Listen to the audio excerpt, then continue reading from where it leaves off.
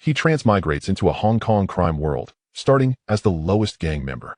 But everything changes when he unlocks a system and recruits ruthless elite enforcers from day one. While others fight for territory in the streets, he's already building an unstoppable force and crushing every gang in his path. From nobody to kingmaker. From street fights to global domination. While they fight for Hong Kong, he's taking over the world. This isn't just a rise to power, he's rewriting the rules. If you enjoy Hong Kong action stories like this, don't forget to like and subscribe. The adventure is about to begin. Chapter 1. My little brother is very good at fighting. On Hong Kong Island, darkness descends. On the neon-lit streets, traffic flows like a weave, and people's shadows interweave. Li Xiaolong leaned against the cold iron railing, pulled out a Marlboro from his cigarette box, and lit it. Take a deep breath.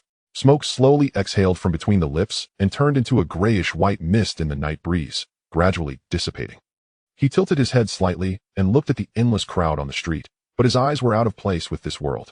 Because he doesn't even belong here.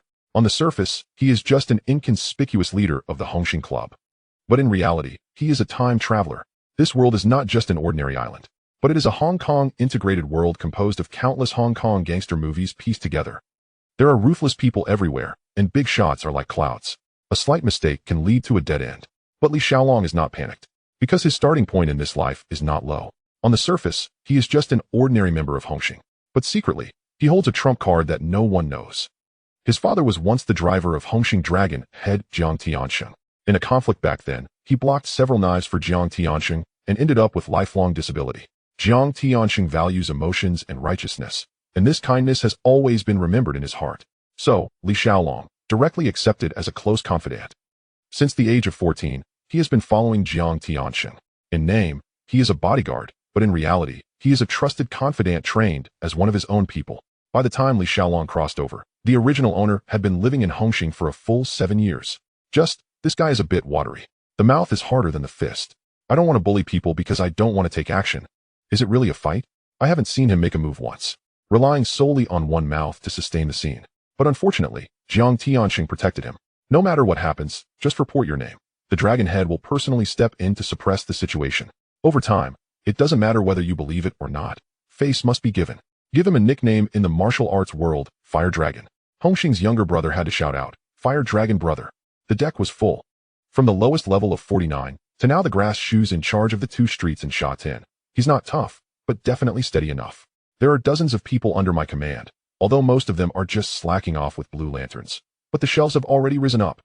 And the real trump card comes from his mother. The old lady's surname is Shi, from mainland China, and her roots are very upright. She has a nephew who works in the public security system at a high level.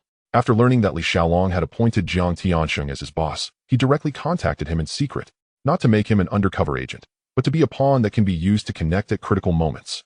Especially during the sensitive period approaching 1997, some things require advanced communication. Some roads cannot go astray. For example, flour. In mainland China, this is an absolute red line. Whoever touches dies. And Hongxing, coincidentally, never touched this area. This makes the above very satisfied. Because of this, Li Xiaolong has already stepped into the white path with one foot. Between black and white, he knows the rules better than anyone else. Long go, the car is ready. A voice pulled his thoughts back to reality. Someone here, Abu. The ruthless character in Wolf Fong, who single-handedly kills through enemy camps and hits 10 people with one person. Why would such a person appear beside him? The answer is simple. The system. At the beginning of time travel, Li Xiaolong discovered that his phone had also traveled with him. But it's not in the pocket. It's directly embedded in the depths of consciousness. Unable to retrieve, but able to manipulate with thought. All functions have disappeared. Only one thing remains. Fishing minigame.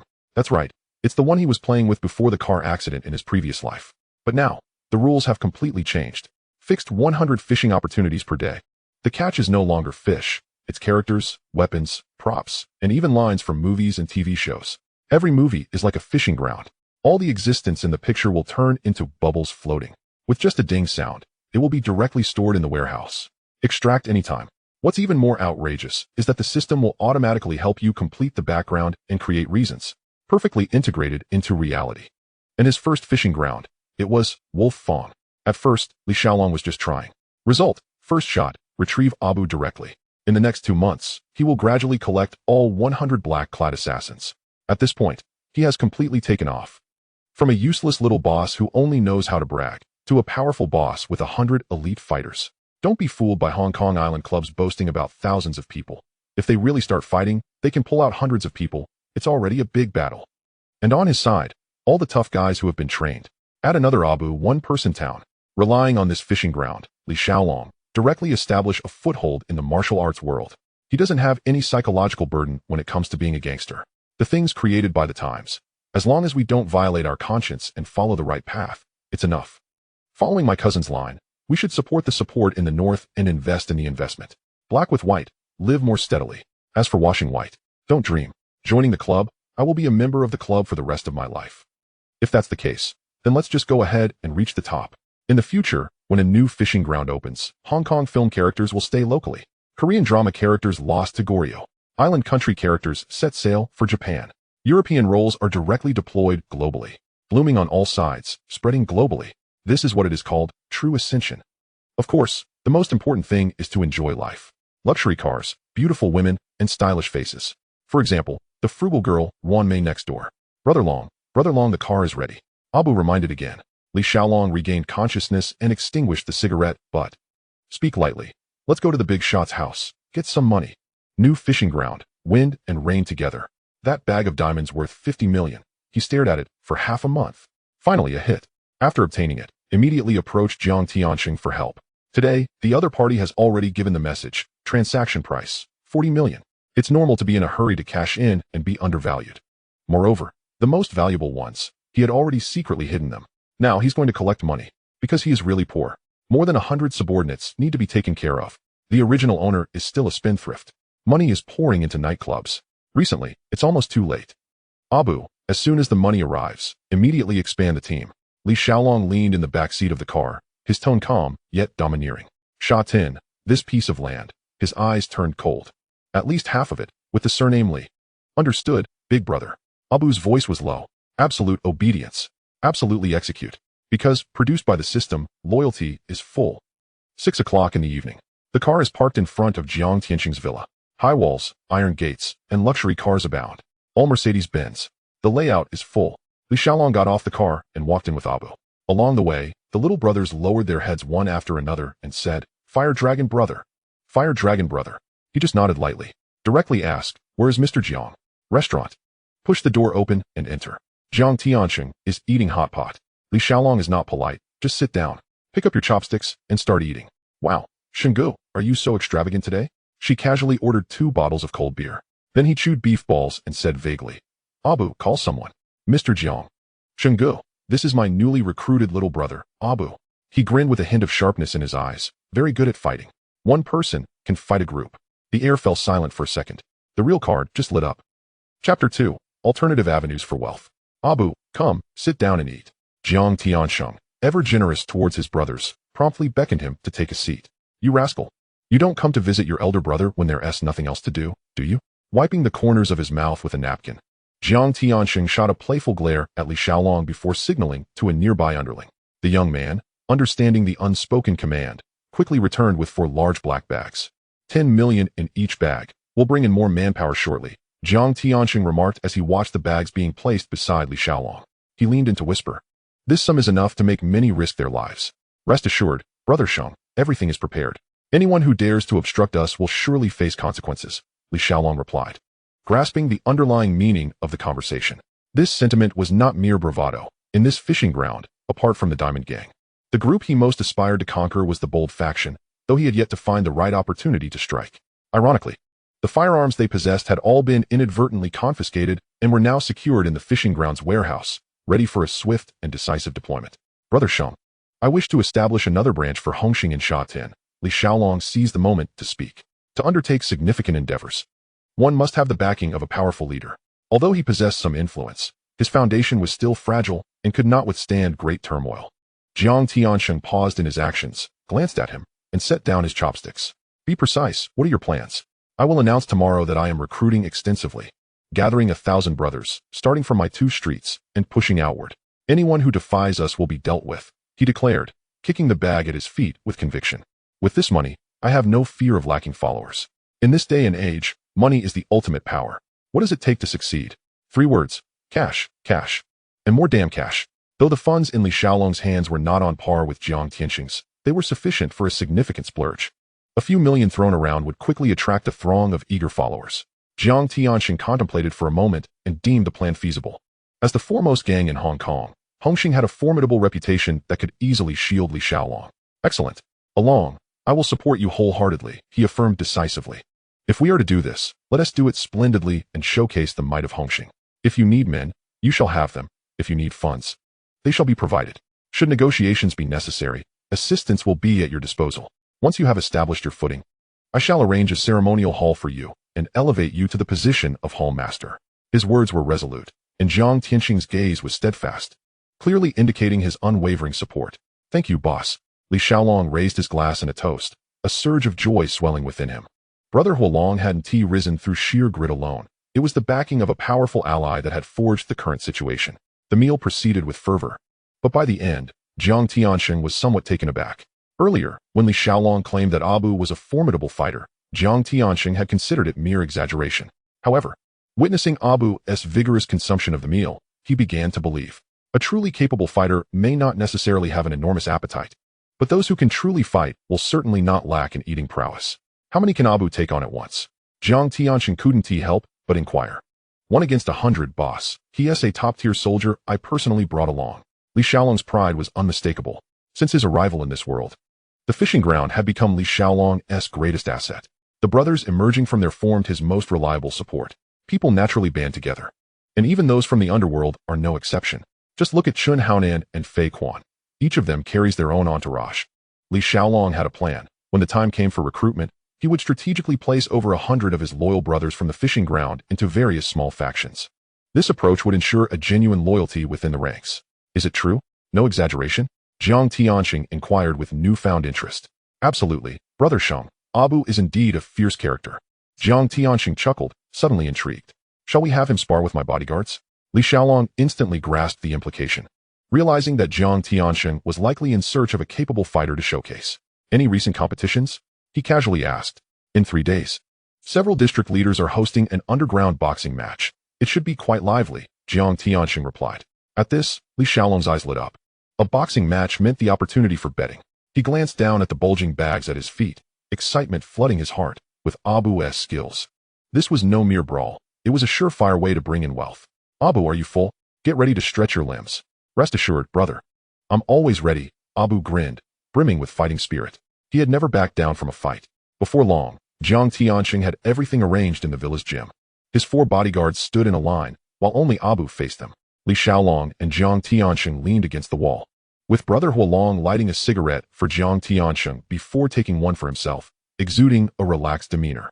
Let us begin. Jiang Tianxing raised his hand. Keep it light. We're all friends here, so no injuries. As soon as he finished speaking, the 4 men lunged forward. Rather than retreating, Abu surged forward, delivering a sweeping left punch that struck one man squarely in the face. Following up with a powerful left kick, he sent the second man crashing to the ground.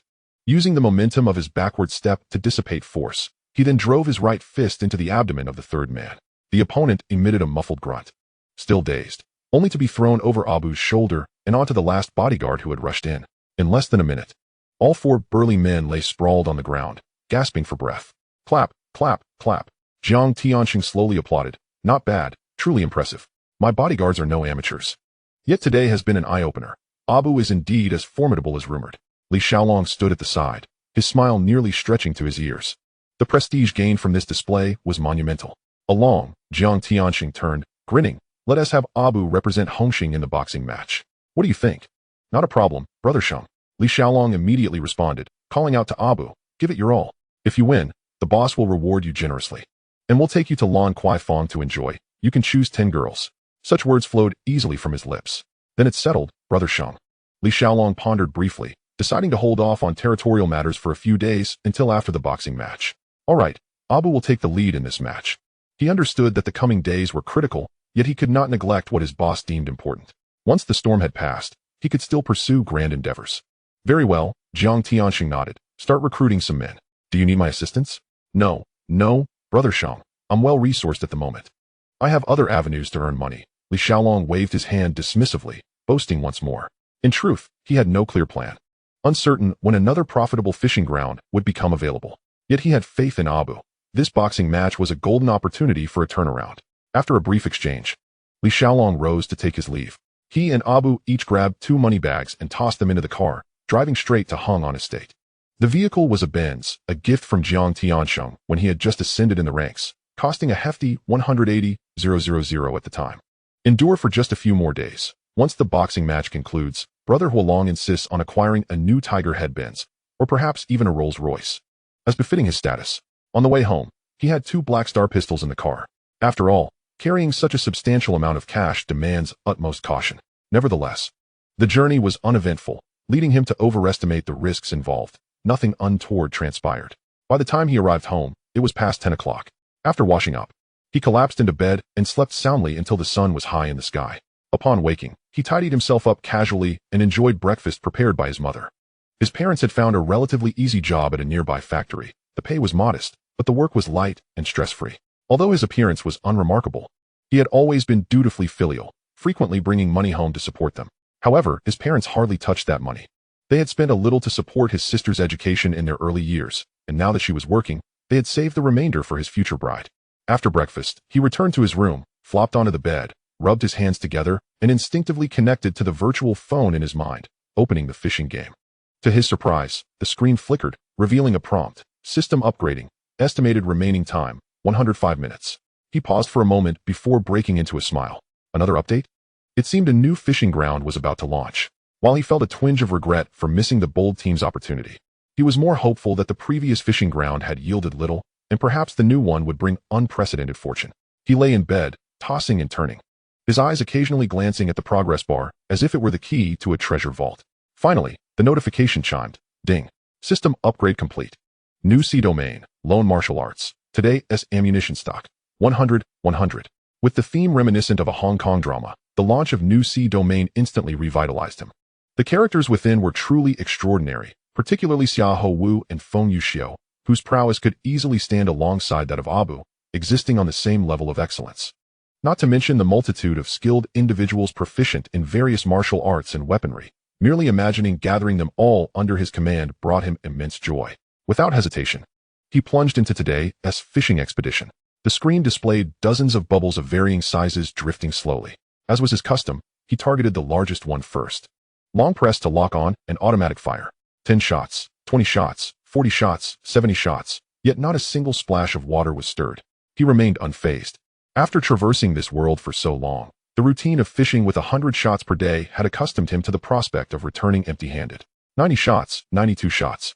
Just as he was on the verge of abandoning hope, a series of crisp notifications rang out. Ding, ding, ding. Congratulations on capturing rewards, Feng Yuxiu. Congratulations on capturing rewards, Dan Ying. Congratulations on capturing rewards, Xia Ho Wu Special Edition. The trio of notifications struck him like a shot of adrenaline, instantly rousing him from his stupor. 3 golden rewards? He nearly believed he had shared a dream with the deity of fortune last night. To receive 3 key characters on the very first day of the server launch was truly unprecedented. As he remained momentarily stunned, the last few shells were expended. He quickly opened his inventory to claim the rewards, his gaze first landing on the Xia Ho Wu Special Edition, a rare suffix he had never encountered before. Xia Ho Wu Special Edition can be directly fused into the host's body, enhancing one's martial arts foundation. A mere line of description sent his spirits soaring, his grin stretching so wide it nearly revealed his gums. Confirm extraction. Feng Yuxiu, Dan Ying, Xia Ho Wu Special Edition. Please select placement. After designating the landing points for the 2 individuals, a warm current surged from within him, as if his body were being reforged, enhancing his strength, reflexes, and coordination comprehensively.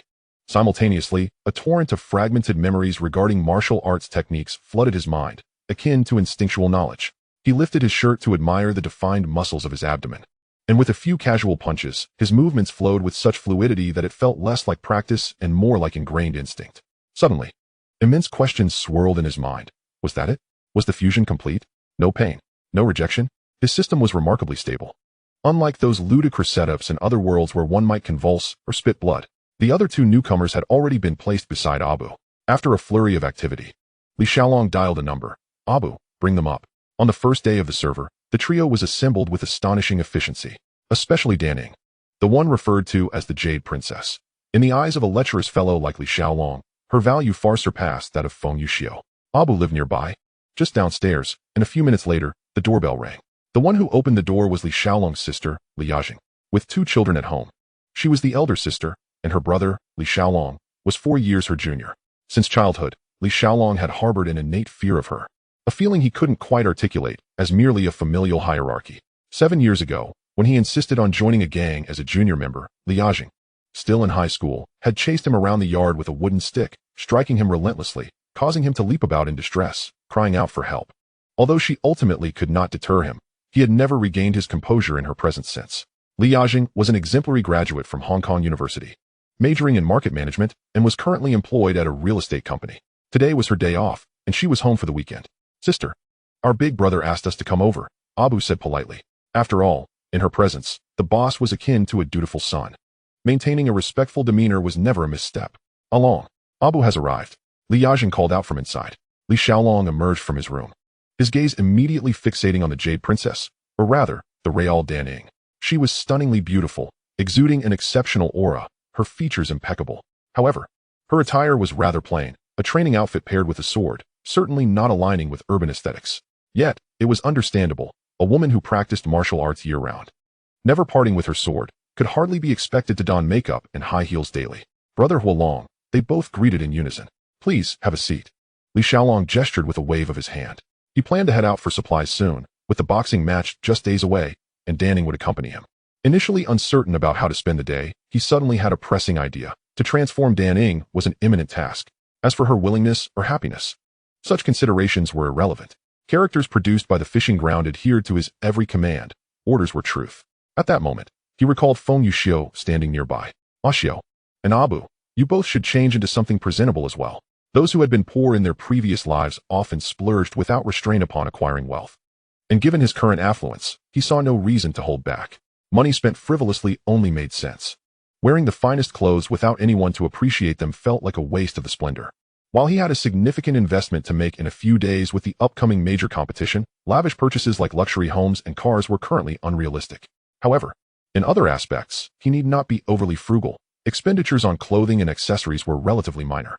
"Sister, since today is a holiday, why not accompany your brother for a shopping spree?"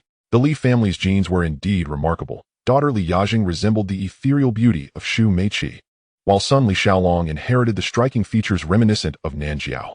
In their earlier years, the family had not been well off. When she first started working, Li Yajing wore inexpensive clothing from street stalls and carried a faux handbag that cost only a few dozen dollars. But times had changed. With newfound wealth, it was only natural to spend on family. The age-old adage of raising sons in modesty while nurturing daughters in luxury holds true. My sister deserves to lead a life of dignity, indulging in exquisite food, residing in comfort, and utilizing only the finest possessions. After all, who knows when she might be easily swayed by a mere meal or a lipstick? Upon hearing Li Xiaolong's proposal, Li Yajing's initial instinct was to decline. In her memory, her brother was merely a small-time hoodlum, meandering about with a gang of misfits. Yet, refusing him in front of his peers would risk embarrassing him, leaving her momentarily hesitant. Before she could voice her thoughts, Li Xiaolong had already made up his mind. "Abu, summon a few brothers to assist with the belongings. Axiu, fetch some cash from downstairs." After dispatching his subordinates on their errands, Li Xiaolong took hold of Shan Ying's hand. She did not resist, her demeanor tranquil. All that she was belonged to this man before her. Observing the faint calluses on her fingertips, a testament to her training, Li Xiaolong turned to his sister. Speaking with conviction, "Sister, I truly lack for nothing. Just yesterday, I received a deposit of 40 million, all earned through legitimate business. Among siblings, there is no need for concealment." He understood that in the eyes of his family, he remained the same little mule scraping by through protection money. However, times had changed. He was no longer willing to maintain that facade, for he was now a man of considerable wealth. "Is boasting tax-free, is it? Do you grasp the enormity of 40 million? And what do you mean by legitimate business? If you claim it's from smuggling, I might entertain that notion." Li Yajing scoffed, her face a mask of disdain. A mere street thug, who only knew how to extort money from others, dared to declare he had earned 40 million through honest means. Such a tale would hardly pass as a bedtime story. Li Xiaolong's expression darkened. Were anyone else to utter such words, they would find themselves floating in the sea by nightfall. Fortunately, being his sister, he could only endure. To prove his innocence, he eschewed verbal explanations and directly took her to the apartment rented by Abu. Upon opening 4 bulging black woven bags, they revealed neatly stacked bundles of cash. This sight left Li Yajing momentarily speechless. Her doubts about his boasting dissipated, replaced by a growing suspicion that he had indeed stumbled upon a windfall. After a flurry of explanations regarding the source of the funds, she reluctantly cleared her name after surrendering a few carat diamond ring as a token of gratitude. The group then set off for a high-end shopping mall in the city center. Li Xiaolong led the way in his Mercedes, with Butong Lin behind the wheel, Li Yajing in the passenger seat, and Li Xiaolong embracing Shan Ying in the back. Following closely were two Toyota Hiaces, carrying a dozen of Hongxing's brothers, ready to assist as porters. What shall we purchase? Shan Ying inquired softly. Take whatever you desire, Li Xiaolong replied with a smile. Women generally enjoy shopping, and Shan Ying and Li Yajing were no exceptions. However, in the past, they had been financially constrained, hesitant to spend freely. Now, with someone else footing the bill and genuinely indifferent to costs, they indulged in a shopping spree, from clothing to daily necessities, new smartphones to luxury watches. Nearly emptying their wish lists, the group swept through the mall for 3 to 4 hours, their hands laden with bags, shoulders strained under the weight. The final tally approached 1 million, yet Li Xiaolong didn't bat an eyelid as he led everyone out. Subsequently, they stopped by a high-end restaurant to take home a feast of over a dozen dishes, ordering 10 tables worth of drinks to treat his brothers to a lavish meal. Upon returning home, their parents had not yet arrived from work. Li Xiaolong had just settled onto the couch when a thought struck him. In buying so many items, he had completely forgotten to purchase a car for his sister. His own can wait. He could always pick up a Rolls-Royce in a few days. He sprang up, immediately instructing Abu to fetch more cash, then drove to the car showroom. This establishment was sizable, showcasing a plethora of models and ample choices. After a thorough exploration, Li Yajing set her sights on a red Ferrari sports car valued at over 300,000. Sister, are you planning to race on the streets with this car? Li Xiaolong frowned, concerned for her safety. Rest assured, I will drive steadily and never exceed the speed limit, Li Yajing vowed earnestly. Li Xiaolong hesitated for a moment. He recalled his sister's childhood dream of racing, a dream she had kept hidden. Although he still harbored some doubts about her adherence to the rules, he ultimately nodded in agreement. Very well, hand me your ID. Li Yajing, overjoyed, quickly produced her identification from her newly purchased designer bag and placed it in her brother's hands. You little brat, do you think you can still control me? Once I have the car, I'll drive however I please, flooring the gas pedal as I wish. Li Yajing mused internally, unconcerned with her brother's newfound influence in the gang. I'll take this one. Li Xiaolong, too, was impressed with the car's performance. Since his sister liked it, he decided to proceed with the purchase. He handed Li Yajing's ID and cash to the salesman, instructing him to handle the paperwork. Before long, the representative arrived to process the purchase. In less than an hour, all documents were nearly complete, with only the license plate pending, requiring some time to arrange. He didn't wish to linger, merely instructing the dealership to contact Li Yajing once everything was finalized. Chapter 4. Do you have grievances? By around 6 in the evening, Li Xiaolong and his entourage finally concluded their day of extravagance. He asked Feng Yuxiu to escort Li Yajing home while he took Shan Ying to the restaurant for a meal with his brothers. The bill amounted to over 10,000. And after sending most of the group on their way, Li Xiaolong took Shan Ying to a nearby hotel, where they engaged in some late-night street racing on a closed road. It must be said, after enhancing his physical abilities, the sensation of controlling the vehicle felt particularly fluid. However, as the new car had just been acquired, he was somewhat reluctant to press the gas pedal too hard. After a night of revelry, as noon approached, Jiang Tianxing called, instructing him to bring Abu to the Hongxing headquarters gym to practice with another fighter in preparation for an upcoming duo match, which had already been arranged on their end. He went downstairs, called Abu to drive, and took Feng Yuxiu directly to the gym, leaving Shan Ying behind. After an all-night joyride, she was likely exhausted and needed rest. Upon entering the gym, he spotted Jiang Tianxing conversing with Boss B and the Prince. Brother Sheng, Brother B. Brother Prince, Li Xiaolong greeted. Ah, here comes Along. Have Abu changed his clothes? Jiang Tianxing nodded. The coach then led Butong Lin to the changing room, while the prince offered a slight nod. You look well, Fire Dragon, Boss B teased with a smile. Of course, just met a refreshing young lady yesterday, with a clean background. I'm considering taking her as my second wife, Li Xiaolong replied, his face brimming with pride. Have you lost your mind? When did you acquire a primary wife? Jiang Tianxing rolled his eyes, chuckling. Oh boss, my primary position is still vacant. Ready to sacrifice my personal happiness for a union with Hongxing at any moment. Li Xiaolong grinned broadly. You fool, what kind of union? Jiang Tianxing shook his head in exasperation. You can't say it like that, Fire Dragon. A union doesn't necessarily mean you have to be the one to initiate it. I could do it too. For the gang, I would even sacrifice my own looks. The prince chimed in with jest. You've gone mad. Perhaps you excel at fighting, but in terms of looks, you couldn't compete with Fire Dragon even 10 times over. Boss B rolled his eyes, incredulous. Where does your confidence come from? With a visage akin to that of a fire dragon, Abu commanded such presence that not only the denizens of the underworld, but even the luminaries of the silver screen would find it hard to overshadow him. As a few gang leaders exchanged jovial banter, Abu had already donned his training attire and stood poised in the ring, facing off against one of the prince's formidable fighters. This particular pugilist was a product of the renowned Gung Zitai's tutelage, seasoned by years of competition and undeniably skilled. Gung Zitai, affectionately known as the Prince, was the authoritative figure of the Hongxing Society and Sim Sha Sui, celebrated as the god of war for his prowess in street brawling and remarkable martial arts aptitude. Excelling in various boxing styles, the boxing gym in Sim Sha Sui had long been an essential breeding ground for combat talent within the Hongxing Society. Mr. Jiang, are you ready? The coach in the ring reported. Let us commence. Aim for precision and avoid inflicting serious injuries. Jiang Tianxing nodded in acknowledgement. In the ensuing days, Abu immersed himself in the gym, practicing diligently with the fighter, while Li Xiaolong indulged himself in leisurely drives with Shan Ying, reveling in the newfound confidence to press the accelerator.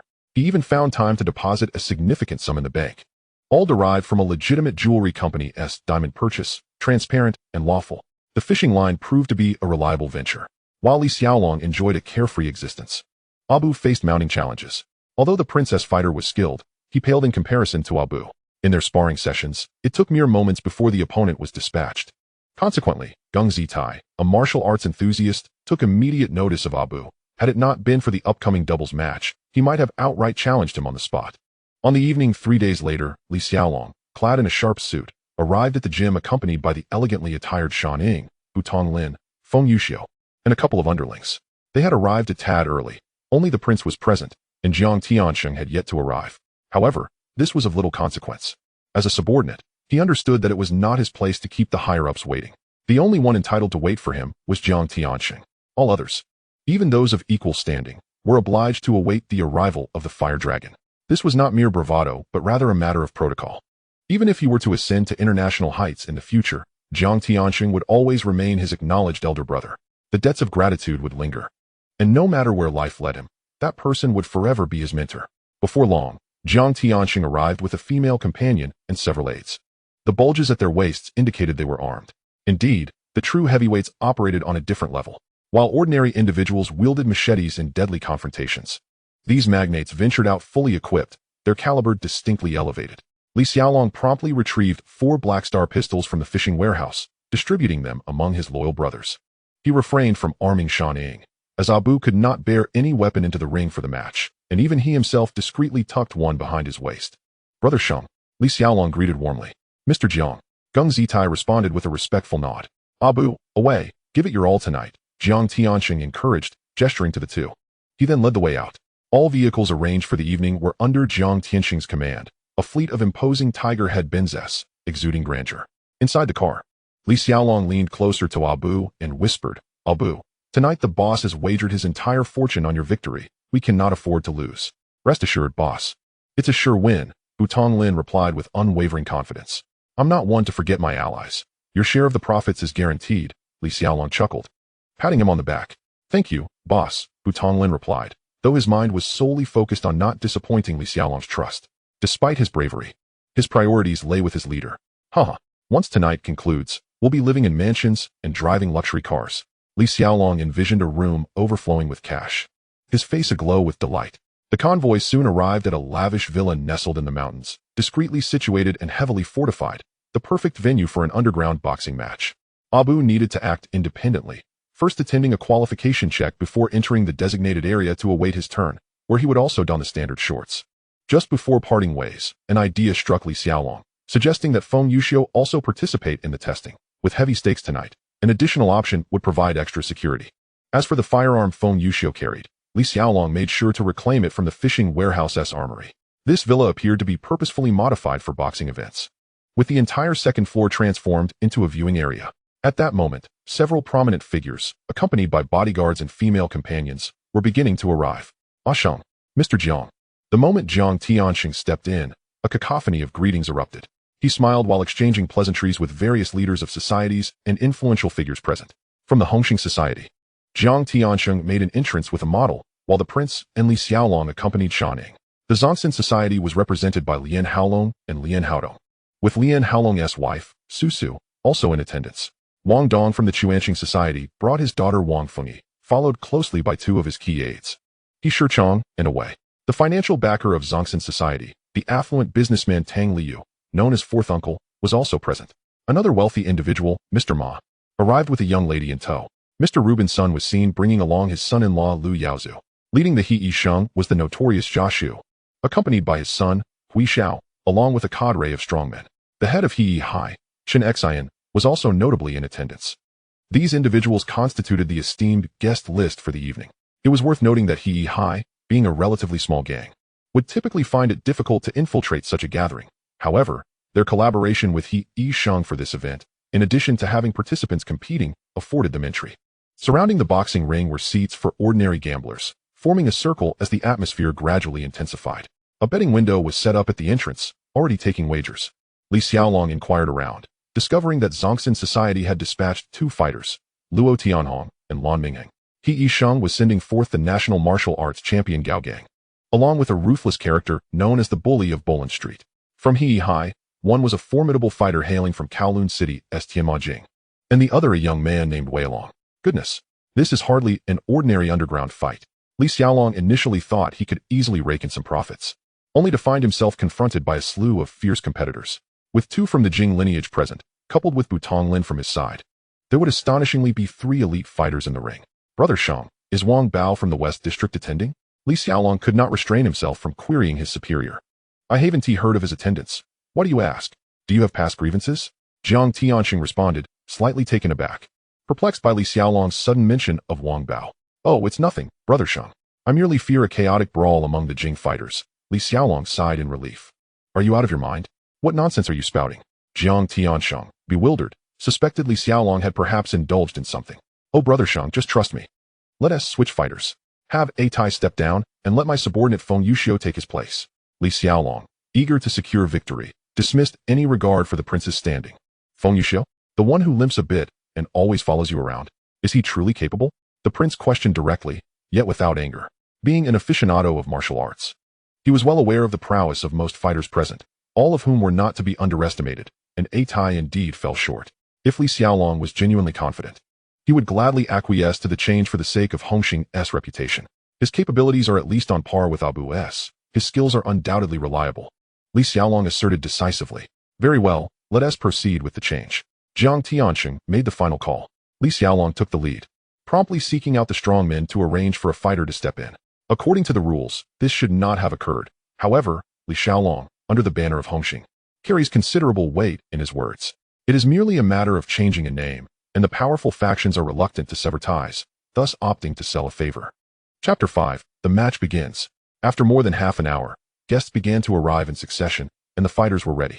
The host commenced announcing the participating contestants and revealing the odds. Among the 8 fighters, Luo Tianhong and Lan Mingheng have emerged as formidable figures in the past year, already gaining notoriety in the underworld. As for Tianma Jing, it goes without saying, he has achieved a remarkable streak of 34 consecutive victories in underground fights within the city, earning significant acclaim. Wei Long, too, is a seasoned veteran from the underground arena, known for his hard punches and audacity. In stark contrast, the street bullies from Bolan Street, Butong Lin and Feng Yuxiu, remain obscure, almost unheard of. Consequently, their chances of winning are considerably diminished. Li Xiaolong had made prior arrangements, dispatching his subordinates with 4 million to the betting table, placing wagers on Abu and Feng Yuxiu's group. The odds were 1 to 15, meaning a victory would yield 6 million in return. Although Huolong intended to wager the entire amount, the small betting pool could not accommodate such a large sum, forcing him to reconsider. Li Xiaolong lamented the lost opportunity for Huolong to make a bold gamble. Where else could such fortune arise? Fortunately, he had previously heard Jiang Tianxing mention that such occasions often involve private bets among the bigwigs. He deliberately set aside over 30 million, intending to engage in larger stakes later on. The rules of this match permitted all means of combat, except for strikes to the groin, with only fingerless gloves allowed, ensuring a genuine showdown.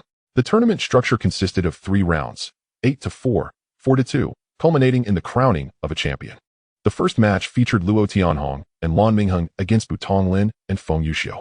The second match saw Gao Gang and the bullies from Bolan Street face off against Tianma Jing and Wei Long.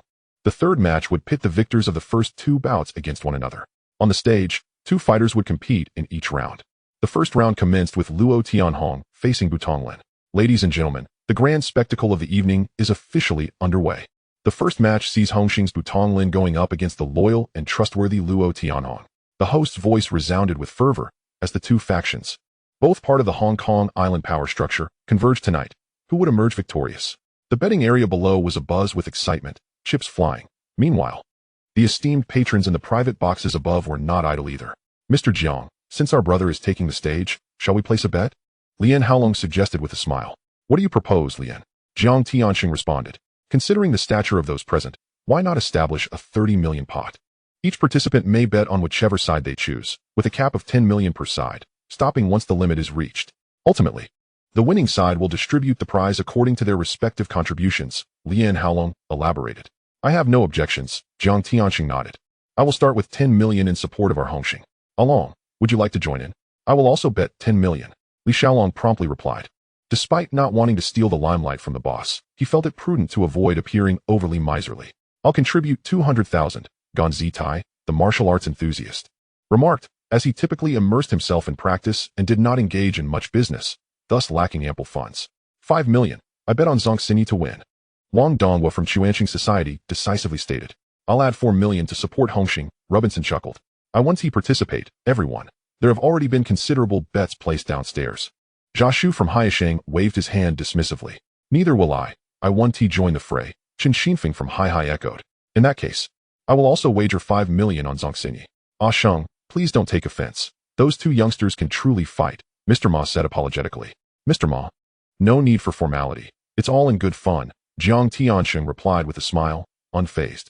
I will also bet on Zongxini for 5 million, Tang Liu, the financial backer of Zongxini, naturally supported his team. I'll put in 3 million for Zongxini. Lian Haodong, known for his gambling addiction but limited resources, felt that contributing this much was already a significant stretch. I will cover the remaining 12 million. Lian Haolong, whose business was rooted in trading goods, possessed considerable liquidity and could easily mobilize vast sums. At this moment, Lian Haodong suddenly interjected, Mr. Jiang, we still need 4 million from Hongxing. What should we do? I will cover it, Jiang Tianxing replied nonchalantly. Brother Shang, may I handle it? I have faith in my comrades, Li Xiaolong quietly requested, wishing to shoulder more of the burden, given that his men were out there fighting hard. Silly boy, are you worried your boss is short on cash? Jiang Tianxing teased with a laugh. No, boss, since our Hongxing is sending people to the ring, what if the other side's two weaklings refuse to fight seriously? Wouldn't that let the opportunity slip away to others? Li Xiaolong argued defensively. Enough, once it's spoken, it must be honored. Jiang Tianxing waved his hand. Brother Dong, shall we privately add another match? Just for fun, perhaps 2 million? Lian Haodong had just attempted to pressure others, only to be countered by Li Xiaolong on the spot. Where would Lian Haodong find 2 million? After just placing that 3 million bet, he probably couldn't scrape together even 2,000 now. Dong, since Huolong wishes to play a hand, let us indulge him with a couple of rounds. Just as Lian Haodong was at a loss for words, his elder brother stepped in to save him. All right, if Huolong is interested, then let us make this intriguing, Lian Haodong thought gleefully. As Tianhong and Hung were formidable fighters, Huolong was essentially a living target offering free money. After more than 20 minutes, the betting closed. And with a whistle from the referee, the match officially commenced. Luo Tianhong and Butonglin were of similar stature, both around 175 meters tall, lean yet muscular. Their forms sleek and agile, unmistakably fierce competitors with explosive potential. Wow, these two look quite alike, don't they? There's definitely a certain vibe. Could they be brothers? The audience below began to whisper amongst themselves. With his striking blue hair, Luo Tianhong wasted no time, stepping forward and provocatively beckoning with a finger. Unfazed by the blatant taunt, Butonglin fixed his piercing gaze upon his opponent, awaiting the referee's command. Let the match begin. Before the words had fully left the referee's lips, Luo Tianhong was already on the offensive, driving in with a knee strike aimed directly at Butonglin's chest. Butonglin, calm and composed, countered with a knee block, swiftly pushing Luo's chest with his palm, cleanly sending his opponent crashing to the ground. Luo Tianhong rolled on the spot and quickly sprang back to his feet, an alarm ringing in his mind. This opponent was no pushover. Once steadied, he launched another assault. Leaping forward with a right punch aimed at Butonglin's face, which was blocked by an elevated arm. Having neutralized the attack, Butonglin immediately retaliated with rapid-fire punches, left and right, like the wind, while Luo Tianhong responded with a high roundhouse kick, swiftly followed by a back kick sweeping horizontally. Butonglin crossed his arms to guard his torso. Although he was knocked down by the kick, his reflexes were lightning fast, and he executed a swift recovery. bouncing back to his feet. In just a few exchanges, both fighters understood the person before them was far from ordinary. Now it was Butong Lin's turn to press the attack, alternating his punches with ferocity, while Luo Tianhong defended with lateral blocks. Unexpectedly, Butong Lin lowered his stance, delivering a powerful elbow strike to Luo's abdomen. Seizing the moment, Butong Lin pursued, executing a push kick as Luo retreated, yet Luo swiftly countered with a raised knee, narrowly avoiding the blow. With one attack thwarted, Butong Lin swiftly ensnared Luo's neck with his left hand, twisting his waist to apply a throw. But Luo Tianhong rolled away deftly, rising agilely. Butong Lin followed closely, taking advantage of Luo's unstable footing to deliver a front kick to his face, sending Luo tumbling once more. Just as he prepared to land another strike, Luo Tianhong surprisingly utilized a backflip to sidekick Butong Lin's ribs, compelling him to retreat repeatedly. Butong Lin steadied himself, blocking Luo Tianhong's relentless punches, and seized an opportunity when Luo's movements faltered, delivering 2 consecutive palm strikes that landed squarely on his chest. Luo Tianhong, seasoned and composed, staggered back after absorbing a heavy blow, feigning a loss of balance to entice his opponent forward. His ruse proved effective. Upon witnessing this, Butong Lin quickly advanced, aiming to capitalize on his advantage. Unexpectedly, Luo Tianhong sprang into action, supporting himself with one hand while executing a powerful side kick with both feet, unceremoniously bringing Butong Lin crashing to the ground. The pace of their exchange was astonishing, each strike delivered with fervor. The spectators below, unaccustomed to such intense combat, found the usual arena matches trivial in comparison, akin to mere child's play. Spectacular. Absolutely magnificent. Luo Tianhong, hold your ground. I bet on your victory. Butong Lin, rise swiftly. Do not falter. The cheers from the stands reverberated, with onlookers flushed with excitement, clearly invested in the stakes. Meanwhile, in the upper box, Lian Haodong, who had earlier been sweating over Luo Tianhong's apparent disadvantage, could not help but cheer loudly at the turn of events. Well done, Tianhong. Li Xiaolong also leaped to his feet. Though he did not voice his concerns, he was nonetheless worried for Abu, his brother, despite his faith in Abu's prowess. In the heat of battle, no one could guarantee safety. Money could be earned again, but if a life were lost, all would be for naught. Amidst this electrifying confrontation, external emotions were soon forgotten. On the stage, Butong Lin swiftly regained his footing, and Luo Tianhong immediately met him, the two entangling once more, exchanging blows in a relentless bout that saw them evenly matched for numerous rounds. Finally, Butong Lin seized a fleeting opportunity, retreating to launch a high-sweeping kick as a probe. Luo Tianhong, caught off guard, hastily blocked, but the opponent swiftly altered his attack, executing a low-sweeping leg kick that sent him sprawling, followed by a fierce side kick. The impact was tremendous, and as Luo Tianhong struggled to rise, his footing faltered. Butong Lin, showing no mercy, unleashed a flurry of rapid kicks, pressing Luo Tianhong into a defensive corner. Just as a gap appeared in Luo's defense, Butong Lin decisively pulled down his arm, disrupting his balance, and landed 2 heavy punches to critical points, nearly rendering Luo Tianhong unconscious. Not relenting, Butong Lin took advantage of Luo's incomplete recovery, raising his leg for a devastating kick directly to the chest. Luo Tianhong barely managed to roll away, staggering upright, only to find Butong Lin's elbow barreling towards him.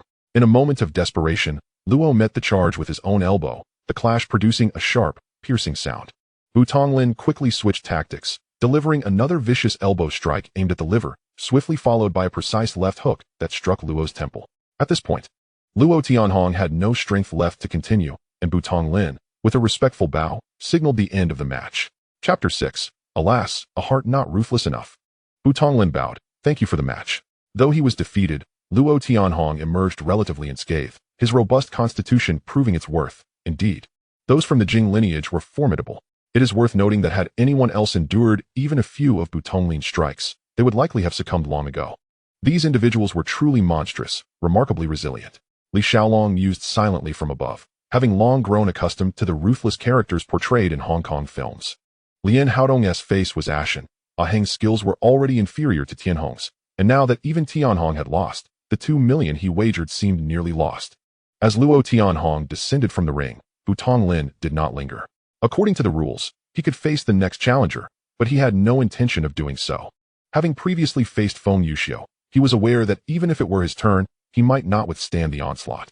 Lan Mingheng and Feng Yuxiu both ascended the stage, exchanging only slight nods before engaging in combat. Feng Yuxiu initiated with a devastating punch aimed at the face, while Lan Mingheng deftly sidestepped. The opponent quickly transformed his punch into a clawing strike, gripping Lan Mingheng's neck and delivering a knee strike to his nose. Blood flowed freely from Lan Mingheng, yet he remained unflustered, wiping the blood away before launching a flying kick. Feng Yuxiu easily evaded, and when Lan Mingheng landed, he fired off a series of straight punches, which Feng merely retreated half a step to avoid. After several probing exchanges, Feng Yuxiu's interest waned. Though his opponent moved with agility, his techniques were too scattered, clearly indicative of a fighter with a shallow foundation. To an ordinary observer, he might appear a master, but to Feng Yuxiu, he was merely a foe ripe for the taking. With another flying kick, Lan Mingheng leaped, but Feng Yuxiu seized the moment, wrapping his leg and executing a throw, following up with a knee strike that sent Lan Mingheng tumbling off the stage. Feng Yuxiu stood firm, bowing respectfully to his opponent before turning to exit the arena, returning to the waiting area for the next round. Thank you for the match, Donggu. Li Xiaolong collected his 30 million Hong Kong dollars with a noticeably more courteous tone. In this round, he won 30 million. Jiang Tianxing profited 14 million. The prince gained 2 million, and Robinson took home 4 million. Not to mention the staggering flow of bets from the outer circle, which was impossible to tally. On stage, the host passionately introduced the second group of competitors, throwing out various statistics that ignited the audience's fervor, prompting waves of betting. Despite Gao Gang's considerable popularity as a martial arts champion, the performance of the street bullies from Bolan Street was disappointingly lackluster. While the combat records of Tianma Jing were solid and credible, the odds dropped to 108, making Gao Gang the underdog. Meanwhile, the subordinates below had already followed Li Xiaolong's orders, betting the 6 million won from the previous match entirely on Gao Gang. Mr. Jiang, the Hongxing Gang truly has hidden talents. Every brother stepping up is formidable. Lian Haolong praised with a thumbs up, showcasing his years of leadership. Despite the defeat, he showed no sign of discontent, even complimenting the opponent. While Lan Mingheng's loss was somewhat humiliating, he did not believe that Tian Hong was genuinely inferior in skill. In terms of martial arts, Lan Mingheng excelled with his knife techniques, while Tian Hong wielded an 8-sided broadsword with remarkable finesse. If it came to a weapon duel, the outcome was still uncertain. Lian Laoda, the brothers of Zhongxin are not to be underestimated. Abu's victory was merely a stroke of luck.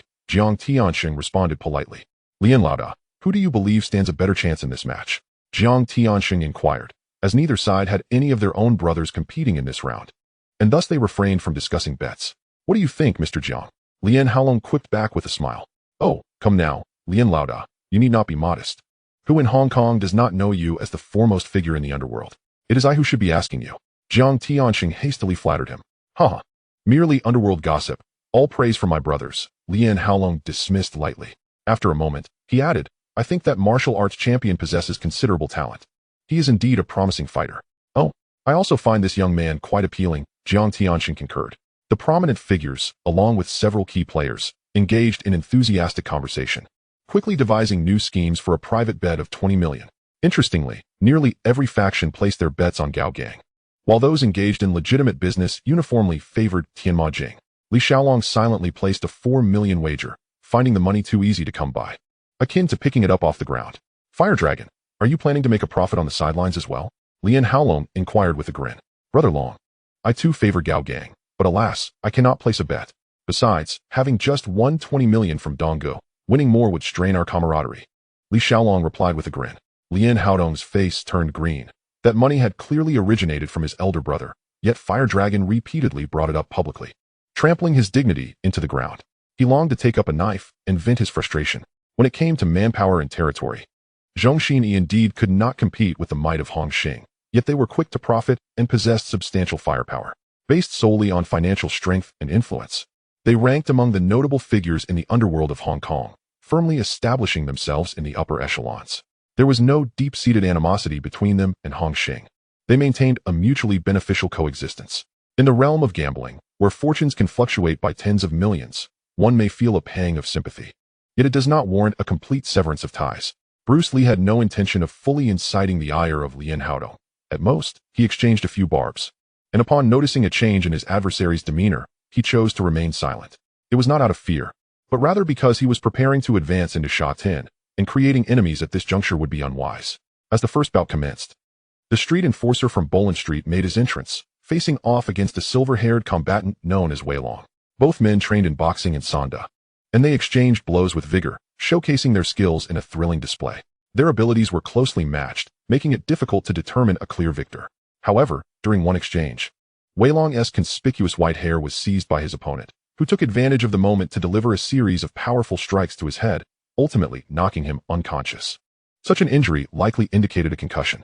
Clearly, having long hair in the ring was not advantageous. But who could blame him for maintaining his image as a leader? With numerous subordinates, opportunities for him to personally engage were rare. The notion of shaving his head, thereby compromising his appearance, was absolutely out of the question. Without his stylish mane, his entire presence would diminish, making it all the more difficult to pursue the charming young Jewish woman, Wan Mei. He pondered as he touched his well-defined abdominal muscles and the faint outline of his V-cut, contemplating whether revealing such physique to Wan Mei might sway her heart. A handsome man with such attributes would surely be irresistible, especially to a girl of limited worldly exposure. As soon as this match concluded, the next bout commenced with Tycoon stepping into the ring to face the recently victorious street enforcer. This formidable figure, with a robust physique, clearly bore the mark of a seasoned martial artist, exuding an intimidating presence that promised a formidable challenge. Though his name was rather juvenile and sounded somewhat peculiar, his attacks were anything but frivolous, each punch aimed at critical points. Moreover, both fighters wore only boxing gloves, lacking any additional protective gear. Before long, the street enforcer was struck several times in the head, causing a momentary lapse in reaction, which Tycoon seized upon, locking his opponent's arm and applying force, resulting in a bone-breaking snap. The street enforcer was defeated. Finally, it was Kowloon's turn to enter the fray. The two exchanged a brief gesture of camaraderie before launching into a fierce exchange of blows. Tycoon, with his wealth of experience, executed his moves with precision and maintained excellent control over the rhythm of the bout. Yet, within just 5 rounds, Kowloon found himself at a disadvantage. Although he had participated in numerous matches, his background in traditional martial arts leaned towards flamboyant techniques, lacking the necessary ferocity and lethal intent. And who was Tycoon? He was a hardened fighter who had emerged from the blood-soaked streets of Kowloon City, having stained his hands with the blood of countless adversaries. How else could he boast a record of 34 consecutive victories? Each individual who had previously confronted him had either suffered severe injuries or found themselves confined to a hospital bed, never to return. In terms of reflexes, speed, strength, and fundamental skills, Kowloon was not inferior, and in some aspects, he even held an advantage. However, the crux of the issue lay in his youth and softness, lacking the ruthless edge required. He had 2 clear opportunities to severely injure his opponent, but hesitated both times. Continuing in this manner would inevitably lead to his defeat. As Li observed coldly, he was attempting to replicate the discerning eye and methods of Xiahou Wu from years past, capable of identifying the underlying nuances. The potential was evident, yet the heart was insufficiently ruthless. The crown prince interjected, and Kowloon's girlfriend, already displeased by his struggles, became even more incensed upon hearing this, barely restraining herself from voicing her ire. "Kowloon, you can do it. I support you," she exclaimed, rising abruptly from her companion's side and rushing to the balcony on the 2nd floor, shouting encouragement for Kowloon. "What a disgrace. Down there, he is fighting for his life, while you're up here wooing his girl. Do you have no conscience?" Li's attention was drawn to the relationship between the couple, and he felt a surge of anger. "Crown Prince, if such a disgraceful individual emerges from our Hing, I will personally deal with him," though directed at the Crown Prince. His words were a thinly veiled accusation aimed at the man beside him. The Crown Prince chuckled in acknowledgement, while Jiang Tianxing merely smiled, choosing to remain silent. Lian Haodong, known for his volatile temperament, shot a fierce glare at the man beside him, followed by a disdainful huff. Wang Fengyi did not hold back her scornful gaze. The man beside her trembled in fear, for this woman had approached him willingly, and now, in such a public setting, her outburst could provoke the ire of any powerful figure, leading to dire consequences. Meanwhile, in the ring, upon hearing the familiar words of encouragement, Kowloon found a renewed sense of determination. Though he lacked the ruthless disposition to bring his opponent to their knees, he possessed a sharp mind and exceptional adaptability, managing to gradually turn the tide and ultimately secure victory. However, this triumph came at a significant cost. It was a Pyrrhic victory. Blood seeped from the corner of his mouth, indicating internal injuries. He lifted his gaze to the 2nd floor, searching for the girl who had cheered for him, only to find her jubilantly celebrating, entirely oblivious to his plight. The smile on Kowloon's face faltered, and his heart sank as he realized that, in her eyes, his well-being was inconsequential. All she cared for was his participation in the fight, merely as a means to profit. As for his potential injuries, any lasting repercussions, or even their future together, she had not given a moment's thought. Chapter 7. Play as you wish. "Let's call it a day, everyone," Lian Haolong announced, observing the chaos below, where most of the participating fighters were injured, rendering the continuation of the match impossible. "Agreed. We can reschedule for another day?" The assembled bosses nodded in agreement. The losing side began signing checks to settle their debts. The The young models brought along by Jiang Tiansheng, along with Air, the assistant to Boss Ma, and the seemingly innocent girl, gazed in awe at the staggering amounts on the checks, their mouths nearly watering. Thus, this underground boxing match concluded abruptly, lacking any semblance of order. Is this it? Just finished like that? On the journey home, Li was utterly perplexed. This was not at all what he had anticipated. Although he had won a considerable sum, over 80 million in total, throughout the rounds, the entire process felt haphazard, as if hastily cobbled together, with chaotic rules and irregular odds, lacking the professionalism of a legitimate event. It was inherently unreliable. Jiang Tianxing chuckled, explaining that the Yisheng and Yihai gangs, envious of Kowloon City's underground boxing business, sought to host their own event. However, these two factions lacked sufficient clout to attract such a gathering of bosses. I don't understand, Li queried. They may lack the influence, but Wang Dong has it. They were seeking Wang Dong's assistance to introduce them to several powerful figures. The All Prosperity Society. I recall that organization is rather small, Li frowned. Indeed. All Prosperity was a second-tier gang, but their leader, Wang Dong, was a man of substantial wealth. Although he was the head of All Prosperity, he treated the gang as a side project. In reality, he was the chairman of the Jinxing Group, a bona fide large enterprise with a net worth in the hundreds of millions. Jiang Tianxing briefly outlined Wang Dong's background. Not long ago, Lian Haolong approached me about wanting to introduce goods into Hing's territory. I declined, leading to some friction between us. He then proposed that our two factions each send a fighter to compete, resolving our differences in the ring. Wang Dong decided to combine both matters. Initially, the match was supposed to involve only 4 participants in 2 pairs, but the two factions insisted on inserting 4 fighters, resulting in the chaotic scene that unfolded. Upon hearing Jiang Tianxing's explanation, Li finally grasped the situation. Originally, there were supposed to be 2 separate matches, but Wang Dong, seeking convenience, brazenly turned it into a chaotic melee, resulting in a rather haphazard situation. By the way, Shenggu, what business does Wang Dong's Jin Xing group primarily engage in? Li Xiaolong inquired with curiosity. It initially made its fortune through shipping, boasting a fleet of over 100 vessels. Oh, so it started with smuggling? Li Xiaolong immediately understood. No wonder this old man has amassed such a vast enterprise while still retaining the title of a gang leader. It's impossible to sustain such a substantial operation without some clandestine dealings lurking in the shadows. Mr. Jiang, does this imply that Uncle Dong holds a significant position in the underworld? The prince interjected, noting his limited prior exposure to the Chuanqing society. Although Chuanqing has waned, Wang Dong commands respect due to his seniority and transport background, compelling various gangs on the island to afford him a measure of deference. In recent years, he has also actively restrained his subordinates, striving to pursue legitimate paths and abandoning numerous underworld ventures, which has rendered him less visible and considerably milder in temperament. However, should he ever retire, Chuanqing would likely disband immediately, Jiang Tianxing remarked with a hint of nostalgia. Shenggu, will Zhongxin let things rest? Li Xiaolong asked again. Rest assured, Lian Haolong is an old hand. He understands the rules. Speaking of Lian Haolong, Li Xiaolong actually held a favorable impression of him. Although he was averse to his involvement in the drug trade, he undeniably possessed a commendable spirit, especially when he unhesitatingly wrote that 30 million check. It's worth noting that the average monthly salary for white-collar workers nowadays is only 2,000 to 3,000, making 30 million an astronomical figure. Yet, gambling is ultimately a vice best avoided. With ample funds at hand, it would be wiser to invest more in legitimate businesses and conduct oneself as an upstanding citizen.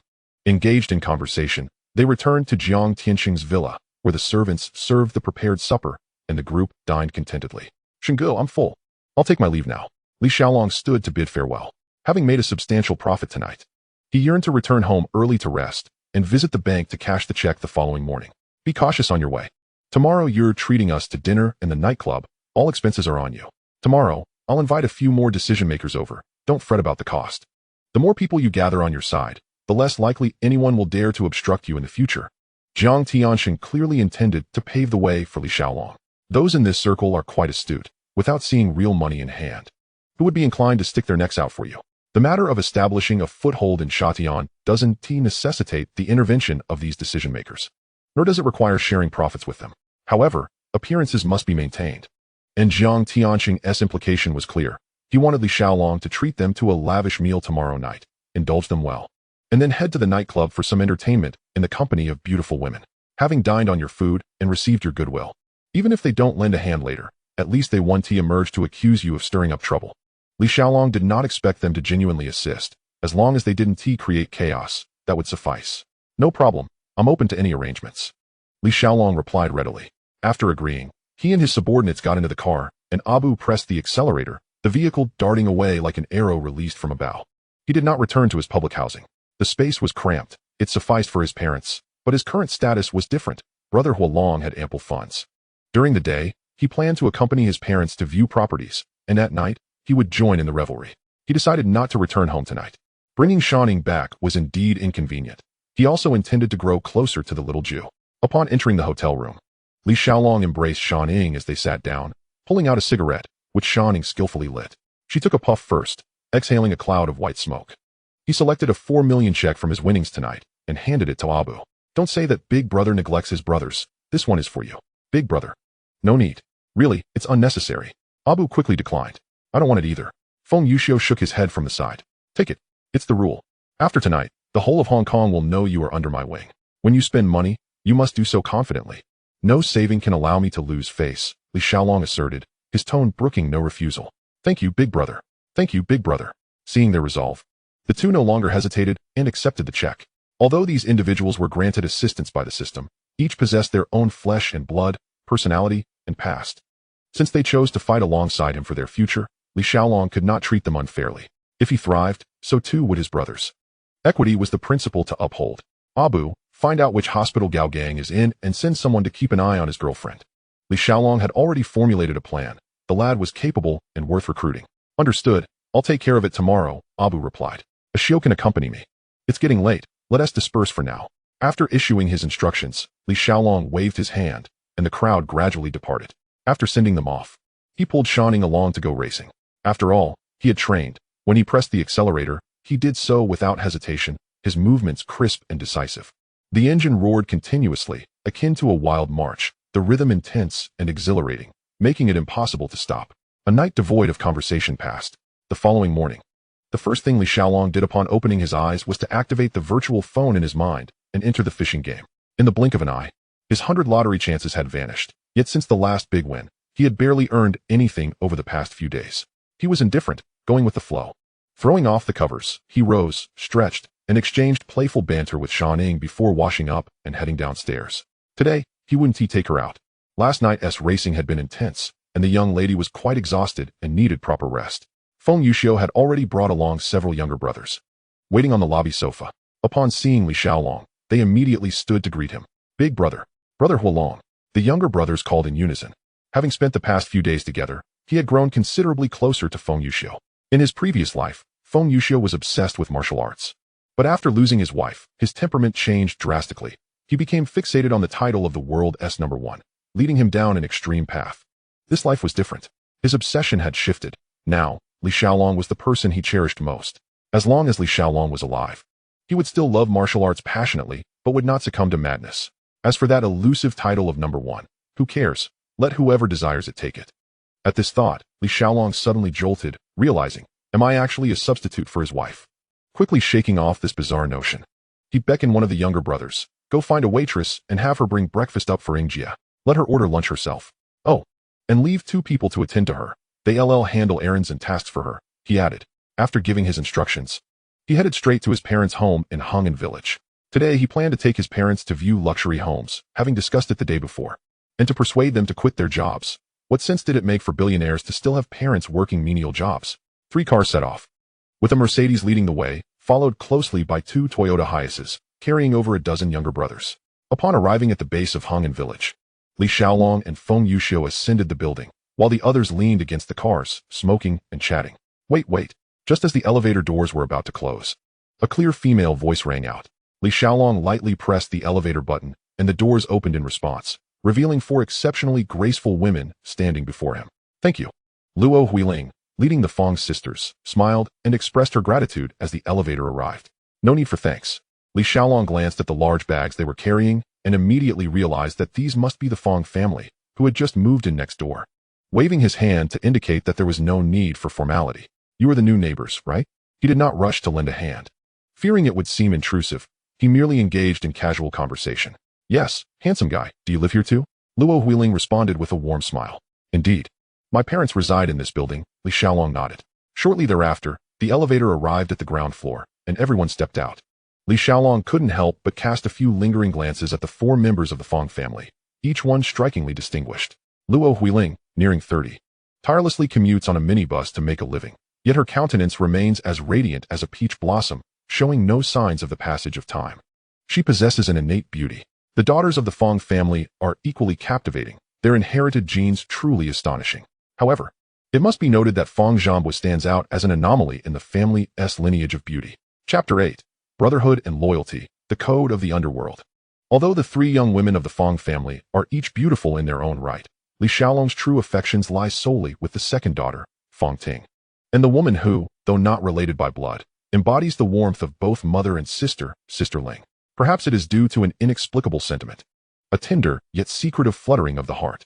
Fong Ting is gentle and serene, her voice a soft whisper, her heart kind. She seems tailor-made for a man like Huolong, the wandering rogue of the underworld. As for Luo Huiling, he genuinely admires her, to the point that she was the character he felt most empathy for during the time he pursued the Great Era. A young girl, bound by no blood ties, who unhesitatingly shoulders the burden of 4 children simply for the sake of a $20 ring. With shoulders that are not particularly robust, she supports a household beset by storms. This resilience commands his respect. Clear-headed and self-aware, Huolong understands that a man like him, with a flirtatious and roguish nature, is utterly unworthy of such a woman. While he may be greedy and lecherous, he values loyalty and brotherhood above all else, espousing the principles of camaraderie and the Underworld's code. Never mind. He should focus his attention on Fong Ting. After all, she has her sights set on the gang's elder brother, which aligns perfectly with Huolong's path. Wait a moment. Brother Xing's future girlfriend is also named Fong Ting, and I've heard she is a somewhat well-known artist. Should I remind her to change her name to avoid confusion? Lost in thought, Li Xiaolong pushed open the door to find his sister, Li Yajing, already waiting for him in the living room. Sister, you didn't go to work today? He inquired. The car will be here shortly. I took a day off. She replied, her excitement barely contained. Why did it take so long? He casually asked. The car dealership's efficiency seems rather lacking. Not at all. A friend helped me secure a special license plate, which just so happens to bear my birthday numbers, she explained. You know someone with such connections? Is it a man or a woman? Li Xiaolong continued to pry, oblivious to the danger. What business is it of yours? Li Yajing snapped back. Oh. The answer is undoubtedly a man, and their relationship must be significant. It seems that dear old dad's cherished daughter may soon be taken by someone else. Li Xiaolong silently rolled his eyes, wisely choosing to remain silent while waiting for the car to arrive. Once the vehicle arrived, the entire family set off to view their new home. On the way back, they passed by a bank, and Li Xiaolong took the opportunity to cash a few checks. Withdrawing several million in cash, which he handed to a subordinate to carry, the weighty bags felt particularly substantial in his hands. Huolong relished this display of wealth, buying property with bundles of cash, making a grand statement, and striding with confidence. After inspecting 2 properties, his mother instantly fell in love with an upscale community near a shopping center. The environment was elegant, security tight, and the layout spacious, measuring approximately 1,600 square feet. The only drawback was the steep price, nearing 270,000. His mother hesitated. While she liked it, the money was indeed considerable. Li Xiaolong dispelled her concerns with a single phrase. If you like it, then grab it. Don't worry about anything else. Your son is wealthy, and our family can afford this. The only inconvenience was that it was a shell unit, requiring renovation before moving in, which would take time and effort. However, that was of little concern, as there was no rush to move, especially since there were 2 beauties waiting for him back at the old house for him to gradually get to know. With his parents moving in later, he could still find plenty of excuses to visit. Moreover, the house should ultimately be decorated to his taste. With that thought, Li Xiaolong waved his hand grandly, instructing his subordinate to finalize the purchase. After completing the property transaction, the sales office enthusiastically recommended a partnering renovation company. Li Xiaolong politely declined, turning to call his brother B, who operates a renovation team. It's only fitting that good fortune should be reserved for his own brothers. Huolong is a man of loyalty. He never hesitates to assist when he can. With everything settled, he decided to host a feast that very evening, opting not to return home and letting Li Yajing drive their parents back first. Poor thing, that brand new Ferrari, freshly acquired, was already severely overloaded. Before departing, he had arranged to meet Jiang Tiansheng at a predetermined location in Causeway Bay. Li Xiaolong, accompanied by Feng Yuxiu and the recently occupied Abu, headed off to the gathering. He refrained from bringing Dan Ying, as he intended to go to a nightclub later. It would be rather inappropriate to have a female companion accompanying him alone. That night, all 12 heads of the Hongxing factions were summoned by Jiang Tiansheng to Tsim Sha Sui. The representatives from Sham Shui Pe, Causeway Bay, North Point, Saiwan, Kowloon City, Hong Kong Island, Kwun Tong, Chai Wan, Tuen Mun, Mong Kok, and Kwai Tsing were all present without exception. Given this grand assembly, Li Xiaolong reserved an upscale restaurant, setting up over 10 tables and selecting only the finest dishes, ensuring a display of grandeur.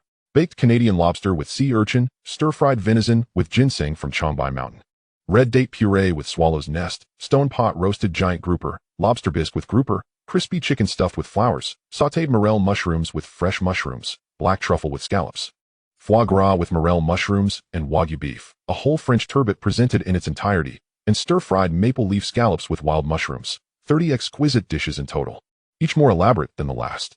This banquet alone would cost Li Xiaolong hundreds of thousands, not to mention the expenses for fine wines and champagne, or the cost for their later transition to the nightclub.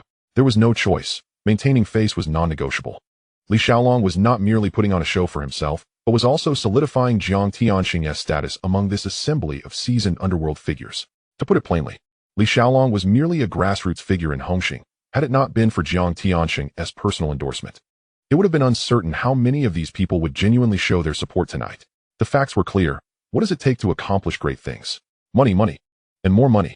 Spending $1 million or so on a night of revelry was merely a drop in the bucket. Kowloon could afford it and bear the weight. With arrangements finalized and the sky darkening, Li Xiaolong began calling to notify everyone of the address and confirm the time. As the guests began to arrive, he stationed himself at the entrance of the restaurant to greet them, flanked by Abu and Feng Yuxiu. Tonight, they too were the focal points.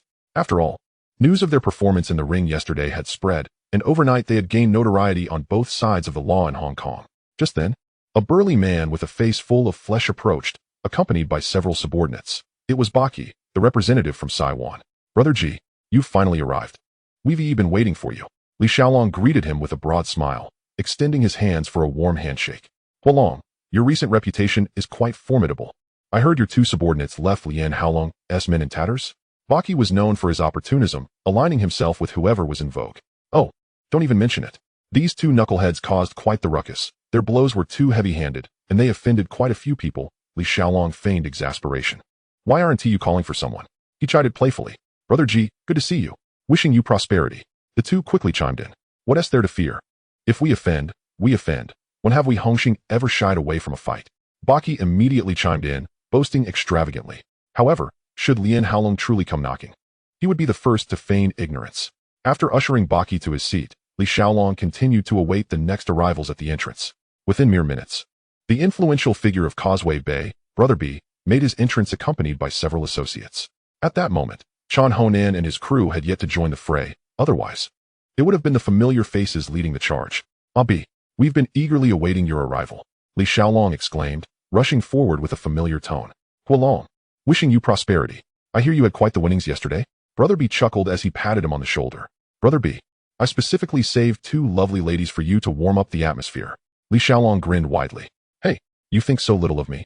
I can handle 4 without breaking a sweat. Brother B shot back immediately. You sure you can take it? I dare to arrange 10. Just worried you won't rise in the morning, and your wife will come knocking on my door asking for solutions. The two burst into laughter, just as the merriment peaked. Brother Chow from Hong Kong Island arrived with his entourage. Brother Chow? Welcome, welcome.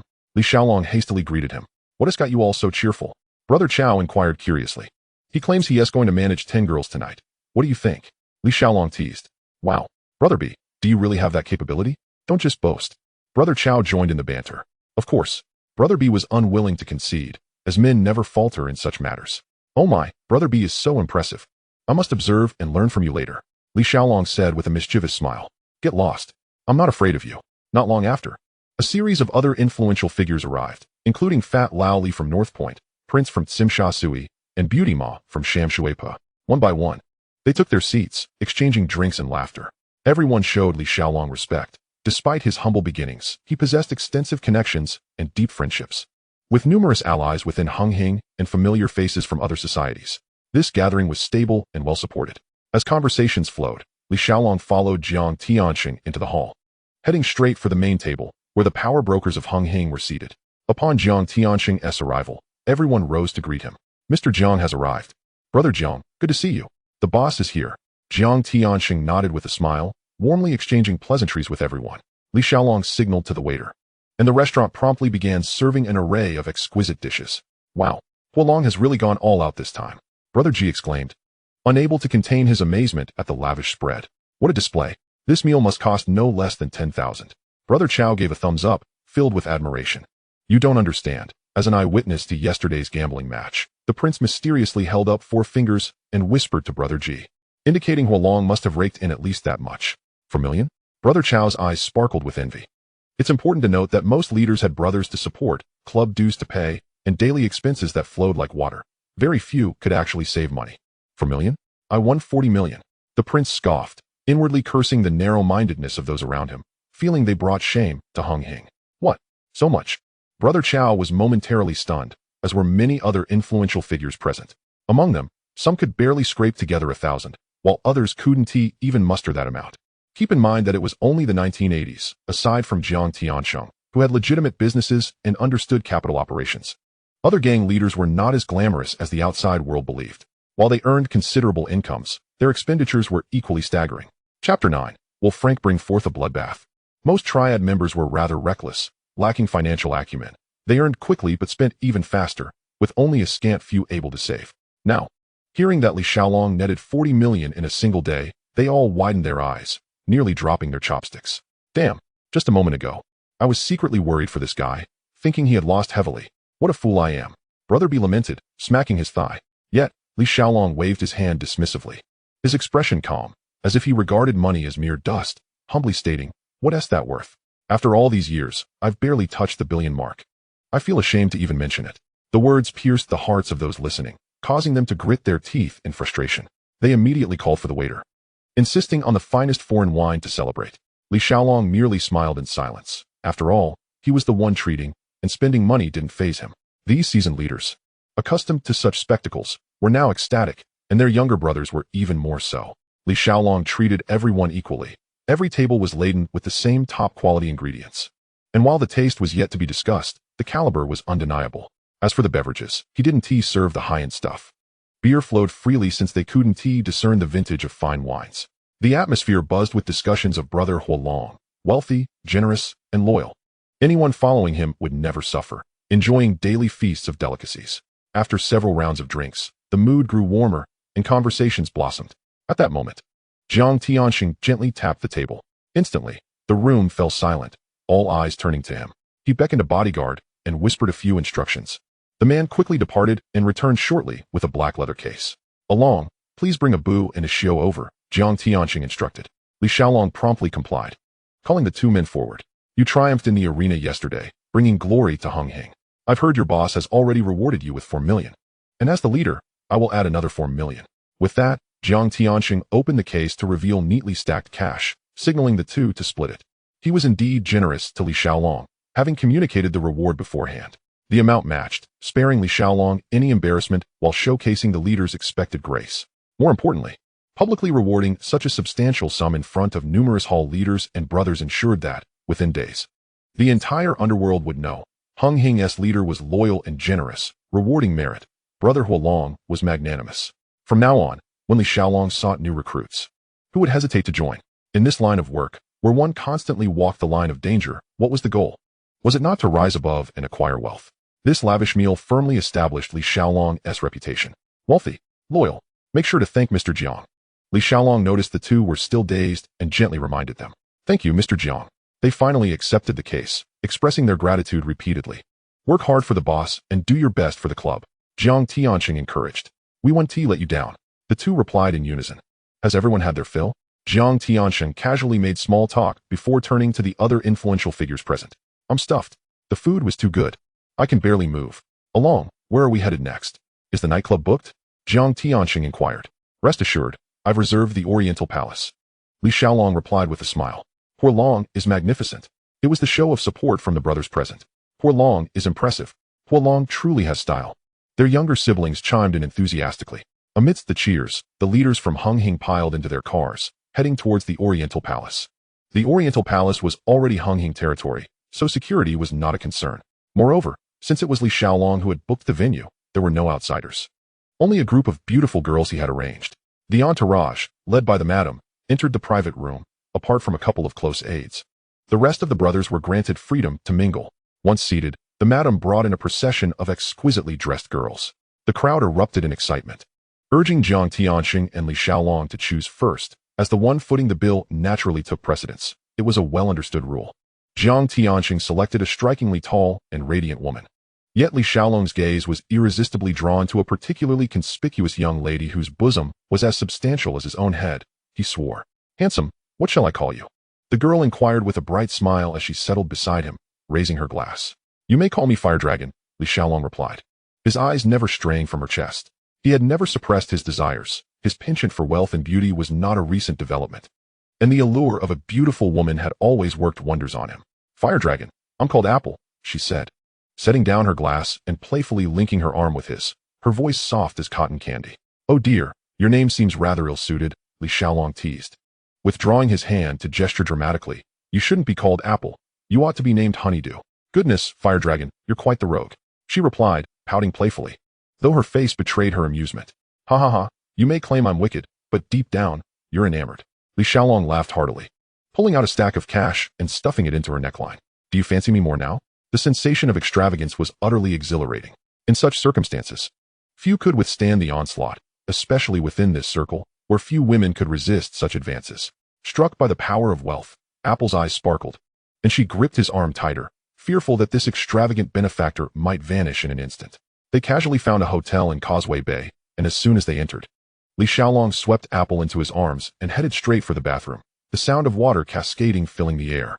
That night, he experienced unparalleled pleasure. The engine roared to life once more, unleashing its full might as they sped away, ultimately exhausting themselves to the point of collapse. After a night of revelry, he awoke at noon, finding Apple still sound asleep. He refrained from disturbing her and instead retrieved a cigarette, lighting it as he habitually opened the system interface in his mind and accessed the fishing game. A notification chimed. Ding. New limited-time fishing ground activated. Featuring special gameplay with randomly refreshed scenes containing exceptionally powerful humans or items, lasting 1 to 3 days. The limited-time fishing ground, Punisher, has been activated. Remaining time, 235959. Today's bomb quota, 100100. My goodness, the system is quite audacious this time, Li Xiaolong mused. The Punisher? That was Frank Castle, a 10-level agent certified by none other than Nick Fury, the director of S.H.I.E.L.D., a paragon of human combat prowess. If you have committed a crime, you must die. Such words were chilling and resolute. At that moment, Li Xiaolong's focus narrowed to a singular name flashing in his mind, Frank Castle. He pressed and locked the target, unleashing a barrage of shots. 10, 20, 30. Ding. Congratulations on capturing the reward, Frank Castle. What an outrageous drop rate, he exclaimed. Extracting the reward, he selected Frank Castle as the target for deployment. Such a formidable character would undoubtedly become one of his trump cards in the future. Despite his excitement, Li Xiaolong was methodical. With bombs still in hand, he decided to continue. The notifications rang out incessantly, leaving him momentarily dazed. The frequency of rewards from this fishing ground was extraordinarily high. Defeating the Punisher left him feeling somewhat underwhelmed. The characters floating within the fishing ground seemed rather mundane, lacking any remarkable individuals. He grew apathetic and allowed the system to automatically lock onto a target, resulting in the capture of 5 ordinary gang members. Receiving the reward, gang members, 5. Deployment location, Eagle Nation, Li Xiaolong thought. Let them fend for themselves. Who knows, they might rise to prominence one day. Completing this task, he was elated. After all, the Punisher was a formidable challenge he had overcome. What gang or faction could compare to Frank? Given time, he could uproot any large force. Unable to contain himself, Li Xiaolong threw a couple of punches in excitement, only to startle Apple, who had been dozing on the sofa. Fire Dragon, could I have your contact information? She asked cautiously, having never encountered a man like him before. Handsome, charismatic, and generous. She dreamed of marrying him. Li Xiaolong casually provided his number while noting hers in return. The experience of this journey had been delightful, making it hard for him to let go. As for supporting her, that was unnecessary. Fire Dragon was not concerned with eternal commitments, just with the ability to meet whenever he wished. If she didn't come, well, he could always inquire whether Frank would permit it. After a brief tidying up, he slipped Apple 2 rolls of Hong Kong dollars before they parted ways. He turned to the hotel lobby to reunite with Abu and others for lunch. There was no need to keep Frank around constantly. A foreign-looking man would attract too much attention on the streets of Hong Kong. Moreover, Frank was meant for significant endeavors. He need not concern himself with trivial matters like territorial disputes. The very thought of allowing Frank to engage in such battles sent a shiver down Li Xiaolong's spine. If he were to unleash his prowess, the streets would be littered with corpses. Hong Kong could scarcely endure such bloodshed and chaos. It was terrifying. Chapter 10. A storm in the underworld is about to erupt. After lunch, Li Xiaolong took his underlings to a stronghold of Boss B, the very boxing gym featured in the film Young Chen Haonan. The gym was bustling with activity, as nearly all of Boss B's capable subordinates had gathered there. A throng of men jostling amid the noise and swirling smoke. Li Xiaolong was a familiar face, and upon his arrival, many greeted him warmly. He smiled and exchanged pleasantries before humming a tune as he made his way into Boss B's office. Upon entering with an air of triumph, Boss B squinted, scrutinizing him. "Did you strike it rich today? You seem rather pleased. Do tell." "Of course I'm happy. That lady from last night was particularly delightful." Li Xiaolong casually fabricated a reason, plopping down onto the sofa. He couldn't very well divulge. "The Punisher is now my subordinate. I can do as I please."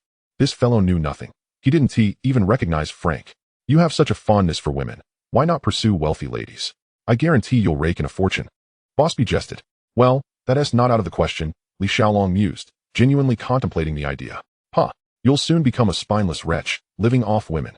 Boss B spat. "Cut it out. If you're so confident, let us see if you can treat tonight. I'm ready for another round." Li Xiaolong retorted cheerfully. "Enough banter, let us get to business. Why have you come to see me?" Boss B was not easily swayed. "I'm here to deliver some money. Yesterday, the house you had renovated. Hurry up and find someone to start the work." Li Xiaolong set aside the jest and got straight to the point. "Forget it. We're brothers. There's no need to exchange money for such trivial matters." Debby waved his hand dismissively, his expression one of disdain. "Fine, let us drop it." Li Xiaolong didn't press the issue. After all, there will be opportunities to earn money in the future, and he would naturally include him. Debby valued loyalty, and bringing it up any further would only annoy him. If he truly got irked, Li Xiaolong might have to resort to violence, and for his health's sake, it would be better to save that money.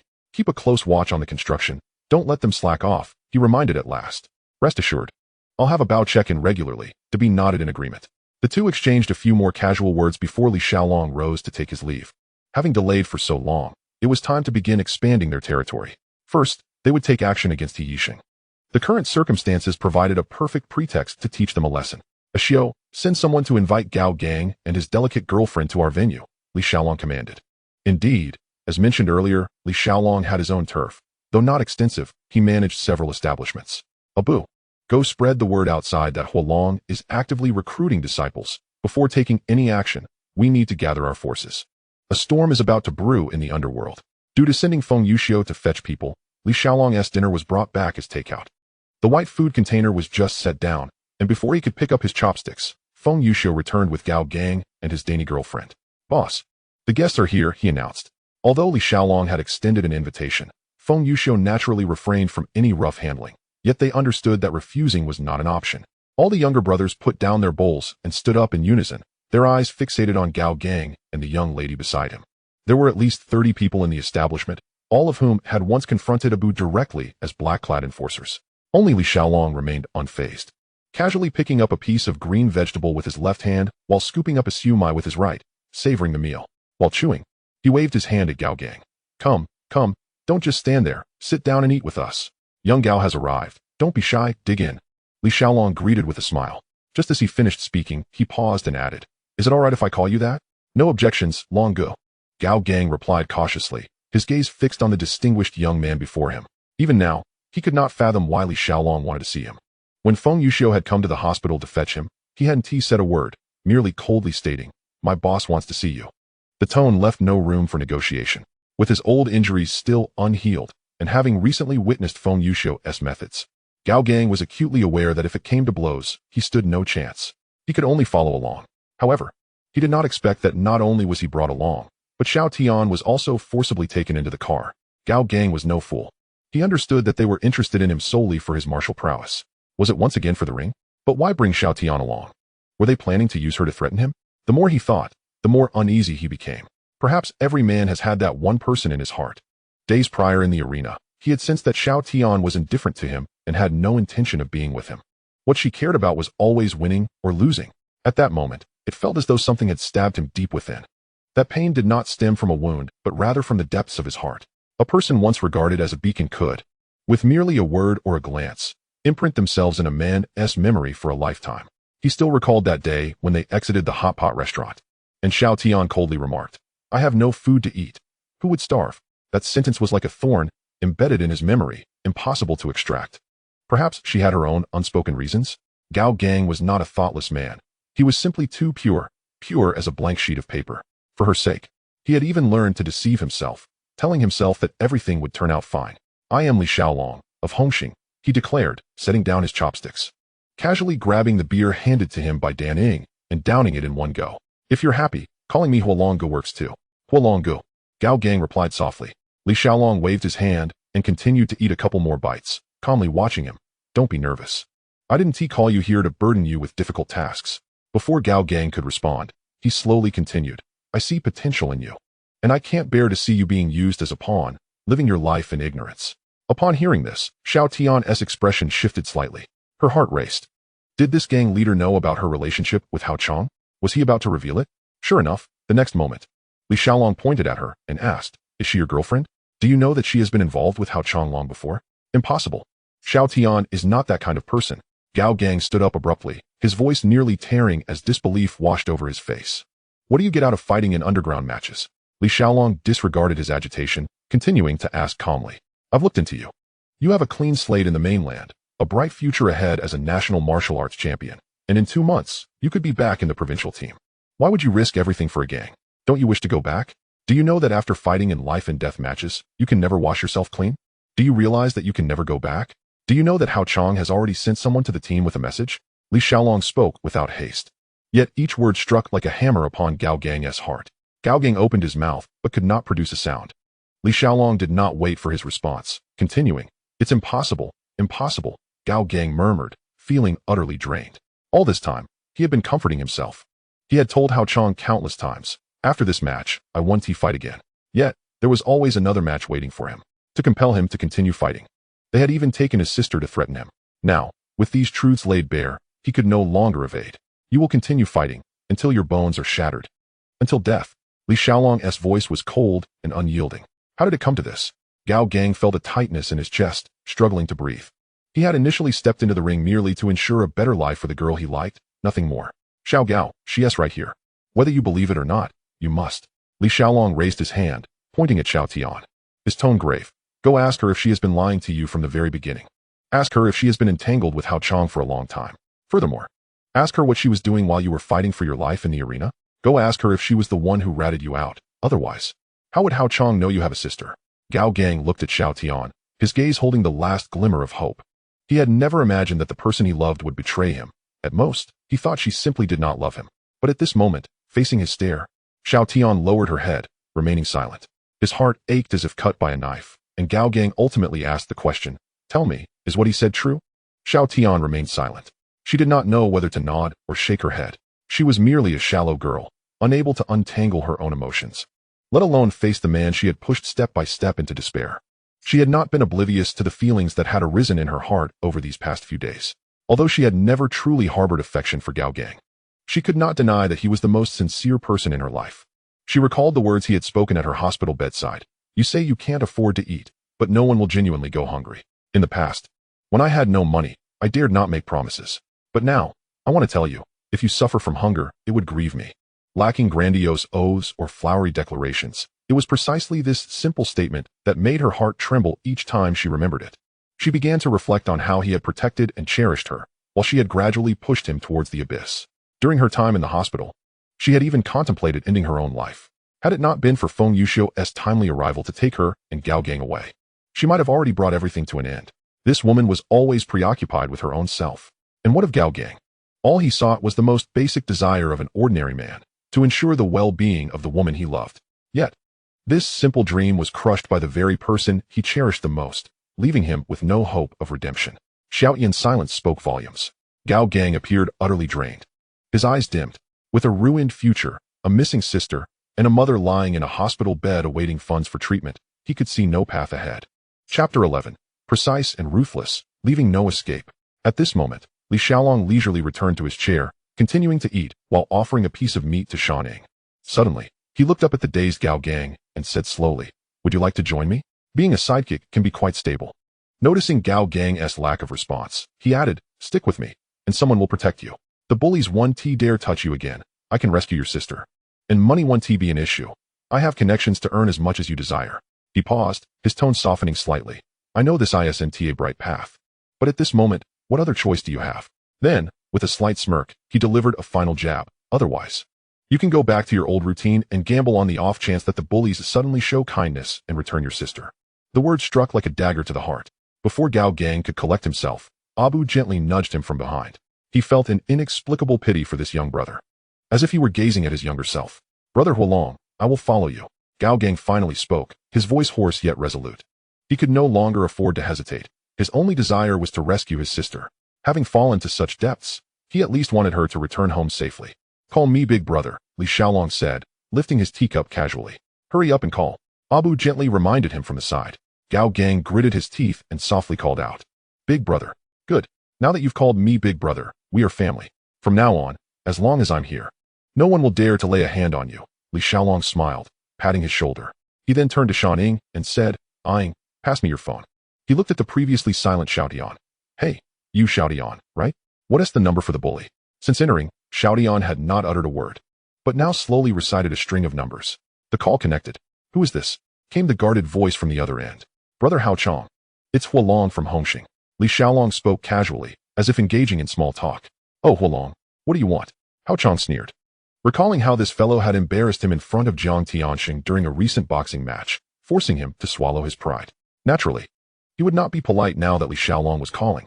They all made their living in the same neighborhood, and while he respected Hongxing, he had little regard for Li Xiaolong, a mere upstart from humble beginnings. In fact, Hao Chong was the power holder of the Yixing Shatian faction. He lacked talented men. His meticulous efforts to recruit Gao Gang were merely to establish a legitimate reason to extend his influence into rival territories. Of course, Li Xiaolong admired Gao Gang's fighting spirit. Should the opportunity arise, he hoped to recruit fierce characters like Lan Mao and Luo Tianhong into his ranks. The standard measure of combat power in Hong Kong was not to be taken lightly. You deserve to have it, Li Xiaolong continued, still smiling on the phone.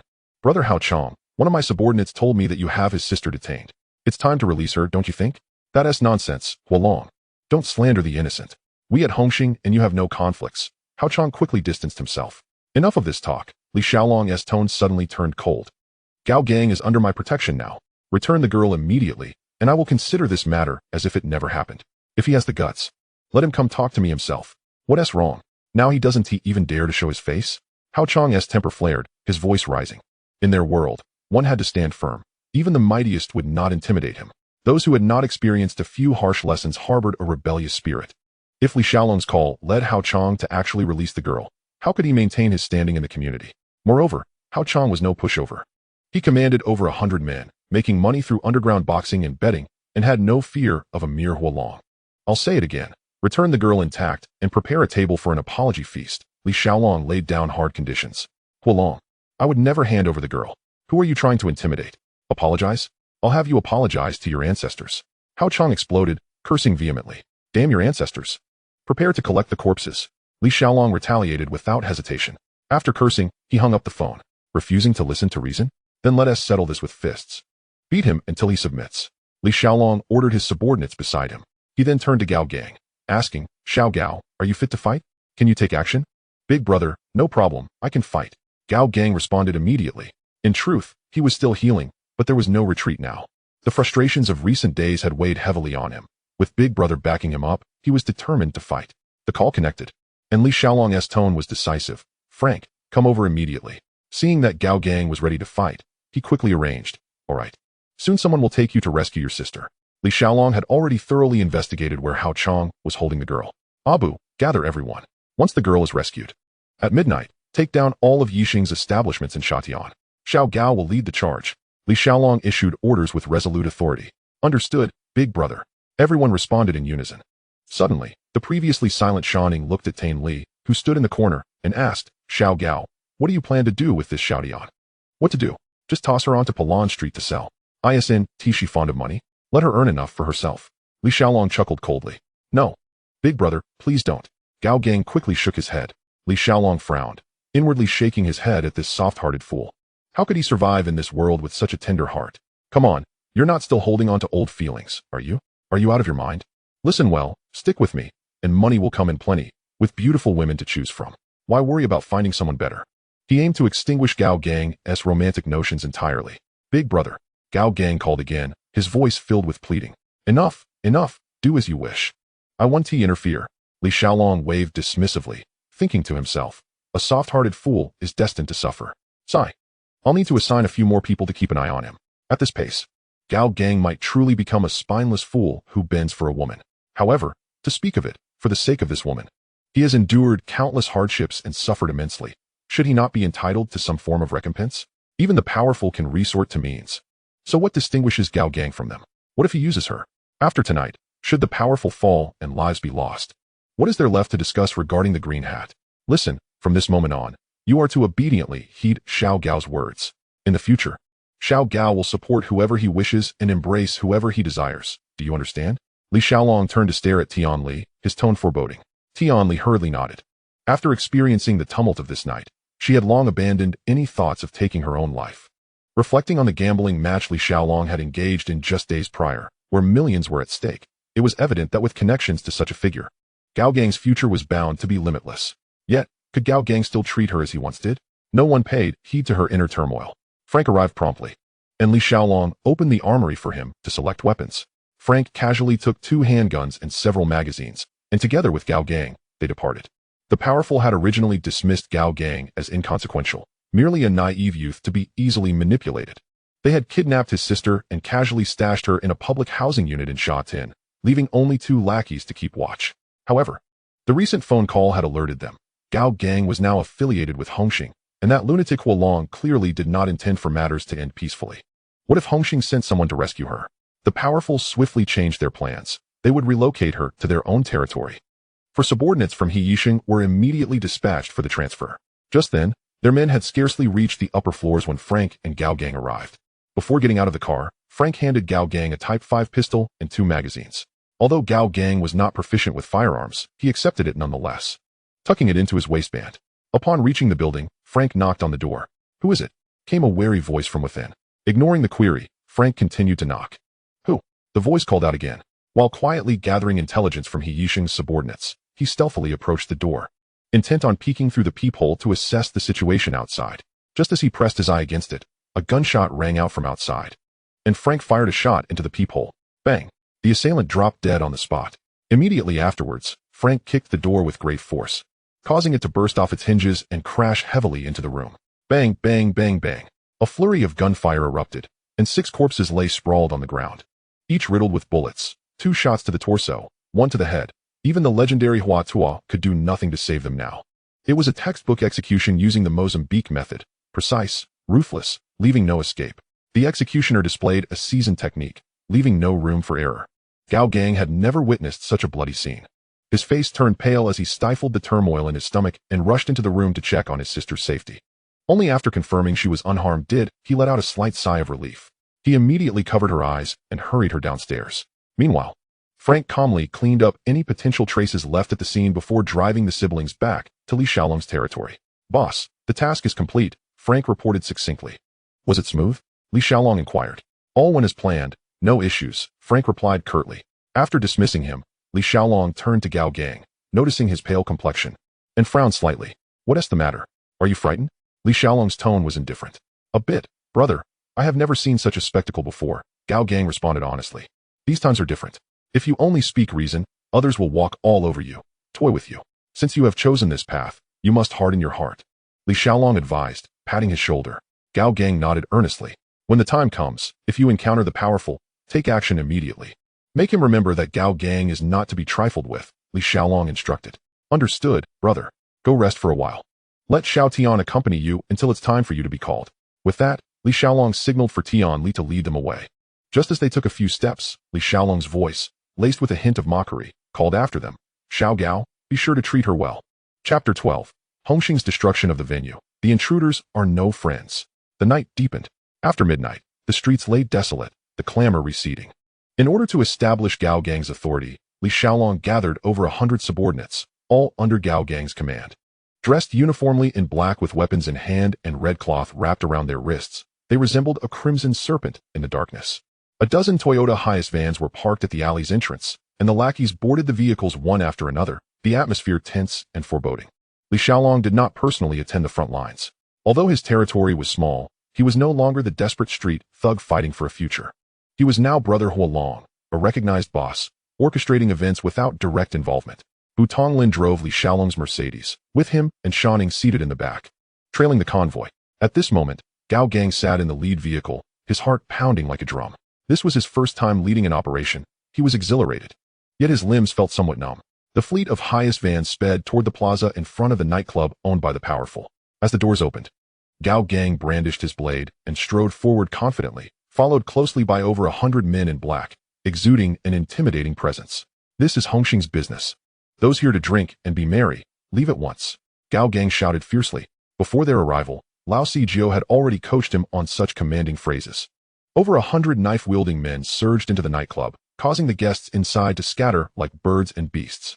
Even the two lackeys under the powerful seized the opportunity to slip away amidst the chaos. Gao Gang and his men swiftly dispatched over a dozen of the bouncers, leaving a scene of devastation before moving on to the next location. Just as they wrapped up, the fleeing lackeys called to inform the powerful, Hongxing is attacking the venue, and they come with ill intentions. The powerful was taken aback upon hearing the news and hurriedly rallied his forces in preparation for battle. When Gao Gang arrived at the second venue, the opposition was already assembled and awaiting them. 70 to 80 men had gathered at the entrance, with the powerful standing at the forefront, flanked by Fei Shui on either side. Today, I will take your territory. Gao Gang glared at his enemy, his blade pointed directly at them. You little punk, who do you think you are to make such claims? Go back to your mother's milk. The powerful retorted defiantly, his bravado faltering beneath the surface. Though he spoke boldly, he knew full well that Gao Gang was someone he had personally trained. He understood his capabilities better than anyone. In a real fight, he would certainly let his subordinates take the lead. The powerful himself was not particularly skilled in combat. What truly set him apart was his control over the gang and his ability to manage relationships. In terms of fighting, he was likely even inferior to Fei Shui. Charge! The powerful bellowed. His men rushed forward en masse, while he and Fei Shui remained steadfast at the back, shifting their formation to adapt to the situation. Seeing the powerful hiding behind his men, clearly reluctant to engage directly, Gao Gang would not allow him such a luxury. He immediately lunged forward, blades whirling, and two of He Yixing's lackeys fell to the ground. Without pausing, he pressed on, cutting down anyone who dared to obstruct him. After taking down 7 or 8 men in quick succession, the formation of He Yixing's side fell into disarray, their morale shattered, and they struggled to maintain their ranks. Slay these bastards, Gao Gang shouted, charging ahead. The morale of Hongxing's subordinates surged at the sight, each filled with fervor as they brandished their weapons. Engaging fiercely with the opposition, blades flashed and figures intertwined, the scene plunged into chaos. Not only did Hongxing have the numerical advantage, but their combat prowess also surpassed that of their foes. After several rounds of confrontation, He Yixing's men found themselves faltering and retreating. As the situation spiraled out of control, the powerful's heart raced, and he turned to flee. He dared not face Gao Gang directly, only yearning to escape this hellish battlefield as swiftly as possible. Yet, how could Gao Gang allow him to escape? With a few swift steps, he lifted his leg and delivered a powerful kick that sent the formidable opponent sprawling to the ground, rolling several meters away. Fei Shui, rushing in with a knife to rescue her leader, was forced to retreat under the relentless attacks of Gao Gang, ultimately collapsing in exhaustion. As darkness clouded his vision, Hao Chong regained his senses to find a Mercedes-Benz slowly coming to a halt before him. The window rolled down, revealing the enigmatic expression on Li Xiaolong's face, one that seemed to straddle the line between a smile and a smirk. Brother Fire Dragon, I was wrong. I implore you, spare my life, he pleaded, trembling as he lay on the ground. Li Xiaolong remained silent, merely emitting a soft grunt while his gaze swept over Gao Gang before raising the window once more. Gao Gang immediately grasped his intent. As the car drove away, he raised his machete and began to strike, one blow after another, until Hao Chong drew his last breath. Despite this being his first experience with taking a life, Gao Gang, seasoned by the tumult of life, remained composed, his emotions relatively stable. Cease at once. Hao Chong is dead, he shouted, commanding the attention of the remaining members of He Yixing, who were already at a disadvantage and now utterly demoralized, turning to flee. Anyone who dares to run will be met with a blade, Gao Gang warned sternly. The 30 or so who remained standing, all injured, exchanged glances of confusion, ultimately deciding to halt their retreat. In the world of gang conflicts, if there is no deep-seated enmity, a victor typically allows the vanquished to depart. These individuals could not comprehend why Gao Gang insisted they remain. Take all the injured away and then get lost, Gao Gang ordered coldly. Though the confrontation had been fierce, it concluded swiftly. Aside from Hao Chong's demise, the others suffered only minor to moderate injuries, with no further fatalities. The members of He Yixing helped each other, their faces covered in dirt, as they vacated the scene. Subsequently, Gao Gang led his team to inspect various strongholds, declaring that Hongxing had officially taken control. From this moment forth, these territories would be under Brother Fire Dragon's jurisdiction. The so-called territories, including nightclubs, bars, bathing centers, and mahjong parlors, were not exclusively owned by gangs, as many were investments from wealthy businessmen who only needed to pay protection fees or cede a portion of their shares for safe operations. Generally, the struggle for territory would not result in the destruction of the establishments themselves, unless those were directly controlled by rival factions. Once the situation was resolved, Gao Gang called Li Xiaolong to report the spoils: 1 nightclub, 2 bars, 2 saunas, and 4 mahjong parlors, all secured. Li Xiaolong instructed him to first arrange for the injured brothers to be taken to the hospital while the others returned to divide the spoils. This battle had left the Hongxing side virtually unscathed, and upon hearing about the distribution of wealth, the injured were quick to abandon their treatment. Eagerly rushing to the vehicles to return to the stronghold, Li Xiaolong had already returned to their territory, setting up a table in the center of the hall, stacked high with cash. As the brothers entered, the sight of the thick stacks of bills greeted them. Soon, everyone had arrived. Gather around Bu Gu to collect your money. Each person receives 3,000. Xiao Gao led the charge and eliminated Hao Chong, earning a bonus of 100,000. Li Xiaolong announced loudly as the crowd gathered. Our leader is mighty. Brother Fire Dragon is incredible. The crowd cheered exuberantly. Although most of these men hailed from fishing villages and were loyal and reliable, they were nonetheless flesh and blood individuals with families to feed and pride to uphold. We'll hold a celebration feast later. Rest assured, I remember your contributions. Li Xiaolong reassured them after distributing the money. For gangsters, claiming territory was never merely about winning a single fight. Winning was just the beginning. The key lay in maintaining control. Today, you may have driven off your adversaries, but tomorrow they could return, rendering your efforts futile. You either need to be powerful enough to deter all threats or ruthless enough to completely dismantle your foes, leaving them unable to recover. Although Li Xiaolong had eradicated Hao Chong's faction, the entirety of He Yisheng still existed, posing a potential threat of retaliation at any moment. Abu Xiaogao, take your men to garrison the new territories. A Xiao will stay with me to guard the headquarters, Li Xiaolong decisively ordered. Boss, I'm afraid we lack sufficient manpower. Bu Tonglin expressed his concerns. There's no need for worry. The prince and Big Brother B have already agreed to send reinforcements. This meal is on me. Li Xiaolong had already contacted the 2 pillars of Hongxing. First, they would secure their territory, and the funds were ready. Once the news spread, recruits would naturally come forth. The issue of manpower would soon be resolved. As dawn approached, nearing 4 in the morning, with the night deepening, Li Xiaolong decided against lingering and took Shaning with him to a nearby hotel to rest. Abu, assigned to lead the aftermath, had no choice but to drive himself, appearing somewhat disheveled. Hongxing was a top-tier force in the underworld of Hong Kong Island, renowned and deeply rooted. Just 2 days prior, Li Xiaolong had announced his intention to expand his ranks, and that very night, he had seized the territory of He Yisheng, personally executing their key figure, Brother Fire Dragon. This swift and decisive victory sent shockwaves through both the criminal and legitimate worlds, prompting many street thugs to consider aligning themselves with this newly emerged powerhouse. However, Li Xiaolong was acutely aware that recruiting was not akin to picking cabbages. He had to be discerning, rejecting those with dangerous affiliations or those addicted to gambling. It was important to clarify that occasional card games or gambling were not disqualifying factors. It was commonplace for gangsters to engage in a few rounds of mahjong or poker. However, those who were hopelessly addicted, willing to sell their homes to fund their losses, were absolutely not to be trusted. This time, he planned to cast a wide net for recruits, even renting an entire restaurant, setting up 30 banquet tables, and publicly announcing, anyone wishing to acknowledge Li Xiaolong as their big brother should report to me tomorrow at noon.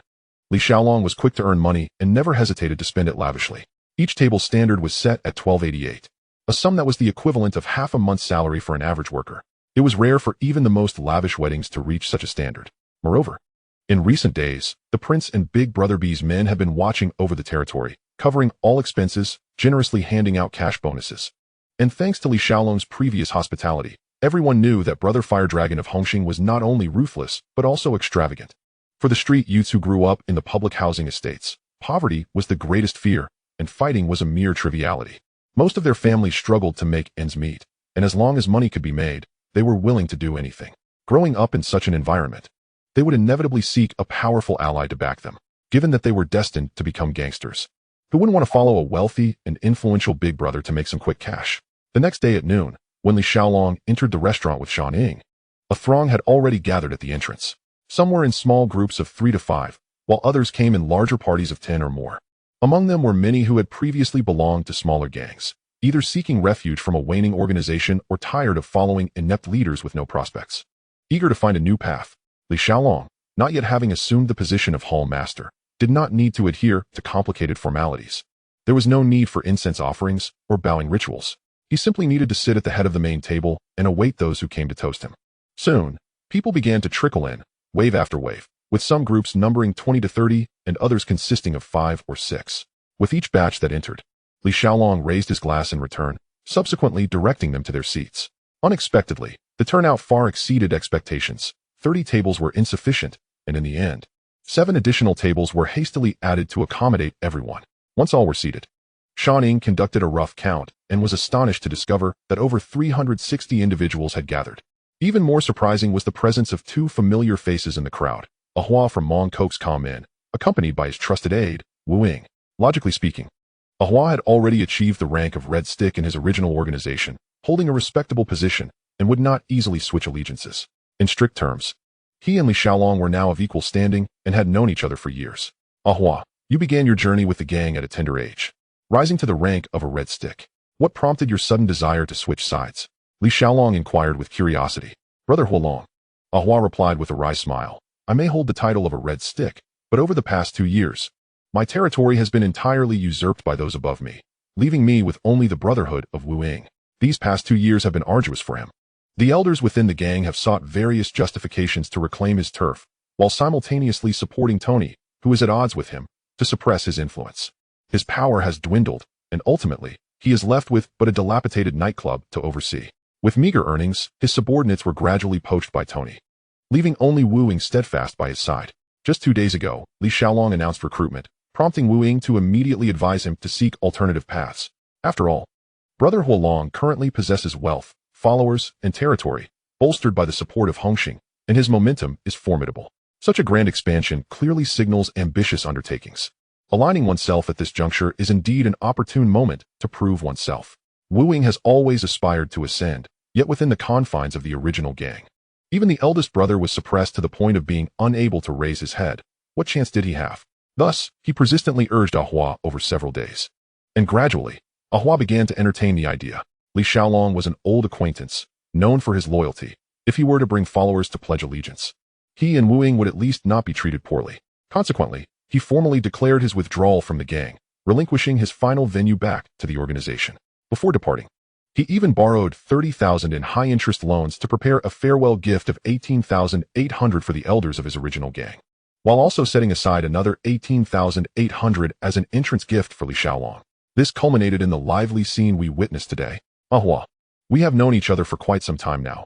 You conduct your affairs with decisiveness and possess commendable character, which I have always admired, Li Xiaolong remarked, patting Ahua on the shoulder. From this day forth, refrain from addressing me by name. Simply call me brother.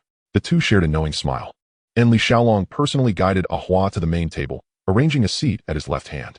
It was evident to all that Brother Huolong intended to elevate Ahua's status.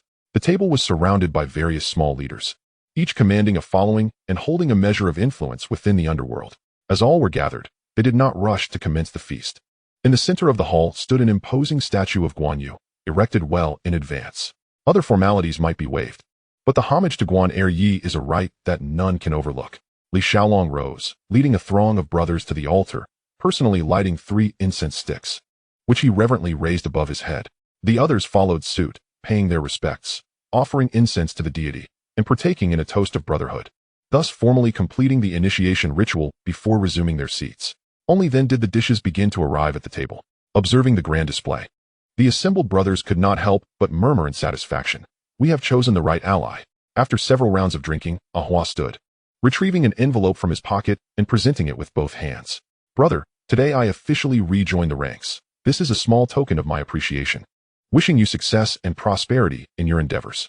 Li Xiaolong accepted it with a smile but did not pocket it. Instead, he handed it to Dan Ying. The amount within the envelope was inconsequential. What mattered was the sentiment behind it. With a fortune of several tens of millions, he was unbothered by such trivial sums. What truly pleased him was Ahua's capability and discernment. He was precisely the talent he sought, with a leader setting the precedent. The other newly allied brothers rose in turn to present their red envelopes.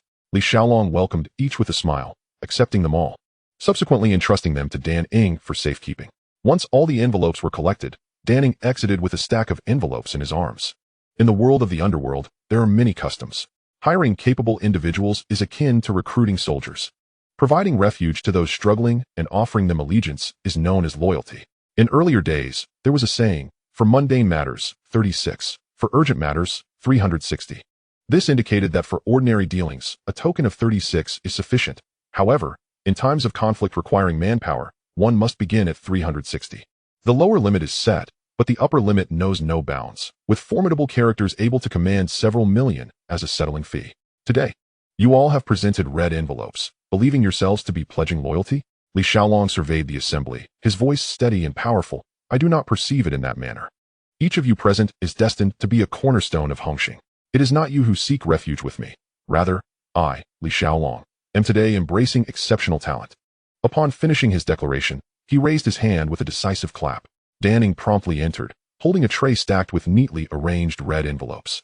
Li Xiaolong commanded, return the amount tenfold.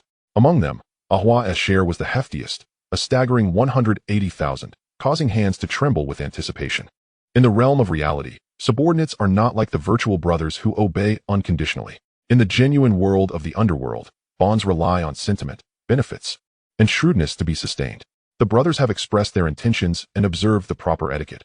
Now it is the leader's turn to reciprocate. In this life, what is the pursuit of those who mix in the underbelly? It is simply the promise of a future, maintaining face, and filling one's pockets. When money is dispensed, hearts draw closer. It is often said that money can turn the tide. As long as one offers enough, loyalty will naturally follow. Even if a few discontented souls emerge later, what kind of storm could they possibly stir? Li Xiaolong was acutely aware that his true foundation lay with those old comrades who had fought alongside him from the beginning. Thank you, Brother Huolong. The crowd expressed their gratitude, though none dared to open the envelopes just yet. However, by mere touch, they could ascertain their substantial weight. More remarkably, Li Xiaolong spoke candidly, fulfilling his obligations with utmost sincerity, providing both tangible benefits and respect. The subsequent actions required no elaboration. They were now bound to serve their leader faithfully. In this world, there has never been a free meal. Just yesterday, the Red Sticks of Yisheng, in collusion with Chun Xian of Hihai, whose financial lifeline had been severed by Li Xiaolong, gathered over 300 men, intent on reclaiming the territory lost by their stronghold. However, they were met with a resounding defeat at the hands of Abu and his crew. He single-handedly took down 30 to 40 of them, emerging unscathed, while the opposition fled in disarray. Although victorious, the matter was far from settled. You strike me, and I must retaliate. If I strike you and you dare to provoke further, I must ensure you submit. In the world of the gangsters, only those with a strong fist command respect. As the meal drew to a close and the revelry reached its peak, Li Xiaolong addressed his brothers, saying, Brothers, not long ago, we cleared Yisheng's territory, and they remain incensed. Huashui has allied with Chen Xian, seeking to make a comeback. We repelled them, but I am still unsatisfied. What insolent fish dare to challenge me, Li Xiaolong? Today, I shall make them understand what pain truly is. Li Xiaolong declared coldly. The young brothers, already fueled by the spirits, invigorated by the newly recognized formidable leader, were eager for an opportunity to showcase their prowess. Upon hearing that someone dared to challenge their leader's authority, they erupted in fervor, thumping the tables and shouting, To hell with them! Who dares to encroach upon our territory? Let us take them down. Let us go. Brothers, tonight we settle the score with Chun Xian. Let us put an end to that arsonist's madness. Brother Huolong, with a word from you, we shall topple both Yisheng and Hihai. More than 30 tables filled with brothers stood in unison, their spirits aflame, awaiting Li Xiaolong's command to charge forth into battle. Li Xiaolong, with a gentle downward motion of his hands, silenced the room instantly. The morale was high, and the ranks were ready. At such a moment, how could one refrain from engaging in battle? Brothers, tomorrow we strike. I shall lead the charge, ensuring that both of their factions are thoroughly defeated. Li Xiaolong proclaimed, his tone resolute. He immediately instructed his subordinates, gather everyone who can be called upon for tomorrow. Brother Huolong fears not the numbers. The funds are ample. We can offer the necessary price. The multitude of underlings dispersed, each reaching out to their respective contacts, preparing for battle. Initially, Li Xiaolong had no intention of personally engaging. In his view, as the leader, he ought not to charge into the fray. However, the pent-up urge within him had become unbearable, ever since he assimilated the special edition of Xiahou Wu and inherited that astonishing combat prowess. He had yet to truly unleash it. Now, with a perfect opportunity at hand, what was there to hesitate about? With a knife in hand, A fierce determination ignited within him. Human nature inherently harbors weaknesses. When he first traversed into this world, Li Xiaolong tread cautiously, as if walking on thin ice. After gaining the support of Abu and over 100 brothers clad in black, he felt emboldened. With 40 million Hong Kong dollars in his possession, he began to exude confidence, and upon acquiring the abilities of Feng Yuxiu and Dan Ying, along with the fusion of the special edition of Xiahou Wu, his aura grew ever more assertive, and when the power of the Punisher finally came into his grasp, that wild ambition was completely unleashed. The more wealth he amassed, the higher his status rose, and the sharper his weapons became, the more fickle human hearts tended to be. Yet, Li Xiaolong did not fear such transformations. He remained the same Li Xiaolong, only now stronger and more resolute. At dawn the following day, Li Xiaolong was already awake. With Dan Ying rising alongside him to prepare breakfast, he casually opened a fishing game, and after the limited-time fishing grounds concluded, the interface refreshingly transformed into a martial world for one. Ding! Congratulations on capturing the reward. Hong Yi, gaining a fierce general before the battle, lifted Li Xiaolong's spirits, prompting him to indulge in an extra bowl of congee. Once the meal was finished, he promptly instructed Hong Yi to drive to the designated gathering point. Upon arrival, a large contingent of brothers awaited, each sporting a red cloth band around their wrists. Weapons were already prepared, piled high in a corner, all sharp blades, ready to be distributed. It wasn't long before everyone was assembled.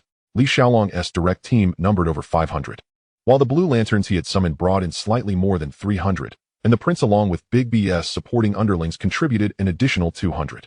Just the appearance fees alone would amount to nearly $1 million today, not to mention the potential medical expenses and compensation that could arise. This was no mere brawl. It was a lavish expenditure of resources to assert dominance. But what did it matter? Li Xiaolong cared little for such trivial amounts of money. He had resolved to win today's battle. Chapter 14. One cut, one down, like mowing grass. Outside the door, 120 Toyota Hiace vans were lined up, all purchased at great expense by Li Xiaolong, solely for the grandeur of this moment. In his eyes, uniformity was the epitome of power. The vehicles were of the same model, the weapons were all identical machetes, and even the attire was a custom-made pure black combat uniform. Brothers, let us crush those two trash factions, and let us roll out. Even Li Xiaolong himself donned a black shirt paired with black trousers. Although his movements might be slightly restricted, he cared not for the practicalities of combat. What mattered was whether he looked formidable. Over 1,000 individuals, all clad in black, wielding glinting blades, with red cloth wrapped around their wrists, silently and methodically boarded the Hiace vans, one after another. This time, he did not ride in a Mercedes. Instead, he took the lead in the first Hiace. On the vehicle sat Butong Lin, Feng Yuxiu, Hong Yi, Gao Gang, and Abu, all dressed in identical black attire. Their expressions solemn. The convoy snaked forward, a formidable force heading towards the target in Sha Tin, aiming directly for the headquarters of He Hai. News among the Triads traveled rapidly. Yesterday, Li Xiaolong had publicly declared his intent to wage war at the restaurant, and word had already reached the adversaries. On the side of He Shang, their leader, Uncle Jia, had made a call the previous night, arranging to meet near the headquarters of He Hai. Both sides quickly mobilized. Now, nearly 1,200 Triad members had gathered around the He Hai headquarters, mostly from He Shang, even slightly outnumbering Li Xiaolong's faction, waiting for him to arrive, ready to trap him like a fish in a barrel. After all, He Hai had been entrenched in Sha Tin for many years. If they lacked strength, how could they stand shoulder to shoulder with the powerful? Li Xiaolong's party sped towards the agreed-upon location, swiftly arriving at the designated spot. The He Hai headquarters was located in a secluded area, spacious and open, an ideal battleground for a brawl. The convoy slowed to a halt several hundred meters from the opposition, with all vehicles turning to face outward, prepared in case police sirens sounded, preventing them from being trapped on the spot. From their vantage point, the sight was clear, a row of identical vans lined up neatly, though not luxurious. The imposing sense of uniformity was enough to instill fear. The Hongxing members began to disembark, all in black attire, machetes gleaming coldly, reflecting the morning light with a blinding brilliance. Li Xiaolong approached unarmed, leading his team forward. Opposite them stood a mass of dark figures, their numbers substantial, easily over 1,000, yet their garish attire betrayed a lack of cohesion, losing 3 points in momentum right from the start. In contrast, the Hongxing brothers and the Blue Lantern members grew ever more imposing as they advanced. Casting a glance at his brothers marching in unison, then lifting his gaze to the disordered formation of the opposition, they resembled a ragtag band of soldiers. Leading the charge were the Firewater and Chun Xian from the He faction, but not every gang could boast of the capable fighters Li Xiaolong commanded. Each of his men was battle-hardened and could stand their ground. As for the aged He Shang, once a formidable force, Now they could hardly muster a handful of competent fighters. Firewater still had a modicum of reputation, yet this time he could only forge ahead with trepidation. As for He Hai, it was clear that even their leader, Chen Xin, had taken to the front lines. Firewater felt a chill in his heart. How could the Fire Dragon faction be so ferocious? Their 1,000-plus formation was on the verge of being cleaved through by Li Xiaolong. The situation collapsed in an instant. The already demoralized He faction fell back step by step, unable to withstand the onslaught from Li Xiaolong and his men. In mere moments, nearly 100 had fallen. Just as the battle reached a fever pitch, Li Xiaolong suddenly caught sight of Chen Xin hiding behind the crowd, directing the fray. He swiftly altered his course, forging a bloody path directly toward him. Before Chen Xin could react, he was struck down by a blade to the neck, dying on the spot. After dispatching Chen Xin, Li Xiaolong began to scour for Firewater's whereabouts, cutting down anyone who obstructed his path. Before long, the forces of He Yisheng and He Hai were utterly routed, scattering in all directions, devoid of any organization, left only to be pursued and cut down by the Hongxing brothers. In the face of such a large-scale conflict, it is inconceivable that the police on Hong Kong Island would remain indifferent. Upon receiving reports, they swiftly mobilized, with over 20 squad cars roaring to the scene. Hong Hing's people retreat. Upon hearing the sirens approaching, Li Shulong immediately issued the command. The group quickly assembled and boarded their vehicles with remarkable agility, ensuring to assist their injured comrades in the hasty withdrawal.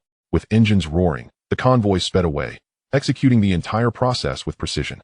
Some of the wounded brothers, however, were unable to escape in time and were apprehended by the arriving police, while the majority managed to evade capture. In stark contrast, the two He factions suffered heavy losses, with hundreds taken into custody on the spot, leaving them severely weakened. The Sha Tin police station was destined to be ablaze with lights that night. Upon returning to their stronghold, Li Shulong promptly dialed Jiang Tianqing's number, requesting him to arrange for the society's lawyer to intervene and secure the release of their apprehended members as swiftly as possible. He also instructed someone to deliver money to cover the bail, indicating that while he could trouble the boss for coordination, the society must not bear the cost. Subsequently, he urgently mobilized Abu and others to swiftly take over the territory previously held by He Hai, seizing control amidst the chaos. Only Awa remained by his side. Although the police concluded their operation quickly, Li Shulong had personally eliminated Chen Xin, delivering a significant blow to the enemy's core, and with numerous personnel captured or injured. He Hai had essentially been dismantled. He Yisheng was similarly battered, left in a state of disarray. According to Jiang Tianqing, Uncle Jia had reached out through Deng Fei of Lianqing, preparing to mediate negotiations. Just as Li Shulong finished addressing various matters, a contingent of police arrived at his door. "Police, are you Fire Dragon?" the leading officer inquired. "Is there something you need, sir?" Li Shulong replied calmly, allowing Awa to respond on his behalf. "I am Ma Jun from the Organized Crime Unit. You are suspected of orchestrating a large-scale triad brawl and must accompany us for questioning," Ma Jun stated, his gaze fixed firmly on Li Shulong, his tone brooking no disagreement. "Officer Ma, I am a law-abiding citizen. Do not casually label me, or I shall have to take legal action against you," Li Shulong retorted with a smirk, his demeanor audacious. Who in the underworld would collaborate with the police? Which society would dare to draw the attention of the authorities, effectively ruining their reputation and rendering themselves unable to hold their heads high in the community? Li Shulong was acutely aware the police's arrest was merely a show of force, a means of intimidation. They lacked concrete evidence and could not secure a conviction. "Fire Dragon, who doesn't know you are the leader of Hongxing?" Quite the imposing figure. With a whistle, thousands respond. Ma Jun sneered mockingly. "Say what you will. It has no bearing on me," Li Shulong replied nonchalantly, refusing to take the bait. "Enough chatter. Take him away," Ma Jun commanded with a wave of his hand. Upon hearing the order to detain Li Shulong, Awa immediately stepped forward to block the way. "Dawa, I recognize you. Are you attempting to obstruct justice?" Ma Jun pointed directly at him, his tone aggressive. "Awa, let it go." Li Shulong gently patted his shoulder, signaling him to remain silent. He then produced his phone and handed it to Awa. "Call my grandfather and have him send someone to pick me up." No sooner had he spoken than Ma Jun's subordinate roughly slapped handcuffs onto Li Shulong and shoved him forward, barking, "Move faster. Less talking." In that moment of being shoved, Li Shulong abruptly halted, his gaze locking onto the officer who had laid hands on him, coldly stating, "Awa, remember what this man looks like." Though he spoke of remembering faces, his eyes were like daggers, piercing into the policeman. Awa understood immediately, silently engraving the officer's appearance into his memory. How dare a lowly officer lay hands on a brother of the underworld? He must have a death wish. "Fire Dragon, you'd best behave," Ma Jun warned, catching the underlying threat in Li Shulong's tone. "Officer Ma, I am innocent. I have done nothing wrong," Li Shulong shrugged, appearing entirely unfazed. Frustrated, yet unable to act, Ma Jun resolved to take him back to the station. In truth, he had been keeping an eye on Li Shulong since the incident with the powerful faction occurred. However, without anyone filing a report, he had no grounds for arrest. Although Hing had previously wielded considerable influence, they had maintained a low profile and adhered to the rules. This time, however, the uproar was clearly no ordinary conflict. As an experienced officer of the organized crime unit, Ma Jun understood well that such a large-scale brawl could not be sustained without several million behind it. If Li Shulong, a figure with territory, manpower, and funds, were merely targeting him, it would be one thing. But what if the repercussions fell upon his subordinates? The thought unsettled Ma Jun. Upon arriving at the Shatin police station, numerous Hing brothers, currently providing statements, rose to greet Li Shulong as he was brought in. Fire Dragon. Good to see you, Fire Dragon. Hang in there. Responding to his brother's calls, Li Shulong nodded calmly, his demeanor composed, betraying no signs of desperation. Look at all these people. Yet you claim you weren't orchestrating this? Ma Jun scoffed. Chapter 15, Restless Nights. Li Shulong merely raised an eyebrow, disinterested in engaging with such petty provocation. Officer Ma, if you have sufficient evidence, feel free to detain me, he said with a smirk, as if jesting, showing no signs of tension. Indeed, it was not long before Jiang Tianxing leveraged his connections to reach higher-ups, and with a single phone call, Ma Jun was compelled to release Li Shulong. Fire Dragon, don't get too smug. I'm keeping a close eye on you. Before departing, Ma Jun slammed down a teacup in frustration. Oh, is that so? Then I am truly honored. Officer Ma, Li Shulong replied with a nonchalant smile. Keep an eye on me. I fear you may not have enough manpower. With that, he turned and strode out of the police station. Just before getting into the car, he remembered to wave goodbye to the officer who had pushed him, signaling with a hand gesture. Outside the station, Awa leaned against a Mercedes, a pile of cigarette butts scattered at his feet, clearly having waited for some time. While his skills may not match those of Li Shulong's trained enforcers, he was reliable, quick-witted, and never made mistakes. As soon as Li Shulong was taken away, he had immediately called Jiang Tianxing, gathering a few younger brothers to wait at the police station's entrance. No matter what, the boss needed a ride as soon as he emerged. Big brother, Awa quickly approached as Li Shulong exited. Let's talk in the car, Li Shulong replied coolly. Awa started the engine, with a Toyota Hiace closely following behind. As they drove, Awa reported, Big brother, I've looked into that officer's background. Li Shulong nodded, his tone calm, yet resolute. Send someone to keep an eye on him. No knives, no guns. Whether it's splattering paint on his door or late-night phone harassment. Make sure he has a rough time. So what if he is a cop? If he provokes the wrong person, his nights will be just as restless. Such matters do not require murder. A beating would not solve anything either. It is better to wear him down slowly, teaching him the rules of the underworld. Understood. Big brother, Awa replied. Li Shulong continued. We won't be going home today. Let's buy some cars. Now that we've expanded our territory, you all should have your own vehicles. He had long wanted to change his ride, but had been preoccupied with securing territory and stabilizing the situation. Now that the larger picture was settled, it was time to reward his brothers. Big brother, should we go to a legitimate dealership? Awa tentatively asked. Li Shulong paused, quickly realizing he had almost made a foolish mistake. Legitimate dealerships charge exorbitant prices. Why waste money on that? Second-hand cars are affordable and practical, making them the preferred choice for those in their line of work. Recently, my expenses have been rather substantial. Without even mentioning daily expenditures, I have purchased over 100 vehicles for various incidents, along with medical costs, relocation expenses, and bail fees, coupled with the allowances and stipends I provide to my subordinates. The total has exceeded 10 million. After tallying these figures, Li Shulong finally comprehended why some leaders, despite their ostentatious appearances, have pockets emptier than their faces. Henceforth, I must exercise greater restraint in my spending, at least until I discover new sources of income. Every penny saved counts. After all, those who navigate the underworld cannot expect their vehicles to last until they are scrapped. A moment's trouble could lead to them being smashed to bits. Head to Saigon and find Dash, Li Shulong decisively commanded. Previously, he had procured a Toyota Hiace through Wang Dong of the Chuanqing Society. That fellow's Jin Xing group specializes in such dealings. The prices were quite reasonable, although during the last transaction, his daughter had brought along a police boyfriend, but fortunately, Wang Dong was swift and handled all the paperwork efficiently. Otherwise, it could have caused a real mess. This time, Li Shulong did not wish to seek him out again. The old man was quite advanced in age and could not even manage his own daughter, so what pretense of a respectable businessman could he maintain? Dash is a foot soldier for the Changle Gang, a venerable organization on Hong Kong Island, which once thrived under the control of the Chow family. However, as the Chow family fell from grace, the gang gradually declined. Yet in recent years, Dash has emerged as a prominent figure within Chang'e, engaging in smuggling and illegal immigration, amassing a considerable fortune. Now that he has substantial capital, he has taken to the trade of smuggled vehicles, renting several warehouses at the Saigon docks to stockpile illicit vehicles that drift ashore. Although Li Xiaolong and Dash were not particularly close, they were on speaking terms. Dash. Fire Dragon. Li Xiaolong dialed the phone. Brother Fire Dragon. What a rare visit. Are you thinking of some good fortune for your little brother? Dash responded warmly. Have there been any good cars recently? Something of a higher caliber. Li Xiaolong cut to the chase. Of course. Brother Fire Dragon. I have Bentleys in stock. Dash replied with a cheerful laugh. Wait for me. I will personally come to select. This is a significant order. Upon hearing about the Bentley, Li Xiaolong's interest was instantly piqued. Understood. Thank you for your assistance, Brother Fire Dragon. Dash grinned widely. The circle was small. The recent news of Li Xiaolong acquiring several hundred Toyota Hiaces through the Chuanxing Society had already spread. After a long day, by the time Li Xiaolong arrived at Saigon, it was already 4 in the afternoon. Brother Fire Dragon, you look quite prosperous. Dash had been waiting at the dock for such a major client. A personal welcome was essential. Not too bad, Dash. This is my brother Ahua, Li Xiaolong casually introduced. Brother Dash. Brother Hua. The two exchanged pleasantries with a handshake. Don't tease me.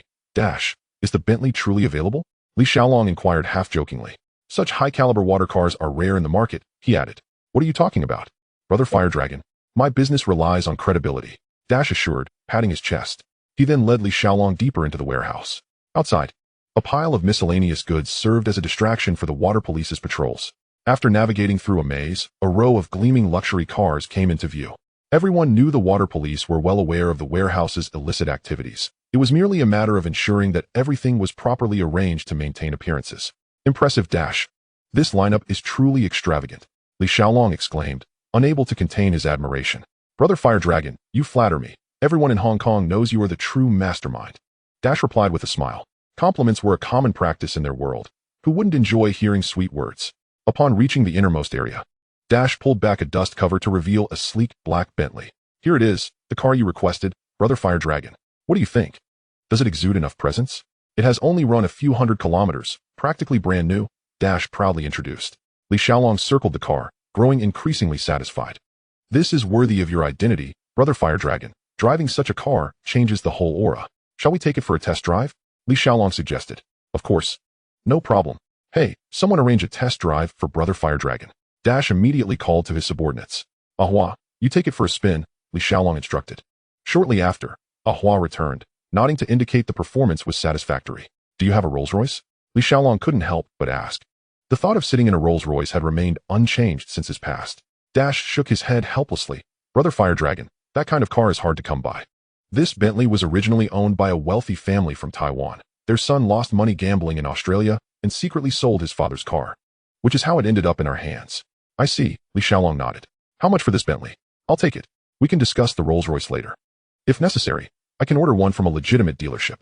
After all, as a big shot, it is not uncommon to have several luxury cars to maintain appearances. Brother Fire Dragon, I'll let you have this one for 880,000, and I'll handle all the paperwork myself. Dash boasted confidently. Indeed, registering smuggled vehicles was not particularly challenging. For top-tier sports cars like this, as long as Dash was involved, everything could be sorted. He had already established connections at the customs, generously bribing the officials to easily alter engine and chassis numbers, allowing for the issuance of legitimate license plates with no apparent flaws during inspections. This was precisely the secret to his flourishing smuggling business. All right, thank you, Dash. However, there's no rush. Let my brother take Ahua to select a few more vehicles first. Li Xiaolong settled into the back seat, his fingers lightly grazing the fine leather upholstery, instantly enveloped in comfort. Upon hearing this, Dash's eyes sparkled with excitement. The rumors were indeed true. Brother Fire Dragon was extravagant. Even his newly appointed subordinate could drive a luxury car. What kind of presence could rival that? What are you standing around for? Hurry and take Brother Hua to see the cars. Don't just linger here like a doorman. Dash yelled at his nearby subordinate, nearly spitting as he spoke. You fool. Do you think the boss should personally accompany someone to select a car? Who can afford to serve Brother Fire Dragon? Ahua, you take charge. And while you're at it, let Abu and the others each pick one too. I'll take care of the bill, Li Xiaolong commanded decisively with a wave of his hand. Brother. Ahua was momentarily flustered. Having just been with Brother Fire Dragon for a few days, receiving money and cars felt undeserved, and he opened his mouth to refuse. No more nonsense, just go. Li Xiaolong interrupted him without giving him a chance to decline. The subordinate quickly took Ahua to select cars. And Dash couldn't help but express to Li Xiaolong, with Brother Fire Dragon looking out for his men, which brother wouldn't follow you sincerely? If only I had encountered a leader like you when I first joined the ranks, things might have been different. He reminisced about his former leader. A miserly and scheming figure from the Chang'e gang, who relentlessly exploited his subordinates, ultimately alienating everyone. Haha, we're all brothers. I won't eat rice porridge while they gnaw on steamed buns. If I eat meat, they certainly won't miss out on the broth. Li Xiaolong waved his hand dismissively. Speaking lightly, no wonder you, Brother Fire Dragon, can achieve great things and earn substantial profits. With such loyalty, it would be unjust if you didn't rise to prominence. Dash exclaimed, giving a thumbs up, his face full of admiration. You jest. I'm merely a foot soldier trying to make a living. Li Xiaolong chuckled and shook his head. Come now. Which big brother on Hong Kong Island would dare regard you as an ordinary character? This morning's news of your actions spread throughout the district by afternoon. Brother Fire Dragon led thousands to decisively crush He Yisheng, causing the entire He Yihai to collapse. Brother Huolong, in this entire Hong Kong Island, everyone must address you with respect. Desha, increasingly animated, spoke with such fervor that one might think he was a participant in that very battle. To an outsider, it would be easy to assume he was one of the Hing gang. Chapter 16, teaching him what rules are with fists. Li Xiaolong burst into hearty laughter, his smile stretching from ear to ear as he affectionately draped his arm around Desha's shoulder, eager to inquire about the rumors circulating about him. As their conversation flowed, they found themselves growing more and more congenial. Brother Huolong, you simply must stay for dinner tonight. Our seafood in Sai Kung is amongst the finest in all of Hong Kong. Just yesterday, one of my brothers procured a fine black dog from Yuan Long. Perfect for a nourishing dog meat hot pot. Desha proposed enthusiastically. Hey, seafood paired with dog meat could invite gout. Such combinations mustn't be trifled with. Seafood can be savored at any time. Today, let us indulge in dog meat. My apologies, Desha. Li Xiaolong rolled his eyes, questioning the fellow's common sense. Apologies for what? I hold great respect for a brother like you, Brother Huolong, who values loyalty. The fact that you dine with me is a favor. What trouble could there possibly be? Desha waved his hands dismissively. Truly, cannot we indulge together? That would enhance the flavor. Desha lamented with a look of regret. Such is basic common knowledge. It is you who fails to grasp the norm. Ah, I see. Brother Huolong is indeed well-versed. Desha expressed his admiration sincerely. By the time Ahua returned after selecting the vehicles, the two had already arranged their dinner plans. Brother, I've selected 5 vehicles, all Mercedes. Ahua reported. Let it be 6. Li Xiaolong pondered for a moment, adding his own Bentley and that Porsche 911 to the mix. He was aware that Frank and Shan-Ning were still without cars, and he could not neglect them. 3 million, as per our usual arrangement. I will cover all the paperwork. Typically, Desha would charge an extra 10,000 as a facilitation fee, but this time, in deference to Brother Huolong, he waived it entirely. In that case, Desha, I just emerged from the police station and have no cash on me. Let us dine first, and I shall have someone deliver the money afterward. Settling the payment upon vehicle pickup, Li Xiaolong suggested. What money? Brother Huolong, your presence is all that matters. Take the car for now, and I will arrange the paperwork tomorrow. Desha waved his hand nonchalantly, regarding the money as a trivial matter. Whenever it is convenient for you to send it, just do so. I am in no rush. His tone was casual, as if 3 million were merely pocket change. Desha was not truly foolish. His mind simply worked at a slower pace. The successful completion of today's affairs was not due to his astuteness, but stemmed from his deep-seated admiration for Li Xiaolong's loyalty. He could casually toss around millions for his subordinates. A boldness possessed by few. Recalling the reckless leader he had once followed, he felt a surge of resentment. Alas!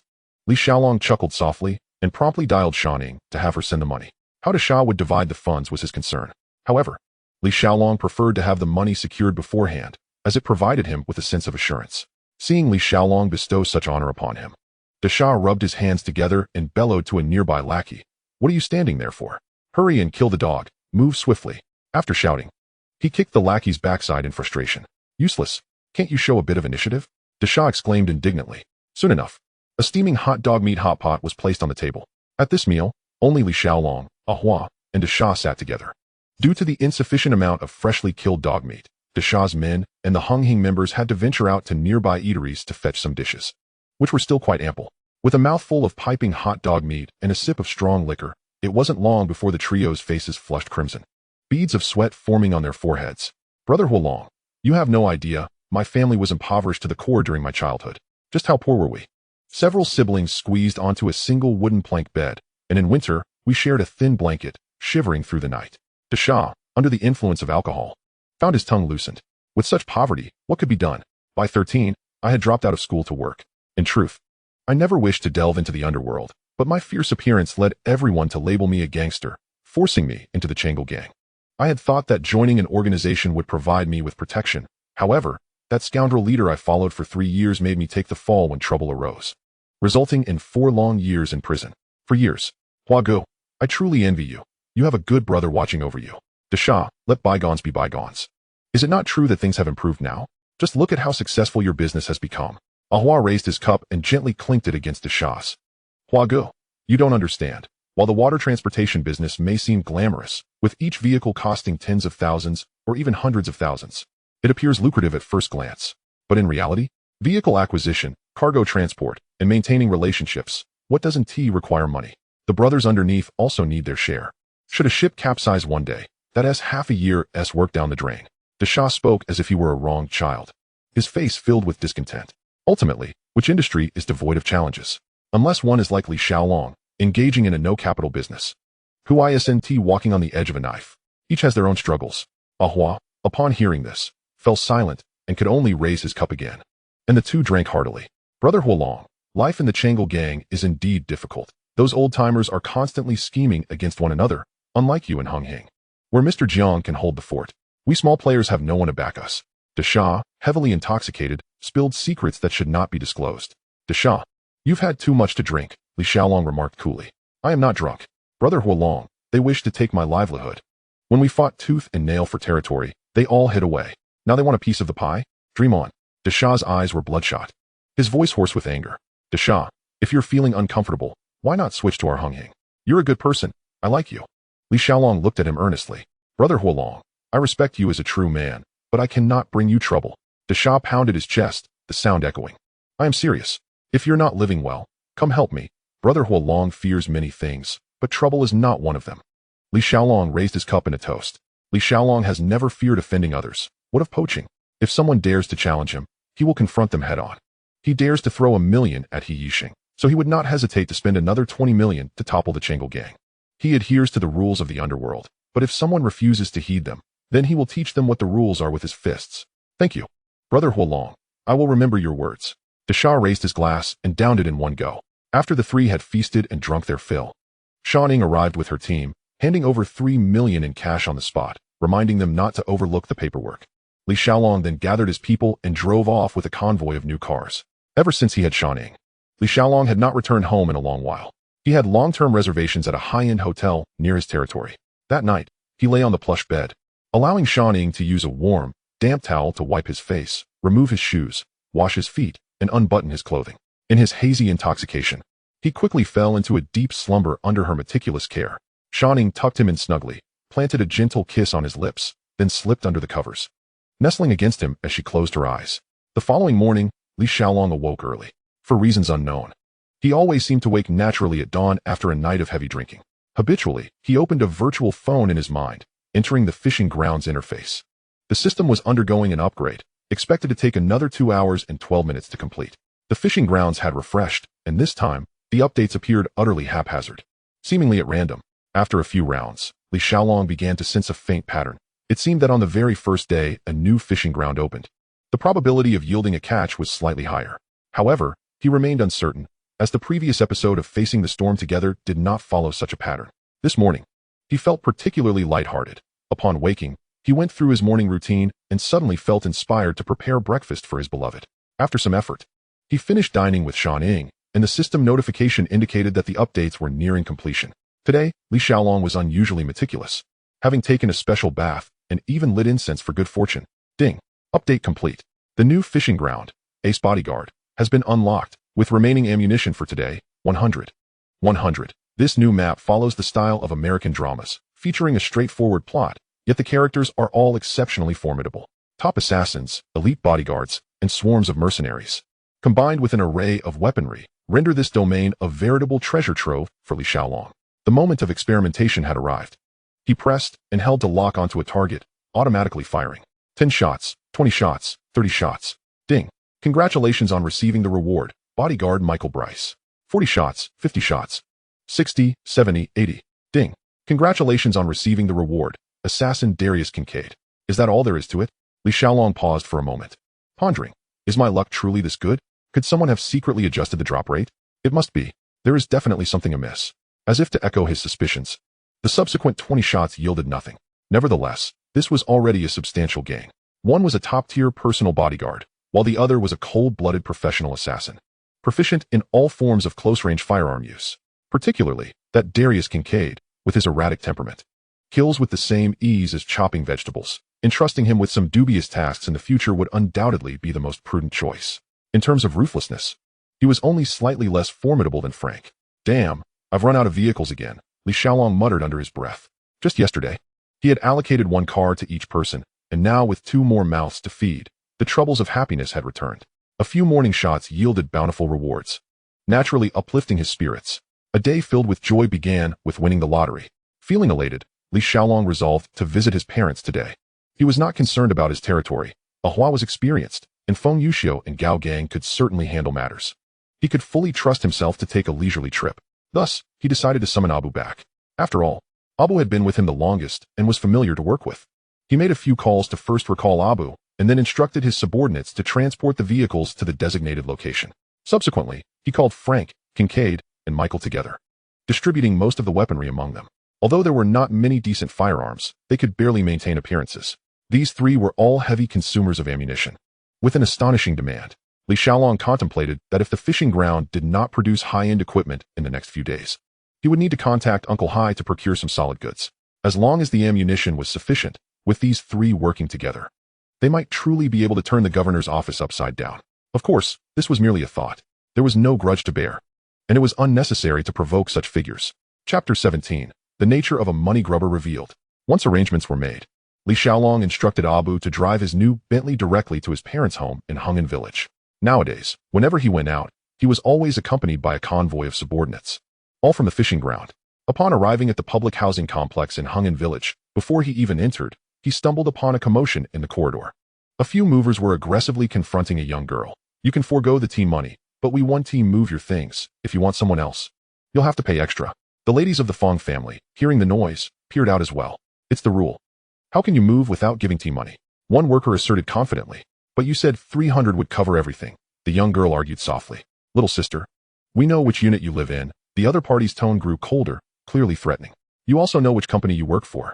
Fong Ting stepped forward in support. Just as one of the workers was about to erupt, he was suddenly seized by the hair from behind. I'll beat your ancestors. What a loud mouth you have. Li Xiaolong scolded as he yanked him. The remaining few, ready to retaliate, were instantly surrounded by 7 or 8 brothers from Hongxing who charged in from the staircase. Mei, you've moved back here? Li Xiaolong turned to the familiar petite figure, Ruan Mei. Long Go? Ruan Mei gazed at the handsome man before her, filled with surprise. It's me. Long time no see. You still look so lovely, Li Xiaolong beamed at her. Oh, Long Go, you're teasing me again. Ruan Mei's cheeks flushed. Why did you suddenly move back without telling me? I could have come to help. Grandma's place is too remote. It's more convenient to move here, Ruan Mei explained softly. The two chatted as if oblivious to the chaos around them. Is Grandma still in good health? Li Xiaolong asked with concern for Grandma Kai. Pretty well, I suppose. She's getting old. After all, Grandma Kai replied with a smile. Her health had never been particularly robust, but she managed to maintain her daily routine without major illness. Oddly enough, since his return, Li Xiaolong had not seen Ruan Mei at all. However, he was aware that they had been inseparable playmates in their childhood until he became involved in the gang, at which point their interactions gradually diminished. Ruan Mei had originally lived in this public housing complex, but after her parents and siblings passed away, she had been living with her grandmother, Grandma Kai. This unit had been preserved for certain special reasons, remaining vacant most of the time, only rented out to supplement the household income. Li Xiaolong had always been a likable character, whether it was the elder ladies or the little girls from the neighborhood. They couldn't help but glance at him a couple of times. Handsome and naturally charming, he could easily fit in wherever he went. Grandma Kai had been particularly fond of him in her early years. Every time she saw him playing with Ruan Mei, she would jokingly say, when a Mei grows up, I'll let her marry you. Back then, Ruan Mei took those words to heart, always believing she was destined to be Li Xiaolong's future wife. However, as they grew older, due to her congenital heart condition, she became increasingly introverted and insecure, no longer daring to mention the past, silently hiding her affections deep within her heart. Grandma, you rest for a moment. We can chat later. I need to deal with these brazen fellows first. Li Xiaolong's tone turned serious. He smiled at the movers. Since you know she lives here, what are your intentions? And no, boss. We were just trying to scare her. We really didn't mean to do anything. These men, who usually bullied the weak, became instantly meek in front of a formidable character, trembling in fear. Dragged them to the seaside and tossed them in to feed the fish. Li Xiaolong's expression turned icy as he barked out a command. Please spare us, boss. We'll never dare again. We beg for your mercy. The men fell to their knees, bowing their heads and crying out in unison. Ha ha. Li Xiaolong suddenly burst into laughter, teasing them. I'm just messing with you. I'm not that cruel. His expression hardened as he turned to his subordinates. Take them out and give them a good beating until they learn their lesson. After saying that, he gently patted Abu on the shoulder. Abu immediately called over a few brothers, and they swiftly dragged the 4 men out. Moments later, the sound of wailing akin to that of slaughtered pigs echoed from outside. Inside, Li Xiaolong appeared to hear nothing, turning back to Ruan Mei with a warm smile. All right. I'll have my brothers help you move your things shortly. Would you accompany me to the market to procure some fresh ingredients? Today, you shall take the lead in the kitchen, and we can finally savor a meal prepared by your talented hands. It's been far too long since I've indulged in your culinary skills. Oh. Ruan Mei felt her cheeks flush slightly, her heart racing at the thought of Long Gu wanting to share a meal with her. What? Am I not welcome? Li Xiaolong teased playfully. Not at all. How could I not welcome you? She hastily waved her hands, shaking her head, fearful that her misunderstanding might displease him. In truth, she longed to linger a while longer, content even to quietly watch him eat. Let us invite the 4 of you to join us. I truly appreciate your assistance for Mei earlier. Li Xiaolong extended an invitation to Fang's family. No need to trouble yourselves. We merely exchanged a few words. Luo Huiling politely declined. Oh, come now, don't be so modest. Li Xiaolong chuckled heartily. I will also call my parents and sister over shortly so that we can all get acquainted. Living nearby means we should look out for one another. After some consideration, Luo Huiling finally nodded in agreement. As for Li Xiaolong being a man of the underworld, it was far from her concern in these times. Who didn't he have a relative involved in the docks? That's the spirit. Li Xiaolong grinned. The dishes Mei made as a child were delightful, and I can only imagine how much her skills have improved. Ruan Mei lowered her head, a smile creeping to her lips at the realization that Long Gu still remembered her fondness for cooking. At that moment, he called out to the door, Abu. Stop what you're doing. Tell those fellows who I am. If they wish to settle scores, let them come find me. Understood, big brother, came the response from outside. He then turned back to Ruan Mei with a smile. Abu will drive us to the market. Today, it's my treat. Oh no, that won't be necessary. I have money, Ruan Mei quickly protested. Though she was accustomed to thriftiness and reluctant to spend, she was even more afraid of missing the chance to spend time with him. Enough of that. It's settled. You little miser. Li Xiaolong called out with a laugh, using her nickname. Indeed, due to her health, this girl was always meticulously budgeting, trying to stretch every penny, all for the sake of having a fallback in the future. If left to her own devices to shop for groceries, she would likely sift through wilted greens, wasting her culinary prowess. Seeing Ruan Mei still wanting to say something but too shy to voice it, Li Xiaolong tactfully interrupted. I'll just pop home to inform my parents. If you need anything, reach out to Abu. With that, he waved and departed. Upon returning home and giving a brief explanation, he found his sister, Li Yajing, absent. But his parents were more than willing to help. They, along with the brothers from Hongxing that Li Xiaolong had brought along, cheerfully began assisting Ruan Mei with packing and moving. Meanwhile, Li Xiaolong himself refrained from getting involved, steering the 2 ladies directly to the market. Indeed, the 2 ladies were Ruan Mei and Fang Ting. As he put it, when 3 families dine together, they ought to shop for groceries together as well. Otherwise, how would anyone know if their tastes aligned? Is this car yours, Longa? Ruan Mei inquired, gazing at the luxurious vehicle before her. Indeed. Isn't it handsome? I just picked it up yesterday, Li Xiaolong replied, his pride evident, akin to a boy with a new toy, unable to contain his excitement. It is indeed quite impressive. Ruan Mei mused, still taken aback, mentally estimating its worth, while Fang Ting quickly chimed in, eager to keep the conversation lively. Long Gu, is this car particularly expensive? Once inside, Ruan Mei sat carefully, afraid to move her hands lest she accidentally damage something. Eventually, she couldn't hold back her curiosity. 880,000. A special price from a friend, Li Xiaolong replied nonchalantly. 880,000. Ruan Mei nearly leapt from her seat, astonished by the extravagant sum for a mere vehicle. Mei Jia, my brother's business is substantial. Driving this car isn't flaunting, Abu interjected casually. Li Xiaolong shot him a glance, but said nothing. What man could resist showing off in front of beautiful women? Is it truly ostentatious? Ruan Mei pondered, perplexed. Long Gu, are you involved in a gang? Fang Ting too altered her address, intrigued by the line of questioning. Li Xiaolong turned to glance at her, somewhat surprised by her inquiry. I'm with Hongxing. Have you heard of it? Despite her confusion, he answered. I have heard of it. They say it wields considerable influence, Fang Ting mused. Is it truly profitable to be part of a gang? Ruan Mei's eyes sparkled, her innate desire for wealth unabashedly shining through. Ha ha. It's not the gang that makes money. It's your Long Gu who earns in the gang. Li Xiaolong laughed, finding her amusing. Abu drove steadily, and soon they arrived at the market. Upon entering, Li Xiaolong grabbed whatever vegetables, fruits, seafood, and meats he fancied, showing no signs of discrimination. Ruan Mei watched in horror, her heart aching at such extravagant shopping. This was not how one should buy groceries. It felt more like a shopping spree. After finally completing their purchases, the four of them were laden with bags, nearly unable to carry them. Upon returning to the communal house, the moving in had already been completed. Li father was engaged in casual conversation with Aunt Kai. Luo Huiling and Li mother were busy organizing the space alongside Fong's two children. The heavy lifting had been entrusted to Li Xiaolong's subordinates, and the room was already looking quite presentable. Seeing them return with bags of groceries, the women quickly rushed to take them, turning to head into the kitchen. Li Xiaolong did not interfere with the cooking, but specifically instructed. The head chef must be Ruan Mei. He then pulled Abu aside, moving closer to Aunt Kai to be attentive. With many hands, the tasks proceeded smoothly, and before long, dishes began to grace the table. They had purchased an abundance of ingredients, leading to a delightful spread of over 10 dishes. Initially, they had intended to prepare a meal for the hard-working younger brothers as well, but Li Xiaolong stopped them, handing out a stack of cash to send them out for a meal instead. Wow, this spread is simply extravagant, Li Xiaolong exclaimed dramatically. Hurry and eat before it gets cold, Aunt Kai urged, serving him more food. Chapter 18. Profiting from fake fights, sparking a conflict.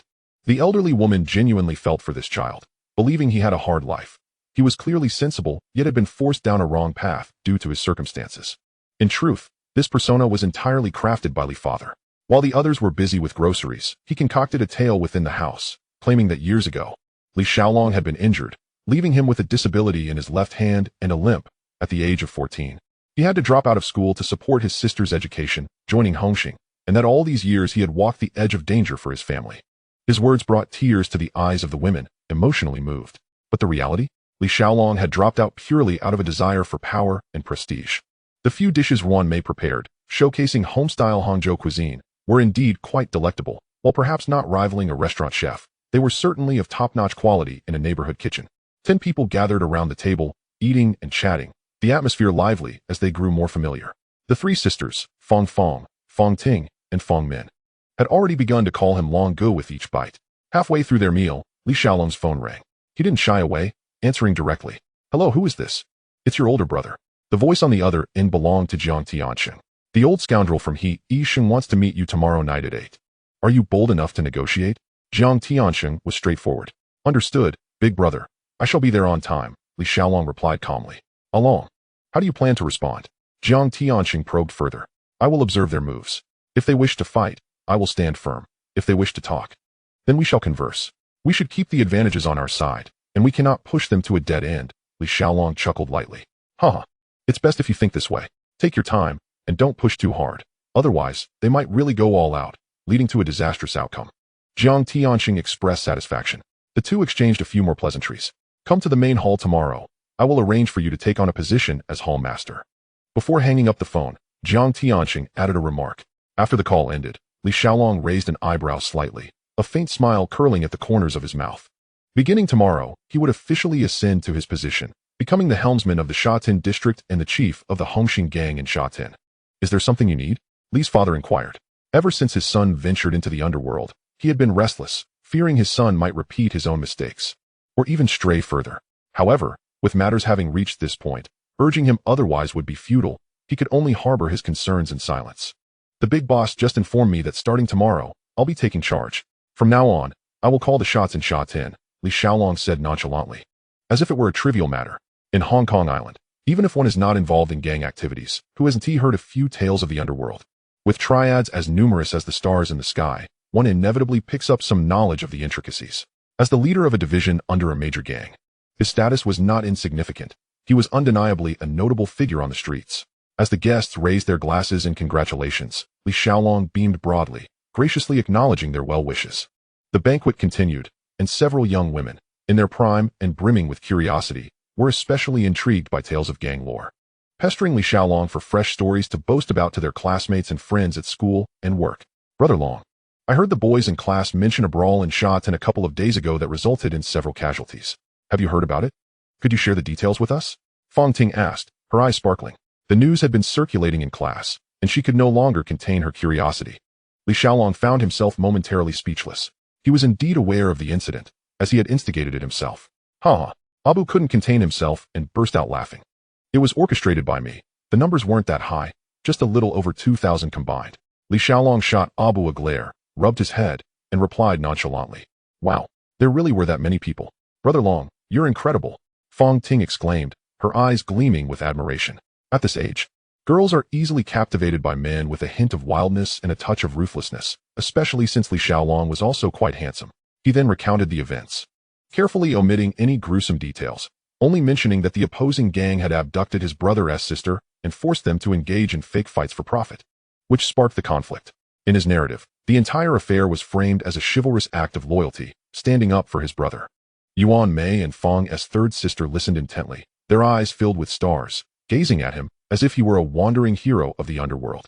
However, the elder relatives wore grave expressions, fully aware of how perilous such a blood-soaked existence could be. Brother Long, has the matter been resolved? The young Jewish boy asked cautiously. Tomorrow at 8, the opposing leader has summoned me to discuss matters. If we can come to an agreement, then great.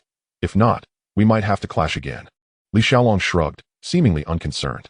Along, please speak carefully tomorrow. Avoid any violence. It's too dangerous, Aunt Kai urged, unable to contain her worry.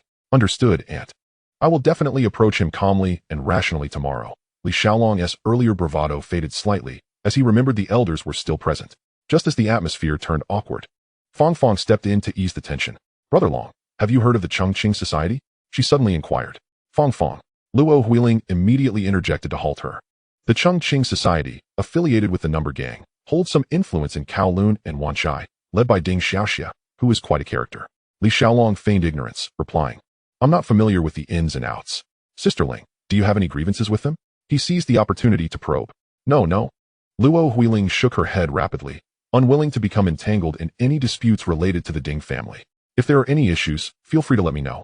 The Chongqing Society doesn't pose a threat to me, Li Xiaolong stated nonchalantly, as if he hadn't heard her words. The atmosphere abruptly grew tense. Li's mother quickly shifted the topic, allowing the dinner table to regain its lively spirit.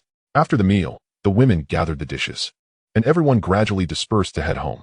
Li Xiaolong planned to stay at a hotel that night rather than at home. To his surprise, he found Fong Ting waiting for him at the door. Ting, do you need something? He asked. Brother Long, can we talk while we walk?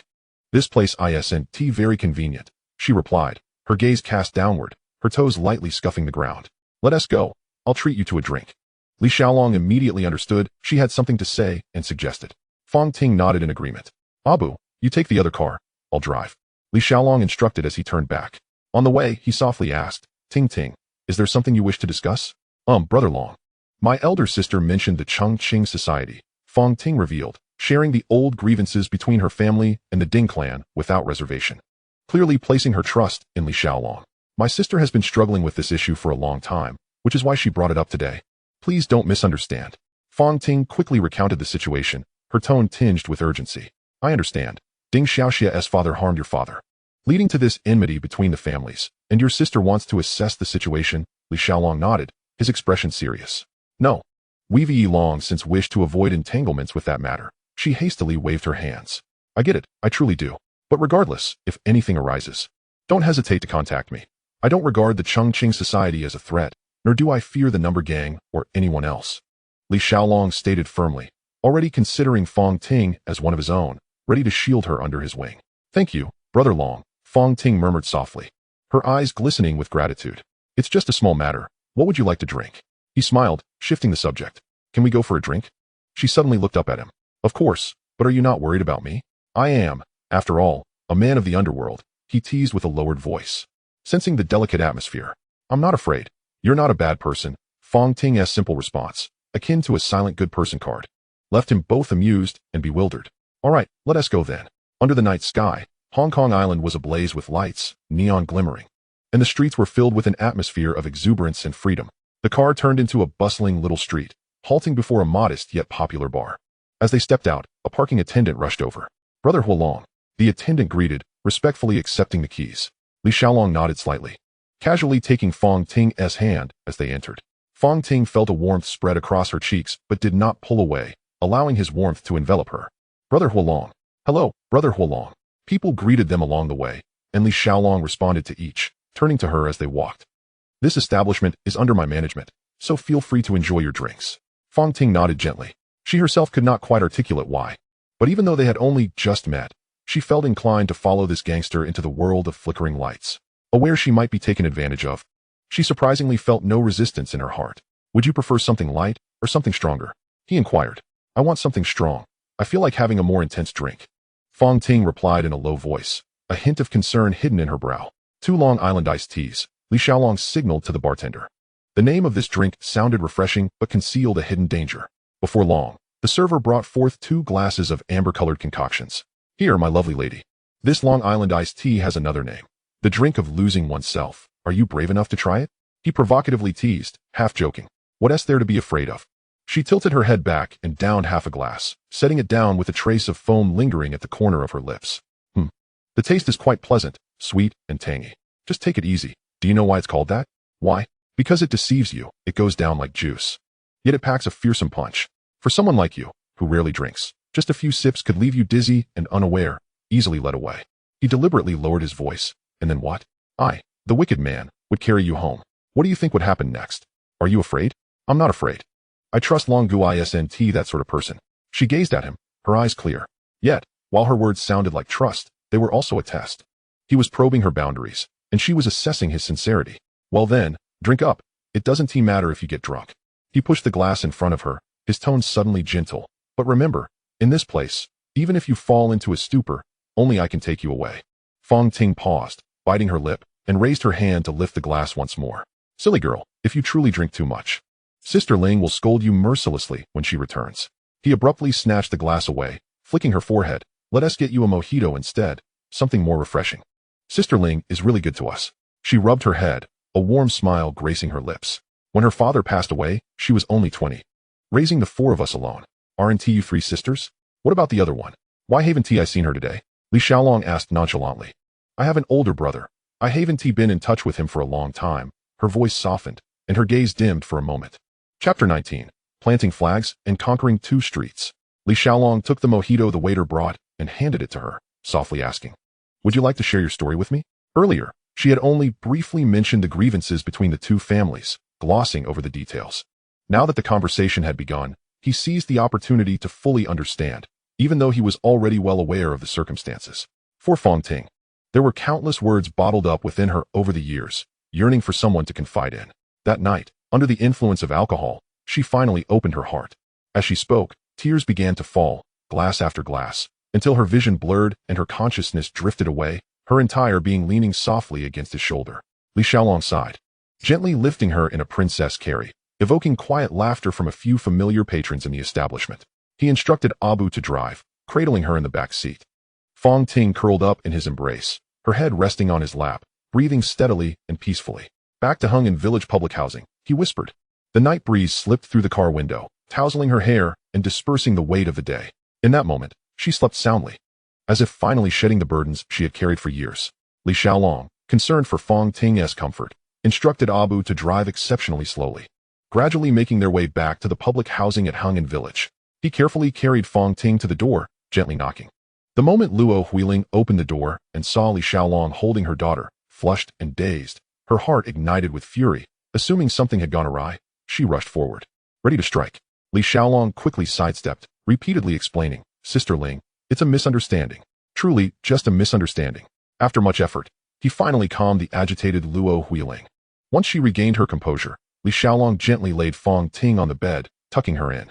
Sister Ling, Ting shared some family matters with me tonight, he said softly to the still wary woman. Luo Huiling paused, the anger on her face gradually fading, replaced by an undeniable sadness and fatigue. Every child in this family had endured their share of grievances. Who could blame them for seeking solace in alcohol from time to time? Alone. I was too impulsive earlier. I apologize, she finally said, realizing if Li Xiaolong truly had ill intentions, he wouldn't have personally brought her daughter home. I understand. Sister Ling, Li Xiaolong smiled. If my daughter were in such a state, carried home by a tattooed guy, that fellow might not see the dawn. His honesty, devoid of any resentment, brought a sense of reassurance. You are truly a rare good person, Li Xiaolong sincerely remarked before taking his leave. Luo Huiling felt a warmth in her eyes. Over the years, carrying the weight of the family alone was a struggle only she truly understood. As she attempted to discreetly wipe away her tears, she was surprised when Li Xiaolong returned. Their eyes met, creating a moment of awkwardness. The atmosphere became momentarily tense. "Along, is there anything else?" Luo Huiling quickly steadied her emotions, wiping her eyes and forcing a bright demeanor. "I heard Tingting mention that her older brother has been out of touch for a long time. I was wondering if I could see if there's a photo of him. I'd like to keep an eye out." Li Xiaolong scratched his head, his tone slightly hesitant. Upon hearing Fang Zhongbu's name, Luo Huiling immediately set aside her other thoughts. Turning to rummage through a drawer for an old photograph to hand to him, Li Xiaolong took it, nearly laughing and crying at the same time. The child in the picture was barely 10 years old, clad in suspenders, grinning widely, bearing no resemblance to the grown man he had become. "Sisterling, is this reliable?" he asked, his expression one of helplessness. "But this is the only one I have left." Luo Huiling's voice lowered, filled with regret. "I'm sorry I couldn't keep a better record of what he looked like as he grew up." "Don't say that, leave it to me. I will find a way." Li Xiaolong sighed, ultimately reluctant to cast blame. That night had already been tumultuous enough. This family had weathered far too many storms, and he couldn't bring himself to add to their troubles. Although he had stolen a few kisses while Fang Ting was in a daze, that was the extent of it. The next morning, as dawn barely broke, Li Xiaolong rose early. His routine was more akin to a diligent office worker than someone entrenched in the underworld.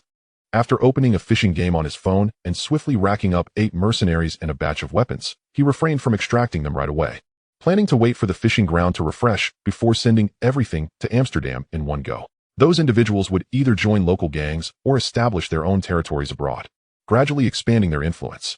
Li Xiaolong had long considered future plans. Besides keeping a few top-tier fighters by his side, he intended to send most of the rest out. After 1997, wherever the situation stabilized and development thrived, he would shift his focus there. Ever since that mysterious predecessor had helped him increase the drop rate, his spirits had been high. After washing up and enjoying a simple breakfast, Li Xiaolong arrived early at the headquarters. He was the first to arrive, unable to sit still, making a call to Jiang Tianxing to urge him on progress, while also contacting the prince to confirm the itinerary, reminding each one in turn, making others think something significant had occurred. "Fire Dragon, did you not sleep last night? You're going crazy with the calls."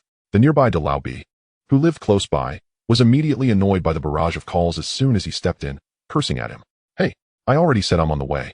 And you keep calling. You guys really have no sense of time, do you? We agreed to meet, and yet everyone is late." Li Xiaolong retorted, taking out a cigarette and offering one to the Bi, both of them lighting up and exchanging banter. After a few jests, other elders and core members arrived in succession. Upon seeing Li Xiaolong, many approached to greet him, the atmosphere lively. "Fire Dragon, you've truly made a name for yourself this time. Bringing down 2 factions with 1,000 men, your reputation is spreading across Hong Kong." Brother Ji, who loved to show support, clapped his hands and laughed. "Indeed." Dabi chimed in, "I heard from my underlings that you took a few close brothers and sliced through the Hezi faction like chopping vegetables. No one dared to stand in your way. Alas, I'm just as helpless." Li Xiaolong feigned a sigh, initially intending merely to reprimand the formidable rivals, yet found himself embroiled in a dispute with He Yixing, insisting on bringing He Yihai along as well. It could very well cost him tens of millions. He shrugged nonchalantly. "What does money matter? With your current prowess, you ought to extend more protection to your brothers in their endeavors." The brother from Hong Kong, Brother Chow, seized the opportunity to voice his thoughts. "Aren't we family?" Li Xiaolong chuckled, waving his hand dismissively. "We are all of the same sect. Who amongst us would refrain from voicing their troubles? Mutual support is the essence of our bond." The seasoned veterans nodded in agreement, their praises growing more fervent until Li Xiaolong found himself somewhat embarrassed. These elder statesmen had long relinquished real power, now relying solely on the dividends from the society to sustain their lives. The more territory Hongxing seized, the greater the income, thereby providing these retired figures with a stronger foundation. "Mr. Jiang." The crowd rose in unison to greet him. Before long, the leader Jiang Tianxing arrived, exchanging pleasantries with those present before they gradually took their seats. He produced a pack of cigarettes, offering them around before swiftly getting to the point. "A couple of days ago, Huolong engaged in a fierce battle in Sha Tin, as you all must be aware. The entire He Yihai faction was dismantled, and He Yixing was left in tatters, severely weakened. This victory has expanded our territory and earned us merit. I plan to promote him as the head of the Sha Tin district. Do any of you have objections?" As his words resonated, Jiang Tianxing scanned the room, awaiting a response. "I have no objections." Uncle Xing was the first to speak up, recalling how our Hongxing struggled to establish a foothold in Sha Tin back in '83 when Huolong ascended to prominence, allowing us to plant our flag and seize 2 streets. "Am I not correct, Huolong?" "Indeed, that is accurate, Uncle Xing," Li Xiaolong replied. Uncle Hing nodded slowly, lighting a cigarette as he continued. According to our long-standing customs, a new district must have a designated leader. Logically, Huolong should have assumed his position 3 years ago. However, at that time, there were only 2 streets, and appointing someone as the spokesperson would have been rather unseemly for us. He paused, turning to Li Xiaolong. The situation is different now. Huolong, tell me, how many streets does Shatin currently occupy? How many men can you mobilize? Upon hearing this, Li Xiaolong immediately stood up, stepping forward as he proclaimed, esteemed leaders. We currently control 9 streets in Shatin and can mobilize over 1,000 men at any moment. After speaking, he returned to his seat. What a formidable force. Uncle Hing exhaled a plume of smoke, and with such strength, I have no reason to oppose. I support Huolong's ascension. I second that. Chun Yao raised his hand. I too am in favor. The boss be chimed in. Agreed. The prince echoed. I concur. Liang Kuan also raised his hand. Liang Ma, Ma Wangjian, Baki, Fatty Li, Xiao Yan, Daiyu, and Brother Chao all approved. Seeing the consensus reached, Jiang Tianxing smiled as he turned to the elders at his side. What are your thoughts? Huolong is a promising young man. He is courageous, tenacious, and possesses the integrity befitting this role. The elder statesman nodded in recognition. The situation was clear, and none would dare dissent at this juncture. Excellent. The will of the people prevails. Jiang Tianxing declared, Huolong, from this day forth, Shatin is your domain, and you shall be its leader. Someone, bring a chair over. He looked at Li Xiaolong, his tone carrying a hint of pride for this child who had once trailed behind him, now standing tall as a formidable leader. Huolong, congratulations. As a newly appointed spokesperson, you must treat your brothers to a feast. With the brothers thriving, do not forget old friends. Cheers erupted in congratulations. Li Xiaolong stood, shaking hands in gratitude, then took his place at the head of the table. Thank you all for your support. He smiled. I've heard the ladies from Causeway Bay are the most exquisite. I'll treat everyone to a night out, and let AB select the finest arrangements. No problem. Boss B readily agreed. I'll reserve the venue. You just handle the bill. Li Xiaolong shrugged, appearing indifferent. I believe there's no need to wait. Let us do it tonight. Everyone is gathered. It's a rare occasion. Brother G, quick to seize the moment, chimed in. Tonight won't he work? Li Xiaolong shook his head. He Yixing and his crew have arranged to negotiate with me, and they've brought along Deng Feiqing from Heilianqing for support. They clearly intend to overpower me. What is there to negotiate?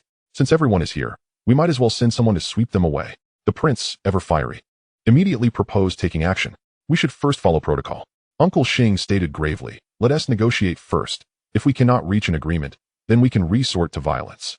Chapter 20. Ruthless and precise. Tea spills. Our Hongxing is a respectable society. We cannot resort to violence at the drop of a hat. Uncle Hing speaks the truth. We should first discuss matters. Jiang Tianxing nodded in agreement. After all, Hongxing holds significant power, and not all 13 factions may wish to engage in battle. So it is prudent to negotiate first. Moreover, Li Xiaolong had just seized territory and needed time to stabilize the situation. Ultimately, this matter must be resolved swiftly. Jiang Tianxing continued. I have just received news that the high-ranking officials of all casinos in Southeast Asia convened a meeting to organize a god of gambling competition to select a leader. The Australian government has specially approved a new gambling license for this grand event. The crowd tensed at this revelation. Mr. Jiang, do we have a chance at obtaining this license? Several spokespersons inquired in unison. The competition is incredibly fierce. Jiang Tianxing sighed. Yet the opportunity is right before us. If we do not take a chance, we risk missing a golden opportunity. I will depart for Australia tomorrow to discuss this matter. He surveyed the room. This time, we must go all out to secure this gambling license. We must resolve matters with He Yixing tonight. If negotiations fail, we will take decisive action to suppress them swiftly. Securing the gambling license and establishing a casino in Australia is our most urgent task at present. Jiang Tianxing concluded emphatically. Understood, Brother Sheng, Li Xiaolong responded. But his thoughts had already soared to the god of gambling competition in Southeast Asia. God of gambling? That arrogance is nothing extraordinary. Wasn't Gao Jin once betrayed by his own master, a bullet from a lipstick gun piercing his skull? The corner of Li Xiaolong's mouth curled upward. He need not expend effort managing any enterprise. Such lucrative opportunities presented to him were not to be hesitated upon. Betting on the outer gambling of Gao Ao's victory was a surefire profit. After a few exchanges, Jiang Tianxing announced the meeting adjourned. That evening, he was to take Liang Kuan and Li Xiaolong to negotiate. The reason for bringing Liang Kuan was that He Yixing's territory was primarily in Mongkok, where his presence was necessary. As night fell, Li Xiaolong and his group arrived punctually at the Yu Gucci restaurant, only to unexpectedly find a familiar figure, Fong Ting. This chain of events began earlier in the morning. After waking from a hangover, Fong Ting recalled her embarrassing behavior from the previous night. her face flushed with embarrassment. Realizing she must quickly explain herself to Long Gu, assuring him that she was not typically like that. After much hesitation, she finally mustered the courage to dial Li Xiaolong's number. On the other end, Li Xiaolong had just concluded a meeting and was somewhat surprised to hear her voice. After exchanging pleasantries, Fang Ting tentatively suggested treating him to dinner. Li Xiaolong, naturally pleased, casually inquired if she would like to join him to witness the negotiations between the gangs. He was aware that the current situation was entirely under his control. This negotiation would undoubtedly favor Hongxing, and there was no need to even feign consideration for the other party. Given this scenario, he thought it best to bring Fang Ting along, allowing her to witness firsthand his formidable presence. Brother Sheng, Kowloon, just past 7:30. A brand new Bentley glided to a stop outside the restaurant, as Li Xiaolong escorted Fang Ting out of the vehicle, greeting them with a smile. Wow. Isn't it rather dismissive of you to treat He Yixing with such disregard? You even brought a girlfriend along while discussing matters? Liang Kuan rolled his eyes, his tone replete with exasperation. Jiang Tiansheng, caught off guard by this turn of events, shook his head in disbelief. This audacious fellow, arriving in a luxury car with a stunning companion, was stealing the show. Yet, there was something intriguing about it. If negotiations were conducted with such flair, the atmosphere would undeniably shift. What is there to fear? I've got them firmly in my grasp. Let me tell you, even if I brought their mother along, they would still begrudgingly concede. Li Xiaolong declared with an air of disdain. Ting, this is my elder brother, Mr. Jiang. Please say hello. Hello, Mr. Jiang. Fang Ting greeted politely. Jiang Tianxing nodded with a smile and acknowledgement. This is our representative from Hing in Mongkok, Brother Kuan. Hello, Brother Kuan. Fang Ting greeted sweetly. Hello, sister-in-law. Liang Kuan casually replied. Let us go, it's about time. We wouldn't want to keep Uncle Deng waiting, Jiang Tianxing remarked. Just before entering the private room, he leaned in to whisper, Along, Kuan, maintain a firm stance later. The two exchanged knowing smiles, fully aware of their roles for the evening, with the fiery exchanges to be orchestrated by them. The opposing party had already arrived. Uncle Deng, Uncle Jia, his son, Huizhao, and the formidable Huashui representing He Yixing. Aware that they could not overpower Hing, He Yixing was reluctant to engage in a futile confrontation and, fearing potential repercussions from Li Xiaolong down the line, had resorted to inviting a respected figure from the Underworld for mediation. The first person that came to mind was naturally Deng Fei from He Lianxing, whose credentials were unmatched within the circle of He. As Hing entered, everyone greeted Deng Fei in unison, completely ignoring Uncle Jia. The latter, incensed, felt his chest heaving with indignation. These ruffians from Hing had no regard for the code of the Underworld. They only paid respect to Uncle Deng, blatantly disregarding him. Please, everyone, have a seat and enjoy some tea, Deng Fei said nonchalantly.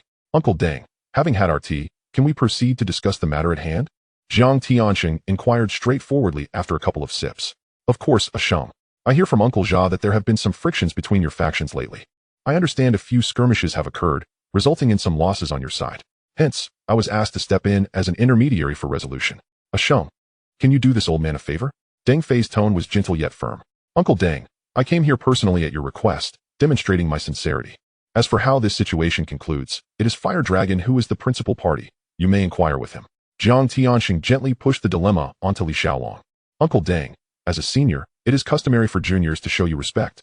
I even canceled my prior engagement to bring my girlfriend along for this negotiation. Yet, this precious son of yours has been glaring at me since we entered, his gaze sharp enough to cut. Before he could finish, Li Xiaolong suddenly seized a teacup and smashed it over Huizhao's head with precision, tea splattering everywhere. Huizhao, accustomed to using his father's status within He Yixing to bully others, was already in a foul mood about the discussions, and to have Li Xiaolong arrive with a stunning woman was a blatant slight. From the moment he stepped through the door, his eyes had been fixed on Li Xiaolong with a murderous intensity. Unexpectedly, Li Xiaolong hurled the teacup at him. Huizhao, enraged, immediately lunged forward, but was held back firmly by Huashui, unable to move. What a fool. Does he not realize how ruthless Fire Dragon is? Ouch, Brother Huashui. I was looking for you just the other day, have you heard? Li Xiaolong said with a smirk, his tone dripping with provocation. Huashui remained silent, merely restraining the still struggling Huizhao, fearing the situation would spiral out of control. What a coward. How could you make me seek an excuse to stir trouble? Li Xiaolong mused inwardly. Fire Dragon, do you dare to lay a hand on my son? Uncle Jia suddenly stood up, yelling, I'd slap you too. So what of your son? Li Xiaolong retorted without hesitation, cursing him outright. It seems no discussions can take place. Fire Dragon, let us return and gather our forces to topple He Yixing entirely. Liang Kuan suggested with fervor. That suits me just fine. I had no intention of dilly-dallying. I'm off to cuddle with my girl, and then deal with this scoundrel tomorrow. Li Xiaolong replied, turning to hurl another insult at Uncle Jia. Enough. Everyone. Cease this at once. Deng Fei's booming voice silenced the room. Fire Dragon. In the Underworld, one must adhere to a sense of propriety. If there are issues, let us discuss them openly without resorting to violence. This is a negotiation, not a film shoot. Deng Fei's eyes bore into Li Xiaolong with intensity. Li Xiaolong shrugged and leisurely returned to his seat, casually lighting a cigarette. Ashong. In this line of work, skirmishes among the underlings are commonplace. But since we are seated to negotiate, it must be done calmly, Deng Fei said, turning to Jiang Tianxing. Fire Dragon, refrain from violence. Akuan. Do not entertain thoughts of war. Let us clarify matters plainly. Uncle Deng is right. The traditions of Hing must not be forsaken. Jiang Tianxing nodded in agreement. Understood. Big brother. They replied in unison. Deng Fei, with his antiquated notions of propriety, feigned the role of a traditionalist. Now, please enjoy tea as we all calm down and discuss this matter. Deng Fei gestured. With the situation in such disarray, how could any productive conversation occur? Li Xiaolong muttered under his breath. Fire Dragon, you've occupied our territory in Sha Tin without cause. Surely, an explanation is in order. Uncle Jia questioned in a low tone. What explanation should I provide? Do I need to report to you for my dealings in the Underworld? You and your entire family can take a hike. Li Xiaolong scoffed, unleashing his full fury. Fire Dragon, cease your nonsensical ramblings. You must provide me with an account. Uncle Jia slammed the table in outrage. Damn it, that useless Hao Qiang grabbed my brother's woman when I went to retrieve her. Not only did he refuse to return her, but he arrogantly challenged me to come and take her if I dared. He was exceedingly cordial, Li Xiaolong stated, indignation radiating from him as he laid out the facts. You're full of it. You've already dealt with him, so how can you still make snide remarks? Uncle Jia immediately countered. Uncle Deng, as a senior, according to the rules of the Underworld, should the leader not defend his subordinates?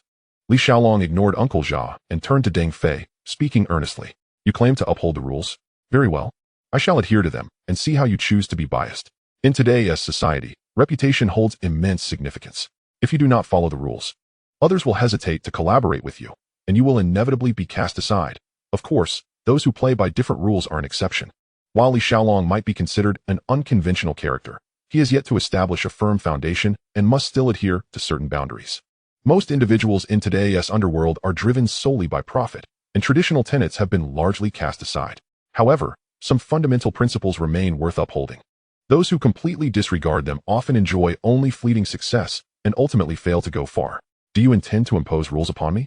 Then I shall abide by them even more strictly than you. Chapter 21. Hosting a banquet to make amends and quell the turmoil.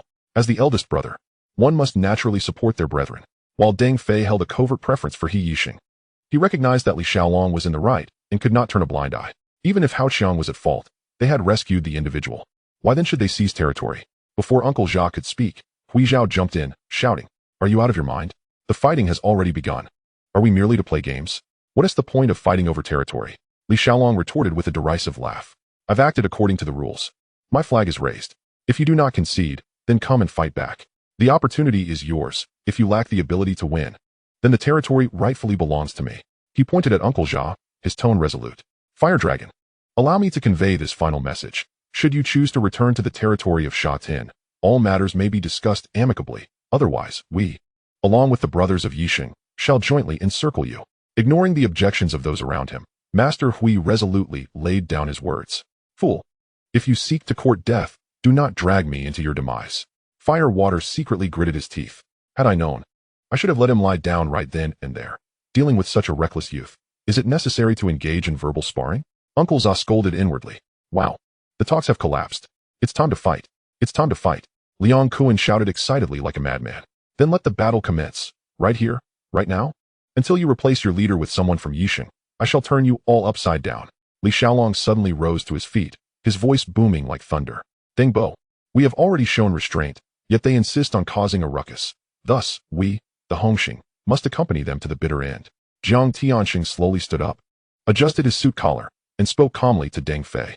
Ah Sheng, take care, let us have tea another day. Deng Fei slightly nodded, gesturing to Jiang Tianxing to indicate that no further formalities were necessary.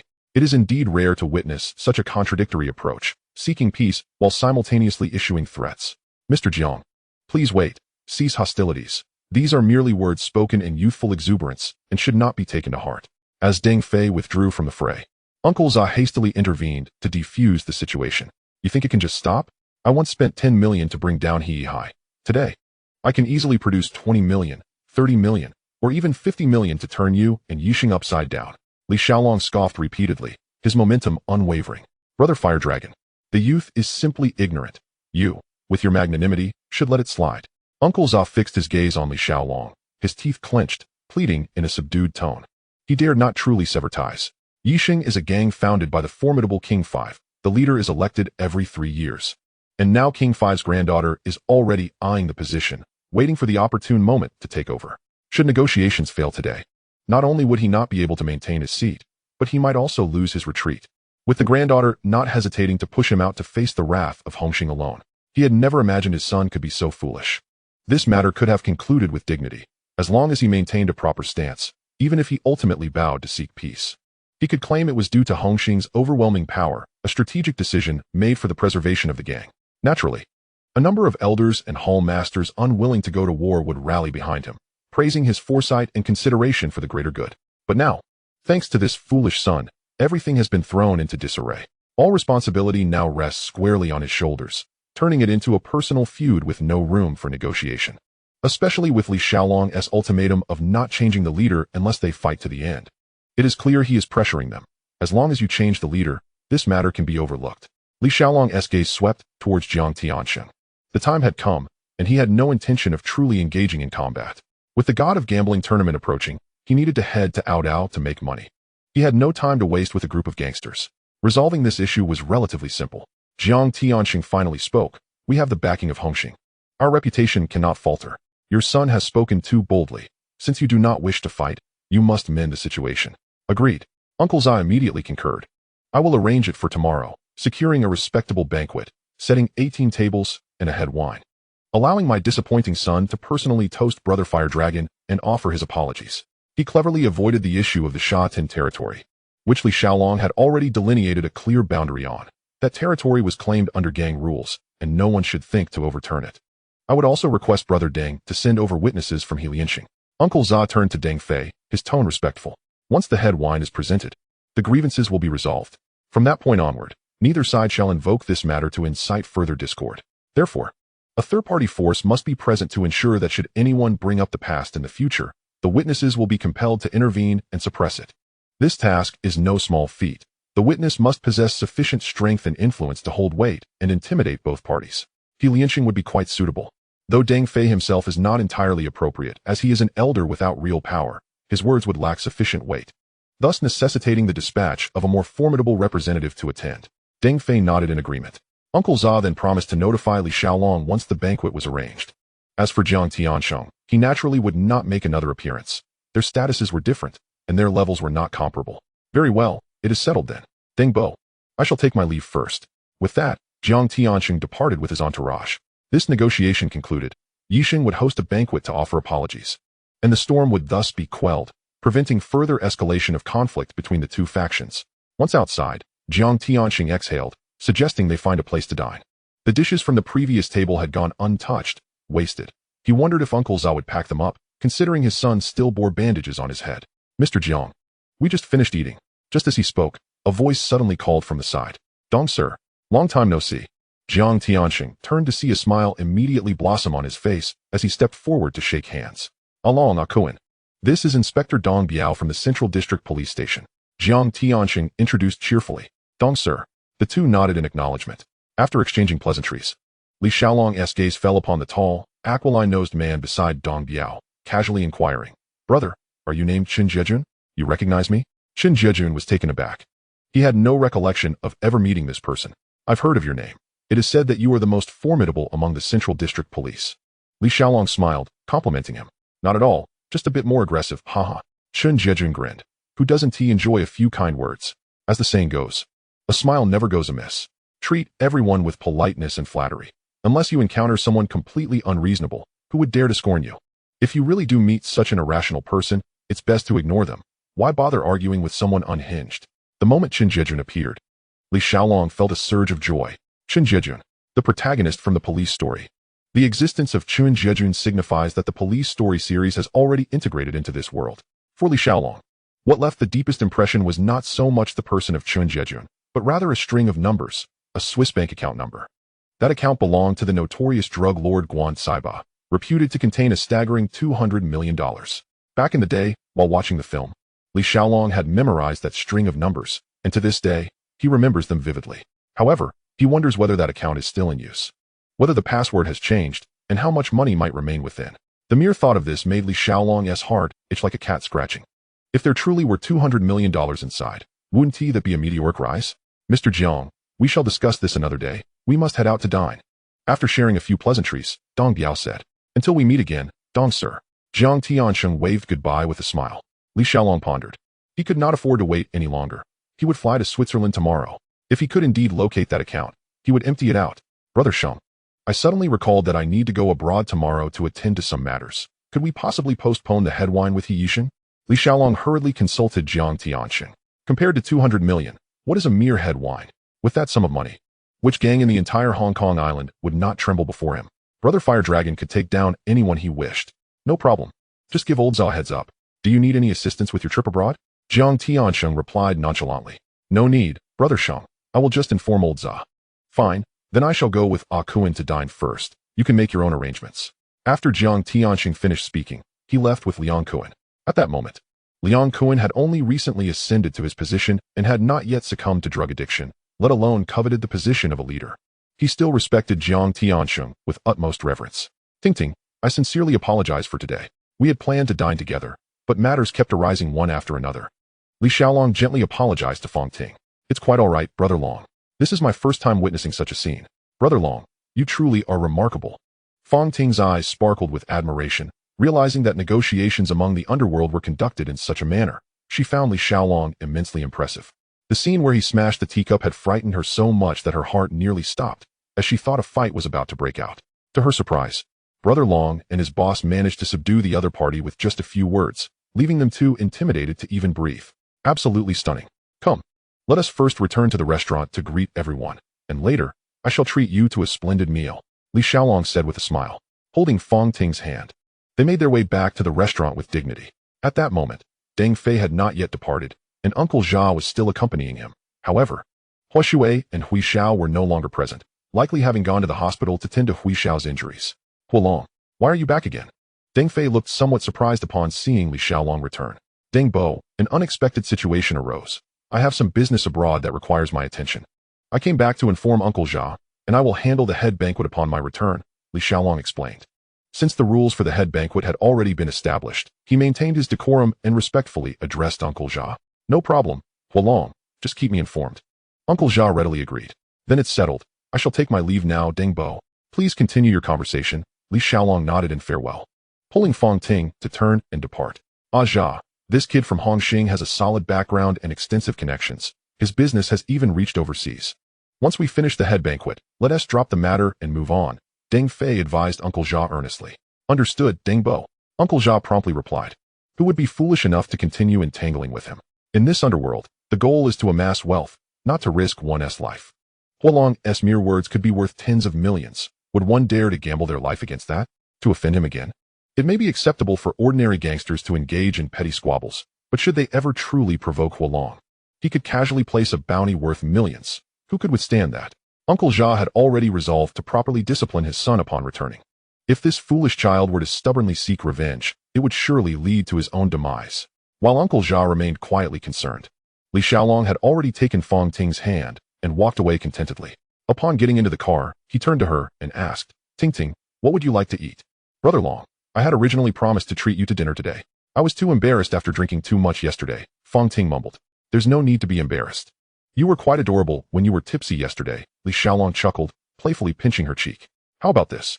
I will treat you today, and when you return from abroad, you can invite me out again. What do you think? Li Xiaolong proposed with a smile. His hand remained gently holding Fong Ting's fingertips, refusing to let go. Her cheeks flushed slightly, and with her head lowered, she nodded gently in agreement. To win a girl's heart, one must naturally take her to respectable places. Li Xiaolong instructed Abu to drive to a well-established Western restaurant in Happy Valley, known for its pleasant ambience and delectable cuisine. The car arrived swiftly, and after stepping out, Li Xiaolong extended his arm. Fong Ting hesitated for a moment, but then naturally linked her arm with his as they walked side by side into the restaurant. As for Abu and the other subordinates, they could only find their own entertainment outside. However, Abu was not short of money. and Li Xiaolong was too lazy to concern himself with that. He did not inquire about Fong Ting's culinary preferences and simply began ordering dishes. Although Fong Ting came from a wealthy family, she was unfamiliar with such Western dining experiences due to her family's decline during her childhood. Li Xiaolong, on the other hand, was quite accustomed to these upscale venues from his time working alongside Jiang Tianxin. After finalizing the menu, he requested the waiter to bring a bottle of premium red wine to aerate, and then he began to chat casually with Fong Ting. Curious about the underworld, Fong Ting eagerly asked him to share some stories from the streets, and Li Xiaolong recounted tales, both half-true and exaggerated. Just as they were conversing, the appetizer of caviar was served, a delicately portioned dish. Li Xiaolong did not particularly enjoy it, having ordered it solely to maintain appearances, and he could only force himself to swallow it. Next came a creamy mushroom soup, rich and smooth. The third course featured roasted cod with seasonal vegetables, perfectly cooked. The fourth course was a steak drizzled with red wine sauce, exuding an aromatic fragrance. The fifth course was a salad, which Li Xiaolong only sampled a couple of bites from before setting down his knife and fork, as he was traditionally a meat lover and regarded vegetables as merely an afterthought. The final dessert was tiramisu, and Fong Ting savored it with a beaming smile, utterly satisfied. With glasses clinking and exquisite dishes laid out, this was the most relaxed and enjoyable evening Fong Ting had experienced in years. Suddenly, she felt as though she was genuinely beginning to develop feelings for this man. After the meal, Li Xiaolong settled the bill and led Fong Ting out of the restaurant. Abu and the others had long finished eating and had been waiting by the car. Upon seeing their boss emerge, Abu promptly opened the car door and respectfully awaited the two of them to enter. "Brother Long, thank you for everything. Today has truly been the happiest day of my life," Fong Ting said softly, gazing at Li Xiaolong in the car. "Don't mention it, Ting Ting. There will be many more days like this in the future," Li Xiaolong smiled. Fong Ting looked at him, sweetly nodding her head. The way she smiled was undeniably enchanting. Logically, the atmosphere was just right, and it was the perfect moment to seize the opportunity. However, Li Xiaolong's mind was preoccupied with a more pressing matter, the $200 million. He was uncertain whether there had been any changes to the account and could not relax. Fong Ting lived in public housing at Hung Village and could not flee immediately. Yet, with the whereabouts of that colossal sum still unclear, how could he afford to be distracted for long? Before long, the Bentley drove into Hung Village. Li Xiaolong escorted her out of the car and watched her walk a short distance before she suddenly stopped and turned to face him. "Brother Long, you said I am yours, and that cannot be taken back. Of course, it stands. What else could it be?" Li Xiaolong chuckled, knowing she would seize upon those words, feeling a swell of pride within him. "But what about you? Are you truly willing to follow me? Once you tread this path, it is not so easy to turn back. My foes will only multiply. Are you not afraid?" He intentionally spoke gravely. Yet he understood well that girls of her age often perceived love as paramount, and he knew Fong Ting's character. Once she was determined about something, she would not easily let go. "I am not afraid," she replied, shaking her head with conviction. "Then come here and give me a hug." Li Xiaolong opened his arms. Fong Ting quickly ran back, leaping into his embrace, tilting her head to plant a deep kiss on his lips, softly admonishing, "Be careful when you go abroad. I will wait for your return. Rest assured, wherever I go, I am a top-tier individual." Li Xiaolong grinned confidently. "Wait for me at home. I will return soon. Call me anytime if you need anything." He held her tightly, uttering tender words. After guiding her inside the building, Li Xiaolong stood in place for a moment, silently resolving that upon his return, the first thing he would do was to thoroughly win her heart, and then he would address matters with the little Jew. This thought could hardly be deemed virtuous. He could not help but scold himself internally. What a scoundrel! Yet, upon reconsideration, he felt no guilt whatsoever. Back in the car, he tucked away his tenderness and focused his mind. He instructed Abu to reserve a hotel near the airport and promptly retrieved his phone to begin arranging personnel. When venturing to a place like Switzerland, it was imperative to have the three foreign experts, Frank, Kincaid, and Michael, by his side. With them, his safety was assured. This time, he even decided against bringing Abu along, placing his trust solely in these three individuals. The following morning, as was his custom, he opened the fishing game on his phone and summoned a few available mercenaries, making all necessary preparations for departure. After refreshing himself, Li Xiaolong, accompanied by his entourage, had a simple breakfast before heading straight to the airport to catch the earliest flight to Switzerland. Prior to boarding, he meticulously returned all firearms to the storage facility at the fishing ground, leaving nothing behind. The journey from Hong Kong to Switzerland was lengthy, with a flight time exceeding 12 hours. By the time they landed, the city was cloaked in darkness, and the banks had already closed for the day. Consequently, the group sought out a nearby hotel to settle in for the night. As dawn broke the next day, sunlight filtered through the curtains into the room. Li Xiaolong slowly rose, poured himself a glass of water, and sat on the edge of the bed, allowing the refreshing liquid to fully awaken him. After such a prolonged flight the day before, even his robust physique felt somewhat fatigued, and he had succumbed to deep slumber shortly after checking into the hotel. Now rejuvenated, he tilted his head back and drained the glass, then embarked on a new day's fishing endeavor. This time, the objective was once again to eliminate mercenaries and members of several armed factions. Over the course of several days, the accumulated rewards had amounted to a total of 16 mercenaries ready for extraction. Li Xiaolong was known for his flair for the dramatic, back in Hong Kong. He was always accompanied by a retinue of over a dozen individuals, and now that he was abroad, he felt compelled to maintain that imposing presence. As the old saying goes, one should save when at home but spend generously when abroad. To command respect while on the move, one must be lavish with their expenditures.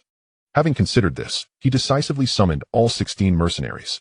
After distributing firearms and ensuring their readiness, he instructed Michael to contact the hotel and arrange transportation for the group. Without even pausing for breakfast, Li Xiaolong led his newly formed team to the bank. In truth, checking the account balance could have been done over the phone. But Li Xiaolong worried that such a move might alert the enemy, thus insisting on handling this matter personally. He feared that if it were merely a remote inquiry, it could lead to Guan Saiba detecting unusual activity and preemptively transferring funds, leaving him with nothing. Account number 338-5776. Password 1270WKU. Standing at the counter of the Swiss bank, Li Xiaolong suppressed the tumult within him and entered the information with steady hands. As the verification process concluded, the figures displayed on the screen compelled him to utter a silent gasp. The amount far exceeded his expectations, not the rumored $200 million, but a staggering $330 million. In that moment, Li Xiaolong's heart raced. Although he had previously considered himself wealthy, a mere tens of millions in Hong Kong dollars paled in comparison to this colossal sum. To possess such a fortune in 1986 was nothing short of astonishing. Despite the slight deviations from the original timeline, such as Lian Haolong appearing a decade earlier than anticipated, Guan Saiba had yet to be apprehended, and his power remained formidable. Li Xiaolong speculated that the adversary would eventually face a calamity that would significantly diminish his assets, hence the later rumors of only 200 million remaining. However, none of this concerned him. The more wealth, the better. This was the undeniable truth. Even more astonishing was the fact that Guan Saiba, a notorious drug lord, had used the same account for over a decade, depositing all his wealth in one place. A reckless gamble. Was this not a fortuitous opportunity for Li Xiaolong to empty the account in one fell swoop? Upon confirming the existence of the funds, Li Xiaolong promptly opened 2 new accounts in his name, swiftly transferring 320 million into one and the remaining 10 million into the other. Not a single cent was left behind. Everything was impeccably clean. Guan Saiba's years of amassed wealth had been completely obliterated. As for whether he had other hidden assets, Li Xiaolong was uncertain. Even if he did, they were likely scant. As for how Guan Saiba would react upon discovering this, Li Xiaolong was utterly indifferent. Such anonymous savings accounts were designed to conceal the true identity of the account holder, allowing transactions solely based on the account number and preset password. As long as one possessed these 2 pieces of information, anyone could withdraw or transfer funds. Unless Guan Saiba had the capability to challenge the confidentiality of Swiss banking, he would never uncover who had pilfered his money. In a single night, Li Xiaolong ascended to the ranks of the ultra-wealthy, officially entering the elite club of billionaires. He was even unaware of how much wealth his brother Jiang Tianxing possessed. However, given the current scale of the Jiang family, it was unlikely they could rival his newfound fortune. The accumulated wealth of 2 generations of the Jiang family might not match the windfall he had just acquired. This truly validated the old adage: one does not become wealthy without taking risks, and a horse does not grow fat without grazing at night. Now laden with riches, Li Xiaolong prepared to embark on a shopping spree with his entourage of bodyguards. As the leader of a quasi-military organization, his primary objective was to expand his arsenal. From what he recalled, Switzerland had relatively lenient gun laws, and he had planned to seize this opportunity to make substantial purchases, subsequently transporting them back to Hong Kong via the storage facility at the fishing ground. To his dismay, local regulations were exceedingly stringent. Purchasing firearms required meeting numerous qualifications, none of which his party satisfied. Reluctantly, they abandoned this plan and instead entered several high-end watch boutiques, where he purchased a plethora of luxury timepieces as trophies.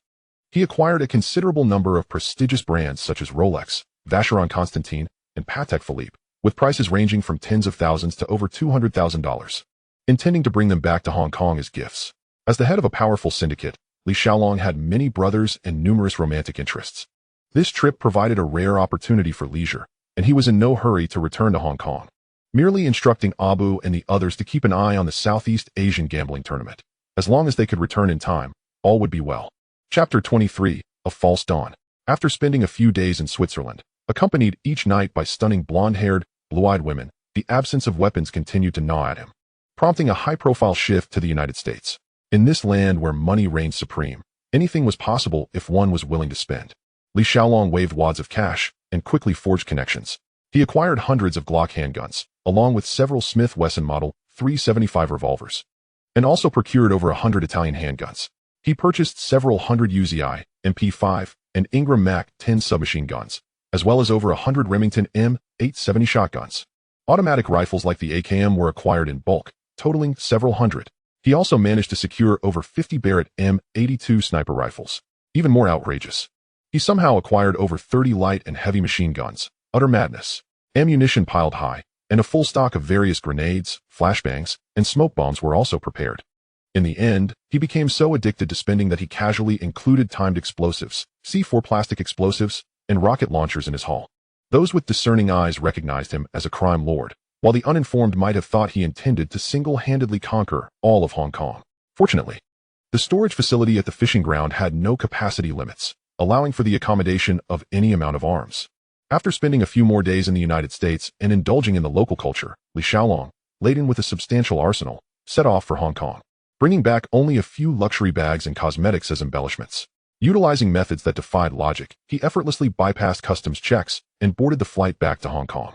Meanwhile, 16 mercenaries boarded flights bound for Amsterdam. In recent days, he had recruited a considerable number of newcomers, directly airdropping them to stand by there. In just over 10 days, Li Xiaolong had doubled his fortune and his strength surged dramatically. Hours later, as the plane touched down, Li Xiaolong once again set foot on familiar soil.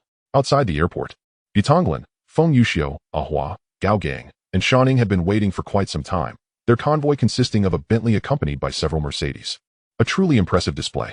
Behind the five stood more than a dozen young men clad in black from the Hongxing gang, each bearing a solemn expression. Everyone knew that Li Xiaolong valued appearances, so they deliberately controlled the number of people present, solely to maintain the grandeur and momentum of the convoy. As Li Xiaolong emerged from the terminal, the group immediately advanced to greet him, flanking him on either side, escorting him to the car. "Where's he?" Upon entering the vehicle, Li Xiaolong suddenly noticed someone was missing and casually inquired. "He's busy training the new brothers in swordsmanship," Shaoning replied from beside him. Whose idea was that? It was his own. He thinks the newly recruited brothers are too weak and need more practice. Huh, not bad, he has got some brains. Let us go home. Li Xiaolong nodded, smiling as he issued the command. The convoy slowly departed from the airport, leaving behind a throng of onlookers speculating about which affluent young master had arrived. After enjoying a leisurely 10 days away, Li Xiaolong's greatest desire was to return home and see his parents, so he instructed Abu to drive directly back to the public housing in Heng'an village. Stuffing a myriad of luxury items into the trunk, he left a few individuals to assist with the unloading while sending the rest back with Shan Ying to the base. It was not yet time for Fang Ting and Wan Mei to know about Shan Ying's existence. At the very least, he needed to win their hearts completely before gradually revealing that he had other women. Otherwise, it would all be for naught, a fleeting joy. Upon returning home, he was unexpectedly greeted by the presence of Li Yajing. "Oh, the great boss Li has returned. Oh, the young lady Li is back home." Truly, they were siblings born of the same mother, as their first words upon meeting were perfectly synchronized. "Are you daring to imitate my speech?" A glimmer of danger flashed in Li Yajing's eyes. "What? Clearly, you copied me first." Li Xiaolong retorted immediately. "Li Xiaolong, have you grown wings?" Li Yajing approached him with a beaming smile. Instinctively, Li Xiaolong took 2 steps back. Before he could react, a crisp slap landed on his forehead. She had actually jumped to hit him. "Who is imitating whom?" Li Yajing asked again. "Sis, can you show me some leniency? I'm already grown up, and you're still hitting me?" Li Xiaolong complained, feeling aggrieved. Slap. Another strike, mercilessly delivered. "Who says growing up means you can't be hit? That is not a rule. Li Yajing, you must give me an explanation for today." Li Xiaolong suddenly jumped back, shouting at her from a distance. Li Yajing raised an eyebrow, and without a word lunged forward to teach him a lesson. Li Xiaolong dodged while shouting, "Where's everyone? Get in here, quickly." Upon hearing this, Li Yajing's anger intensified. How dare he call for reinforcements while being beaten? She promptly kicked him in the rear. Poor Li Xiaolong, despite his formidable skills, dared not lift a finger in front of his sister. A few younger brothers outside, carrying luggage, heard their boss's cry for help and hurriedly rushed in. "Put your hands up." Everyone raised them high. Li Xiaolong, who was currently in a dire situation, immediately shouted. Though the Hongxing subordinates were utterly confused, they instinctively raised all the shopping bags they were carrying. "Sis, hold on a moment. Look what this is." Seizing the opportunity, Li Xiaolong grabbed her head and forced her to gaze at the designer bags. Open the bags. Noticing that his sister's movements had slowed, he hastily commanded. The younger brothers obediently tore open several packages, instantly revealing Hermes and LV items, all of which were this season's limited editions. Li Yajing's eyes immediately lit up, struggling to lunge forward. But how could Li Xiaolong let her off so easily? After having been struck so freely, she wouldn't admit fault and now desired to touch the bags? No way. He firmly grasped her arm and refused to relent. Let go. Are you insane? She fumed. Are you still cursing at me? Apologize first. Li Xiaolong retorted defiantly. I want tea. If you don't let go, I'll turn against you. Li Yajing warned coldly. Li Xiaolong felt a pang of fear but stubbornly held his ground. I want tea, let go. Seeing no hope of escaping, Li Yajing swiftly changed tactics. Stomping down hard on his foot, Li Xiaolong yelped in pain, instinctively loosening his grip. You little brat. I'll let you off this time for the sake of these bags. She snatched the bag and held it close, admiring it from left to right, her face brimming with delight. What injustice is this? I worked hard to bring all these back from Europe for you, and this is how you repay me? Li Xiaolong rubbed his foot, looking thoroughly aggrieved. A few Hongxing subordinates set down their luggage and stood aside, stifling laughter. What are you laughing at? Get out. Li Xiaolong, feeling humiliated, yelled at them. None dared to linger, immediately fleeing as if fearing for their lives. Remember, none of you saw anything today. He didn't forget to turn around and threaten them. Fortunately, those who remained were loyal subordinates from the fishing grounds, reliable and steadfast. Otherwise, if this incident were to leak out, Brother Huolong's reputation would be thoroughly tarnished. Sis, can you at least give me a bit of face? I'm a hall leader after all, Li Xiaolong muttered once everyone had left. Face, you're my own brother. If I want to hit you, I will. Who needs outsiders to speak? She rolled her eyes. What is wrong? Can I hit you? You can hit me, you can. Li Xiaolong swallowed his grievances, feigning agreement. All right, seeing you like this, I'll go easy on you. Li Yajing almost laughed at his pathetic demeanor and added, just be more careful in the future. So, next time, you won't hit me? He tentatively asked. We'll talk about it when there's no one around next time. She generously offered a way out. Having navigated the underworld for so many years, Li Xiaolong feared nothing, yet the only person he would concede to was this sister of his. Not even his parents held as much sway in his heart as she did. Mom, can't you do something about her? He had no choice but to call for reinforcements. As for his dad, he could hardly count on him. His status at home was even lower than his own. You're all adults now.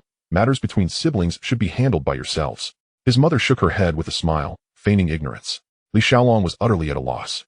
Watching the brother and sister bicker, their parents found joy in their antics. Meanwhile, far away in Southeast Asia, in a luxurious mansion, Guogaiba's wife, Qingxing, received a call from her husband, stating that he needed $30 million for purchasing goods. As she was preparing to initiate the transfer, she discovered that their Swiss account had been completely drained. This account was extremely secretive, known only to her, and now it was empty. Without hesitation, she began gathering her valuables, preparing to flee. Regardless of where the money had gone, she could not afford to contemplate it now. While Guogaiba had yet to notice anything amiss, she needed to leave immediately. After years of marriage, she understood all too well the ruthless methods of that man. He would leave no escape route for her. Taking only valuable items, Qingxing left the villa without a moment's pause. On the other side, Guogaiba, having not yet received the funds, felt a surge of alarm. He did not suspect his wife. His first reaction was, something must have happened to her. He immediately notified the seller to halt the transaction and frantically began trying to contact Qingxing. The phone was unreachable, and messages went unanswered. All channels of communication were severed. Eventually, he discovered that she had secretly fled the country. It was only at that moment that he comprehended the betrayal of his wife, who had absconded with a substantial fortune. Ah, the wretch. How dare she deceive me? Guan Saiba roared, overturning the table in a fit of rage, his voice echoing like thunder. I will make her pay. Someone, find her immediately and bring her back. I shall ensure she faces the consequences. Guan Saiba bellowed. Yes, boss. But now that the money is all gone, how do we explain it to the general? A subordinate cautiously inquired. Do not panic. I have other funds. The money for this transaction will suffice. Hurry and locate her. Guan Saiba replied coldly. But the general won't wait. Time is of the essence. Guan Saiba had no choice but to use his hidden savings to cover the payment, yet he still fell short. Ultimately, he was compelled to sell 2 properties at a loss just to make ends meet. He could not fathom how his wife, Qingxing, could betray him. Their relationship had always been strong. He had trusted her completely, even entrusting her with the majority of his assets. Are all women so insatiably greedy? Guan Saiba's heart was a tempest of rage and confusion. All he wanted was to swiftly capture that woman and reclaim what was rightfully his. To confront her face to face, He would never have imagined that the reason Cheng Xing left him was precisely because that vast sum of money had suddenly vanished.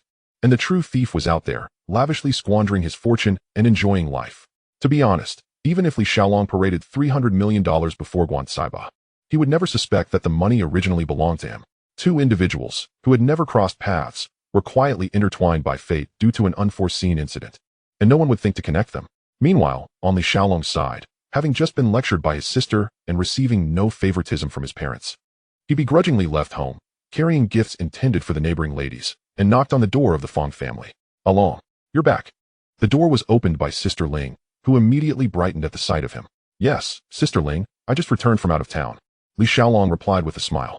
"I brought some little trinkets. Consider them local specialties." As he spoke, he handed over the gift box. Chapter 24. Haste makes waste. A few sets of high-end cosmetics from the Eagle Country could indeed be considered local specialties. "I cannot accept this. Along, you are far too courteous." Luo Huiling quickly declined. "Take it, Sister Ling. It's hardly worth anything. Don't be shy." Li Xiaolong spoke lightly. Yet he knew that these items were worth a year's salary for her. Had she known the truth, she would never have accepted them even at the risk of her life. He then sent a set to Ruan Mei, again omitting the price. The more expensive gifts could wait for later. Pursuing a girl must be done with patience. After ensuring that the several beautiful neighbors received his thoughtful gestures, Li Xiaolong returned home and began dialing numbers, contacting the leaders of various districts in Hongxing. If he had struck it rich, people ought to know, right? Otherwise, it would be like wearing new clothes without anyone noticing. Li Xiaolong was not the type to keep things under wraps. He felt like banging a gong to announce to the world, "Brother Huolong of Hongxing has struck it big." As the saying goes, wealth should not be flaunted, lest one attracts disaster and fears that someone may covet their riches. But for Li Xiaolong, such caution was unnecessary. Who would dare set their sights on him? Those who covet wealth often meet their demise. After all, "Brother Shang, I'm back in the country. I've prepared a gift for you. Tonight, I'll treat all the leaders to a feast at the Grand Restaurant. You should join us for the festivities." I've reserved the entire Grand Restaurant tonight to celebrate my official promotion to a leader. Bring more brothers to support us. Brother Ji, Huolong is here. Tonight, I'm treating at the Grand Restaurant. After dinner, we'll head to the De Fuhao nightclub for drinks and fun. I'll cover the ladies.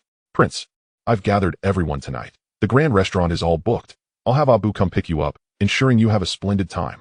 Akuan, Huolong, just back. We must gather tonight. I guarantee there will be lovely ladies arranged. You can trust me. The Grand Restaurant is fully booked. Uncle Xing, Huolong reporting in. I delayed the dinner I promised everyone for several days due to some overseas business, but tonight it's set at the Grand Restaurant. You must grace us with your presence. In no time, the entire Hongxing community was aware. Huolong was now wealthy and generous. Every gathering was a lavish affair, with sumptuous feasting and delightful entertainment. Who wouldn't want to attend? Those who navigate the underworld relish excitement, not just the men. Even the typically low-key ladies did not decline, joining in to socialize and enjoy some tea. After making a round of calls, Li Xiaolong spent over half an hour. Realizing there were too many people to manage, and he was annoyed, he wished he could create a group chat to notify everyone at once. He then called Ahua, urging him to finalize arrangements with the Grand Restaurant and the nightclub. Since he was treating, he might as well book everything outright. He couldn't be bothered to count tables. There were so many people in Hongxing, surely they wouldn't struggle to fill the seats? Once all arrangements were in place, Li Xiaolong dialed Fong Ting's number, asking her to sneak out quietly. Tonight, he intended to take her along. It was high time for this little girl to enjoy some of the sweet fruits of life. When Fong Ting found an excuse to slip out, Li Xiaolong took her straight to the Grand Restaurant. The establishment was named the Grand Restaurant not merely for its size, but because that was its very name. Upon his arrival, he noticed a table set up, draped in red cloth, with Ahua and Wu Ying seated behind it, clearly responsible for recording the monetary gifts. "Brother." As soon as Ahua saw Li Xiaolong, he promptly stood to welcome him. "Huolong." Wu Ying quickly followed suit. "This is Fong Ting from my family." Li Xiaolong introduced her with a slight turn. "Sister-in-law, I'm Ahua." Ahua greeted warmly with a smile. Li Xiaolong surveyed the surroundings and frowned, asking, "Why is there a table set up? Are you getting married?" "What are you talking about, boss?" Ahua chuckled. "Today is your grand day of promotion. How could the leaders arrive empty-handed? We need to keep track of the contributions." Only then did Li Xiaolong realize, given his newfound wealth, he hadn't thought much about this custom. However, this was different. Becoming a leader was not an ordinary banquet. All prominent figures from Hongxing were present, and everyone had to contribute something. Before long, the leaders from various factions began to arrive. Today's gathering was particularly grand, with each person accompanied by a string of followers, creating a significant spectacle. Huolong had booked the entire floor of the restaurant. Those who brought more brothers gained more face, and in the end, the bill would all be on Li Xiaolong, making everyone happy. Li Xiaolong personally welcomed guests at the entrance, with Ahua beside him greeting each arrival. Each leader exchanged a few pleasantries, offered their congratulations, and presented their red envelopes before heading into the hall to take their seats. Jiang Tiansheng was once again the last to make an entrance, making a habit of making a grand appearance. Li Xiaolong respectfully welcomed the boss inside, then turned to remind Ahua of a few important details.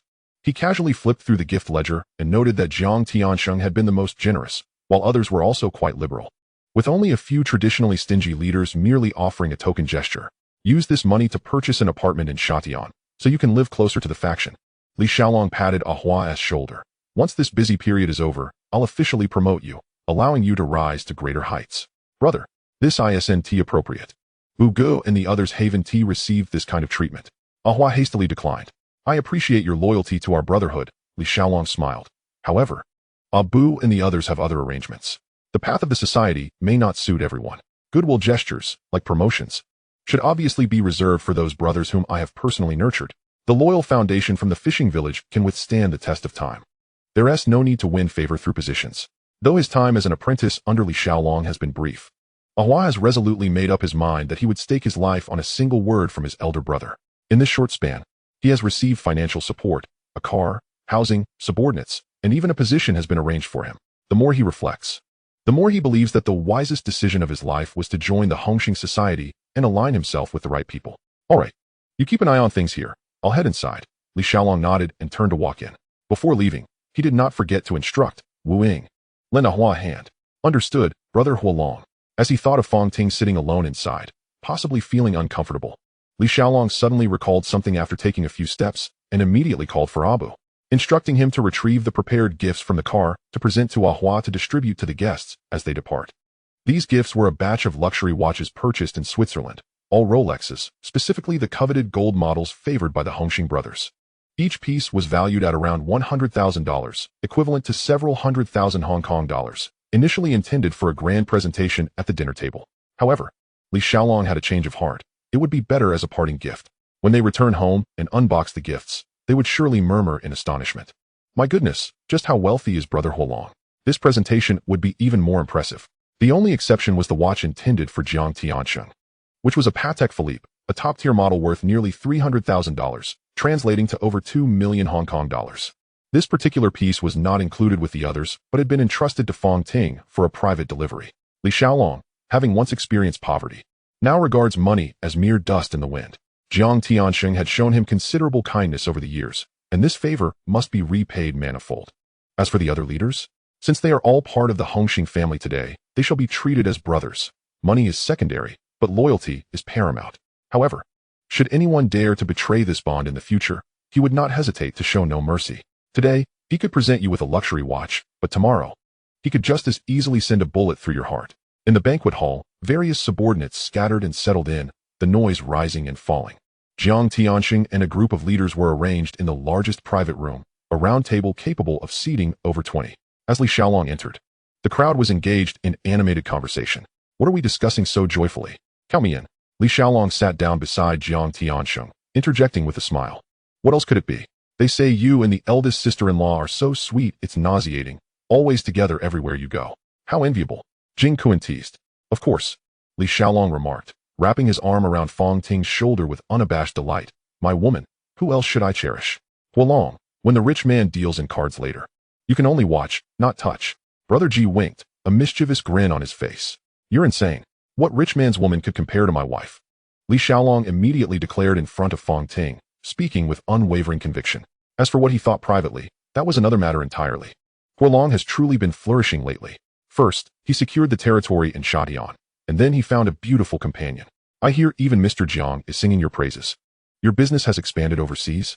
Chao Gu chimed in with a smile. Wow. Isn't this a case of both wealth and beauty? You've reached the pinnacle of life. Boss B immediately joined in, cheering loudly. Huolong, if you find lucrative opportunities, don't forget your brothers. We're practically broke, barely able to afford meals. Fatty Li feigned a sorrowful expression, secretly calculating how to benefit from the situation. No problem. Brothers share fortune together. Li Xiaolong replied cheerfully. Though internally he scoffed. I want to be sharing my wealth with a miser like you. Last time at the wedding, you contributed even less than Brother G. Along. Have you settled the matters abroad? Jiang Tianxing asked leisurely. All set, Brother Sheng. Made a small profit. Li Xiaolong beamed. By the way, Brother Sheng, I almost forgot the important matter. He suddenly slapped his forehead as if just remembering. Ting Ting, bring the items over. He gestured for Fong Ting to pass the gift box. I picked up a few watches in Switzerland, and this one is specially chosen for you, brother. Its style is rare, you'll surely appreciate it. Li Xiaolong spoke respectfully. Yet inwardly, he reveled in his cleverness. The bond between Mr. Jiang and Huolong is truly enviable, the prince sighed nearby. Of course, Huolong has been by Mr. Jiang's side since he was 14. After all these years, they're closer than blood brothers. Boss B interjected at the right moment, adding to the praise. Brother, try it on, see if it suits you, and if you like it, Li Xiaolong suggested, eagerly awaiting this moment. What sort of person is Jiang Tianxing? A seasoned veteran of the streets. Upon seeing Li Xiaolong's eagerness for him to try on the watch, he understood that this gift was anything but ordinary. So he accepted it with a smile and opened the box. Patek Philippe, this is no ordinary piece. Along, you are thoughtful. He feigned politeness. But inwardly, he was overjoyed. This young man understands how to maintain appearances for his elder. Chapter 25. It was as if he had long been prepared. The younger brother he had nurtured himself had risen without forgetting his roots, remembering during festive seasons, and making a public appearance at critical moments. Brother Sheng, do we still need to discuss these formalities between us? Li Xiaolong exaggeratedly waved his hand. If you continue to be so formal, I might just flip out. You little rascal, then I thank you. Jiang Tianxing laughed heartily, promptly removing his old watch and replacing it with the new one, his movements swift and decisive. Just how much is this worth? The loud-mouthed AB leaned in closer to Li Xiaolong, nudging him with his elbow, and asked in a hushed tone. Not much. Just over $300,000. Li Xiaolong deliberately elongated his words. Over 300,000? In dollars? Goodness, that's over 2 million Hong Kong dollars. AB immediately erupted, his voice loud enough for the entire room to hear. This outburst sent the atmosphere soaring to a new height. Everyone now knew that the watch Li Xiaolong gifted Jiang Tianxing was worth over 2 million. Huolong's generosity was no trivial matter. Wearing over 2 million on one's wrist? That's akin to having a building spinning on your arm. Whispers erupted, but Li Xiaolong merely smiled, feigning nonchalance. While internally, he reveled in the moment. Damn it, you little rascal. Only remember to curry favor with the elder brother, and forget about the rest of us. Huh? Boss B, familiar with him, draped his arm around Li Xiaolong's neck, quietly complaining. Hey, who said I was unprepared? There are gifts at the entrance, one for each person.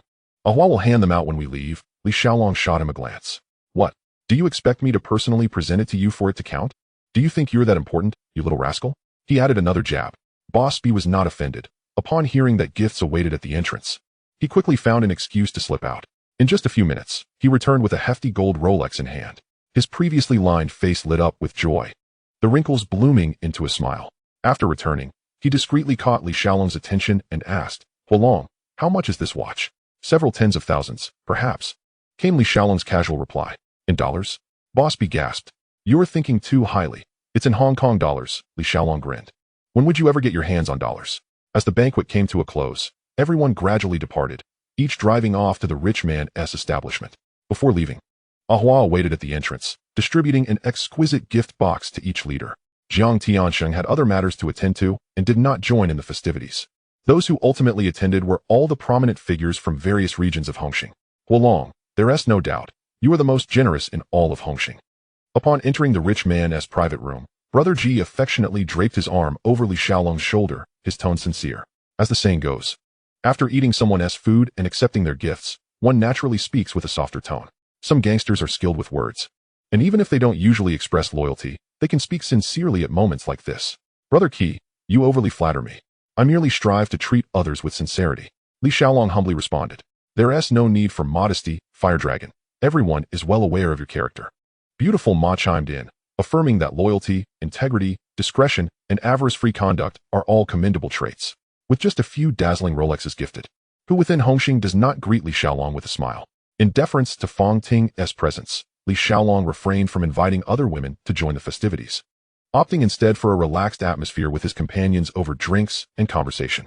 The Grand Tycoon is known for its vibrant ambience, and Li Xiaolong did not reserve the venue, as he relished the lively energy that comes from a bustling crowd. However, with a large gathering, troubles are often not far behind. Damn, who threw that?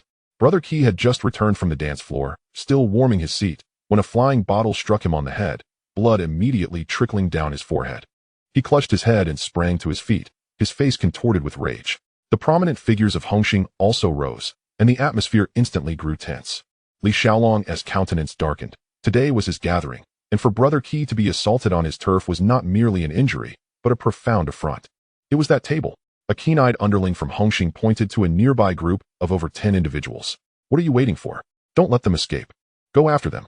Tonight, the leaders from various districts have brought their men, at least 7 or 8 brothers. With a single command, the crowd sprang into action.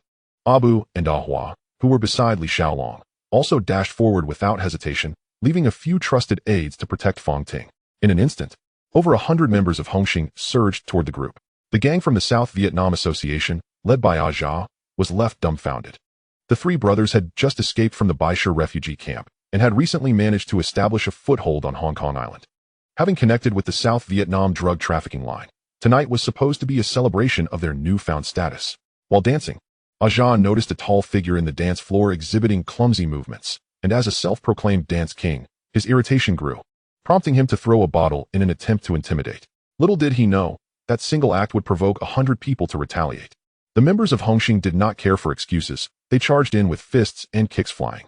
In the packed nightclub, the South Vietnam gang of 10 had no chance to escape and could only brace themselves for the fight. Fortunately, Tony and Ahu were skilled combatants, quickly taking down a few of the frontline thugs. However, the tide of battle remained overwhelmingly one-sided. The attendees that night were all close aides of district leaders, each a formidable character within Hongxing. Abu swiftly intercepted Tony, while Ahu and Aja found themselves encircled by the prince's men and Ahua. The disparity in numbers was too great. In mere moments, the South Vietnam gang was sent reeling, rolling on the ground, leaving only Ahu and Tony standing. Just as it seemed the South Vietnam gang would be entirely overwhelmed, the police arrived. Lights on. What is going on? Are you engaged in a brawl? Everyone down. Hands on your heads. Get down. Produce your identification. The officers stormed in, shouting authoritative commands with precision. Witnessing the police swiftly take control of the scene and begin checking IDs, the faces of several Hongxing leaders turned ashen, gradually settling down.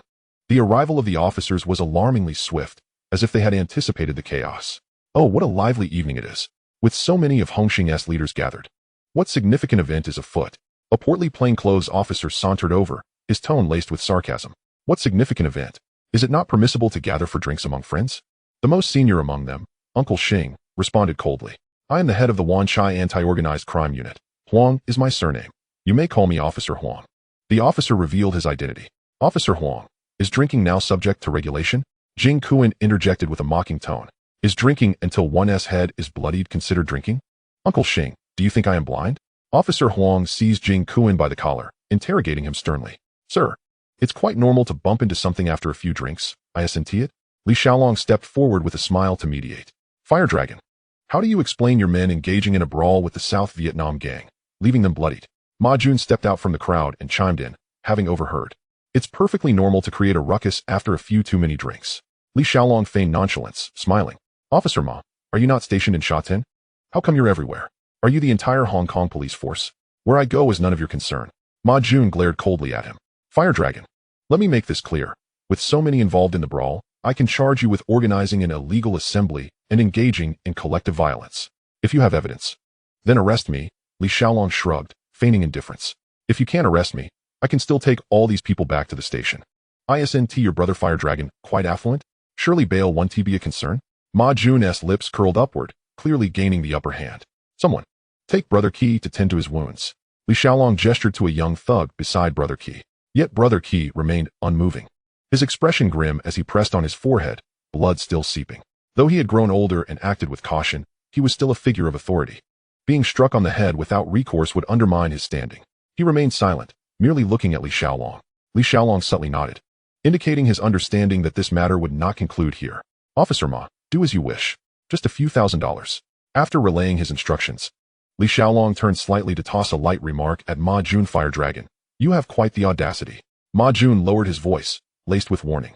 Officer Ma, of course, I possess great courage, and I'm quite resilient as well.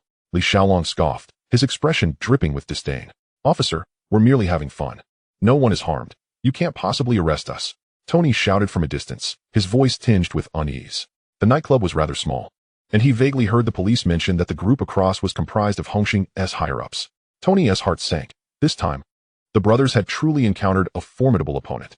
Having only just secured a foothold in the Underworld, the South Vietnam gang dared not confront Hongxing head-on. For now, they could only attempt to placate the officers, with no certainty of how the situation would unfold. You may deny it all you want. As long as I suspect your involvement in organized crime, I have the authority to detain you for 48 hours. Ma Jun's words seemed directed at Tony. Yet his gaze remained fixed on Li Xiaolong. Huh, then continue to suspect. I shall take my leave. Li Xiaolong scoffed, casting a glance at Ma Jun before beckoning Fong Ting over, wrapping his arm around her shoulder as he turned to depart. That's enough, everyone. Let us call it a night and gather again another day, he announced as he walked away. The seasoned leaders of Hongxing, accustomed to tumult, were not intimidated by those in uniforms. One by one, they began to prepare to leave. Who permitted your departure? A young officer stepped forward to block Li Xiaolong. Let them go, Ma Jun suddenly interjected, halting his subordinates. The last officer who attempted to confront Li Xiaolong faced a month of misfortune, with his windows smashed, feces smeared on his door, paint splattered on his walls, and even his home being forcibly entered. Li Xiaolong casually pushed aside the obstructing officer, his demeanor brimming with arrogance as he sauntered away. The South Vietnam gang, was it? The one who just got beaten is a key figure from Hongxing's Western District. What a fortuitous day it is. All of Hongxing's members are gathered here, and you dare to challenge us. As Li Xiaolong passed by Tony and his brothers, he pointedly indicated Brother Qi. Gentlemen, it was truly unintentional. It was merely a misunderstanding. Tony hurriedly clarified.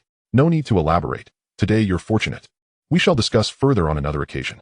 Li Xiaolong brazenly declared in front of the police. Fire Dragon, I warn you not to cause trouble, or I will certainly have you handcuffed. Ma Jun observed that he completely disregarded the police, unable to suppress his urge to issue a threat. Then come and handcuff me. Li Xiaolong suddenly thrust his hands forward and shouted. Rest assured, brothers, we will definitely provide an explanation. Tony quickly declared. His words also served as a dignified stepping stone for Ma Jun Chapter 26. The art of timely retreat is the true path to longevity. After all, throughout the events of the night, Li Xiaolong had not laid a finger on anyone, and his parting words, upon closer examination, were hardly explicit threats. Theoretically, Ma Jun could indeed take him back to the station on charges of gang affiliation, but what would that achieve? It would be utterly meaningless, a mere act of whisking away a group of underlings. Damn it, the Southern Vietnam gang. Brother G cursed vehemently as soon as he stepped out of the nightclub. He had restrained himself inside, unwilling to flaunt his bravado before the police like Li Xiaolong had. Thanks for stepping up just now, Huolong, Brother G said, patting Li Xiaolong on the shoulder with sincere gratitude. Throughout the ordeal, it was Li Xiaolong who had stood at the forefront, even directly confronting the police.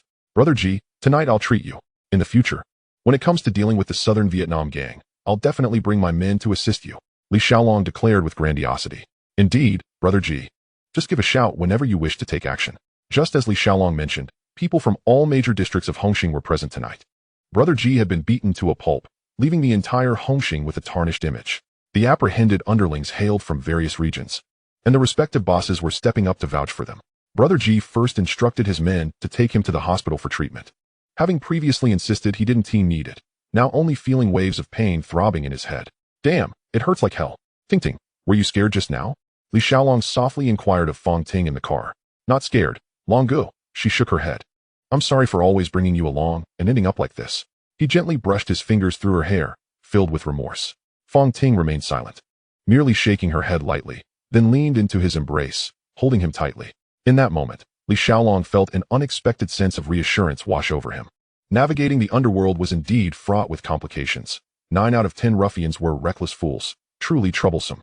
He still had unsettled scores with Aja from the Yixing gang, and now he had clashed with the Southern Vietnam gang. At one point, Li Xiaolong had been so vexed he considered letting Jinkade take action, resolving everything in one fell swoop. But just as Fong Ting wrapped her arms around him, clarity returned. What is this? Always wanting to resort to violence? Too ruthless. Too heavy-handed. He thought better of it. It was unnecessary to call in assassins and create a ruckus. With his strength having surged significantly, Li Xiaolong's spirits had inevitably soared. Were it anyone else, possessing a formidable crew, the first instinct upon confrontation would likely be to subdue the troublemaker. The police? Li Xiaolong felt no trepidation whatsoever. Jinkade, Michael, Frank, any of them could be trusted, swift and clean, leaving no trace behind. Without evidence, what could the police do to someone with a fortune in the billions? Moreover, these were not the days before '97, when every whisper could invoke panic. However, Since the moment he traversed into this world, he had drawn a line for himself. Being a member of Hongxing meant he should earnestly fulfill his role as the leader of Hongxing, contentedly navigating through life in Hong Kong. Sufficient. He understood the adage that a tall tree attracts the wind. Even with the system backing him, he had never entertained thoughts of unifying the underworld. Such aspirations were simply unattainable. The higher-ups would never permit it. With a powerful leader at the helm and underlings to heed commands, as long as there was ample money and manpower, the days would naturally be prosperous. Li Xiaolong did not rely on territory for wealth. Maintaining control over a district, providing for his brothers, and regularly contributing to the society was more than enough. A few more years of hard work, and once the newcomers stepped in, he could gracefully retire, becoming a respected elder, a fine outcome indeed. The art of timely retreat is truly the path to longevity. Presently, he found himself financially at ease, with capital to engage in any business venture. In the future, becoming a tycoon in the commercial realm was not out of the question. After a few years, as manpower gradually ventured overseas, there would be time for more ruthless measures. In summary, remain low-key domestically while operating freely abroad. The reason for his anger this time was merely due to Tony and his brothers undermining his reputation. Yet, upon reflection, this matter had little to do with him. Brother Ji was the one who had been assaulted. If there were to be any confrontation, it was not his place to intervene. Li Xiaolong's willingness to send assistance already demonstrated ample goodwill. Furthermore, it was uncertain whether a genuine conflict would even arise. Though the Tony brothers were currently brash, even daring to threaten the spokesperson of the Waterhouse gang, that was a matter for another day. Their foundation was still too shallow. Aside from the three brothers being capable fighters, they possessed little else of substance. Considering Brother G's character, as long as they compensated adequately, he would certainly bow his head in defeat. Upon reflection, there was truly no need for murderous intent. Ultimately, most of the trouble was self-inflicted. Li Xiaolong silently shook his head. Longu, I told Ling Jie that I was doing homework at a classmate's house tonight. Fong Ting nestled in Li Xiaolong's embrace, her voice as soft as a whisper. Were it not for their proximity, he would scarcely have caught her words. Li Xiaolong chuckled inwardly. Did girls her age all enjoy concocting such fibs to their families? Hee hee. Later, Longu will teach you how to do homework. He smiled, playfully pinching her cheek. He then made a phone call to the police station to post bail. This case was hardly serious. It was merely superficial injuries. And both parties were involved in the underworld, who would be foolish enough to step forward as witnesses. With the bail paid, they could release the individuals on the same day. To Li Xiaolong, it was merely a trivial matter of a few tens of thousands. At present, he had far more pressing matters to attend to. Upon arriving at the hotel, he effortlessly tossed Fong Ting onto the large bed, ripe for the picking like a fully matured peach. The next morning, after a night of exertions, Master Li rose early, glancing at the crimson stains on the sheets, then at the girl still sound asleep. A faint smile played at the corners of his mouth. Habitually, he opened the fishing ground system, contemplating recruiting a few more mercenaries. The update was in progress and expected to complete in 17 minutes. The system prompted him that a new round of fishing was about to commence. This time, the wait was short, and with no one by his side, he could only take a shower and conveniently take advantage of Fong Ting. Ding! Update completed. New fishing ground, legendary marksman. Remaining ammunition today, 100. The theme of the new fishing ground revolved around Hong Kong drama, focusing on the tales of several legendary snipers. Li Xiaolong found these candidates quite intriguing, each one a top talent. He pressed and held to lock in the selection, triggering automatic fire. 10 shots, 20 shots, 30 shots, 50 shots. Ding. Congratulations on capturing the reward, Ozai. 60 shots, 70 shots, 100 shots. Ding. Congratulations on capturing the reward, Ling Jing. Initially, he thought he would only catch Ozai today, but to his surprise, the final shot brought out Ling Jing as well. These two sniper prodigies. One seasoned and one fresh. One a born sharpshooter, hitting the mark every time. The other a police academy elite, with astonishing marksmanship. Indeed, morning fishing brought good fortune.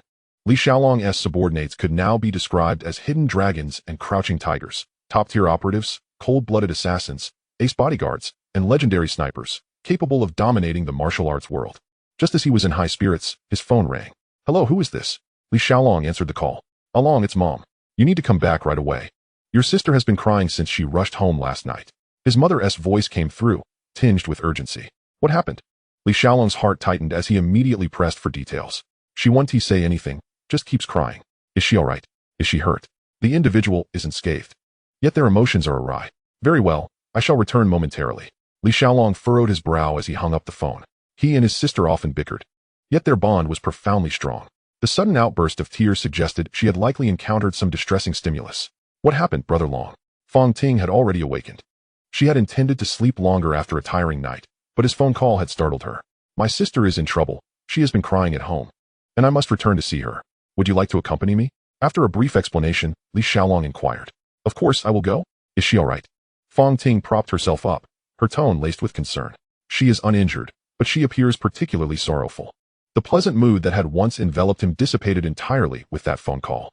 The two hastily freshened up, with Fong Ting attentively helping him shave, before driving towards their old residence in Hung'an Village. Passing by a familiar tea restaurant, they grabbed some rice rolls, pineapple buns, and 2 cups of milk tea to take back. Although Fong Ting had long since committed herself to Li Xiaolong, the thought of meeting Sister Ling made her somewhat apprehensive. Being neighbors and friends posed no problem, but if Sister Ling were to discover that her daughter was involved with someone from the underworld, she might not take it well. Thus, before the car reached the building, Fong Ting alighted at the street corner, planning to visit her sister under the pretext of being the neighbor's daughter. Li Xiaolong knocked on the door, and it was his father who answered.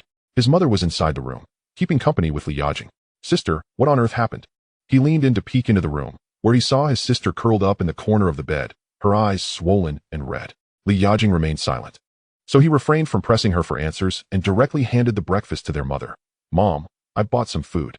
Let us set the table first and eat something before we talk. Yes, let us eat first. Li's mother sighed and took the bag, exiting the room. Come on. Sister, come and eat something. Li Xiaolong approached the bedside, softly beckoning her, with the reassurance that their parents would always support them, and he would be there for her as well. As he spoke, he offered her a tissue, adding with a smile, our family's women should eat after shedding tears. Li Yajing sniffled, reached for another tissue, and slowly emerged from her cocoon of sorrow. There existed an unspoken understanding among siblings. While their mother had spent the entire morning coaxing her, just a few words from Li Xiaolong seemed to ease the tension. The family gathered around the dining table, and plates were constantly being passed to Li Yajing. Eat more, don't hold back. We are all here, and the gentle murmurs enveloped her like a warm current. She dabbed her tears while taking small bites. After finishing the meal, Li Xiaolong wiped his mouth and finally spoke. Come on, sister, tell me what happened out there. It's nothing, don't ask. She fiddled with her chopsticks, avoiding eye contact. Nothing that would make you cry like this? His voice grew serious. Who made you unhappy? Speak up, and I shall avenge you. Don't forget who your brother is. My reputation from the past is not to be trifled with. No one is bullying me. Li Yajing shook her head. Then it's that man who gave you the license plate. Is there a problem with your relationship? Did you break up? Who broke up? She shot her head up, asserting, we haven't even separated. All right, no breakup. Li Xiaolong smiled slightly, feeling reassured. But you must at least explain the reason, right? I'll help you sort it out. Upon hearing it was a matter of the heart, he felt somewhat relieved. After all, who hasn't he encountered a few muddled individuals in this day and age? As it became clear that she could no longer hide it, Li Yajing felt a surge of urgency and poured everything out. It turned out she had a boyfriend from her school days, whom she met during a clandestine street racing event. He pursued her for a while, and they quickly became a couple, now nearing 2 years. Their relationship had been stable, but she had never mentioned having a brother with a troubled past, nor had she disclosed this relationship to her family, as they both understood the unspoken rules of their respective worlds. Life had been rather uneventful until recently, when Li Xiaolong experienced a surge in success, showering her with new clothes, designer bags, and even a Ferrari, along with a diamond ring custom-made to her preferences. Li Yajing, who had always been frugal, suddenly transformed her appearance, raising doubts in her boyfriend's mind. She had to come clean. All of these gifts were from her brother. Initially, he was skeptical. After all, where would an ordinary person acquire such wealth? Yet, when Li Xiaolong sent home another pile of luxury items, her boyfriend's disbelief turned into suspicion that she might be involved with a wealthy older man. Despite her repeated explanations that it was all from her brother, he retorted with a scoff. Is your brother a billionaire? Where did all this money come from? Their conversation grew increasingly heated, culminating in a fierce argument and a cold separation. Li Xiaolong listened in stunned silence. So, this is all your brother's fault? Their father concluded emphatically. What? How is this my fault? Li Xiaolong exclaimed, feeling wronged. He found himself at a loss for words. On one side, his sister defended her boyfriend without revealing the truth. And on the other, their family was rife with suspicion, none trusting the other. No, sister, just say it plainly. I am a figure from the underworld. Isn't that sufficient? Is it because I'm shorter than you that you feel embarrassed? Li Xiaolong asked, perplexed. Not at all. I'm just worried that your respective circles might have old grievances, which could affect our relationship, Li Yajing explained quietly, her cheeks flushing. Oh, I see. Wait. What do you mean by respective circles? Oh dear. Let us not dwell on that. He is part of an underground organization. This fellow is also involved in the underworld. Li Xiaolong, along with his father and mother, exclaimed almost in unison. Li Yajing was momentarily speechless, having let slip another secret. Has the crying today caused a lack of oxygen to your brain? Her temples throbbed. How had she revealed everything that had been concealed for 2 years in a single night? Li Yajing, this is not the time for sorrow. How could you choose a street thug as your boyfriend? Their mother questioned sternly. This is extremely disappointing. You are a high-achieving graduate from Hong Kong University. Yet you are involved with someone with no legitimate future. Their mother lamented. Li Xiaolong and his father lowered their heads in silence, inwardly thinking, we apologize. We, too, belong to that category. We do not expect you to find a lawyer or a doctor, but at the very least, you should choose someone on the right path. Their mother continued to press. But your husband is from the underworld, and your son is involved in it as well. Why shouldn't he the son-in-law be? Li Yajing retorted defiantly. Their mother, infuriated, raised her hand as if to chastise her, but upon raising it, she hesitated. She had never truly wanted to harm her daughter. Dear, let us remain calm and discuss this rationally. Their father swiftly intervened, providing a way out for his wife. Exactly, Mom, please calm down. Don't get too worked up. Besides, they are about to break up, so there is no need for concern. Li Xiaolong quickly chimed in to reassure her. Yes, you must break up. If he doesn't trust you, what is the point of keeping such a man around? Their mother finally realized and firmly stated her position. I will not break up. This is merely a misunderstanding. Li Yajing stubbornly shook her head in dissent. What misunderstanding? We do not approve. Even their usually composed father stood up in support. 9 out of 10 individuals from the underworld meet a grim fate. My daughter, wake up. These people indulge in every vice imaginable. Who knows if they are secretly using drugs? Their father, having lived through that era, understood the nature of their lives all too well. Li Xiaolong found himself once again at a loss for words. Could you perhaps finish your thoughts before continuing? Child, think of your parents. Your brother has already embarked on this path.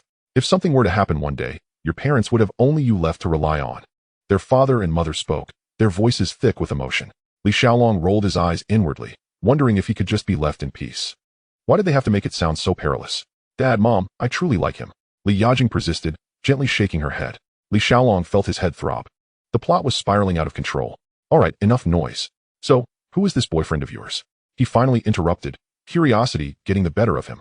His name is Lei Chao, Li Yajing answered softly. Big D? That scoundrel from Lianqing? Li Xiaolong sprang up abruptly from the sofa. Yes, his nickname is indeed Big D. Li Yajing nodded. No way. Absolutely not. Li Xiaolong firmly opposed. Damn it. It's all matching up. His sister resembles Xiao Meiqi, and his name is Lei Chao. With the nickname Big D. Of all the ruffians I've encountered in the underworld, this guy is the most inept. It's absurd. A reckless man who rides a motorcycle without a helmet is fit to be my brother-in-law. Li Xiaolong scoffed inwardly. He is with the leader of Lianqing in Suanwan? Li father interjected. Although he had long since retired from the underworld, he still caught wind of some news during old friends' gatherings. That is right. I hear he is quite influential in Lianqing now. Along, do you know him? Li father continued. I've heard the name, but we've never crossed paths. Li Xiaolong replied, though his mind was racing with thoughts. Sister, Big D doesn't care about you at all. With his skills. How could he not know that I'm involved in this world too? He seized the opportunity to stir the pot. He wouldn't dare. Even if he had 10 times the courage, he wouldn't touch my family. Li Yajing retorted, brimming with confidence. This fool. Not using his brain as a thug is one thing, but to be so afraid of a woman. Dad, Mom, along. I'm truly heartbroken today. But I need you to stand by me. I need your support. As she spoke, her voice quivered, and tears streamed down her face. Li Xiaolong let out a gentle sigh. This family was truly a reflection of itself. He had once stubbornly chosen that path despite the family's objections. Now, it was his sister's turn, having finally graduated from university and secured a respectable job, yet she fell for a man from the underworld. The family's opposition was the same, as was her unwavering resolve. Sister, have you really thought this through? Li Xiaolong asked quietly. In this world, today you may step on others, but tomorrow you could just as easily be trampled into the mud. It's either the hospital or the police station. Can you truly live a peaceful life with Big D? He couldn't help but offer one last piece of advice. Along, when have I not worried? I worried about Dad when I was a child, worried about you while studying, and of course, I will worry about my man in the future. But I can bear it. I've always been able to. Li Yajing wiped her tears and replied loudly. With those words, both Li father and Li Xiaolong fell silent. Sigh, since she has made up her mind, let it be. Big D, huh? It's merely a matter of settling things with Lin Huayue sooner rather than later. Li Xiaolong mused. He may not possess many talents, but he was efficient, and no one dared to provoke him. The person his sister had chosen, he would not tear apart. Any other troubles, he would handle himself. A man with confidence had nothing to fear from the storm. Mom, why not give him a chance? Li Xiaolong tentatively suggested. Your sister has always been sensible, aware of what she is doing. As long as she knows her own mind, we shouldn't stop her. Li mother sighed softly. Parents often oppose out of fear that their children will suffer. But this daughter has always had her own opinions. And after all she has said today, it's evident that she has made her decision. In that case, further obstruction is futile. Marriage is ultimately her own choice. Moreover, from what she said, that young man doesn't seem entirely unworthy. Thank you, Mom. Li Yajing laughed through her tears, rushing to embrace her mother. Silly child. When will you bring him home for your father to have a proper look? Li mother gently questioned while stroking her hair. Though she relented verbally, she understood they needed to meet face to face to assess his character and attitude before deciding how to proceed. Let us wait a bit, Mom. I don't want to see him just yet, Li Yajing said, though the grievance still lingered. See him? I'm going to find Big D right now and have a word with him. I want to let my sister cry like this and just let it go. Li Xiaolong's brow furrowed, and his tone instantly turned stern. Along, don't go. I've been at fault too. Li Yajing hurriedly stopped him, fearing that two hot-headed individuals would clash and escalate matters further. What fault is there? I don't care about that. You just stay home, don't go anywhere. And wait for him to come and apologize in person, Li Xiaolong declared resolutely. After saying this, he pulled out his phone and dialed Fong Ting's number. Ting Ting. Come to my house. Fong Ting had actually been lingering outside. Earlier, when she had arrived at the door and heard the shouting inside, she was frightened and turned to leave. How could an outsider like her get involved in such family disputes? Before long, she hurried over. Li Xiaolong opened the door. Ting Ting. I'm heading out for something. Please keep an eye on my sister, and don't let her go out. Dad and Mom are too old to keep her in check. Long ago, isn't this a bit inappropriate? Fong Ting hesitated, since she hadn't yet entered the house. What if she angered her future sister-in-law? How would they interact later? All right, then wait a moment. I'll call May back too. Li Xiaolong noticed her concerns and immediately called Wan Mei at her workplace, asking her to come home urgently. He indeed had quite the audacity. Not fearing that Fong Ting might accidentally spill the beans about their situation, Li Xiaolong briefly conveyed the situation to her, instructing her and Fong Ting to remain at home to accompany Li Yajing and keep an eye on her. Alone, do not resort to violence. If things escalate into a brawl, your sister will find herself in an awkward position. Li's father particularly emphasized as they were about to leave. Rest assured, father. I am merely going to have a few words with Didi, Li Xiaolong replied. Hearing this, Li Yajing, who had been eavesdropping from the side, finally exhaled in relief. As long as there was no fighting, that was all that mattered.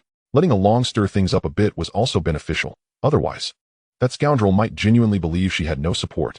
She had heard that Li Xiaolong was renowned for his affluence in the underworld. That rascal needed to be made aware that while her brother may not be a super-rich tycoon, he was certainly a figure of note in the community. How dare he doubt her?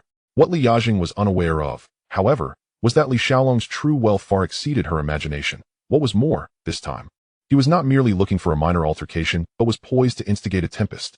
Li Xiaolong had no intention of negotiating privately with Didi. As soon as he stepped out, he drove straight to his territory, the domain that belonged to him. Brother Huolong. Along the way, many greeted him, and Li Xiaolong walked into the stronghold with a calm demeanor. Bu Tonglin and Ahua had already been bailed out and were waiting there. What exactly happened last night?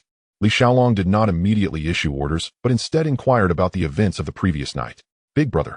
I heard that as soon as the Nanyue gang members were released, they sought out Brother Ji for connections, but what happened afterward is unclear. In any case, there has been no movement from their side, Ahua replied. That fickle traitor, Ba Ji, is indeed unreliable. However, we cannot concern ourselves with such trifles at the moment. Our priority is to resolve the misunderstanding between Didi and my sister. Li Xiaolong waved his hand dismissively. Ahua, gather all the brothers available except those guarding the place. How many do we have? Approximately 1,200, big brother. Ahua quickly assessed and responded. Blow the whistle. Summon everyone. Then he ordered Abu. You take the original 100 or so brothers who followed me and stay with me. The rest will be led by Ahua and Xiao Gao. Send the word that tonight I will be showcasing our might in Suanwan, specifically targeting Didi. After speaking, he sat down at the bar, poured himself a drink, and coldly observed Ahua as he made phone calls one after another. The news spread through the underworld like wildfire. Huolong from Hongxing announced that he would display his forces in Suanwan tonight, directly confronting Didi of Lianxing. Suanwan is not far from Shatin, and the wind of this news quickly reached Didi's ears. He was utterly perplexed, unable to comprehend when he had incurred Li Xiaolong's wrath, and why a war was suddenly on the horizon. Just as he was pondering, a call from Deng Fei came through. Before this gathering of the society to elect a leader, their relationship had been relatively amicable. Didi, what is going on between you and Huolong? Deng Fei asked straightforwardly. How would I know, Uncle Deng? Aside from the few days ago when you asked me to witness the head wine for He Yixing, I have had no dealings with Li Xiaolong at all. Didi vehemently protested his innocence. What is this kid trying to pull? Does he genuinely wish to go to war with us and Lianxing? Deng Fei frowned on the other end of the line. Let him come. What is Huolong from Hongxing to me? If he wants a fight, I will not back down. Didi's temper flared. In truth, he had already been harboring frustration from an argument with his girlfriend the day before. She had abruptly broken up with him, blocking his number, and he could not locate her. With his mood already soured, Li Xiaolong's sudden provocations pushed him over the edge. Fine. The society will support you. Deng Fei sighed. I will call Jiang Tianxing right now. Though he spoke resolutely, he felt troubled within. It was one thing to feign fear, but if a real fight broke out, there would be casualties and financial losses, affecting their business, yielding no benefits at all. What was Li Xiaolong truly after? After hanging up, both men resumed their calls. Deng Fei dialed Jiang Tianxing's number. Hello, Sheng, this is Uncle Deng. Oh, Uncle Deng is personally calling. Are you inviting me for tea? Jiang Tianxing, far away on Aodao, answered the phone with a smile. Having received the news, he was already aware of the situation. Shen Yao had long since briefed him, and he had even personally called to advise Li Xiaolong. However, after understanding the context, Jiang Tianxing could only find the situation absurd. Did Li Xiaolong genuinely want to instigate a war? No, he was attempting to assert his authority. Sending a warning to Didi, Li Yajing had someone backing her, and he should think twice before making a move against her. As long as there were no weapons drawn, this matter was essentially just family affairs. Let him create a ruckus. It wouldn't cause any real harm. After exchanging pleasantries, Deng Fei finally got to the point. Sheng, Huolong declared today that he would display his forces on our and Lianxing's territory. Have you heard about this? I truly hadn't heard, Uncle Deng. Sheng, Huolong is your own brother. Let us not escalate this to the point where our two families are at odds. You need not worry, Uncle Deng. It will not come to blows. I will contact Li Xiaolong right away. Jiang Tianxing responded casually, feigning nonchalance. However, once he hung up, he tossed his phone aside by the pool and leaped into the water to swim. Meanwhile, Didi could no longer sit still. He first made a series of calls to his subordinates, ordering them to assemble immediately in preparation for a direct confrontation with Huolong. As soon as he hung up, he couldn't help but dial Li Yajing's number. Still, there was no answer. Li Yajing had not returned his calls, and Didi felt increasingly frustrated. Clearly, she was in the wrong initially for purchasing so many luxury items without explaining where the money came from. Even if she claimed it was from winning the lottery, he would have believed her. Yet, she insisted it was a gift from her brother, which felt like a deceit. He regretted his impulsive question yesterday, asking if she was being kept by someone. Reflecting on it now, it was truly an outrageous thing to say. He knew Li Yajing well. She was always reluctant to spend the money he gave her, often saying, "It's not the right time to use your money. We'll talk about it after we get married." A woman like that could never be someone's mistress, he repeated to himself over and over. Were it not for Huolong's incessant need to show off and stir up trouble, he would have already sent someone to find her. As night fell, Ahua received news and hurriedly approached Li Xiaolong. Big brother, I heard Didi has gathered a considerable number of men, declaring that if you dare to step into Tsunwan, he will have you killed. Li Xiaolong chuckled, patting Ahua on the shoulder. Let him say what he will. You and Xiao Gao take your men directly to Tsunwan. Do not engage in violence. Just create a show of force. The more ostentatious, the better. He lowered his voice, a smile glinting in his eyes. Attract all the police's attention over there. I will quietly maneuver with the remaining men from the back, armed. I want Didi to see for himself just how formidable his little brother-in-law truly is. In essence, tonight was merely a spectacle. Li Xiaolong had no intention of resorting to weapons. He told Jiang Tianxing and his subordinates that he was standing up for his sister, seeking justice for Yajing. Yet, his true purpose was to seize this opportunity to showcase his prowess, making Didi aware that he had a capable brother-in-law, while also conveying to everyone in the underworld one undeniable truth. Huolong of Hongxing is not to be trifled with. For the sake of his sister and a word from her, he could rally such a formidable display, if anyone dared to lay a finger on them in the future. Who knew what he might do?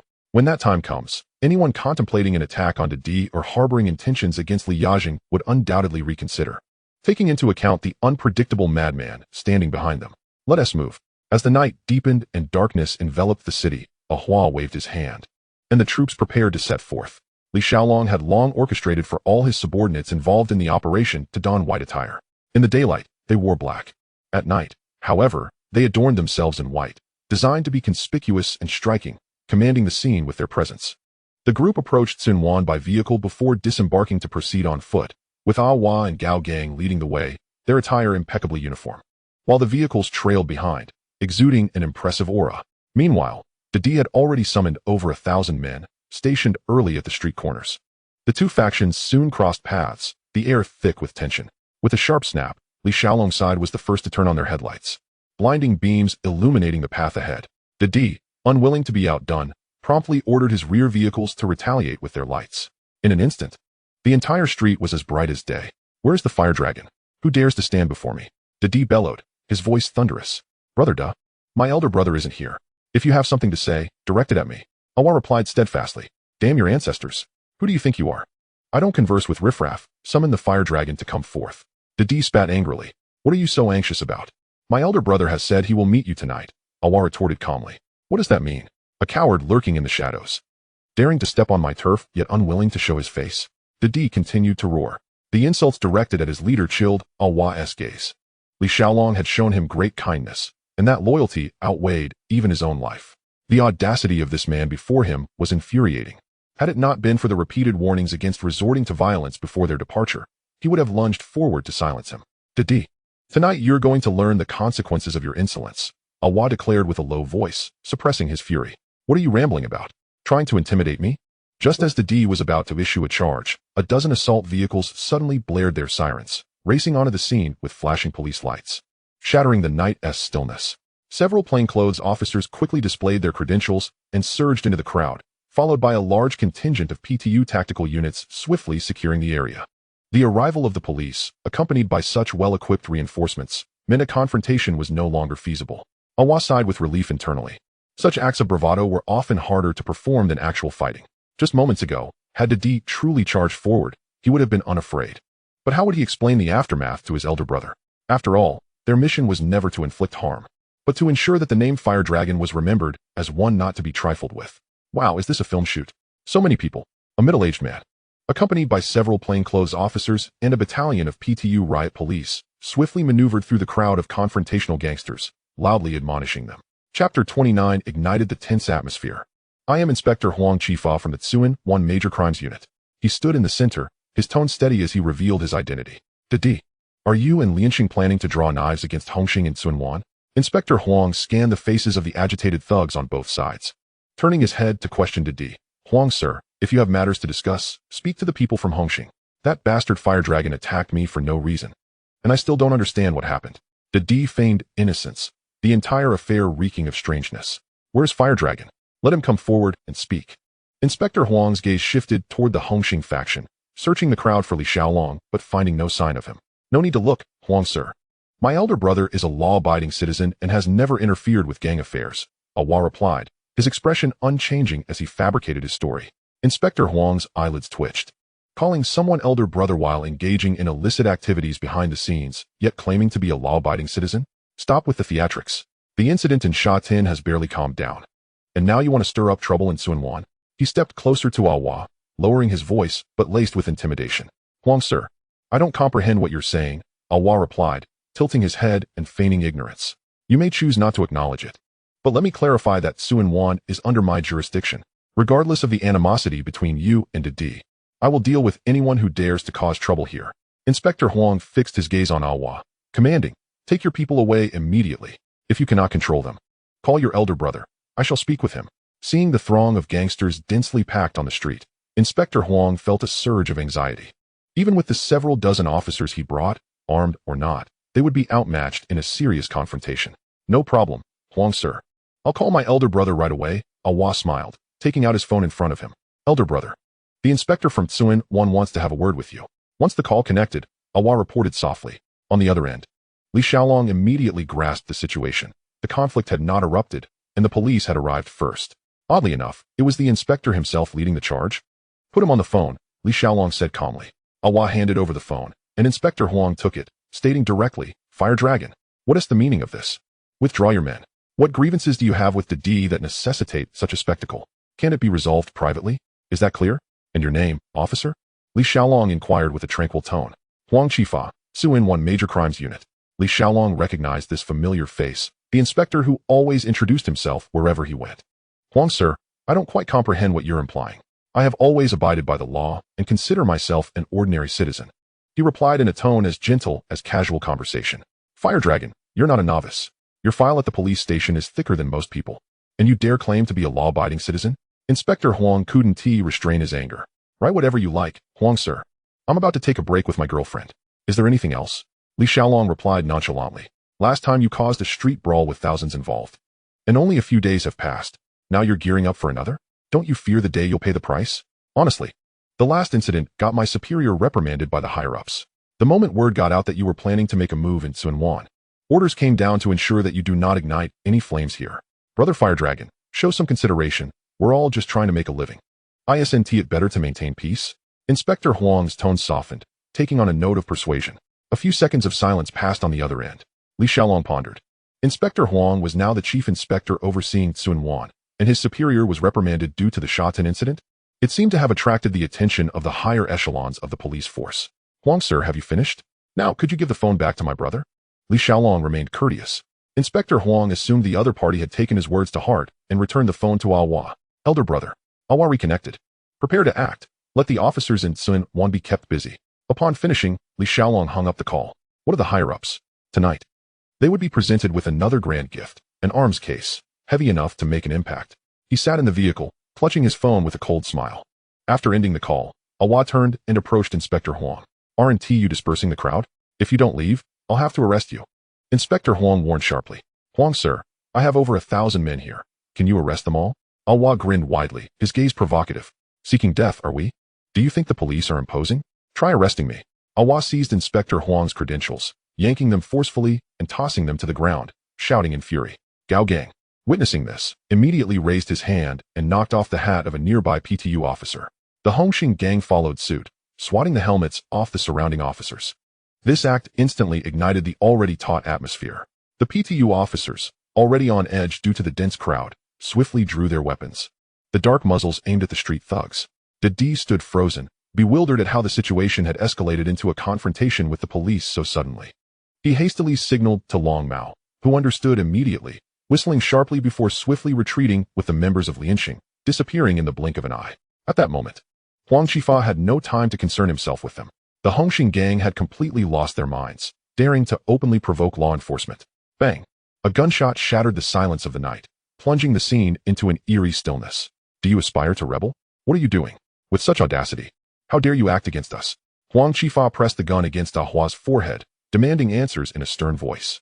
If you have the guts, pull the trigger. Ahua stood his ground, defiantly glaring back. It was merely a matter of tearing up a badge. He couldn't believe they would truly dare to pull the trigger. Arrest everyone who participated in the assault on the police. Huang Qifa ordered coldly. The young members of Hongxing were not willing to submit easily, forming a line and creating a human wall to block the police from making arrests. Although they did not resort to violence, they held their ground resolutely. Request backup. Huang Qifa shouted, his face a stormy shade of anger. Soon, a large contingent of police reinforcements arrived from the Tsuanwan police station, apprehending and escorting away the majority of the involved Hongxing members, capturing hundreds in total. For a moment, the police station was overcrowded, teeming with people, giving the impression that it was Hongxing that had taken control of the scene. Huang Qifa was overwhelmed with tasks, even having to find time to answer reprimanding phone calls from his superiors. After hanging up, he wiped the cold sweat from his forehead. Fortunately, this time it was merely a clash with the police. There had been no real shootout between Hongxing and Lianxing, and without civilian reports. His foreign superior did not press the matter too hard. The scolding was not overly harsh. What on earth is the fire dragon up to? Huang Qifa pondered with deep confusion. Damn it. This group of lunatics from Hongxing actually dared to confront the cops head-on. After returning to their territory, Didi cursed vehemently. The opposing side dared to lay hands on the police, yet he had ordered a retreat, feeling humiliated. Brother, now that our men are gathered, we should take the opportunity to seize Fire Dragon's territory, especially since the Hongxing members have been taken by the police. Long Mao suggested from the side.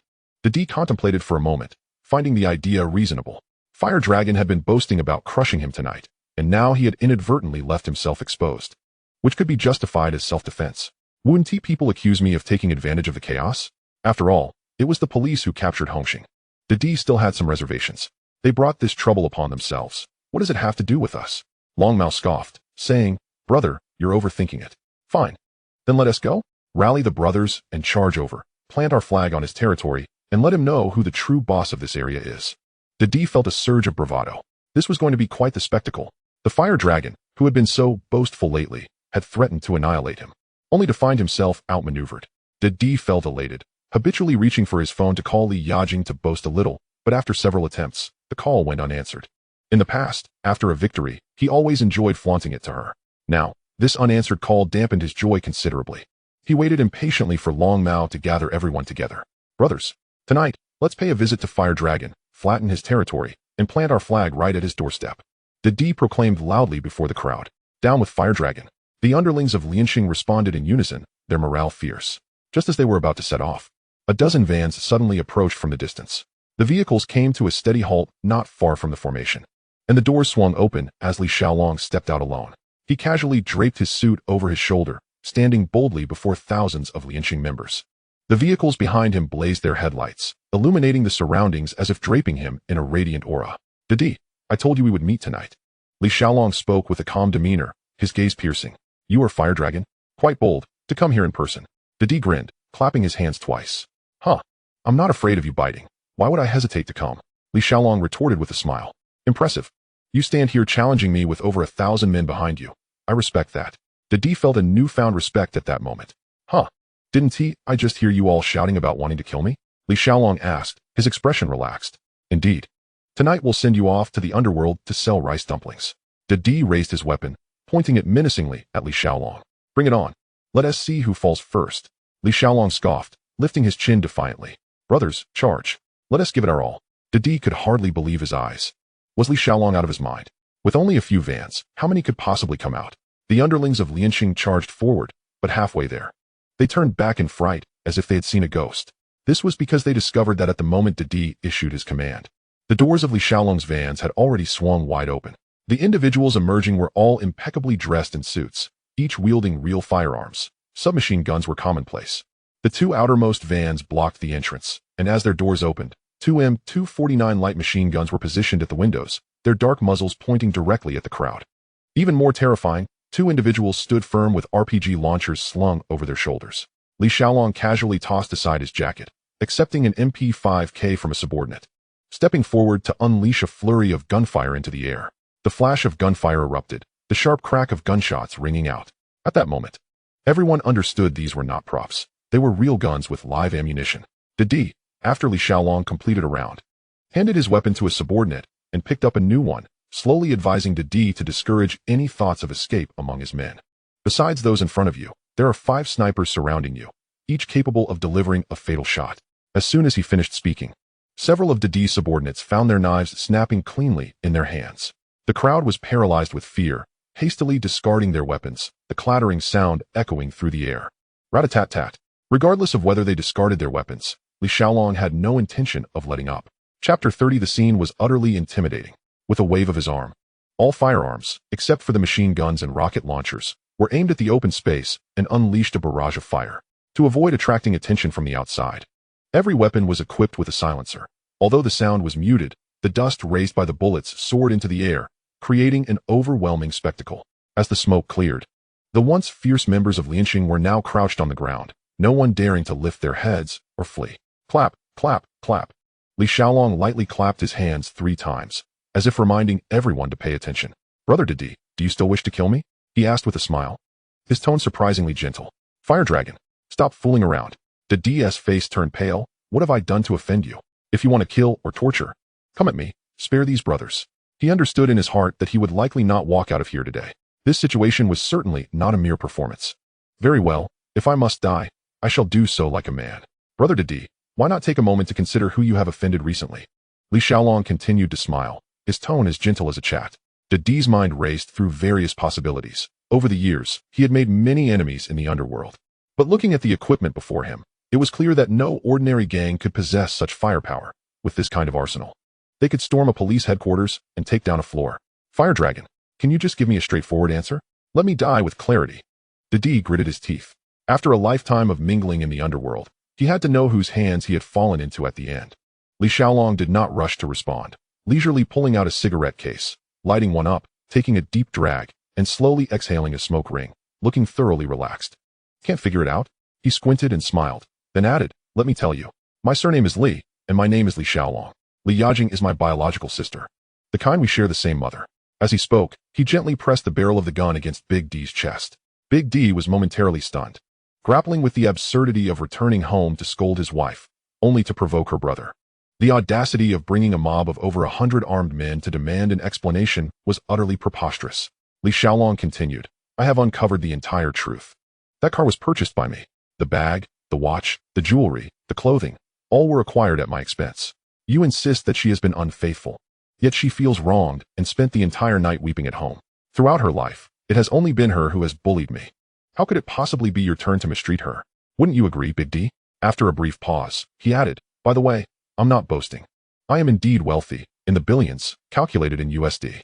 Having said this, he stepped closer to Big D, the gun still pressed against his chest. His voice dropping to a somber tone. Big D, do you believe my sister is wronged? Big D abruptly stood up, his face flushed with shame. Wronged? Kowloon. It's my fault. I apologize to your sister. Do as you will, whether it be to kill or to maim. Setting aside everything else. His feelings for Li Yajing were genuinely profound. Well then, at least you possess some semblance of masculinity. Li Xiaolong remarked with a hint of approval in his tone. Before the words had fully left his mouth, he slowly raised the gun, aiming directly at Big D's forehead. Under Big D's unwavering gaze, his fingers steadily pressed the trigger, gently squeezing it. In that fleeting moment, Big D squeezed his eyes shut, his entire body tensed. Click. No sound. Had the gun misfired? Cold sweat instantly drenched his back. Big D, do you know where I live? Li Xiaolong tucked away the gun, tossing it casually to a subordinate behind him, smiling as he asked. Yes. I used to pick your sister up from school. Big D wiped the sweat from his forehead, his voice trembling slightly. That makes things easy. Go and cheer my sister up. If you succeed, you will be like a brother to me. Li Xiaolong's smile was warm as he even produced a cigarette from his pocket, offering one to Big D. Thank you.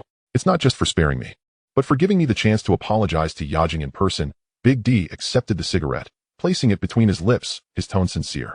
Don't be too hasty in your gratitude. Li Xiaolong stepped back, his expression darkening slightly. If you fail to cheer her up, you will be deemed a heartless man. And I can arrange for you to meet the king of hell at any moment. Just as he finished speaking, a sharp crack echoed as the cigarette, but near Big D's mouth, was abruptly severed, sparks flying. The shot had been fired by Frank. Such precise work required the expertise of this elite agent. Big D collapsed onto the ground, the sweat he had just wiped away now resurfacing. Managing not to wet his pants was already a testament to his bravery. Yet, Li Xiaolong didn't spare him a glance. Waving for his brothers to swiftly get into the vehicles and retreat. Brother, are you all right? Chong Mao rushed over, helping Big D to his feet. Concern etched across his face. I'm fine. Big D replied defiantly, though his legs trembled. Damn it, who understands this predicament?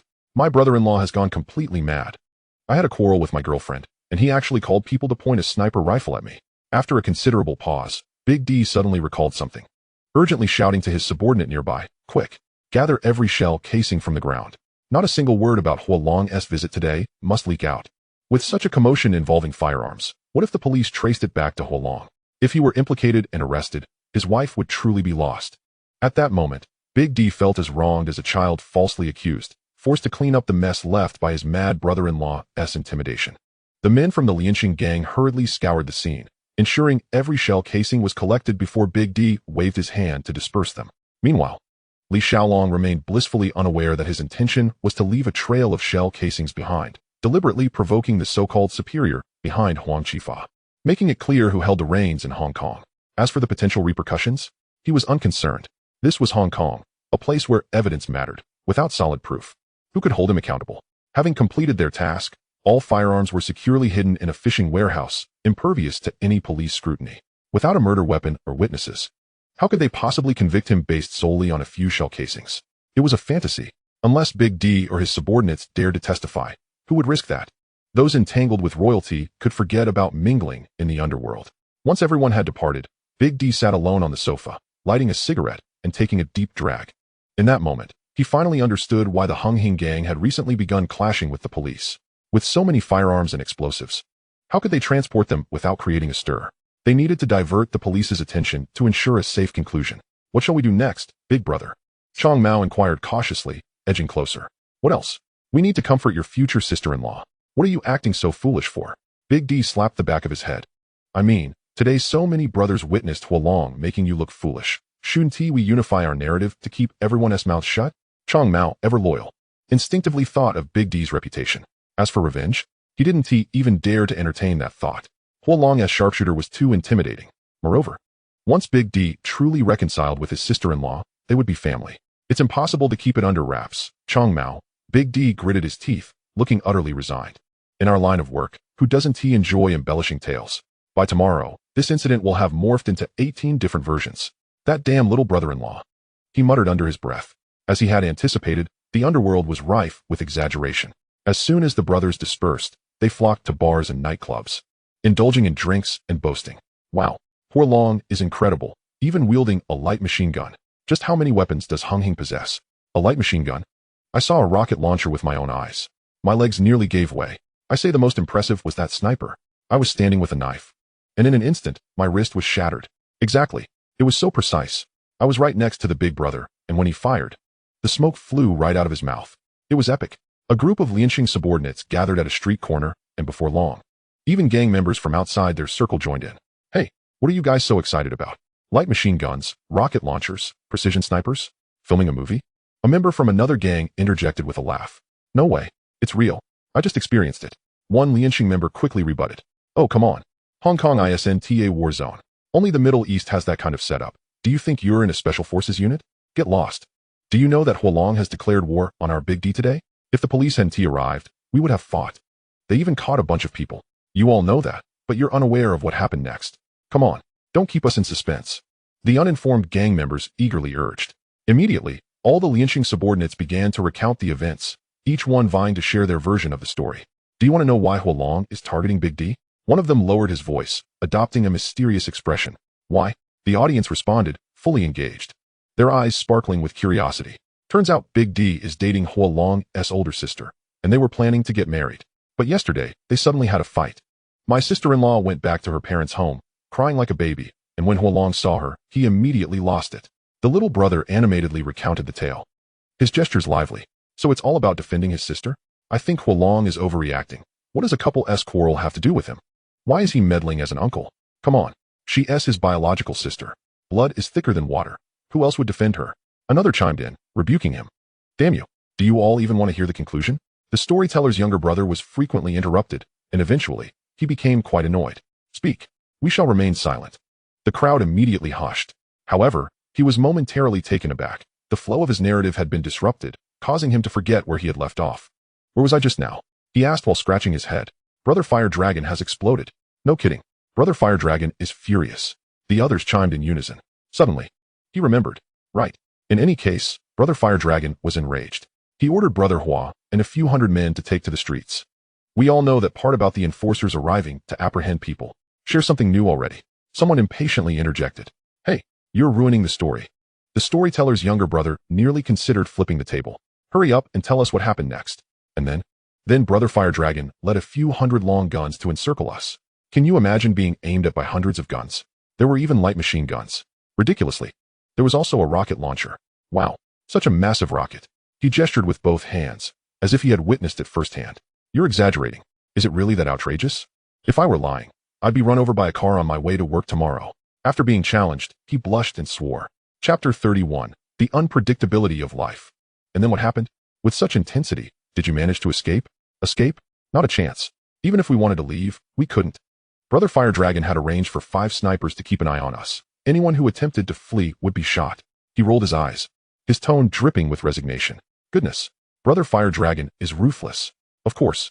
However, our Brother D has integrity. At that moment, he boldly declared, Fire Dragon, if you want someone, it should be me. The younger brothers have nothing to do with this. Let them go. After some bluster, Brother Fire Dragon finally remembered to show respect to his superior and promptly added, Brother D is truly courageous. With a leader like that, how could we, the younger brothers, possibly retreat? Not a single one would step back. He took the opportunity to praise himself as well. And what happened next? Did Brother Fire Dragon really capture Brother D? Unbeknownst to them, even the bystanders began referring to the two as brother, eagerly inquiring further. Not exactly. At a crucial moment, my sister-in-law called. Upon hearing his sister crying, Brother Fire Dragon immediately called off the operation and released us. Wow, so afraid of his sister. Absolutely. In the Underworld, who doesn't know that Brother Fire Dragon fears 2 people, Mr. Jiang and his sister? The younger brother was rambling, yet somehow hit the nail on the head. Who would have thought that a storm in the Underworld stemmed from a couple's breakup? Someone lamented.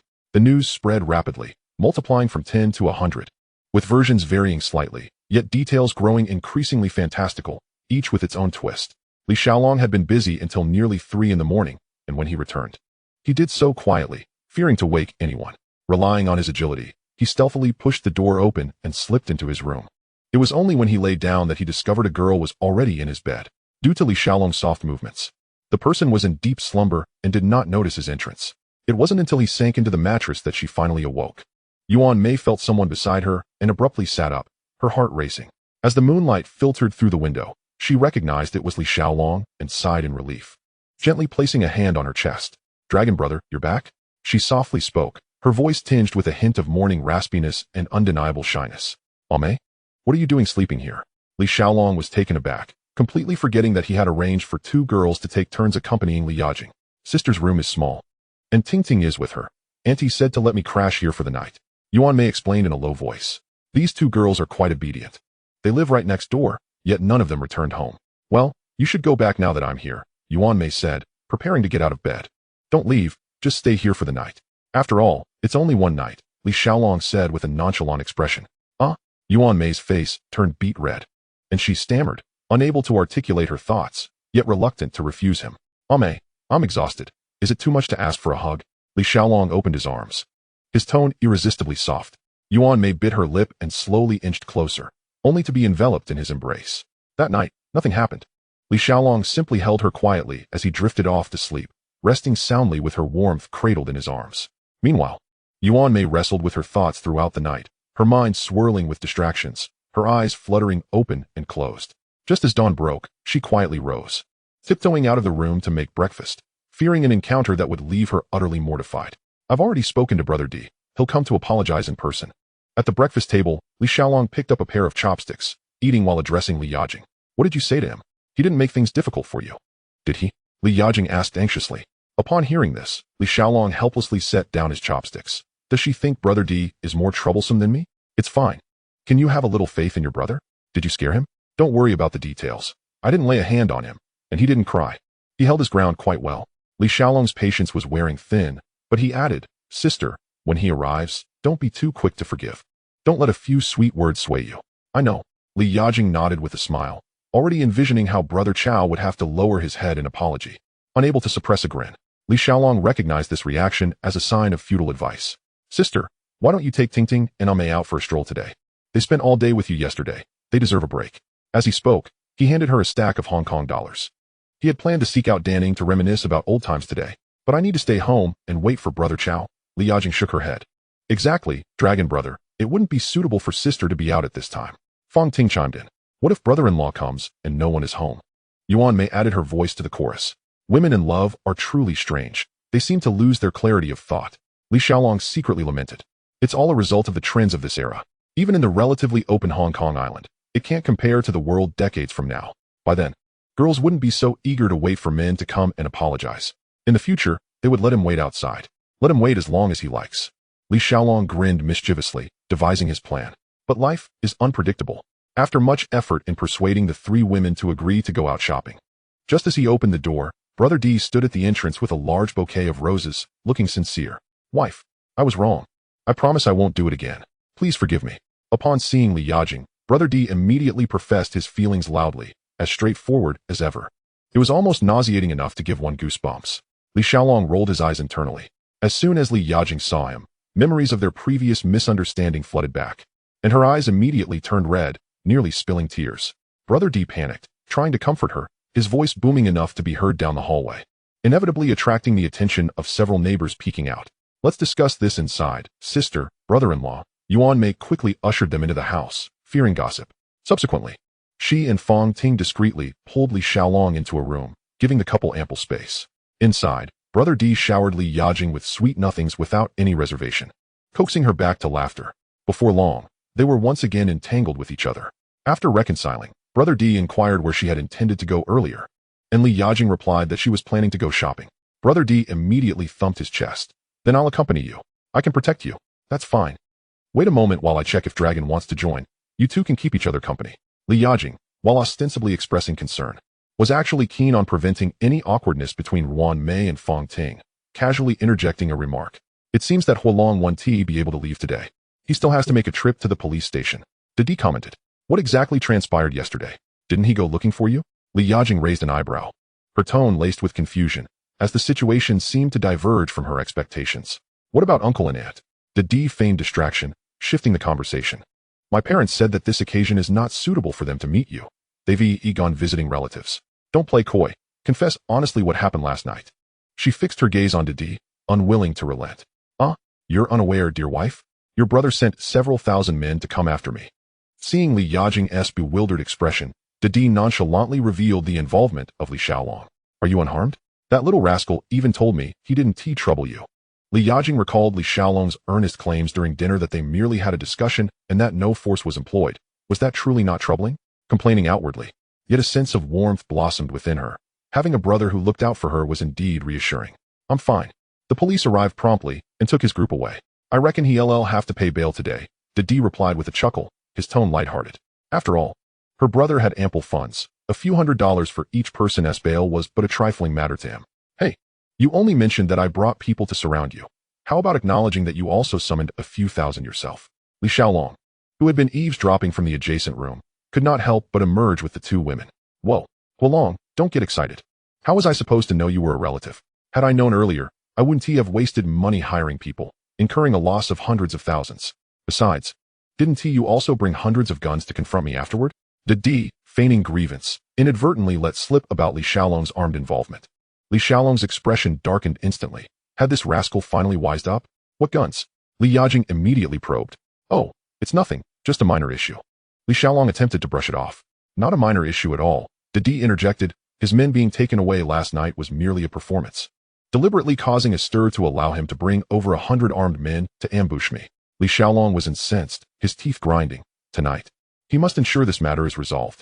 Li Yajing had begun to discern the underlying tension, surprised that her brother had orchestrated such a scheme on her behalf. Along. Will this lead to trouble? She asked with concern. Before Li Xiaolong could respond, Dee interjected, eager to take credit. Don't worry, dear wife. The hundreds of guns fired last night left no trace. I tidied up all the shells, the police won't find anything. Along, you really fired a gun? Li Yajing was taken aback, having assumed it was merely a bluff to intimidate. I didn't aim at him, just fired a few shots into the ground. Li Xiaolong quickly clarified.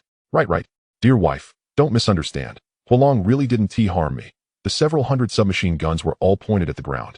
Quite frightening indeed. Dee continued the charade, adding, there were even a few sharpshooters who didn't genuinely aim at me. They merely shot and knocked the cigarette from my mouth with precision. Even more absurd was the rocket launcher, such a massive piece. Thankfully, it wasn't actually used, or my head would have been relocated by now. As Dee gestured animatedly, Li Xiaolong regretted not having made him disappear last night. Ozai, I'm your superior, he said, his face darkening as he pulled out his phone, dialing in front of Dee. Remember that Dee from yesterday? Find an opportunity to take him out. Dee, who had been reveling in the moment, suddenly fell silent, his expression frozen, awkward laughter escaping his lips. Surely not, little brother? He coughed, forcing himself to remain composed, his tone becoming more courteous. Of course, brother-in-law. Family doesn't speak of outside matters. Ozai was one of the sharpshooters from last night, with steadiness in his aim, ensuring you wouldn't feel a thing. Li Xiaolong replied with a smile that didn't reach his eyes. Dee immediately cast a pitiful glance at Li Yajing, his expression akin to a cat whose tail had been stepped on. All right, enough of this. It's all in the past. Let us turn the page.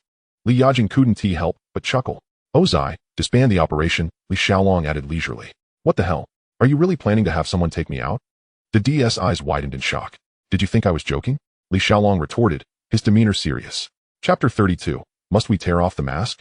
After conversing for a while, Abu arrived to take Li Xiaolong to the police station, while Li Yajing pulled Fong Ting and Ruan Mei out for shopping, with Dee dutifully trailing behind. Before leaving, Li Xiaolong instructed Abu to bring 5 million in cash, packed into a black suitcase. The vehicle sped towards the Tsuan Wan police station. Li Xiaolong strode into the lobby with his entourage, only to bump into Huang Qifa. Oh, isn't this brother Huolong from Hing? Voluntarily turning yourself in? Huang Qifa remarked with a sardonic tone. He had specifically researched the matter last night and recognized the face immediately. Which officer are you? Don't speak carelessly. I've always been law-abiding. Where's the self-surrender? Li Xiaolong smirked, his demeanor relaxed as if engaging in casual conversation despite Huang Qifa's mocking remarks. Ha, brother Huolong, you truly have a sense of humor. The detention center is filled with your subordinates, and you still claim to be innocent? Huang Qifa retorted, arms outstretched, his tone exaggerated. Oh, I see. Li Xiaolong pretended to be surprised, nodding. Officer Huang, if you lack evidence, don't make baseless accusations. If I were to pursue this, I could very well sue you for defamation. Oh, is that so impressive? With money for a lawyer. Wouldn't it be wiser to use some of that cash to bail your men out, rather than let them suffer inside? Huang Chifa sneered, his words laced with barbs. All right then, I'll trouble Officer Huang to assist with the paperwork. I'm here to bail my brothers out right now. How much do I owe? Li Xiaolong maintained his smile, his tone unruffled. I wonder if this suitcase is enough.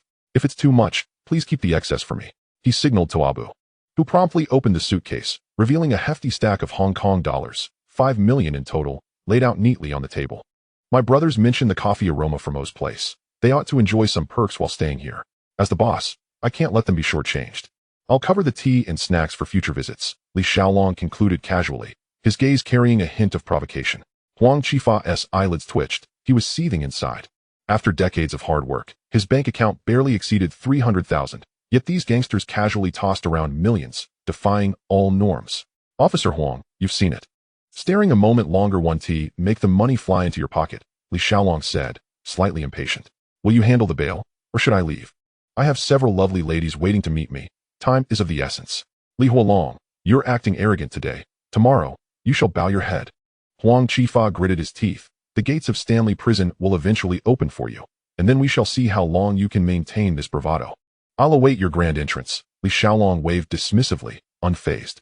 Huang Chifa, infuriated, turned to leave. Li Xiaolong then called over a regular officer, instructing him to accompany Abu to process the bail. Old Ding, Brother Huolong. In the police station lobby, Li Xiaolong sat centrally. Each time a Hing brother walked out, he would call out Old Ding. In succession, before long, a crowd had gathered behind him, projecting an imposing presence. The officers at the Tsuan police station wore unfriendly expressions, their gazes slicing through the gangsters. Yet Li Xiaolong remained unfazed, as the police glared. He signaled for his underlings to glare back, neither side willing to concede an inch. A group of young men, their faces marked by an excess of flesh, audaciously laughed and chatted in the police station's lobby, striding about with an air of bravado, oblivious to their surroundings. As more individuals were released, the cacophony in the hall intensified, spiraling into chaos. Huang Chifa, who had just stormed off in anger, unexpectedly returned, flanked by several senior inspectors adorned with epaulets. Their expressions dark as they approached Li Xiaolong. Fire Dragon, silence your men. This is a police station, not a venue for your underworld gatherings. Huang Chifa's finger nearly jabbed into Li Xiaolong's forehead as he barked his command. Excuse me, Sir Huang, but which law on Hong Kong Island states that speaking loudly is a crime? Li Xiaolong retorted, brushing aside Huang's hand with a flippant tone. If there's no such law, then don't waste my time. I warn you, don't push your luck. A senior inspector shouted angrily. Is it a mere word from an officer that can silence me? Then what is the point of my position as the big brother? Li Xiaolong scoffed, a derisive laugh escaping his lips. Huang Chifa raised his hand to quell the outburst from his colleagues, leaning closer to Li Xiaolong, lowering his voice. Fire Dragon, let us keep things civil for future encounters. Must we truly sever ties? In fact, I have always held you in high regard, Huang added, but Li Xiaolong remained nonchalant, merely smiling faintly. Last time you mentioned your superior was berated by foreigners because of me. Who was that? The individual must be of at least superintendent rank, a rarity on Hong Kong Island. The humiliation suffered by this person, who subsequently ordered Huang Chifa to deal with Li Xiaolong, was evidently targeted. Li Xiaolong needed to ascertain the other party's background promptly to avert potential threats. Officer Guan, get your men out of here immediately. Or don't blame me for being unyielding. Huang Chifa hissed a name that only the two of them could hear, and then forcefully shoved Li Xiaolong. Raising his voice in reprimand, Li Xiaolong dusted off the creases on his sleeve, recognizing Huang Chifa's concession and seizing the opportunity. Sir Huang, in consideration of your position, now that everyone is present, let us depart, he said cheerily as he stood up. Big brother, everyone is here, he added, and after a considerable wait, Abu finally completed the paperwork, returning with Ahua and Gao Gang to report back. No need to see us off, Sir Huang, Li Xiaolong said, surveying the crowd before leading his companions away amidst the disgruntled glares of the officers. Outside the police station, the car had long been waiting. The Hongxing gang filed into the vehicle, heading straight for a restaurant. For a personal matter, the brothers had endured a night at the police station, suffering greatly. Out of both sentiment and obligation, Li Xiaolong felt compelled to host a lavish feast to reward them. The restaurant had been booked in advance, and due to the large number of attendees, they had to split into several establishments to accommodate everyone. He even distributed some red envelopes to the brothers, practically depleting 5 million Hong Kong dollars in cash. With several thousand people rallying together, the spectacle was indeed impressive and grand, yet ultimately, it was all built on financial might. Only a person like Li Xiaolong could remain indifferent, viewing money as transient as the wind, hardly giving it a second thought. In contrast, Big D's side, despite not engaging in physical confrontation the previous night, had spent hundreds of thousands merely to secure a presence, leaving him feeling quite pained. Li Xiaolong deliberately allowed Ahua to take the lead during the gathering, as such affairs were best handled by him. Although Ahua was not from a fishing background, he was genuine, loyal, and reliable in his dealings, which reassured Li Xiaolong. After delegating the matters, Li Xiaolong headed straight to the hotel to reunite with Dan Ying, whom he hadn't seen for several days. Upon entering, he wasted no time, his movements brisk and decisive. His phone rang once during the process, but he ignored it, fully engrossed in his tasks, only recalling to return the call after finishing. "Hello? Who's calling?" Li Xiaolong asked lazily. "Brother Fire Dragon. It's me, Little Seven," came a bright voice from the other end. "Oh, Sister Little Seven. What's this? Finally decided to embrace me?" Li Xiaolong teased with a grin. Little Seven had been an old acquaintance. Her father, Brother Diqian, was a seasoned player in the Underworld, running several mahjong parlors and knowing numerous wealthy individuals, often orchestrating schemes to trap foolishly affluent prey. Li Xiaolong had known Little Seven for several years. Her beauty had captivated him from their first meeting.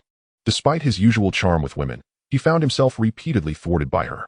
This woman was impervious to flattery, remaining unmoved by his sweet words. Over time, he had grown weary of the chase, and due to her straightforward nature, they gradually became close friends. Enough with the pleasantries. "My dad has a gathering at the Iron Den in Central tonight. Are you coming or not?" Little Seven stated bluntly. "Wait, is that really the case? Your father's gathering is not a gambling event. It's clearly a setup." Li Xiaolong replied half-mockingly. "After all these years of friendship, you still think I'm a fool to be played with? How considerate of you. Get lost. Tonight, there's a wealthy fool returning from abroad, surnamed Jean. Rich and naive. I'm inviting you as a brother, so don't be ungrateful." Little Seven retorted, her tone irked. "Streetwise Fire Dragon. A dog-biting Lu Dongbin." Li Xiaolong held the phone, a peculiar expression on his face, nearly laughing out loud. "Mr. Jean? It wouldn't happen to be Jean Neng, would it? A bunch of underworld ruffians aiming to trap a top-notch con artist? They certainly have guts. Are you coming or not? If not, then forget it." Little Seven pressed, her impatience growing. "All right then. It's been a while since I've seen you. I might just miss you." Li Xiaolong teased on purpose. "You know the location. Just find your way there. My dad will pick you up. And you can go die? How dare you flirt with me?" Little Seven snapped before hanging up. Some friends, regardless of how successful you become, can still banter and exchange jabs without pretense. As night fell, Li Xiaolong, accompanied by Dan Ying, drove a Bentley into Central. "Brother Fire Dragon. Brother Diqian."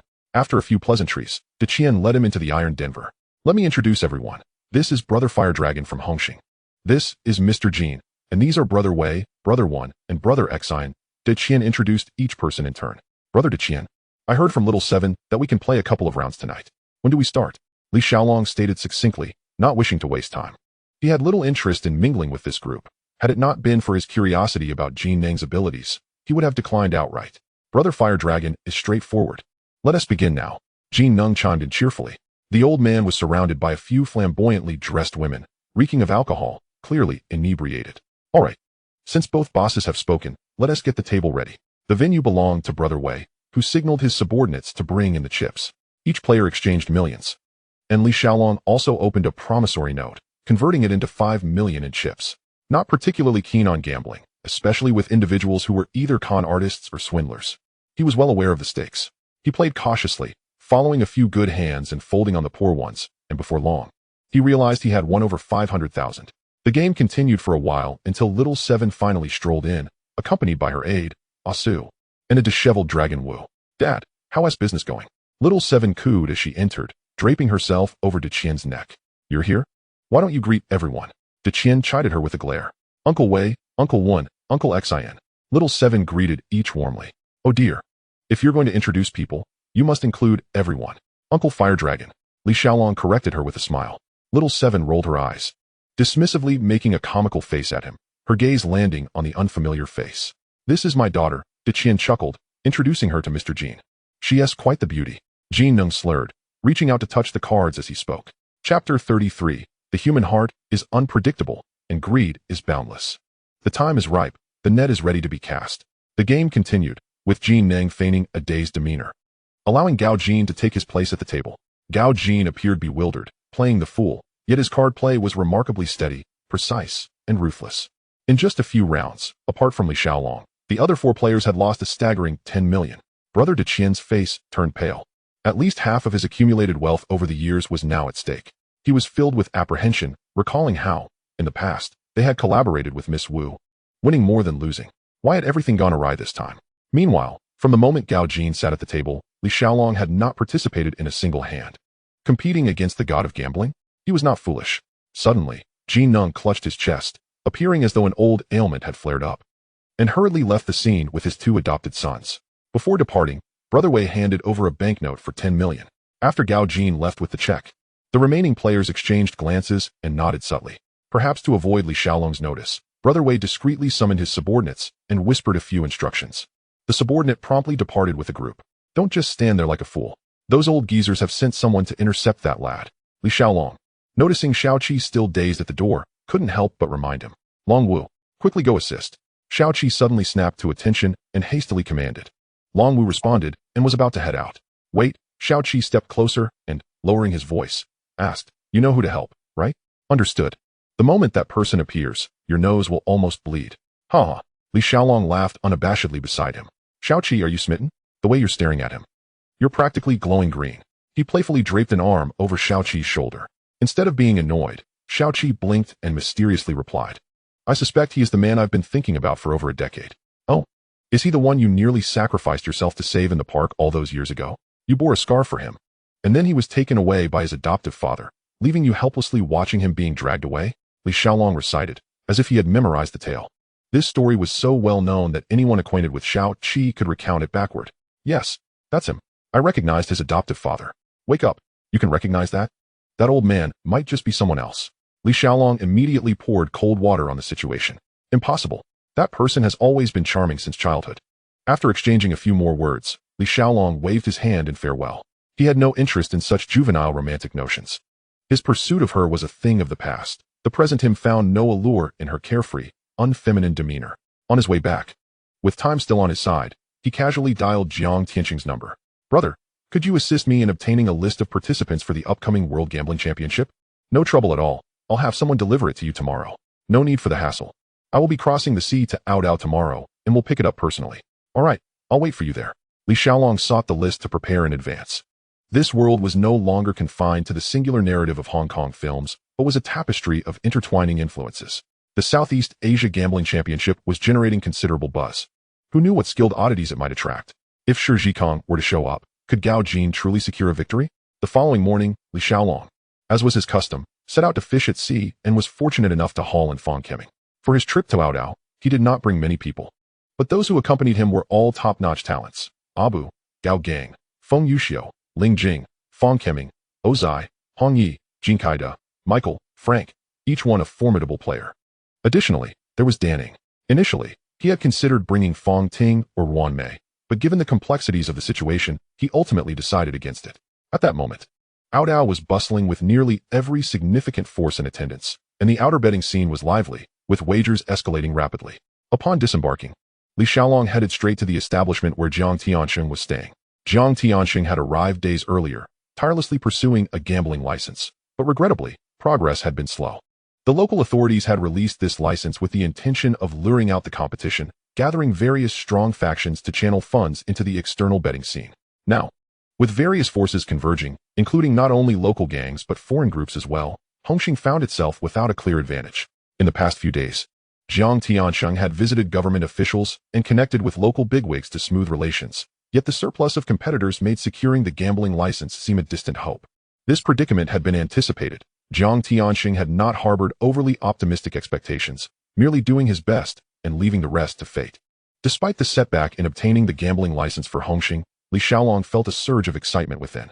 The reason was simple. Upon reviewing the participant list provided by Jiang Tianqing, he discovered that there were only a handful of familiar names. Shi Zhikong had not come, perhaps because the victor's reputation had yet to integrate into this timeline. However, even the likes of Qiu Shaoqi and Chen Jincheng were absent, which was indeed intriguing. It seemed that this so-called Southeast Asia Gambling Championship was not as formidable as it appeared, Li Xiaolong mused. The fewer participants, the lesser the variables. With fewer variables, he could place his bets with greater peace of mind. As the saying goes, what is uncertain is called gambling. What is vaguely certain is called investment. While what is nearly guaranteed is nothing less than picking up money. With 3 days left until the tournament commenced, the outer betting scene had already opened for wagers. The first round featured 24 competitors divided into 6 groups, with the top 2 from each group advancing to the semifinals. Li Xiaolong only wagered on 4 individuals: Su Tu, Gao Jin, Gao Ao, and Jin Qing. He was confident these 4 would undoubtedly advance.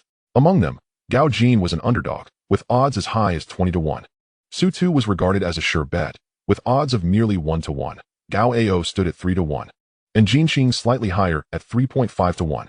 This event brought together various forces, and the major casinos on Audao had each set up their own betting lines. Li Xiaolong, concerned that concentrating large bets would attract attention, instructed his subordinates to act independently, placing bets at different venues. This strategy would allow for smooth fund exchanges while keeping a low profile. Some bets reached $2 or $3 million, while others amounted to several hundred thousand. Though the total was substantial, it paled in comparison to a single-point wager exceeding 100 million, thus maintaining a more discreet approach. By the time evening rolled around, he had placed a total bet of $180 million. However, he had not utilized all his funds. Even with boundless confidence, it was wise to keep a reserve, for the world is unpredictable. Such a colossal betting volume, despite the overall liquidity being significant that day, still exerted a noticeable impact on the betting lines. Gao Jin's odds dropped to 13 to 1. Gao Ao fell to 2.6 to 1, and Jin Qing sank to 3 to 1, while only Su Tu maintained his original odds. By the time he returned to the hotel, it was already past 9. With the Gambling God Championship approaching, mid-range to high-end hotels on Audao were nearly fully booked. Fortunately, Jiang Tiansheng had anticipated this and reserved an entire floor of rooms days in advance for the members of Hongxing. Li Xiaolong had been busy all day. He had set off in the morning by boat, spent the afternoon placing bets, and had not eaten a proper meal or even drunk water. Before heading to his room, he instructed Ozai and Fong Keming to pick up some food along the way. Now, seated on the sofa brewing tea, the table was laden with an array of local delicacies: fresh shrimp wonton noodles, pork chop buns, and Portuguese egg tarts, filling the table to the brim. Michael and Jin Kaido were inside the room, meticulously checking for any listening devices. In today's Audao, where the riffraff mingled with the elite, and they had made substantial bets during the day, it was prudent to remain vigilant. A cautious approach ensures safety. A knock sounded at the door, and Feng Yuxiu first inquired who it was from inside, only opening the door after confirming it was Ozai's voice. As the crowd indulged in their meal with great enthusiasm, a second series of knocks echoed from the entrance, instantly shifting the atmosphere. Li Xiaolong's subordinates swiftly assumed their positions. Gao Gang, Feng Yuxiu, and Hong Yi readied themselves for any potential threat. Meanwhile, Frank and Jinkade adjusted their stances, hands poised at their waists, ready to draw their weapons at a moment's notice. Yet, Li Xiaolong remained completely unmoved, leisurely seated on the sofa, savoring a bite of a pork chop bun. The bun was indeed authentic, with a crispy exterior and succulent, juicy meat within. In that moment, should a nefarious plot be afoot, the only rationale he could fathom for it would be the allure of wealth attracting danger. Nonetheless, he was surrounded by exceptional fighters. If someone were to breach their defenses, he could only resign himself to fate. One must understand that any one of these individuals could stand alone against formidable foes. Should they decide to act independently, it would not be an issue to sweep through both the underworld and the law, let alone the entirety of the island. Within a mere 20 seconds, everyone had completed their battle readiness. Some had already chambered their firearms, while others held their weapons firmly, poised for action. "Who is it?" Ling Jing aimed his gun directly at the door, his voice cold and stern. "It's me," came the reply. "Who are you?" Ling Jing faltered, his expression one of incredulity. Outside, the prince observed the imposing figure of Dabi through the crack of the door, as though he were gazing at a fool. "Do you think this is your own living room? There are no wives or children inside. If you don't announce your name, how would anyone know who you are?" "I am the Prince of Hongxing, here to seek your boss," he stated, a hint of frustration in his voice. Dabi's face flushed with embarrassment. How could one of Fire Dragon's underlings fail to recognize his voice? It was truly mortifying. Ling Jing, having never interacted with members of Hongxing, turned to Li Xiaolong for guidance. Li Xiaolong gave a slight nod, signaling for them to let him in. And only then did Ling Jing lower his weapon and open the door. "When did you arrive?" Seeing a familiar face, Li Xiaolong felt no need for formality. Continuing to nibble on his pork chop bun as he casually inquired. "We came in broad daylight. You weren't here. One of the younger members saw you return, and we rushed over." Dabi explained. "I went out to place some bets during the day," Li Xiaolong replied nonchalantly. "Gambling is fraught with deception. Fire Dragon, you must remain vigilant." The prince, who usually dabbled in betting, expressed his skepticism towards such external wagers and offered a word of caution. "Rest assured, I merely seek amusement," Li Xiaolong chuckled, "but I believe that long-haired, flamboyant fellow will clinch first place." He trailed off, leaving the decision to buy or not entirely up to them. To wager $1 or $200 million as pocket change, with an already known outcome, was not impulsiveness, but rather a calmness born of insight. Those who understood should applaud. As for Li Xiaolong, despite being privy to insider information, did not lend a hand to his brothers. It harkened back to an experience from his previous life. He had a friend, a rather earnest individual, who, at over 30, remained single, as men often do. He sought physical satisfaction and asked Li Xiaolong to accompany him for a foot massage. Little did they know, this experience would lead to an addiction. With the friend pouring most of his salary into the massage parlor, Li Xiaolong had urged him to exercise restraint, but not only did he refuse to listen. He lamented in secret, "If you hadn't taken me, would I have spent so much money?" It was crucial to note that it was his friend who had initially sought the experience, with Li Xiaolong merely going along with the flow. From that moment on, he grasped a fundamental truth. Human hearts are inscrutable, and greed knows no bounds. Now, knowing the ins and outs of the competition, if he brought along the core members of Hongxing to bet on the periphery, and they won a substantial amount, it would appear to be a joyous occasion for all. Yet, what if someone fell into a state of obsession after tasting success? Deeper entanglement could lead to ruin. And would they still remember his earlier warnings against getting carried away? Chapter 34. The Gambling God Who Dominates the Scene. Unlikely. People tend to blame their misfortunes on their guides rather than their own desires. No one is truly content, especially those whose ambitions soar higher than their fragile lives can bear. Moreover, no one can win indefinitely. In gambling, even if you are a genius, a downfall is inevitable. Otherwise, why did Gao Jin eventually choose to retreat from the world? In affairs such as gambling and stock trading, which promise quick returns, Li Xiaolong preferred to keep the spoils for himself. Other businesses could be conducted in partnership, but when it came to matters laden with risk and temptation, he would never easily bring others on board. As their meal neared conclusion, Li Xiaolong instructed Shan Ying to brew a pot of tea, while he, Bi, and the prince lounged on the sofa in the living room, engaging in casual conversation. "I've been so busy lately. How did things wrap up with Brother G and the South Vietnam gang?" He suddenly recalled and inquired. "TSK. Those Vietnamese really came through. They paid Aji 300,000 for medical expenses and partied with him for several days. Now the two of them are inseparable. And he didn't even show up for this lively gathering." Bi's tone dripped with disdain. "I've looked into it. Those Vietnamese are involved in the flower trade. Aji mingling with them will lead to his ruin sooner or later," the prince remarked, sipping his tea with a cold chuckle. "Huh. When it rains, it pours. If people are willing, who can stop them?" Li Xiaolong continued pouring hot tea, his demeanor relaxed. Enough about him. Bi shifted the topic, his eyes alight with excitement. "This time, you've truly made a name for yourself. The Underworld is abuzz with tales of you blocking Big D with firearms. They say you have a rocket launcher and a sniper rifle. As our own, care to divulge the truth? Well, the sniper is sitting right beside us." Li Xiaolong gestured toward the man next to him. "If you have enemies, as long as the price is right, they can assist you in resolving your issues." "Is that true? They are that formidable?" Bi questioned, half convinced. Li Xiaolong leaned forward, beckoning Bi to come closer as he lowered his voice, shrouded in mystery.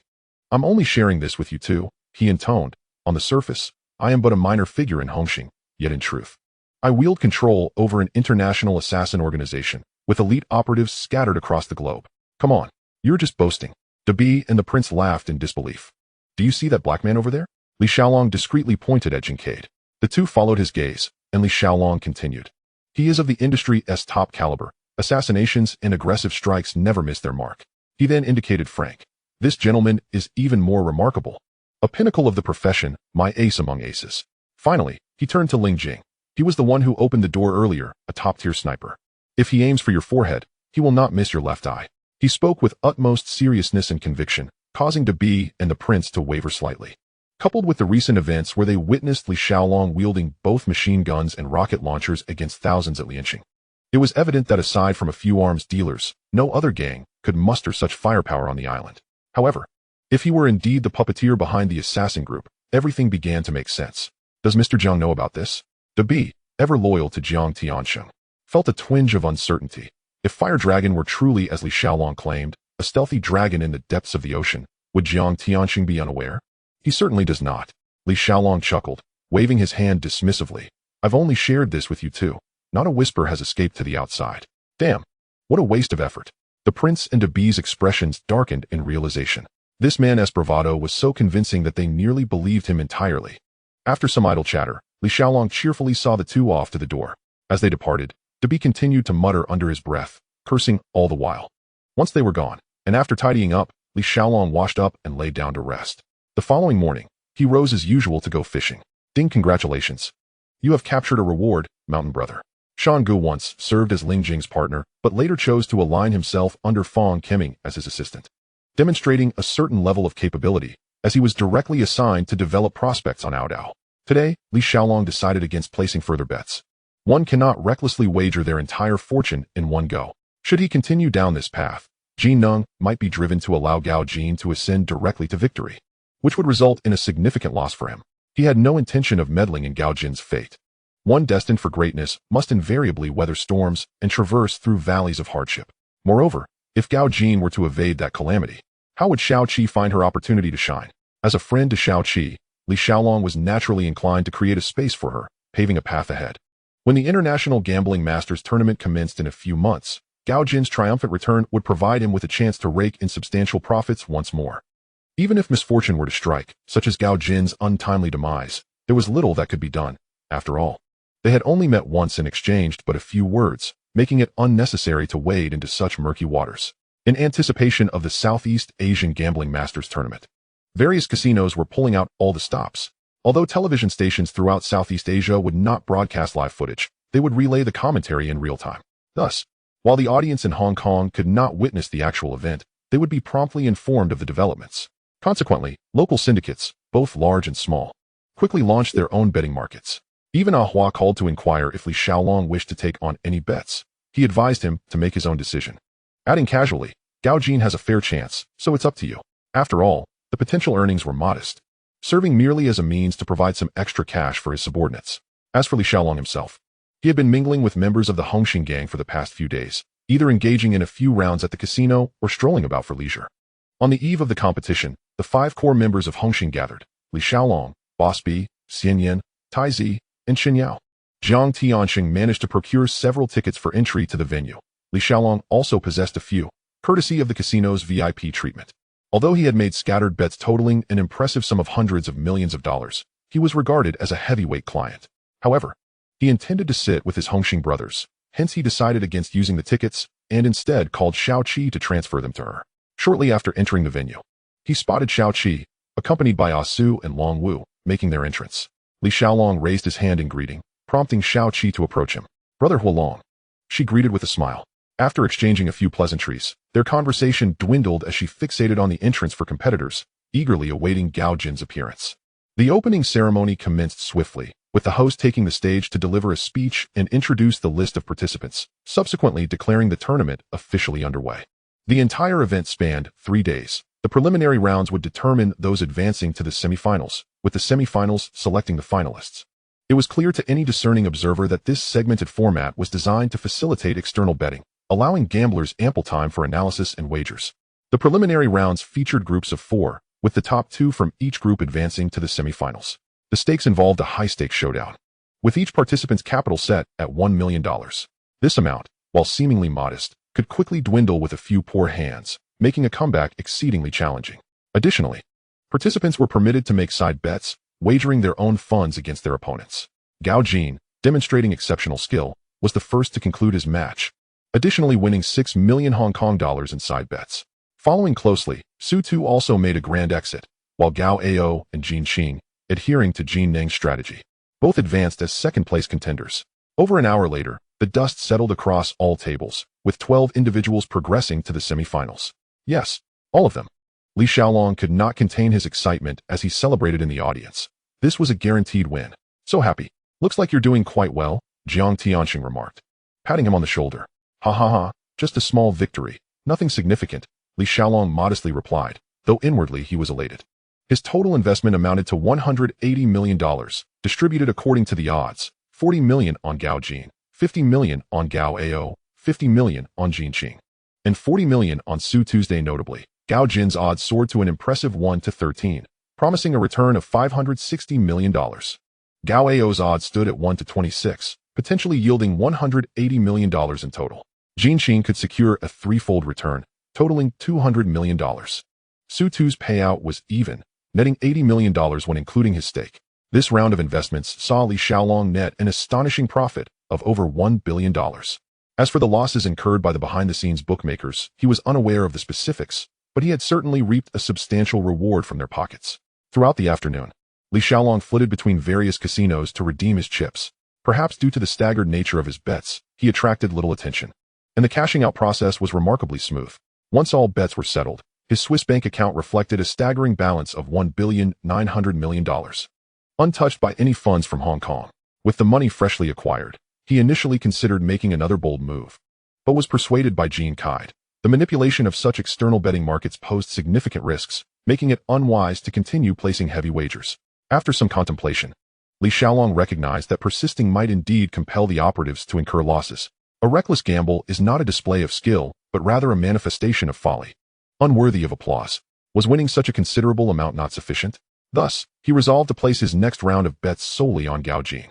He committed $190 million entirely on Gao Jin's victory, again employing a dispersed betting strategy to avoid detection. Even if someone were to tamper with the odds, it would matter little. Should he lose, he would simply chalk it up to tuition fees, having already profited handsomely. At that moment, Gao Jin's prospects also appeared promising. Following an impressive previous performance, with odds rising to 1-2, the skill levels of the semifinalists were closely matched, leading to a more balanced distribution of odds.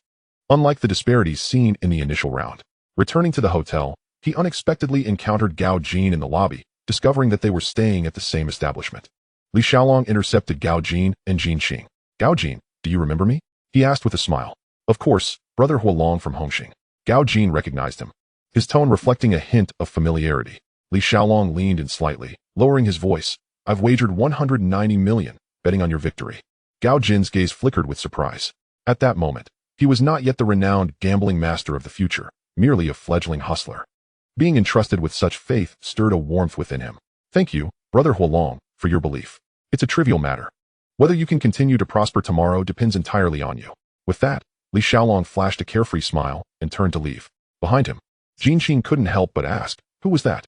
"A friend who believes in me," Gao Jin replied softly, watching Li Xiaolong's retreating figure. The following morning, Li Xiaolong habitually opened the fishing ground system, only to find a prompt indicating, "Updating in progress. Limited time fishing ground will be launched shortly. Time remaining, over 5 hours." He felt both eager and resigned, deciding to set it aside for the moment and focus on the upcoming match first. Chapter 35. The new round of dealing begins. Upon the arrival of the Hongxing group at the venue, Li Xiaolong immediately spotted Xiao Qi standing at the entrance, her gaze fixed intently on the passageway, waiting for Gao Jin to appear. Truly a little fangirl. The second round consisted of the semifinals, with 4 participants per group, where the top 2 from each group would advance to the finals. In this round, the contestants were even more cautious, prolonging the pace. And it took over 2 hours to determine the outcomes. Ultimately, Gao Jin, Su Tu, Jin Xing, Gao Ao, along with 2 supporting contestants, successfully advanced to the final circle. In the afternoon, as customary, Li Xiaolong ventured to various casinos to collect his winnings. A total of $418 million, encompassing both principal and interest, has been reclaimed, causing the account balance to soar to $1,418,000,000. When converted into Hong Kong dollars, it has undoubtedly surpassed the 100 billion mark. It is no exaggeration to assert that, in terms of cash flow, Li Xiaolong is among the elite few at the pinnacle of Hong Kong Island. Upon returning to the island, it is time to acquire some properties, perhaps a few villas, and to establish a company. Let us commence with film production. Which member of the society isn't involved in the film industry?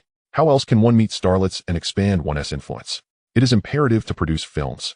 Absolutely necessary.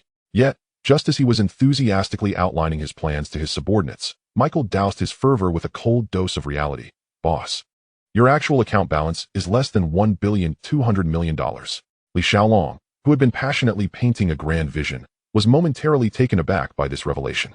Although he had been present during recent transactions, he had merely assumed the demeanor of an international capitalist, while the actual management of the account had always been in Michael's hands. He had always extended unconditional trust to those emerging from the fishing grounds, but this time, he furrowed his brow. How could there be such a significant shortfall? "We paid 17% in taxes," Michael replied. "I thought you were aware, hence I did not provide a specific report." He had not anticipated that Li Xiaolong was utterly oblivious to these regulations, mistakenly believing that money deposited into his account was unequivocally his, unaware of the taxation implications. "Forget it, a loss is a loss." Li Xiaolong waved his hand dismissively. He spoke nonchalantly, but inside, he felt a pang of regret. Sudden wealth comes swiftly, yet it can vanish just as quickly. Losing over 200 million in one fell swoop was certainly disheartening. Indeed, engaging in illicit dealings could be far more straightforward. yielding quick returns without tax obligations. He muttered to himself, his thoughts becoming somewhat twisted. On the eve of the finals, the odds fluctuated dramatically. The odds for Gao Jin were adjusted to 3-1, while Gao Ao was elevated to 1.5, making him the frontrunner. Due to Gao Jin's impressive performances in the earlier rounds, public sentiment heavily favored Gao Ao. Consequently, a flood of capital surged towards Gao Jin's betting odds. However, Li Xiaolong chose to swim against the tide, wagering $260 million on Gao Ao's victory. A significant portion of these bets were actually orchestrated through Jin Nang's clandestine casino network. After the betting closed, Jin Nang meticulously calculated the accounts. If Gao Jin won, he would face monumental payouts, potentially resulting in financial ruin. Yet, should Gao Ao ascend to victory, he would stand to gain a substantial profit. Had it not been for a last-minute influx of tens of millions betting on Gao Ao, his profits could have been even more staggering.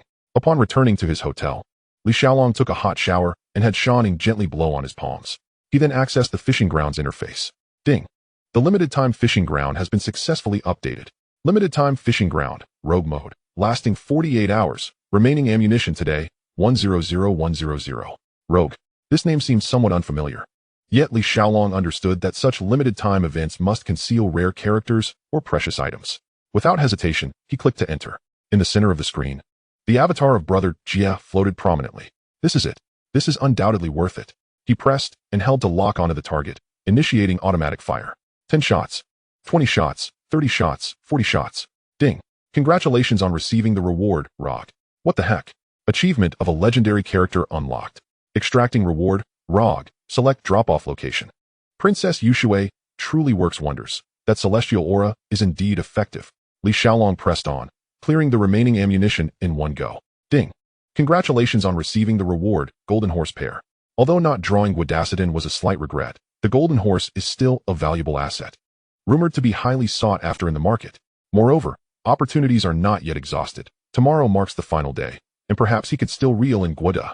Continuing to reap formidable champions, Li Xiaolong was in high spirits, scooping up Ying and tossing her onto the bed, indulging in passion until the quiet of the night. The following morning, he awoke and roused Ying, as per their usual routine, washing up before having her blow on his palm once more. Rubbing his hands together, he reopened the fishing ground. 10 shots, 50 shots, 100 shots. Ding. Congratulations on receiving the reward, Diwu. Guido was still nowhere to be found, but unexpectedly, he secured Diwu. Immediately extracting, he selected the drop-off location to be on Aodao. Once preparations were complete, he set off for the Gambling God Finals venue. The final battle employed a 6-player table format, continuing until a singular victor emerged, crowned as the Gambling God. From the very outset, the atmosphere was charged with tension. Within a mere half hour, 2 marginal participants had discreetly exited the competition. Only 4 remained at the table, 3 of whom were under Jin Nang's tutelage. And Su Tu's defeat was not unwarranted. Soon after, Jin Xing's 3 of 7s fell short against Su Tu's 3 of 8s, resulting in his unfortunate elimination. At this juncture, only Gao Jin, Gao Ao, and Su Tu remained in a standoff. Without revealing their cards, 5 million, Su Tu boldly initiated the first race. For reasons unknown, this match had adopted Hong Kong dollars as the unit of chips. Gao Ao glanced at his whole cards and casually threw out a pile of chips to match. Gao Jin was equally unfazed, tossing in an equal amount to follow suit. The new round of dealing commenced. Su Tu boldly revealed an ace and a king. A smirk gracing his lips. AK strikes, 10 million on the line. With the assistance of the enigmatic Zhu Lao Jiao and Jin Nong, Gao Ao remained undeterred. Continuing to follow, Gao Jin surveyed the 2 and calmly stated, 10 million, plus 20 million. Both Su Tu and Gao Ao responded in kind. The dealer continued to deal. At this moment, Gao Jin's hand had formed a pair of 10s. With a pair in play, even deities would falter. Su Tu struggled to contain his excitement. Your words are quite poetic, Gao Jin retorted with a cold smile. Damn, all that poetic nonsense, and he still thinks he can ace the literary exam? In the audience, Li Xiaolong whispered to the nearby Tycoon B, expressing his disdain. As the stakes escalated, Gao Ao, following Jin Nang's orders, went all in. Su Tu employed a lying strategy, attempting to intimidate Gao Jin, only to have his ruse discerned, and he too found himself all in. In a surprising turn, Gao Jin produced a $10 million Swiss bank draft from his pocket, proposing an external raise. Observing this, Jin Nung promptly stood up to support Gao Ao with a $25 million draft. Under such pressure, Su Tu ultimately retreated, leaving the game. The decisive battle had now reached its most critical moment, Gao Jin and Gao Ao's ultimate face-off. However, during the break, an unexpected crisis unfolded. Gao Jin was shot in the head and urgently rushed to the hospital for emergency treatment. Reluctantly, his fiancée, Jin Qing, took his place to reveal the cards. Unfortunately, the outcome was unfavorable against Gao Ao's flush. In the end, Gao Ao claimed victory in the Southeast Asia Gambling God Championship, officially crowned with the title of Gambling God. Damn, I truly regret my decision. Had I listened to you, it would have been better, Tycoon B lamented, slapping his forehead in frustration, nearly wishing to bang his head against the wall. Curse it. If I had trusted Huolong's strategy and bet on Gao Ao's victory, I would have easily made hundreds of thousands. Instead, I defied the odds and wagered on Gao Jin, losing over 200,000 in one fell swoop. The more he pondered, the more it pained him. He resolved to heed advice in the future. As he exited, Jiang Tianxing received a call, his expression shifting dramatically. Along, how much did you actually win this time? I just heard that at least 5 factions are investigating your background.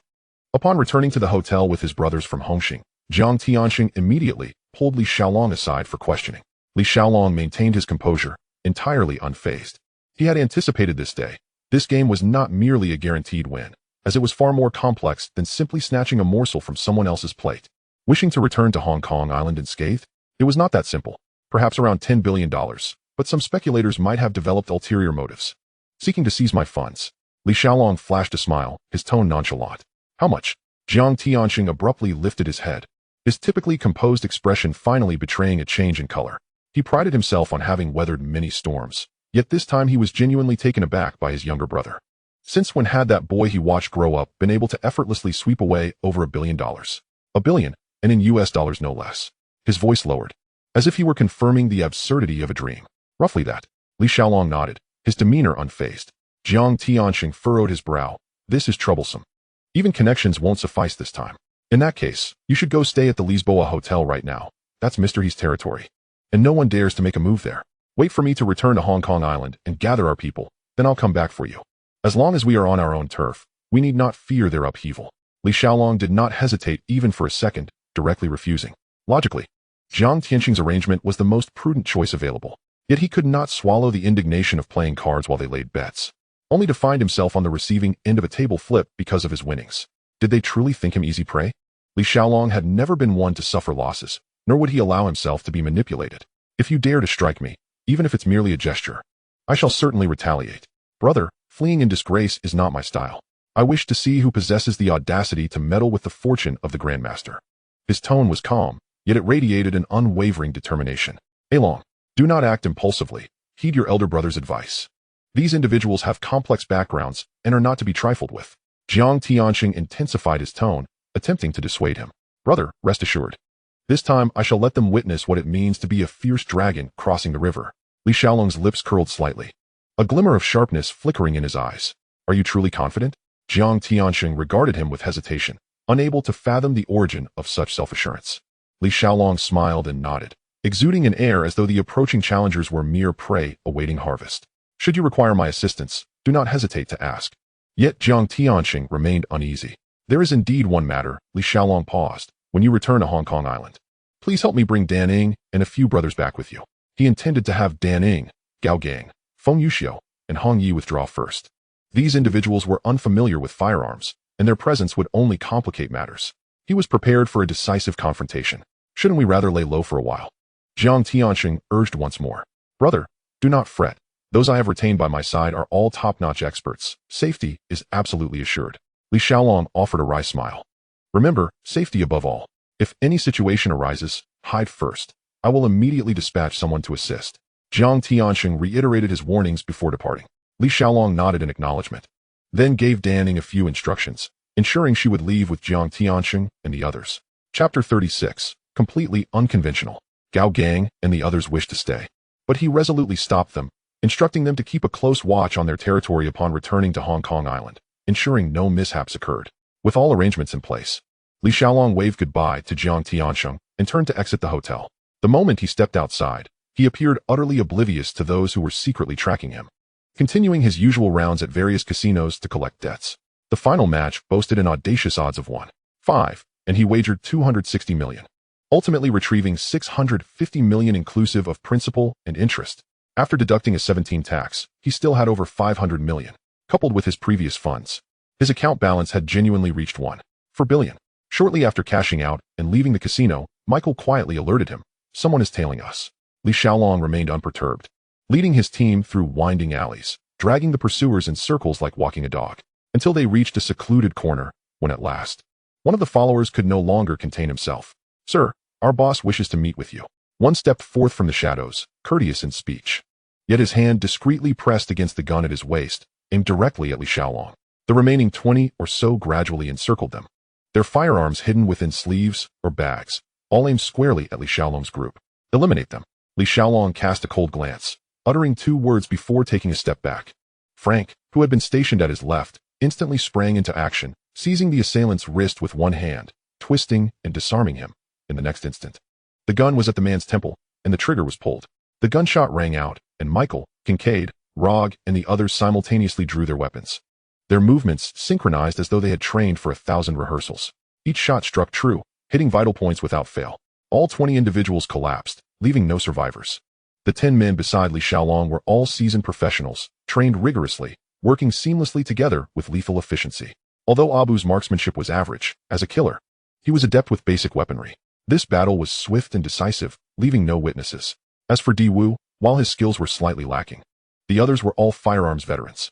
Thus, even though the adversaries had been forewarned and had locked onto their targets, their reaction speed could not compare. After successfully neutralizing the threat, Li Xiaolong's group quickly vacated the scene. In that era, with no pervasive surveillance, and the streets of Macau being a melting pot of all manners of people, as long as they left cleanly, when the police arrived and saw the deceased armed, they would typically dismiss it as a gang feud without delving deeper. As for whether they had killed the wrong person, Li Xiaolong could hardly care. Anyone bold enough to carry a gun on the streets was unlikely to be virtuous. Their demise was merely a consequence of their own choices. Upon returning to the hotel, Li Xiaolong requisitioned a batch of weapons and equipment from the fishing grounds, rearming everyone. As evening fell, the phone rang. Is this Brother Huolong from Hing? A voice came through the receiver. I am Bengaju, here in Macau, making a living. The caller introduced himself. Get to the point. Li Xiaolong's tone was cold, uninterested in pleasantries. Mr. Jiang entrusted me to investigate a few matters. Bengaju remained unfazed by his demeanor, calmly explaining. It turned out that Jiang Tianxing remained concerned about Li Xiaolong, secretly contacting Bengaju to help ascertain which factions were pursuing Brother Huolong's whereabouts. Upon hearing Jiang Tianxing's name, Li Xiaolong's tone instantly shifted to one of respect. Please, go on, Brother Ju. Currently, I found 2 groups searching for you. One is Moro Bing from Macau Street, and the other is from a consortium in Singapore, Bengaju reported. To be frank, I have long been at odds with Moro Bing. If Brother Huolong wishes to take action against him, I can provide assistance at any time, he stated candidly. Before making this call, Bengaju had not only unraveled the entire situation but also researched Li Xiaolong's background. The betting for this gambling god competition had not been concealed by Li Xiaolong, and once the information was uncovered, it was clear he had made a significant profit. While the exact amount was unclear, the fact that so many factions were targeting him indicated that it was not a trifling sum. Those intending to take action against him likely perceived him as a solitary figure, wanting to seize the opportunity for a windfall. In reality, Bengaju had also been tempted upon discovering Li Xiaolong's wealth, but fortunately, his companion Xiao Liao had timely dissuaded him, cautioning that this money was not easily acquired. A character who dared to remain despite the approaching danger surely had some trump cards up their sleeve. Cooperation is unnecessary. I would appreciate it if you could send over the information on Moro Bing. Li Xiaolong declined the proposal for collaboration. No problem, Brother Huolong. Bengaju readily agreed. Thank you, Brother Ju. Before long, Bengaju's subordinates delivered the information, which included detailed content, such as organizational structure and distribution of strongholds, clearly indicating that the 2 sides were already at odds. In this moment, the outsider Li Xiaolong is poised to take action against Moro Bing, which aligns perfectly with the intentions of the formidable Banya, who is naturally delighted to see this unfold. Li Xiaolong peruses the documents briefly before handing them over to his subordinates. Such operational plans do not require his personal intervention, as each of these individuals is an expert in their own right. After a swift discussion among the 10 subordinates who circulated the materials, they reached a consensus. First, to escort Li Xiaolong to the Lisboa Hotel, with Michael, Abu, Di Wu, and Brother Sean providing close protection, while Kincaid, Frank, and Roger would be responsible for infiltrating and eliminating the targets. Fong Kemming, Ozzy, and Ling Jing would coordinate support from the periphery. As Li Xiaolong listened to the deployment, he felt a twinge of helplessness at having become the one in need of protection, a burden to others.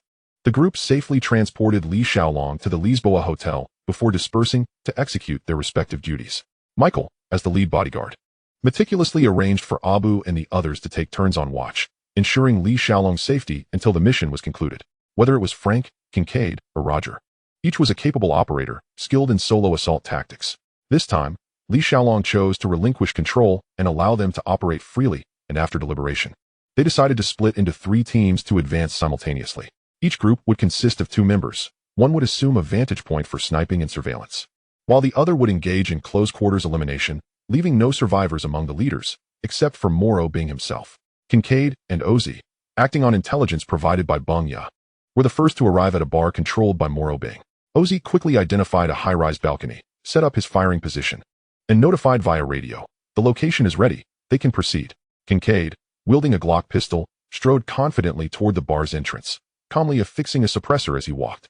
A few junior thugs stationed at the entrance were casually chatting and smoking, initially mistaking him for a foreign patron, only to realize the weapon in his hand as he approached. Just as they were about to raise the alarm, Kincaid acted decisively. The suppressed gunfire melded seamlessly with the raucous music of the venue, nearly going unnoticed. In mere moments, the guards at the entrance lay sprawled on the ground. Kincaid cast a glance at the bodies, then discharged several more rounds into them, fully emptying the magazine to ensure no one remained alive. As he replaced the magazine, he stepped into the bar, holding the silenced Glock, casually tapping the outer thigh with his free hand while scanning the dimly lit room for his target. Finally, in a corner booth with the best line of sight, he locked onto his prey, with 3 almost imperceptible gunshots. He struck 2 rounds to the chest and 1 to the forehead. Chaos erupted among Moro Bing's henchmen, with some screaming for emergency assistance while others frantically searched for the shooter. Yet Kincaid did not take cover. Instead, he raised his gun hand and waved lightly at them. As if to greet them, the 2 bodyguards, consumed with rage, drew their weapons and fired at Kincaid. However, their aim was woefully poor, the bullets missing entirely, not even brushing his clothing. Remarkably, he presented a target with little vulnerability. Ignoring the 2, Kincaid turned to leave with decisive grace. His silenced weapon produced almost no sound. In stark contrast, the 2 bodyguards unleashed a cacophony of gunfire that momentarily shattered the bar's music. The crowd, initially engaged in drinking and dancing, was suddenly thrown into disarray, screams echoing throughout. The 2 bodyguards attempted to pursue, but were obstructed by the panicking throng, resorting to shouting for assistance.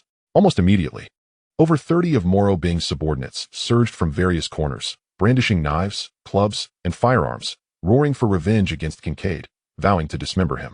However, the confines of the bar limited their space. By the time they scrambled for their weapons, Kincaid had already exited, standing on the street under the night sky.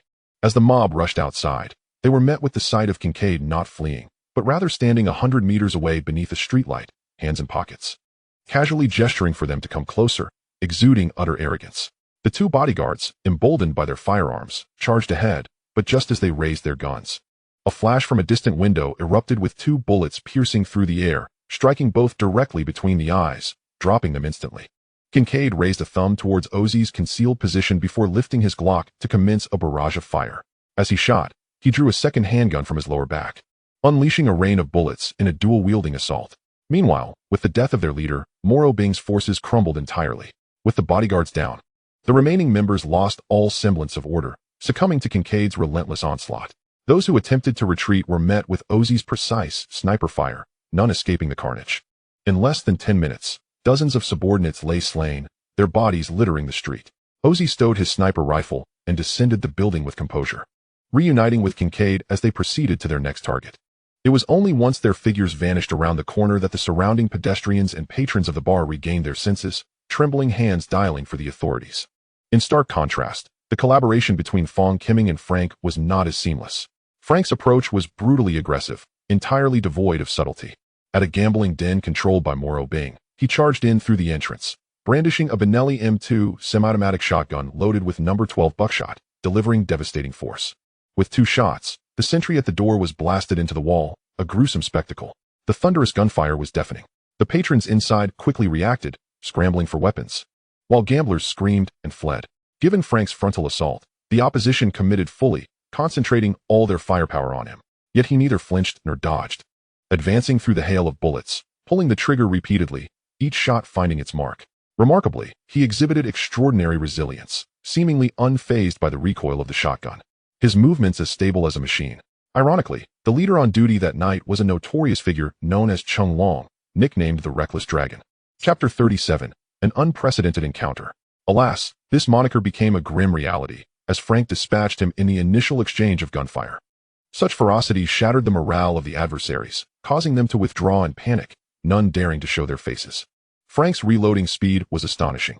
He reversed the grip of his weapon, retrieving 4 rounds from a specially designed pouch at his lower back, pinching them together to load 2 stacks into the magazine, executing the motion with fluidity. Throughout, he employed no cover, as though he were in a training exercise. Once reloaded, he pressed forward, and wherever his shotgun passed, sofas and wooden tables, deemed as makeshift barriers, were rendered useless, with those hiding behind them being shot through. After exhausting his shotgun, he discarded it and drew an UZI submachine gun, unleashing a torrent of fire. Bullets fell like scythes through grass, sending enemies crashing to the ground. With 2 magazines emptied, the gambling den was devoid of standing figures. As a seasoned professional, Frank left no survivors. He holstered his submachine gun and drew his Glock, calmly approaching each still-breathing body to deliver a final shot, efficient and clean. In less than 20 minutes, Frank had single-handedly eradicated dozens of foes. Meanwhile, across the street in a high-rise, Phong Kemming had been fixated on the scene for an extended period, yet had not been afforded the opportunity to fire a single shot. Suddenly, Frank's voice crackled through his earpiece. Mission accomplished. Damn, this man is truly insane. Phong Kemming muttered a curse under his breath, reluctantly dismantling his sniper rifle and stowing the components away before hastily descending to regroup with Frank. As was the case in previous incidents, it was not until a considerable time after Frank had departed that the patrons of the gambling den, trembling with fear, summoned the police to report the outbreak of a violent gunfight. This particular episode, orchestrated by Frank, Phong Kemming, OZ, and Kincaid, stirred quite a tempest. In stark contrast, Roger and Ling Jing maintained a significantly lower profile. Within a nightclub, also under the control of Moro Bing, the atmosphere was vibrant, illuminated by flashing neon lights and filled with the cacophony of voices. Roger, steady in his demeanor, held a suppressed Glock pistol in his grasp. He first subdued a waiter, seizing the tray from the individual's hands and concealing the firearm beneath it. Subsequently, he donned the server's attire and, with a swagger befitting his ruse, made his way into the private room occupied by his boss. No one noticed the slightest anomaly. Just as laughter and chatter filled the air, Roger swiftly drew the gun concealed beneath the tray and fired in rapid succession, executing his task with precision. By the time he emptied the magazine, no one remained alive within the confines of the room.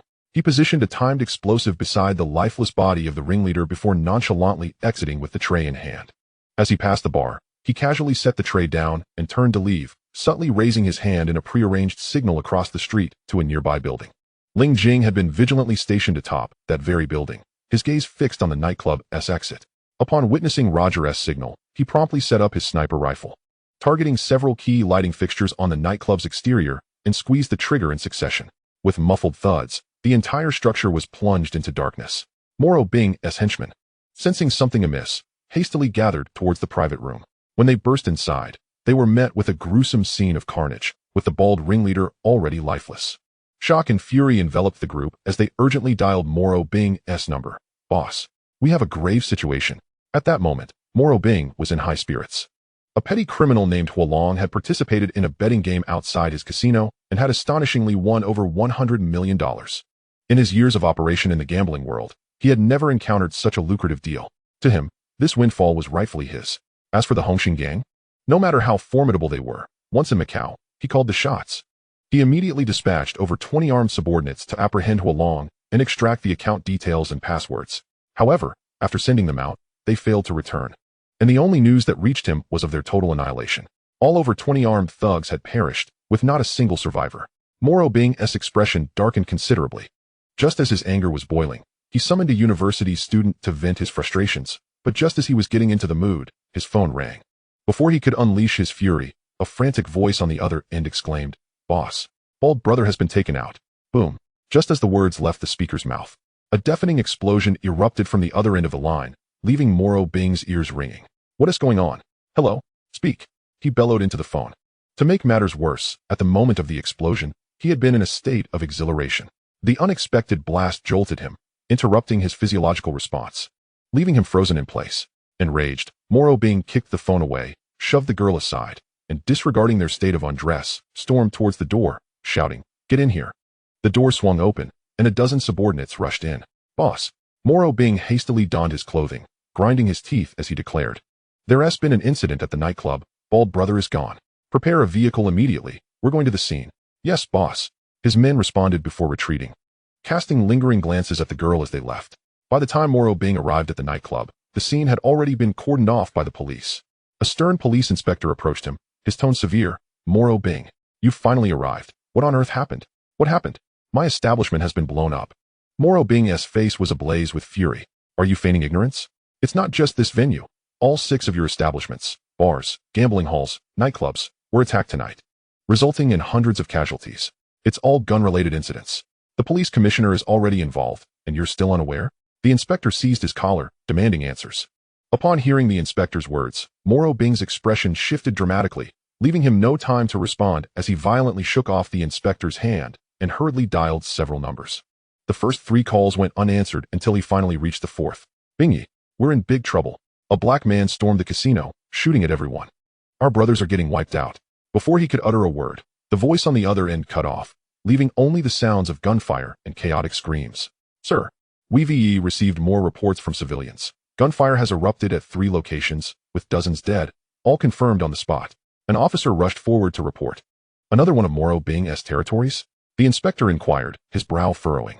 Indeed, Moro Bing shouted into the phone, but no matter how loudly he called, there was no response, and he could only hang up in despair. Moro Bing, who have you provoked? This is clearly targeted at you. Dozens of lives lost with the first strike. The inspector fixed his gaze on him, his tone harsh, attempting to extract clues from him. This level of incident has drawn the commissioner's direct oversight. We must have answers tonight, or the entire island will be plunged into chaos. This city thrives on gambling and tourism. Typically, we might turn a blind eye to gang disputes, but now that such a massacre has occurred, once the media catches wind, who would dare to visit? I truly have no idea. Could it be the long-toothed giant? Moro Bing, at a loss, could only think of one person with whom he had ongoing issues, blurting it out. Call the long-toothed giant immediately. The inspector commanded decisively. Though they usually coexisted without conflict, the gravity of the situation left no room for pleasantries. Moro Bing, too, was beyond concerned about the demeanor of the person on the other end. The scene was too brutal. After years in the underworld, he had never witnessed such a bloody reckoning. While violent takeovers were not uncommon, a massacre with no survivors was virtually unheard of. The phone connected swiftly, and the long-toothed giant responded directly. What is up, Bingy? You called me out of the blue. Is there an emergency? Stop pretending. My territory was bloodied. Did you orchestrate this? Moro Bing pressed without hesitation. What? Bingy, what are you talking about? I'm completely in the dark. The long-toothed giant feigned surprise. Long-toothed giant, after killing so many, did you not consider the consequences? Moro Bing's voice trembled with rage. Bingy, I've never feared repercussions since the day I entered this life. Even if I had done it, I would own it. But this truly isn't my doing. The long-toothed giant scoffed. Are you really not involved? Moro Bing remained skeptical. Bingy, you've entangled yourself with a formidable foe. Reaching out to me one to help, the long-toothed giant cryptically warned before abruptly ending the call. Is he behind this? The inspector immediately pressed. The formidable foe. The formidable foe. Moro Bing seemed not to hear, repetitively murmuring those words. In an instant, he comprehended the implications. The Hongxing gang. Kowloon. A wave of regret washed over him. He should have foreseen this. Earlier, he had dispatched over 20 armed subordinates to pursue Kowloon, only for them to vanish without a trace. At that moment, he should have realized that Kowloon was not an ordinary opponent. Yet, who could have anticipated that the scoundrel from Hongxing would retaliate so viciously and completely? Do you know who did this? The inspector, observing his dazed expression, seized his collar, demanding answers with urgency. At that moment, another officer burst in to report. Chief, there are 2 more reports. Both are strongholds of Moro Bing, and none of his men survived. It was the fire dragon of Hongxing from Hong Kong Island. Moro Bing's face turned pale, and his body trembled. The fact that he could annihilate hundreds of his men in such a short time indicated that he had no chance against Li Xiaolong. Such ruthless methods clearly left no room for negotiation. Rather than sacrificing their lives in vain, it would be wiser to surrender to the police. A tarnished reputation is far better than the loss of life. The police swiftly extracted some information regarding Li Xiaolong from Moro Bing and immediately initiated a comprehensive investigation, immigration records, and accommodation registrations. Given the severity of the case, they could not afford to be negligent for even a moment, quickly zeroing in on Li Xiaolong, who was currently residing at the Lisboa Hotel. A large contingent of police rapidly assembled and sped towards the target location, preparing to execute the arrest. Meanwhile, Li Xiaolong was in his room receiving guests. At that moment, his phone rang, displaying the caller ID as Beng Yaju, Fire Dragon Brother. I've informed Moro Bing as per your instructions that you were the one taking over his territory. Thank you for your hard work, Zhu Gu. Li Xiaolong replied with a slight smile, his tone relaxed. No need for formalities, Fire Dragon brother. We are brothers. Beng Yiju responded cheerfully. Since you say so, as your brother, I shall present you with a generous gift. Whatever you send, Fire Dragon brother, I will gladly accept. Beng Yiju laughed heartily. Tonight, Moro Bing is undoubtedly doomed, Li Xiaolong said calmly, his gaze cold. That's what I say. Zhu Gu, are you nearly ready? Li Xiaolong inquired. Upon hearing this, Beng Yiju immediately understood the implication, his heart warmed, and he chuckled. Fire Dragon brother, I truly admire your prowess. I shall remember this favor. I'm glad you like it. However, I have a distinguished guest you introduced to me present, so I must take my leave for now, Li Xiaolong replied with a smile, promptly hanging up the phone. Li Xiaolong never engaged in the kind of sneaky business that left enemies unaware of their assailant. Since he had disrupted Moro Bing's operations and eliminated many of his men, it was essential for him to let Moro Bing know that this game was orchestrated by him. Fire Dragon, these debts of blood were settled by his own hands. Chapter 38, a night of negotiation, physically and mentally exhausted. The assailants were not his men at all. At the time of the incident, he was at the Lisboa Hotel, accompanied by no less than a dozen guests and waitstaff, all of whom could serve as witnesses. As for the notion of instigation, it was utterly absurd. He had no grievances with Moro Bing. Why would he seek to take his life? Despite turning the entire island upside down, there was no evidence of any private dealings between Li Xiaolong and Moro Bing. The only possible connection was that Li Xiaolong had placed a few bets at the gambling establishment run by Moro Bing. But that venue saw a daily influx of countless patrons. How many among them placed bets? If such grounds for suspicion were valid, then those who lost money would be even more likely suspects. Moreover, the 6 assailants had already set forth for Europe. In this age, lacking widespread surveillance and facial recognition systems, even if they returned to the island now, few would recognize them. Even if someone identified them as having been seen with Li Xiaolong, so what? It was entirely normal for a patron to employ several close bodyguards without knowing their identities. The barrage of questions from the lawyer left the police officers present momentarily speechless. They could not openly admit they were making arrests based on Moro Bing's dying accusation. Could they? If Moro Bing were alive and willing to turn state's evidence, there might have been a chance for conviction. Now that he was deceased, the trail had gone cold, and substantiating the charges would be exceedingly difficult.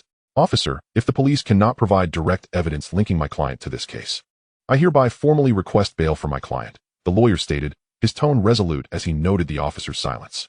Just as the interrogation officers found themselves at an impasse, the deputy commissioner entered the room. My apologies, Mr. Li, but there seems to be a misunderstanding here.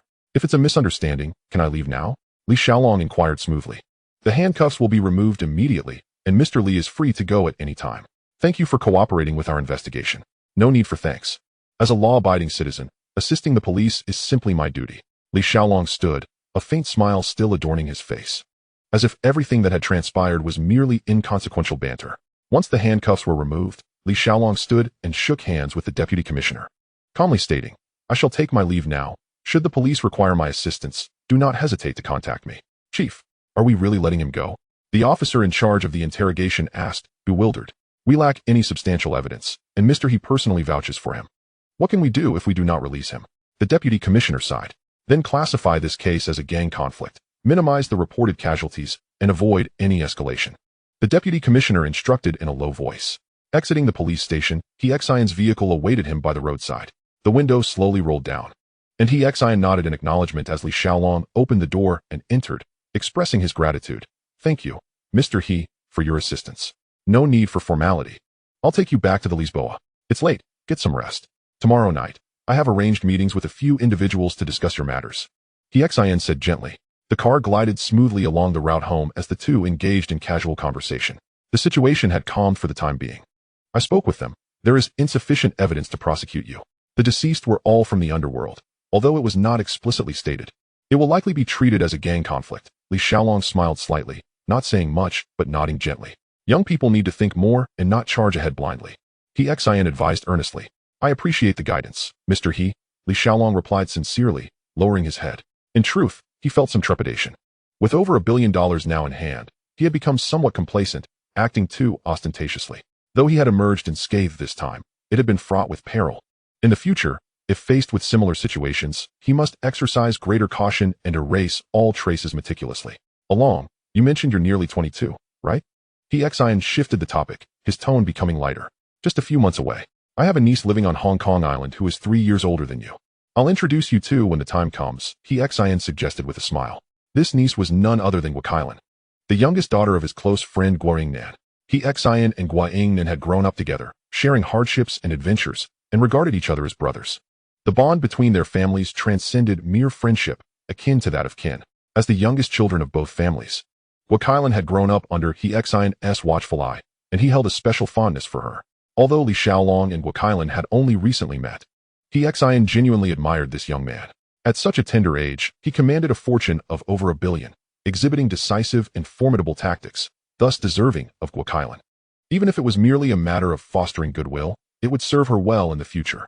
As for his background in the underworld, Xin never concerned himself with such matters. Who among those who truly established themselves had not come from humble beginnings? That sounds wonderful. I relish meeting new friends. Li Xiaolong responded with a smile. The driver, a Gao, navigated steadily, and soon they arrived at the entrance of the Lisboa. Tomorrow night at 8, here at the Lisboa. I've arranged for 4 representatives to meet. You will personally handle the discussion, Xin instructed before they exited the car. Understood. Thank you, Mr. He. Li Xiaolong replied earnestly as he stood by the car. Xin reminded him to rest early before instructing a Gao to drive away. Until the automobile vanished into the night, Michael and Abu finally descended from the vehicle behind them. They had been lurking nearby since Li Xiaolong exited the police station, merely tailing him when he boarded Xin's car without revealing themselves. Li Xiaolong glanced at his watch, noting it was already 2 in the morning. After a night of maneuvering, he felt utterly exhausted, both physically and mentally. He could not fathom why Xin would take such tremendous risks on his behalf. Hiring a lawyer, standing surety, and personally vouching for him, such a substantial favor seemed utterly inconceivable. Not only he, but even Ah Gao was at a loss. As Xin's most trusted aide, he could not help but inquire, Mr. He, why are you so invested in this young man? Don't you find it alarming? Xin chuckled softly. In just a few hours, hundreds of lives have been extinguished, all orchestrated by him alone. Yet at that moment, he was already under police control. Do you know what the police told me? They couldn't find a shred of evidence. Even if I hadn't intervened, he would have still walked free. Xin paused, his gaze sharpening. The individuals he dispatched have all fled to Europe. Can you guess how many were involved? I have no idea, Ah Gao replied, shaking his head. 6. Xin whispered. He made 3 phone calls right in front of me. Within mere hours, 6 individuals had been eliminated. Ah Gao felt a jolt of shock. As one of the influential figures in the gambling world, he had witnessed many storms, but he had never encountered such ruthlessness. Such a person, once unhinged, could turn the entire island upside down. He had shared this sentiment not only with Ah Gao, but also with the deputy police commissioner earlier. Without hesitation, the deputy commissioner had dialed the governor to report the situation. The governor had immediately declared, we cannot afford any turmoil on the island at this moment. At this juncture, the island could not tolerate even the slightest unrest. The implications extended far beyond the impact on the gambling industry and tourism. More critically, Portugal was engaged in secret negotiations with the mainland regarding the timeline for the island's return. If a large-scale conflict erupted at such a pivotal moment, it would undoubtedly cast a shadow over the negotiations and could disrupt the entire process. Thus, despite the uproar caused by Li Xiaolong, it ultimately amounted to nothing more than thunder with scant rain, all because the deceased were exclusively members of the underworld. Should innocent civilians be harmed, no amount of effort could rectify the situation. Both Li Xiaolong and Ah Gao believed that Xin had resolved everything. But only Xin himself understood. This matter had nothing to do with him. The cunning governor was merely leveraging the situation to extend a favor, inadvertently aiding Li Xiaolong. Ah Gao, what do you think about me helping him seize a few gambling halls tomorrow? Xin suddenly asked with a smile, having heard that Li Xiaolong's superior, Jiang Tiansheng, had been struggling to claim them for quite some time. If he manages to secure them, he will certainly return to Hong Kong Island with great prestige. Ah Gao grinned widely. If he could accomplish what even the big boss could not, his reputation would soar. The two laughed heartily, as if the 4 forces they would face the following day were nothing more than insignificant ants, hardly worth mentioning. The next day, Li Xiaolong awoke just before noon. After rising, he habitually opened the fishing ground, only to discover that his account had been restored to the title of sharpshooter. Unfortunately, his luck was poor that day. He fired 100 rounds, but failed to secure any worthwhile spoils. Superstitiously, he attributed his misfortune to not having brushed his teeth that morning and the absence of a woman to bring him luck. So, he decided to roll out of bed, performing a set of punches by the bedside to warm up his muscles before heading to freshen up. Just as he squeezed toothpaste onto his brush, a knock echoed from the door. With the toothbrush in his mouth, Li Xiaolong opened the door, unguarded, facing Michael. Any unusual movement would be detected immediately. If there were real danger, that person would surely handle it. Big brother, the assistant of the bouncing tooth giant from the numbers gang is here. Along with someone from the gambling king, Diwu announced at the doorway. Indeed, the bouncing tooth giant hailed from the numbers gang. But that faction had long since parted ways with the one in Hong Kong Island. Though they shared a common origin, they were no longer affiliated. I'll be out shortly, Li Xiaolong replied, hastily finishing his grooming, changing into clean clothes, and stepping out to greet his guests. Giant brother, Gao brother, Fire Dragon brother. The three exchanged greetings, their enthusiasm akin to long-lost friends reuniting. To an outsider, who would have guessed that this was Li Xiaolong's first encounter with the bouncing tooth giant? Giant brother, your eyes are bloodshot. Did you stay up all night? Li Xiaolong teased. How could I dare sleep? The bouncing tooth giant replied with a wry smile. I was busy taking over Moro Bing's territory all night. Hardly a moment to rest. Was the progress smooth? Very smooth. And I owe you one, Fire Dragon brother. No one dared to speak up on Moro Bing's side. After my men made the rounds, the territory was entirely ours. Chapter 39. The Lakers unveil a shocking murder case. In truth, the core members of Moro Bing's crew had already been largely cleared out by Li Xiaolong, leaving only the minor players who dared not show their faces, fearing they would be the next to fall. Giant brother, don't flatter me. This has nothing to do with me, Li Xiaolong chuckled, waving his hand in modesty. The two shared a hearty laugh, their understanding unspoken. Ah Gao watched with a smile, the atmosphere exceptionally harmonious. Fire Dragon brother. I heard from Gao brother that you're meeting someone today? The bouncing tooth giant brought up. Mr. He has made the arrangements, but to be honest, I still don't know much about the other party, Li Xiaolong replied candidly. Whoever it is, if you're meeting them, then it's a matter for our brothers. My men are at your disposal anytime. The bouncing tooth giant declared, thumping his chest. This loyalty was not without merit. The territory he had claimed last night was a result of Li Xiaolong's hard-fought battles. The credit belonged to Li Xiaolong, yet the benefits accrued to him. Upon learning that Li Xiaolong would be negotiating at the Lisboa and that the main forces of Hing were absent from the island, the bouncing tooth giant promptly decided to accompany Ah Gao to lend support. Thank you for your generosity, giant brother, Li Xiaolong expressed his heartfelt gratitude. At that moment, Ah Gao interjected, Fire Dragon brother, I heard Jiang Tianxing has been wanting to open a gambling hall on the island. Isn't it because of the god of gambling tournament? The government issued a new gambling license, and my elder brother wanted to test the waters, Li Xiaolong explained. The four families you'll be meeting tonight all have halls.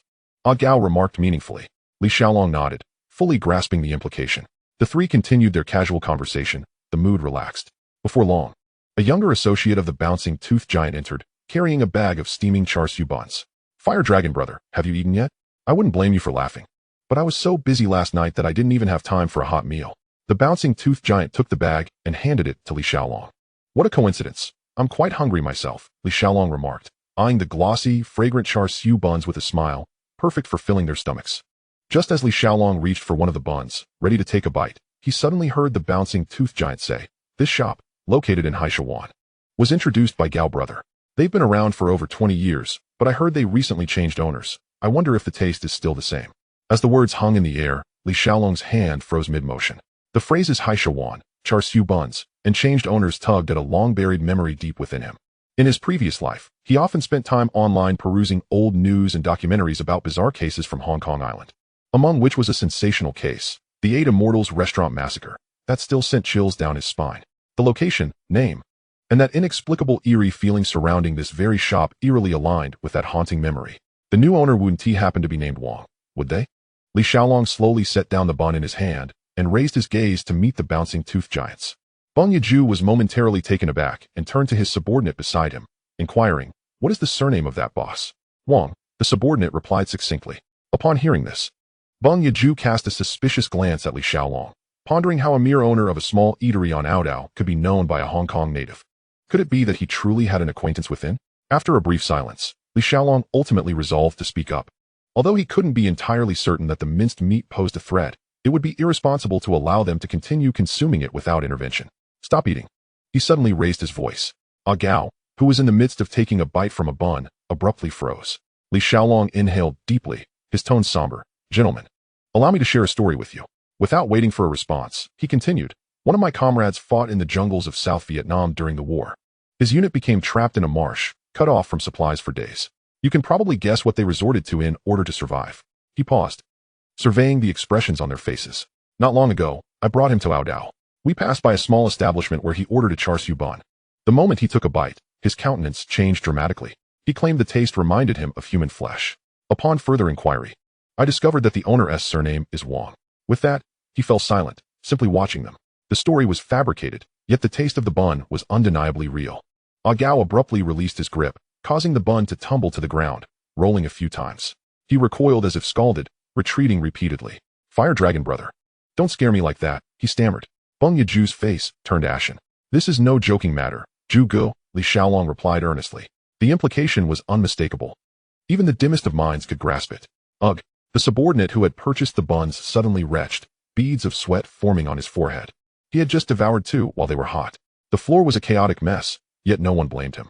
Several seasoned individuals in the underworld also appeared pale, their stomachs churning violently. Bring that Wang in, find out the truth, and hand him over to the police. Bung Yaju seethed, his teeth clenched, his eyes nearly ablaze. Damn it, I almost ingested that kind of thing. How can I show my face again? Even more enraged was the errand boy, who had indeed eaten the bun. Consumed by hatred, he disregarded his nausea and promptly rallied his comrades to storm the restaurant. Even if he didn't die today, he would ensure that the owner would pay dearly. Someone swiftly hurled the remaining char siu buns far away. The previously ravenous Bung Yaju now felt nauseated at the mere sight of food, likely unable to eat anything for days to come. Before departing, he arranged with Li Xiaolong to return that evening with reinforcements, and hurriedly left with Ah Gao. Meanwhile, Wang Zhihing had just dealt with a female server a few days prior, and finally sold out the meat filling made from her. After a busy morning, he was poised to close up and head to the casino for some leisure. Suddenly, with a loud crash, the iron door was kicked open. Attack! The leading subordinate bellowed. Charging inside, he was a trusted aide of Bun Yaju, with some renown within the numbered gang. Having been made a fool by that scoundrel, he couldn't afford to lose his standing. There was no doubt about the identity of the infamous Fire Dragon brother. He would not speak without reason. A torrent of punches and kicks rained down, leaving Wang Zhihing curled up on the ground, devoid of the strength to plead for mercy. A few men dragged him away, locking the door behind them. The boss had ordered him to be handed over to the police, and the scene had to be secured. They took Wang Zhihing to an abandoned warehouse on the outskirts of the city, employing a variety of methods to extract information, pulling out fingernails, prying teeth, and burning flesh for a full 2 hours until he was half incapacitated. At last, Wang Zhiheng could endure no more, crying out in despair, the Zheng family of 9. The female server, and all the other missing persons, they all became filling for the buns. In their pursuit of justice, the gangsters operated without the bureaucratic constraints of the police. They sought only results, unafraid of bloodshed.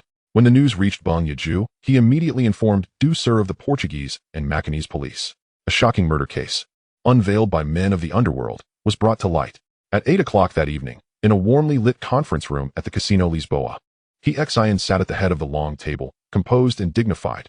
Bung Yaju and Ah Gao flanked him on either side like shadows. 2 individuals sat on each side of the table, with Li Xiaolong calmly positioned directly opposite Xian. It was only at this moment that he truly recognized the identities of the other 4 factions, the Donghu gang from Taiwan, the Hupai from South Korea, a consortium from Singapore, and finally, Jinneng. With everyone present, they wasted no time in addressing the matter directly. Xian slowly began, his voice low yet imbued with undeniable authority. Though Aodao is small, its rules are not trivial. If you wish to establish a foothold here, you must adhere to the rules. You have crossed a line this time.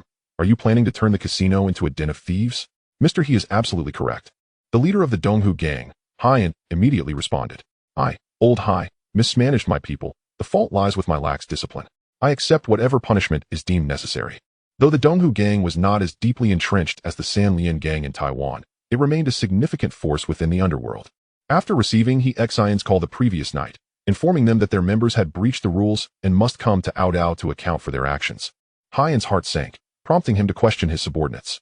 After a long pause, they finally confessed. Li Xiaolong had won a substantial sum, and they had harbored ill intentions, attempting to seize the money, which ultimately drew the attention of the gambling king himself.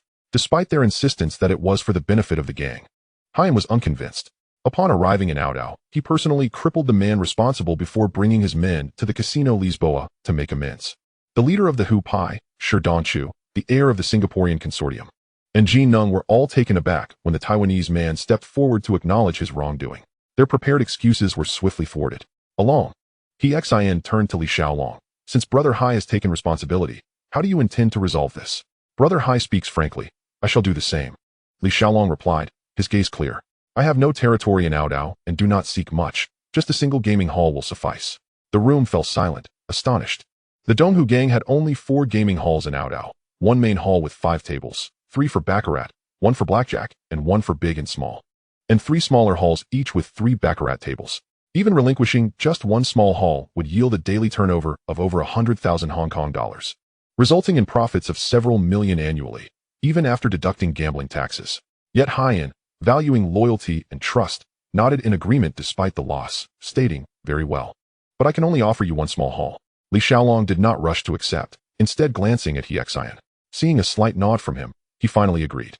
Hing promptly relinquished the operational rights to a gaming hall, leaving the other 3 factions dumbfounded.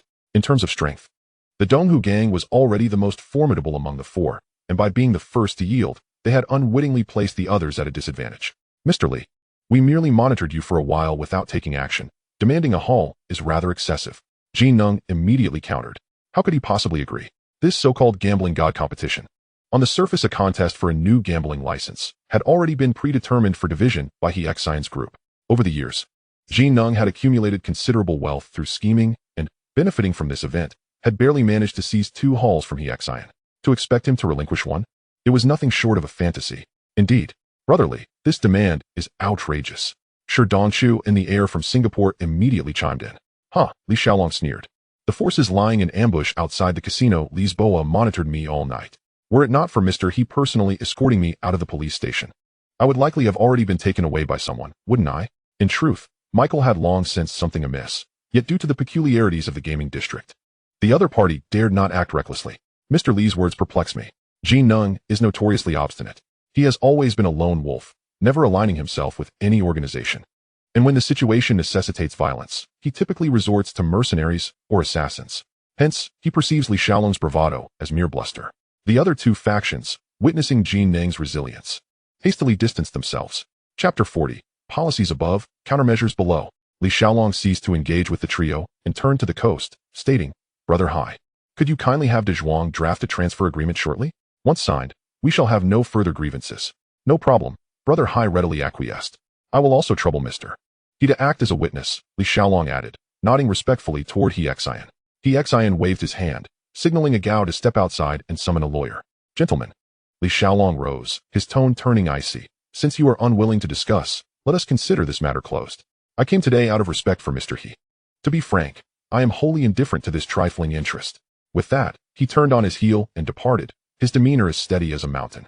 A small hall, after deducting gaming taxes and local syndicate cuts, could easily net 30 to 40 million a year, while the main hall could rake in 60 to 70 million.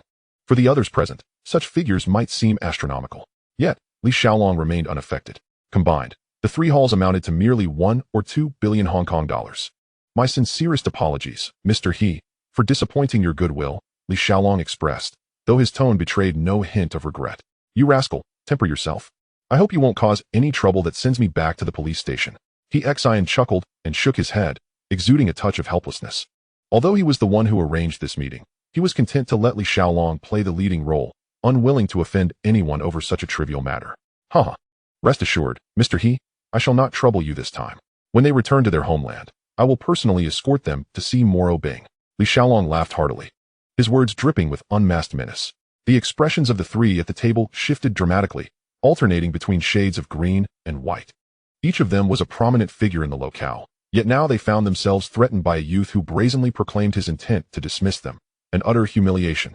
Yet, none dared to utter a word, while others may have been oblivious. They were acutely aware that those sent to take action the previous night had witnessed Moro Bing's demise right under the watchful eyes of the police, his head blown apart. In terms of power, the Tiger faction could hardly rival the Singaporean Tycoon. If one could be executed on their own turf, who could guarantee that they wouldn't meet a similar fate? As for Jin Nung, he was merely an old gambler with some savings. "Mr. Li, we have shared a table in the past. I truly never intended to oppose you." Jin Nung internally cursed Li Xiaolong's ancestors, but forced a pained smile, appealing to their past camaraderie for a truce. "You old fool dare to mention our card games. Was it not you who employed Gao Jin, that pretty boy, to cheat me?" Li Xiaolong scoffed, unleashing a torrent of invective. "Fine. Today, I offer you 2 choices. Either compensate me with 1 hall, or find someone to eliminate me. Should you fail to do either, do not blame me for being ungracious. I shall ensure each of you meets your end." His gaze swept over the 3, his tone frigid. "Li Lauda, that seems unreasonable, does it not? Even if we are at fault, demanding an entire gaming hall is excessive." The heir of the Singaporean Tycoon finally could not contain himself. You wish to reason with me? Li Xiaolong suddenly grinned. Very well. I currently possess a hall. Let us gamble. He stood and stepped closer. You should immediately return to Singapore and seek the strongest bodyguards. Within 3 days, if you are still alive. That hall is yours, along with an additional $100 million. The room fell into a profound silence. Only the Korean Shi Dongchu, who did not comprehend Cantonese, turned to the translator. The translator, drenched in cold sweat, hurriedly whispered the content back. The face of the Singaporean heir turned ashen, rendered speechless. Yet, Li Xiaolong was relentless, striding up to him and roughly seizing his ear, yanking it upward. The young man, in agony, hunched over, and Li Xiaolong released him only when he stood upright, delivering a resounding slap across his face. Today, I shall teach you a lesson on humility. When one errs, one must acknowledge it, and when struck, one must stand tall. Do you comprehend? Li Xiaolong leisurely wiped his hand on the young man's sleeve, his tone dripping with disdain. He then leaned over the table, fixing his steely gaze on the three. You instigated this matter. I hereby declare that if I do not receive a hall today, not only shall I strike you, but I will also ensure the world knows that anyone who dares to enter your casino is merely delivering money to wolves. The three were instantly seized by fear. If such rumors were to spread, their credibility would collapse in an instant. They might even find it impossible to remain in Macau. After a prolonged silence, the cunning old fox, Jin Nung, finally spoke up. Mr. Li, I concede defeat. He sighed. I possess 2 halls under my name. I can transfer one to you. However, for the additional 2 gaming tables, you will need to compensate for the difference. Compensate? Mr. Jin, have you not awakened from last night? I seek a hall. Your lack of a small hall is your misfortune, and yet you ask me to compensate? Shall I pay for your ancestors' entirety? Li Xiaolong's demeanor shifted sharply, his words merciless. Very well. Consider it my misfortune. Jin Nang gritted his teeth, but had no choice but to capitulate. De Zhuang quickly drafted the transfer agreement, and the 2 signed it. Mr. Li, let bygones be bygones. Jin Nung concealed his grievances, wearing a forced smile as he extended his hand. Li Xiaolong also smiled and shook hands with him. This old man concealed his daggers behind a smile, adept at bending and yielding, indeed quite capable. Yet, Li Xiaolong was unperturbed. No matter how well he acted, he was merely a character easily felled by a single bullet. Li Laoda, our tiger faction possesses only 2 small halls. I can relinquish one, hoping to transform enmity into friendship. Shi Dongchu from Korea hastily expressed his position. Of course, I am most eager to make friends, Li Xiaolong beamed, signing the agreement as usual. Finally, his gaze landed on the heir of the Singaporean tycoon. The young man had just suffered public humiliation, and his pride refused to yield. His neck stiff and unbending, Li Xiaolong fixed him with a piercing stare. If you cannot handle this, quickly call your father. Do not waste my time here. With that, Li Xiaolong had undoubtedly made a mortal enemy of the young man. To everyone's surprise, he truly walked out and dialed his father's number. I will sign. Upon returning, the young man's face flushed crimson as he stiffly declared this phrase. However, I cannot sign a gift agreement with you. Our family operates the gaming hall under a management contract, explained the heir of the Singaporean tycoon. According to the regulations of the Australian island, the operating rights of gaming tables could not be privately transferred. Otherwise, the authorities could revoke the license at any time. Yet, as the saying goes, policies above, countermeasures below. Since a direct transfer was prohibited, they would simply sign a legitimate management contract under a different guise. In name, the gaming tables would still belong to the original owner. In reality, the daily operations would be the responsibility of the taking party. Consequently, while Li Xiaolong would effectively control the gaming hall, it would still officially bear the Singaporean's name. Seeing Li Xiaolong still somewhat perplexed, a Gao leaned in and whispered an explanation, and Li Xiaolong finally grasped the situation. It was merely a change of phrasing. The essence remained unchanged, which posed no problem. The final contract was signed, and the 4 major factions gradually rose to take their leave. Li Xiaolong had successfully acquired 1 large and 3 small gambling establishments, a considerable feat before departing. The Singaporean heir shot a fierce glare at Li Xiaolong, his eyes brimming with resentment. However, Li Xiaolong paid him no heed. A character so insignificant that he wasn't even worth remembering. What storm could he possibly conjure? Just from these 14 gaming tables, the annual revenue was at least 200 million Hong Kong dollars. Brother Huolong truly exuded dominance. Benjia Ju raised his thumb in genuine admiration. You flatter me. Brother Ju, I will rely on your support in the future, Li Xiaolong replied with a smile. Do we still need to exchange such pleasantries among brothers? That would be too formal. Benjia Ju clapped him on the shoulder. At that moment, He Xian, seated at the head of the table, suddenly expressed interest. Ah Ju, I heard you encountered someone who turned female employees into human char siu bao today. Mr. He, don't even mention it. Benjia Ju's face turned pale at the thought. I must thank Brother Huolong for taking action. That beast actually used female staff as filling for buns. Had it not been for Brother Huolong's intervention, I would never have uncovered such a disgusting matter. He then recounted in detail the revelations unearthed during the interrogation of Wang Zhiheng that afternoon. He asked simply inhuman. Li Xiaolong shook his head in disbelief. In this gathering, who among them did not have blood on their hands? There were certainly many ruthless individuals, but those devoid of humanity, like Wang Zhiheng, were fundamentally despised. Aju, once the case is resolved, arrange for some people to keep an eye on him. Xian spoke in a calm tone. This year, the Australian island has abolished the death penalty, and there is no concept of life imprisonment. The maximum sentence is merely 25 years, and even with multiple sentences, it caps at 30 years. In other words, this scoundrel could serve a full 30 years and still see the light of day. Xian had no intention of allowing him to walk out of prison alive. Rest assured, Mr. He, I will handle this matter. Benjiaju grinned, agreeing decisively. After exchanging a few more casual remarks, Li Xiaolong stood to take his leave. The matter was settled, and it was time for him to return to Hong Kong Island, where several confidants awaited him. All right, when there's business on Australia Island, do come by often to see this old man. Xian's tone carried a hint of reluctance. Over the past couple of days, he couldn't help but reflect. Had his son, He Tianbao, possessed such capability and demeanor back in the day, perhaps he would not have met such an untimely end.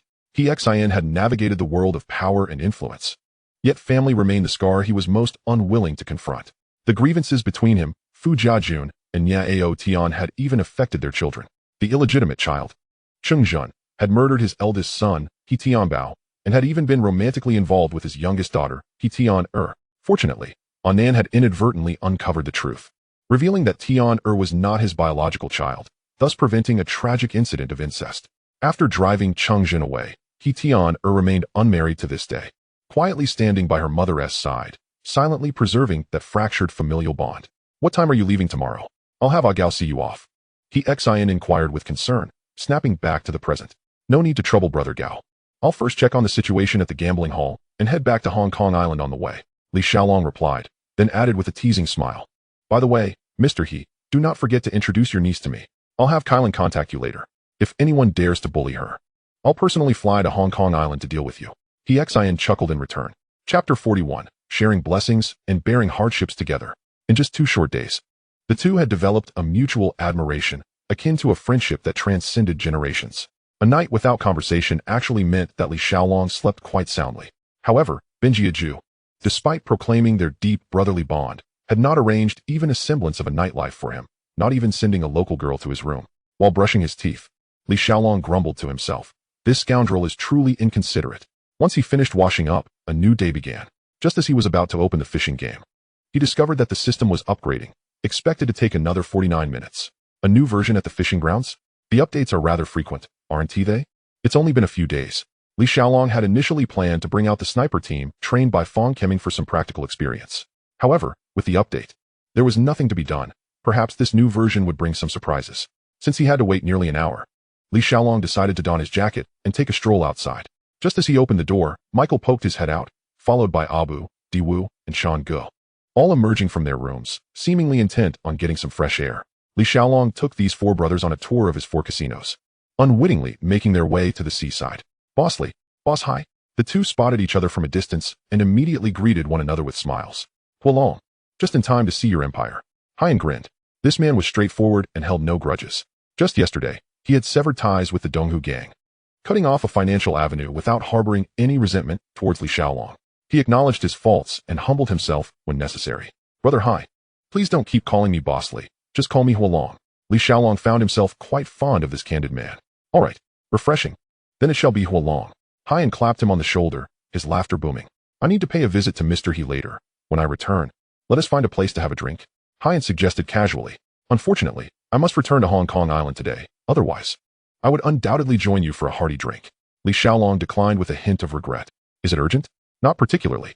It's just that the commotion this time on Australia Island has been rather significant, and my elder brother is likely concerned, Li Xiaolong replied honestly. You can't wait a single day? Just give a call to explain. Haiyan remained enthusiastic, pulling out his phone to dial Jiang Tianxing's number. Boss Jiang.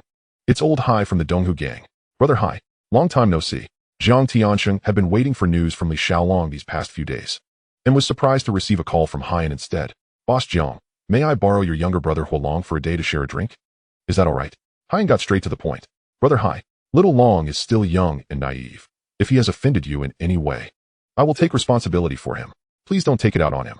Jiang Tiansheng immediately grew anxious, thinking Li Xiaolong had gotten into trouble. Haiyan was momentarily taken aback. Why is it escalating like this? Oh, Boss Jiang, I simply wanted to invite him for a drink. Is it really necessary to be so tense? Haiyan chuckled, quickly clarifying. Reflecting on the situation, he realized that it was indeed understandable for Jiang Tiansheng to be overly concerned. Originally, Li Xiaolong should have been happily returning to Hong Kong Island to enjoy life after winning money. But due to that reckless subordinate of his who insisted on resorting to robbery, Li Xiaolong had to stay on Australia Island. After explaining the entire situation, Jiang Tiansheng felt a hint of embarrassment flash across his face, followed by a sigh of relief. Once he understood the circumstances, he no longer worried and exchanged a few pleasantries with Haiyan before asking him to hand the phone back to Li Xiaolong. Hello, big brother. Li Xiaolong answered the phone. You little rascal. Once the matter is resolved, you don't even think to report back? Jiang Tiansheng scolded from the other end. I wanted to give you a surprise, Li Xiaolong retorted defiantly, though in truth, he had simply forgotten. Jiang Tiansheng scolded him a few more times before hanging up the phone. Li Xiaolong returned the phone to Haiyan, deciding not to continue wandering around. The two of them set off together to meet He Xian. Haiyan had already contacted Gao earlier, confirming He Xian's schedule for the day, which put him at ease. Li Xiaolong had not prepared any gifts on a whim, but it felt rather improper to show up empty-handed for a first visit. So he pondered whether he should buy something. After exchanging pleasantries with the coast, he turned to leave with his 4 subordinates. Halfway through, he suddenly recalled that there were 2 golden horses in his fishing farm's warehouse. Why not gift a golden horse instead? Li Xiaolong had never been one for appreciating art. To him, the numbers in his bank account were the most captivating scenery. Furthermore, gifting a golden horse carried its own significance. Since ancient times, horses have symbolized success and leaps forward, representing progress, smooth career paths, health, and prosperity, thus often regarded as exquisite gifts that exude both grandeur and auspiciousness. More importantly, presenting such a magnificent golden ornament would not only display opulence, but also a touch of elegance. After a moment's contemplation, Li Xiaolong decided to give only one, seizing the auspicious connotation of one horse leading the charge. Of course, it was certainly not because he was reluctant to part with a pair. Li Xiaolong retrieved a golden horse from the fishing farm's warehouse, carefully sealed it in a specially crafted black wooden box, and handed it to Di Wu to carry. Brother Hai, it's all set, Li Xiaolong reported back to the coast. All right, let us be off. The coast nodded. Although he harbored doubts about what Li Xiaolong could procure in such a short time, he did not press further. The coast was known for his generosity and insisted on sharing a vehicle with Li Xiaolong. Were it not for Li Xiaolong's prior knowledge from his past life, where he had recognized the coast's straightforward nature from various films, he might have easily misinterpreted this gesture as having ulterior motives. Li Xiaolong could only smile wryly. His aquaculture farm was already well organized, and he had originally planned to finalize the day's agenda during the drive. As they exchanged banter, the vehicle soon arrived at one of He Xian's residences. This was one of his several luxurious villas on the island, typically occupied by his wife. The entire villa was predominantly white, adorned with a touch of Portuguese flair, surrounded by lush greenery, creating a serene and elegant ambience. Upon entering the gate, one could immediately see a spacious swimming pool, with the lawn meticulously manicured, evoking the feel of a holiday resort. The tranquil environment and fresh air were undeniable evidence of He Xian's appreciation for life's pleasures. Gao had been waiting for some time. Upon seeing the two arrive, he promptly approached and led them into the living room. He Xian was seated in the main position, savoring tea, amidst substantial rosewood furniture and an array of antique displays, each piece appearing quite valuable. Mr. He, the two greeted respectfully upon entering. Hi, along. Welcome, come sit and enjoy some tea, He Xian said, setting down his teacup and rising with a smile to greet them. The two placed their gifts aside and took their seats to drink tea. It was hard for outsiders to imagine that the leader of the Donghu gang, Haiyan, maintained a close friendship with gambling tycoon He Xian. The initial opportunity to open a gambling hall on the island was entirely due to He Xian's connections. The substantial profits from those casinos were indeed pivotal for the Donghu gang's establishment on the island. You two, just come without bringing anything. Next time, don't do this. He Xian chuckled, shaking his head at the two gift boxes. These are merely local trinkets, Mr. He, just a token of our appreciation, Haiyan quickly explained. Li Xiaolong rolled his eyes internally. Your gift is local produce, while mine is genuine gold. However, he could not undermine his brother's efforts and merely echoed, indeed. Just some local specialties, a small token of respect. I had intended to formally introduce you two at a later time. But it seems you've already connected on your own. He Xian gestured for Gao to take the gifts. Mr. He, I hit it off with Huolong right away. Our conversation was particularly enjoyable, Hien said with a grin. That is splendid, whether in business or navigating the underworld. Having more friends makes the journey smoother, Hien nodded earnestly. After more than an hour of casual conversation, and considering Hien's advanced age, Li Xiaolong and Hien rose to take their leave. The two, accompanied by their respective subordinates, drove directly to a high-end restaurant. Kowloon, being a few years older than you, let me treat you to this meal today? Hien boasted, patting his chest. Li Xiaolong smiled and accepted. Faced with such a warm-hearted brother, he could hardly decline. Brother Hai, do come visit Hong Kong Island when you have the chance. I'll treat you then. Li Xiaolong responded in kind. Of course, it must be your treat. You are the local big shot and a wealthy man. If I don't take advantage of you, who should I? Hien laughed heartily, full of bravado. The dishes were soon served, and both Li Xiaolong and Hien were forthright individuals, inviting their subordinates to join them at the table. After several rounds of strong liquor, Hien's speech noticeably increased. To be honest, I should really make time to visit Hong Kong Island, he suddenly mused.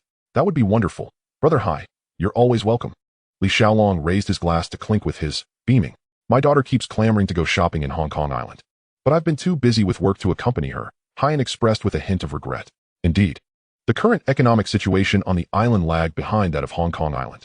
In 1986, the per capita GDP of the island barely surpassed $4,000, while Hong Kong had long exceeded $8,000, naturally making the urban prosperity incomparable. Men must prioritize their careers.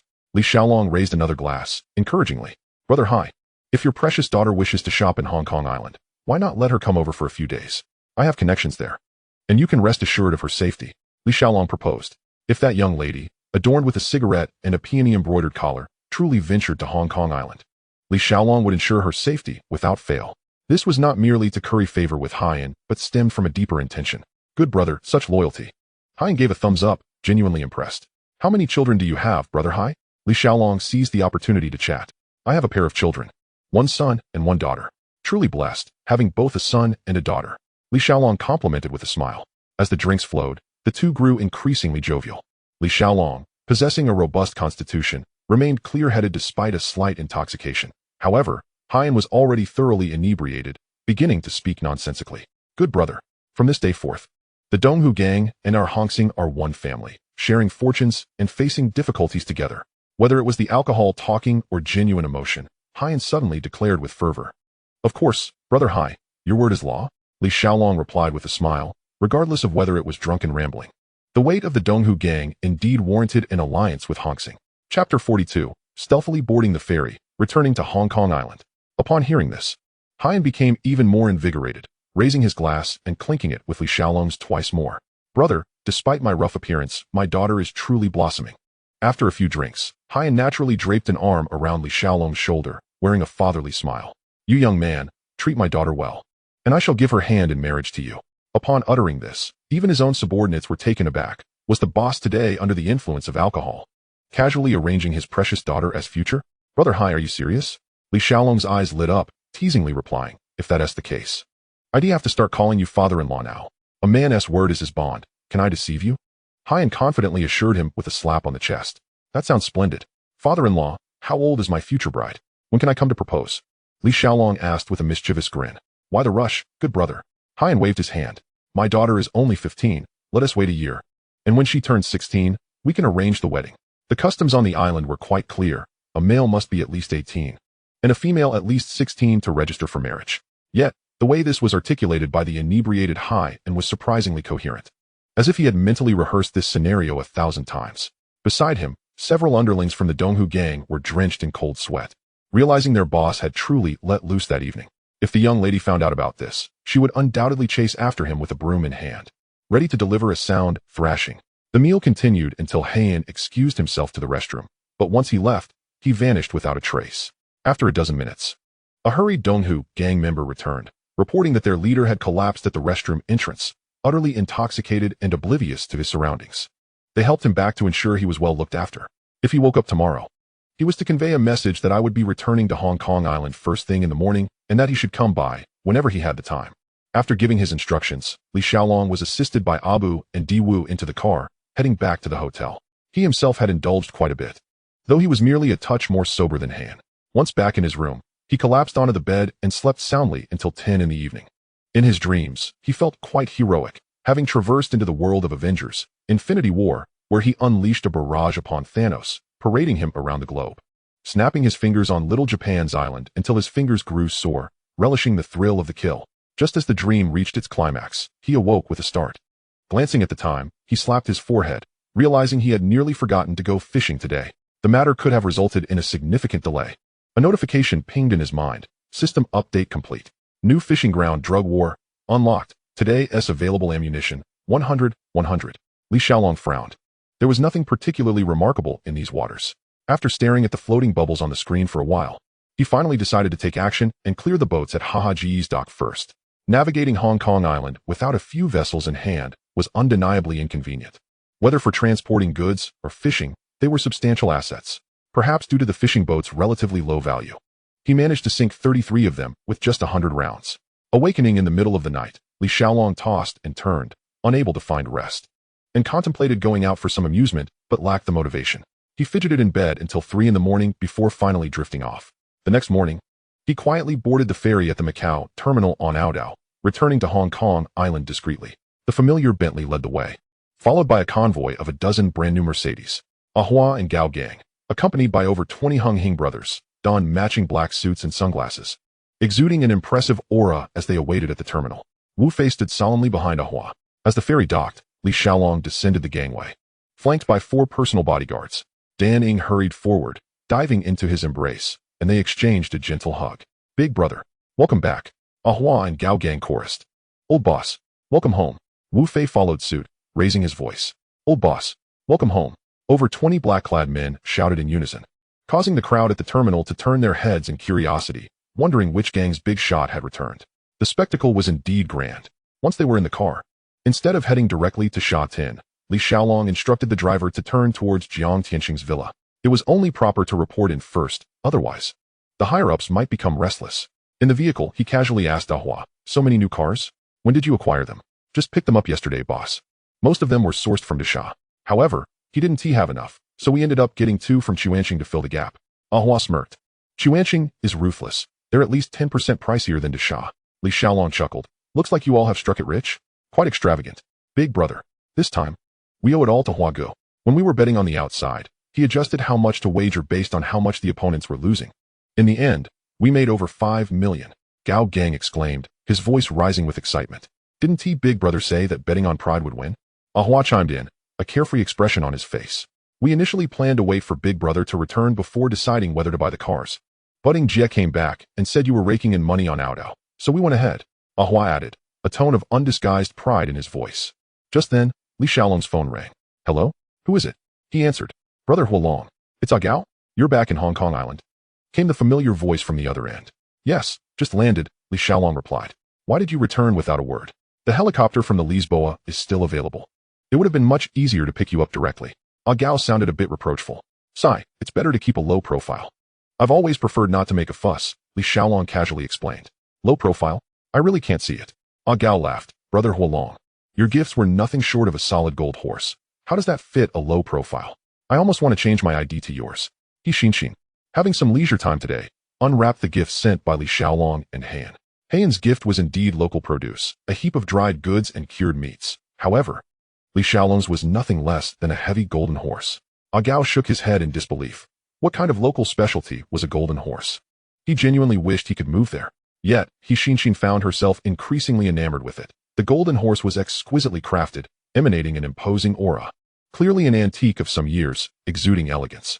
After a bit of playful banter, Gao shifted the conversation to the matter at hand. Mister, he has given your number to Miss Gua. If you receive a call from her in the coming days, remember to speak gently. Rest assured, I never rely on charm to pursue women. It's all about the looks. Li Xiaolong shrugged nonchalantly. After hanging up, he turned to the driver. How long until we arrive? We'll be there in 10 minutes, boss. Ahua replied from the driver's seat. The car stopped in front of Jiang Tianqing's villa, and Li Xiaolong instructed his subordinates to remain in the vehicle before striding inside. Boss, I'm back, he called out as he entered. You brat. Why are you shouting as soon as you come back? Jiang Tianqing leaned over the upstairs railing, scolding him while smiling. Seeing you so spirited puts me at ease. Come on, let us chat about your time on Audiobook in my study. He turned and descended the stairs. Li Xiaolong briefly recounted his experiences on Audiobook. Wow. Now brother Huolong, you're wealthier than the entire Hing combined. Jiang Tianqing said half-jokingly. Of course, This little brother of yours is now swimming in wealth. Li Xiaolong grinned. Wealth is good and all, but I need to wrap up the drinking affair with He Yixing quickly. Old Jia called today to nudge me. Jiang Tianxing reminded. Damn, I almost forgot about that. Does that kind of character even deserve a toast from me? Li Xiaolong slapped his forehead, nearly dismissing the matter entirely. Jiang Tianxing rubbed his chin, pondering for a moment, realizing it was true. His little brother was now worth billions, making He Yixing seem rather insignificant. Forget it. Since I promised, let us just go through the motions this time, he finally sighed. One must keep their word, if one's reputation is tarnished. The road ahead will be difficult, Li Xiaolong nodded, understanding the principle behind it. Moving forward, he needed to engage in legitimate business, as credibility was worth more than money. Boss, I want to hand over the casino business to the gang, he suddenly stated. What do you mean? Jiang Tianxing frowned. I want Hing to take over the operation of the gambling hall under my name. I'll keep 50% of the profits. 20% will go to you personally, and the remaining 30% will be distributed among the decision-makers of various factions and the older generation, Li Xiaolong spoke earnestly. What is the meaning of this? Jiang Tianxing's expression darkened. You've already secured this business. Why would you want to give away half of it? Why speak so harshly, boss? Li Xiaolong chuckled before adopting a serious demeanor. I'm being sincere. Jiang Tianxing scrutinized him. Big brother doesn't lack this bit of money. Nor do I depend on your charity. You want to achieve great things, and I support you. But there's no need to supplement me like this. These gambling halls generate over 100 million Hong Kong dollars a year, just from 50%. What are you truly after? Jiang Tianxing pressed on. Li Xiaolong gazed at the venerable leader before him, a man who had guided him through the tumultuous tides of life since childhood, and felt a stirring within his heart. While others in positions of power would eagerly siphon every last drop of profit from their subordinates, this esteemed figure was reluctant even to accept money that was offered too readily. Boss, I've been contemplating something. He paused for a moment. At present, I have an abundance of wealth that seems endless. To speak boldly, $1 billion or $2 billion has become trivial. Upon my return, I intend to invest in various industries, aspiring to become a prominent entrepreneur whose name graces the newspapers daily. He smacked his lips, as if savoring the taste of the future. Jiang Tianxing did not rush to respond, instead quietly listening, allowing him to continue. Boss, do you believe in me? Li Xiaolong suddenly raised his head, his gaze earnest. Of course, I trust you, Jiang Tianxing replied without hesitation. You have followed me since you were young. If I cannot trust you, who else could I trust? There are few within Hongxing I can entrust matters to. He continued, I must shift my focus towards business, but my brothers below must be elevated. I wish to push a few more to take charge. This endeavor relies on everyone's support. Li Xiaolong spoke candidly. You cannot reap the rewards without investing real gold. If I distribute over $1 billion in net profits each year, anyone who rises will be respected, once the funds are allocated, even if there is discontent. It must be swallowed. His tone was resolute as he added. Chapter 43. A reunion that exceeds a new marriage.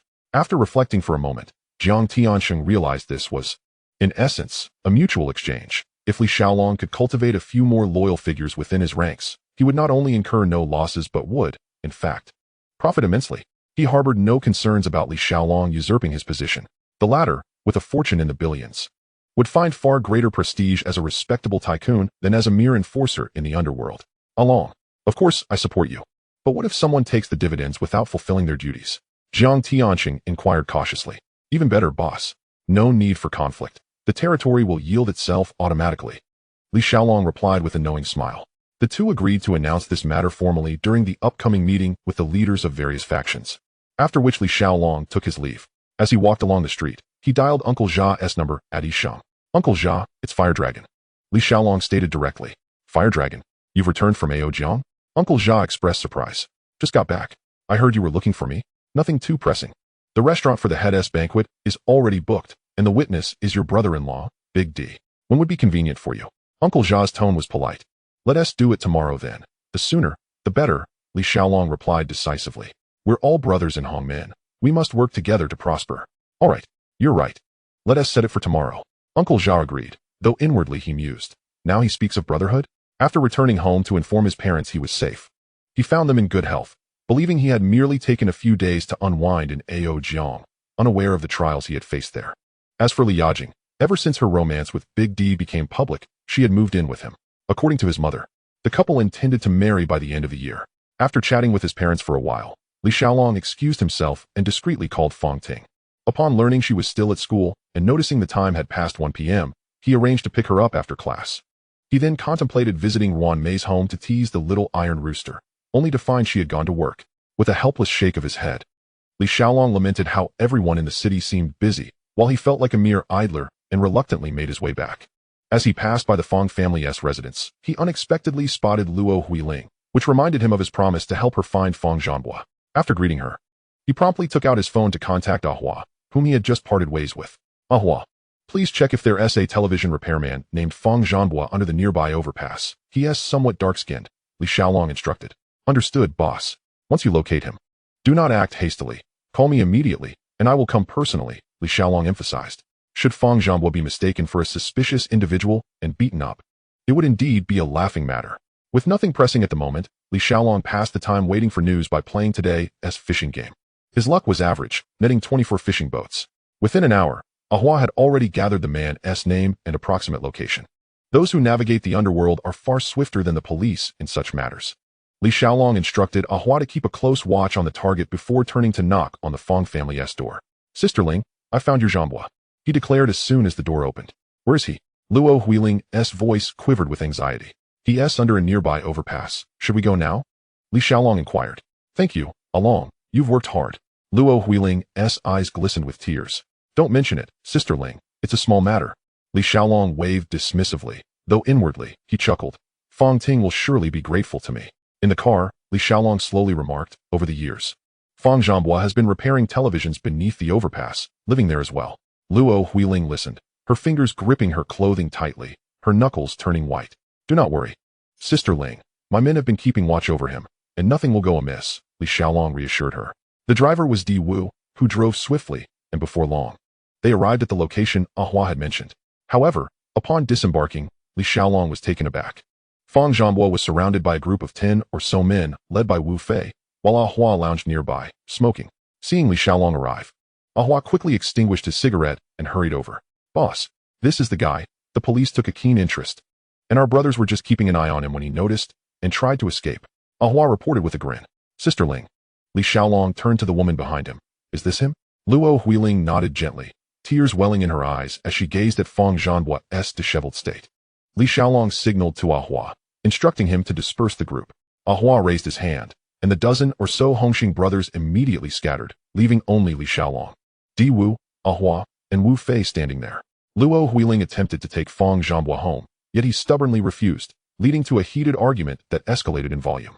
Li Xiaolong had no intention of intervening in such domestic disputes, but as he listened, his temper began to boil. The boy was speaking far too harshly. He even assumed Li Xiaolong was Luo Huiling's new partner, offering unsolicited advice. Sisterling, you've worried enough for this family over the years. Do not concern yourself with me any longer. Live your own life well. Just look at your current boyfriend. Young, wealthy, and spirited. Such a rarity. You're not getting any younger. It's hard to find someone reliable like him. Don't let me hold you back. I'm just a useless person. I don't want to burden you any further. Fong Zhanhua shouted passionately, his voice fierce as if he intended to unload all his pent-up grievances. In the distance, Ahua, Di Wu, and Wu Fei exchanged glances, lowering their heads to feign interest in their phones, pretending they hadn't heard a thing. Slap. Luo Huiling raised her hand and struck him. Fong Zhanhua stared at her in disbelief. Slap. Slap. 2 more swift strikes followed, crisp and decisive. Sisterling, I genuinely advise you. You really don't need to sacrifice any more for me, Fong Zhanhua said, his tone softening, though he remained stubborn. Slap. Slap. Slap. 3 consecutive slaps landed without mercy. Even Li Xiaolong felt his cheeks tingle, thinking, this kid can really take a hit. In truth, Fong Zhanhua could hardly endure it. His constitution was not strong. After 6 slaps, he was left speechless, unable to utter a word. He is our new neighbor, not what you referred to as your boyfriend. Luo Huiling could no longer contain her emotions and exclaimed loudly, from the day your father entrusted you to me, I have been responsible for you. Now, come home with me. After finishing her words, she reached out to pull him. Fong Zhanhua violently shook off her hand and turned to flee. Luo Huiling chased after him. Panting heavily, Ahua glanced at Li Xiaolong, who nodded in acknowledgement, and immediately pushed Wu Fei, then placed his fingers in his mouth to emit a sharp whistle. Wu Fei understood instantly and took off in pursuit. Fong Zhanhua was not slow, but just a few steps out, he was surrounded by a group of thugs. Ahua gestured to his underlings, and 2 of them swiftly restrained Fong Zhanhua, forcibly dragging him to the side of the car. Though he had managed to break free from Luo Huiling's grasp earlier, he showed no resistance in front of this gang of ruffians. Hey, why are you running? I've chased you twice today already. If I have to chase you a 3rd time, do you believe I'll have you lying in a hospital? Wu Fei lunged forward, grabbing him by the collar and bellowing intimidatingly. Luo Huiling contemplated intervening, but, realizing these were Li Xiaolong's men, decided against it and remained in place, merely following the crowd to the car. The two underlings dropped Fang Zhanbo to the ground and immediately addressed Li Xiaolong with utmost respect, calling him big brother. Zhanbo, right? Come, get in the car and go home with Sister Ling, Li Xiaolong said, first nodding to the greeting underlings before speaking in a gentle tone. After all, he was the brother-in-law, and he tried to present a friendly demeanor. Moreover, with his striking attire, a black Bentley parked behind him and surrounded by a group of subordinates. He exuded an air of authority. Fang Zhanbo felt an involuntary pressure at the sight before him, diminishing even his courage to retort. He opened his mouth several times, but ultimately remained silent. Can't you heed Sister Ling's advice, just once? Li Xiaolong remarked, his tone growing grave as he noted Fang Zhanbo's hesitation. Do you have any idea how much hardship she has endured for your family? Under Li Xiaolong's imposing presence, Fang Zhanbo finally capitulated, lowering his head as he entered the car and took a seat in the back, with Luo Huiling sitting closely beside him. Li Xiaolong occupied the front passenger seat. Throughout the journey, Luo Huiling incessantly expressed her gratitude to Li Xiaolong, her words flowing endlessly. Li Xiaolong, unable to dissuade her, resigned himself to her enthusiasm. Originally, he had come to find Fang Zhanbo to fulfill a promise made to Luo Huiling, and since he had some free time in the afternoon, it was a convenient task. Little did he know that upon Fang Zhanbo's return home, Luo Huiling would promptly send Fang's 3 daughters to their rooms to rest. Li Xiaolong was taken aback. He had been looking forward to spending the night with Fang Ting after waiting so long for the opportunity, only to have his plans thwarted. Fortunately, he still had the thoughtful Dan Ing awaiting him. Otherwise, he might truly feel unwell. Feeling melancholic, Li Xiaolong decided not to concern himself with whether Fang Zhanbo intended to continue living off his family's resources, flooring the accelerator straight to the hotel where Dan Ing resided. Ah Wu, remember to remind me later. We need to buy a few buildings, he suddenly thought. Realizing that it wasn't practical for Dan Ing to keep living in a hotel, it was too desolate, resembling anything but a home. Thus, he instructed Di Wu. Understood, big brother, Di Wu replied while driving. After a long separation, Li Xiaolong and Dan Ing reunited, akin to newlyweds. And a night of warmth passed in the blink of an eye. The following morning, Li Xiaolong, invigorated, set off with Dan Ing and a group of subordinates for a restaurant, attending a banquet known as the He Tu Jiu, a gathering within the Underworld. This time, Jia Shu had truly spared no expense, arranging a total of 18 tables, all featuring top-tier signature dishes, leaving no room for compromise.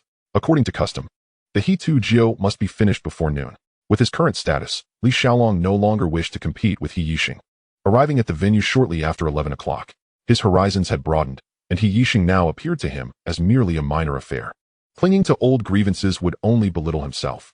Di, as a witness, had already arrived, seated beside Li Yajing, who was now affectionately referred to as Di's wife.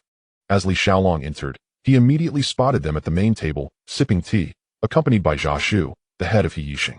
He led his group of brothers straight to the principal seat and sat down without ceremony. Sister, you are here too, Li Xiaolong greeted his sister. Oh, little brother-in-law, Di exclaimed, not at all offended by Li Xiaolong's initial lack of acknowledgement.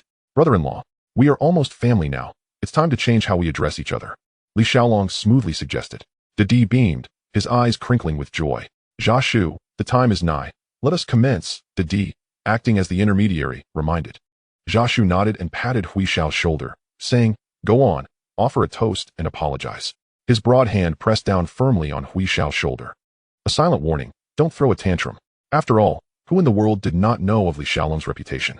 The earlier spectacle with Di, while chaotic, had proven to outsiders that Li Xiaolong was capable of mobilizing thousands of men and hundreds of firearms at will. Hui Xiao had been living in constant fear, anxious that one day Li Xiaolong might whimsically send a marksman to eliminate him. What was faced when one's life was at stake?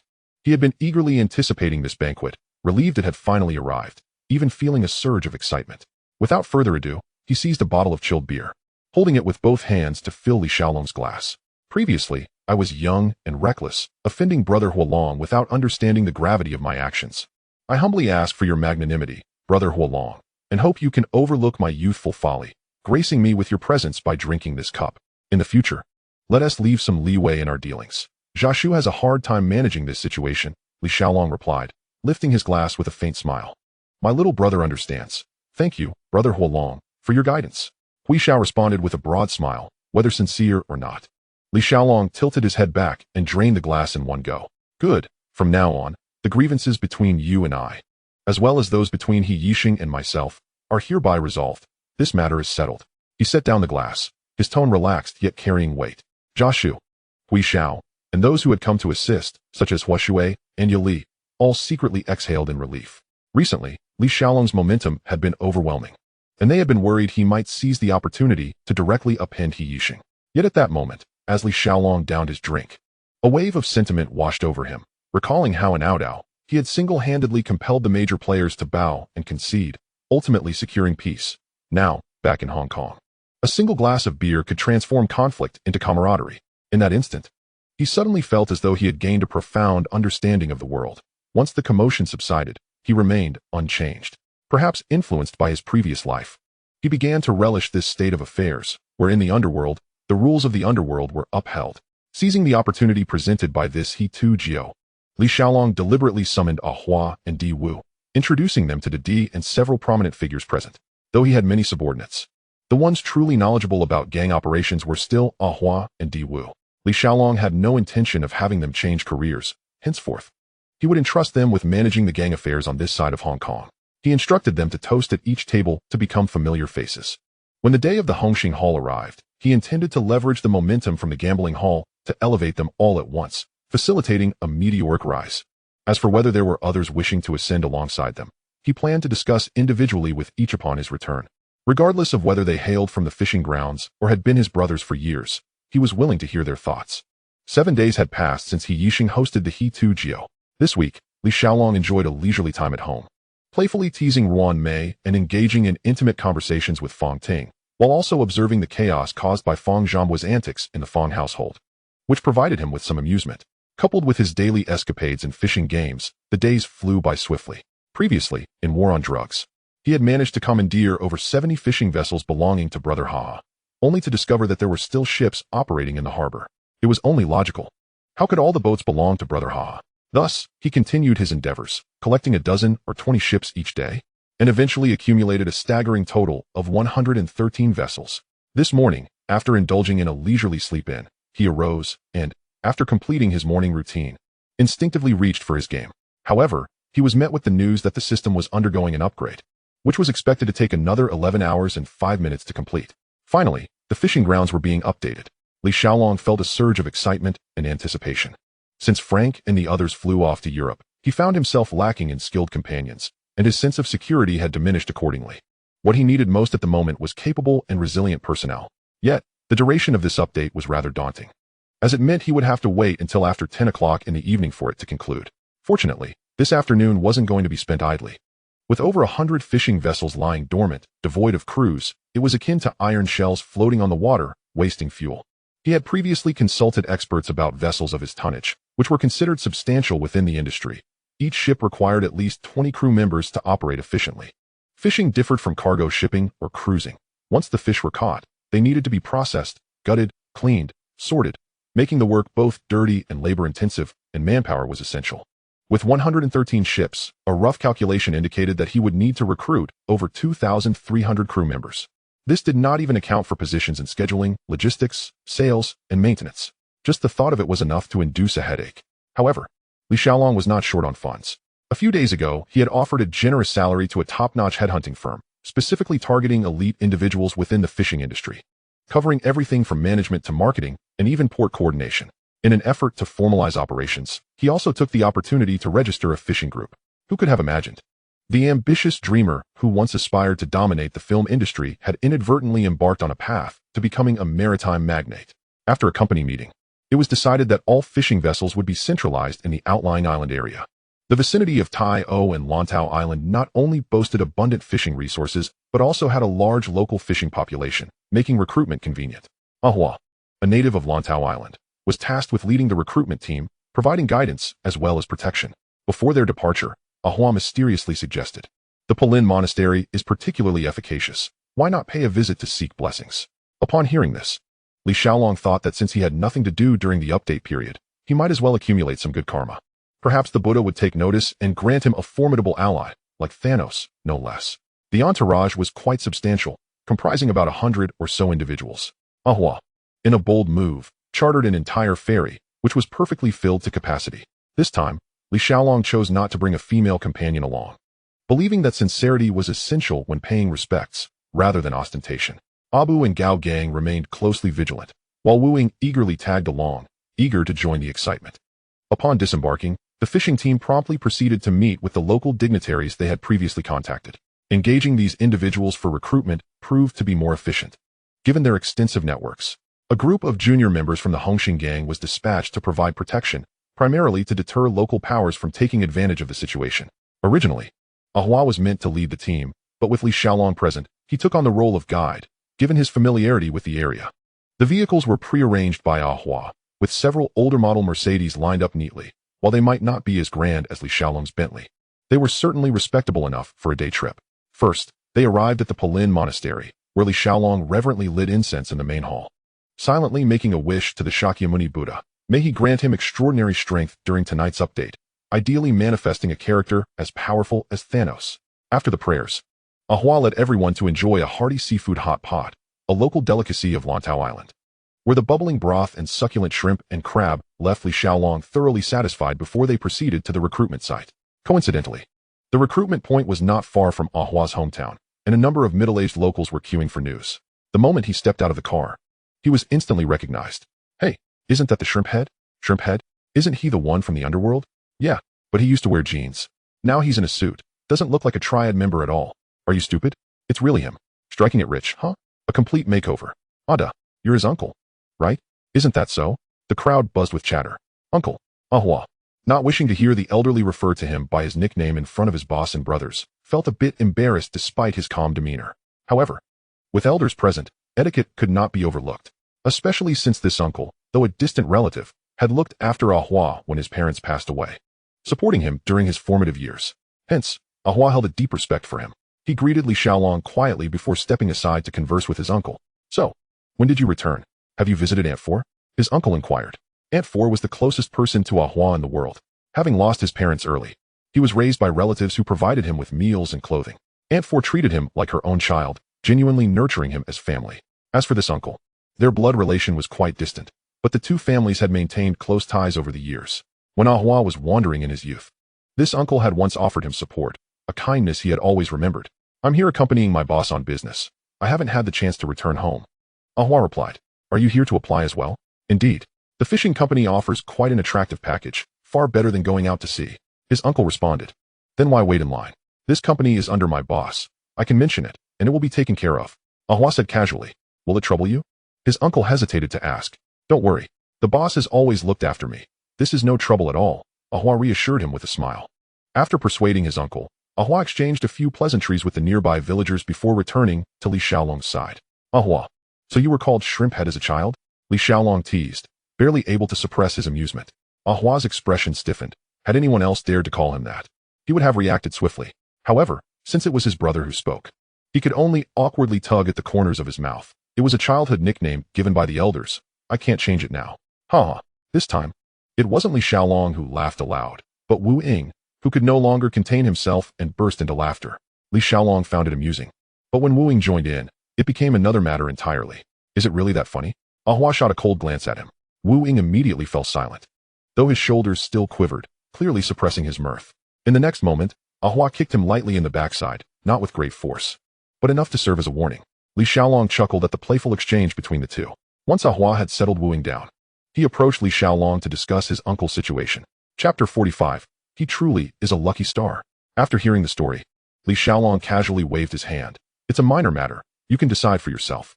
He then summoned the head of the fishing company to gather information.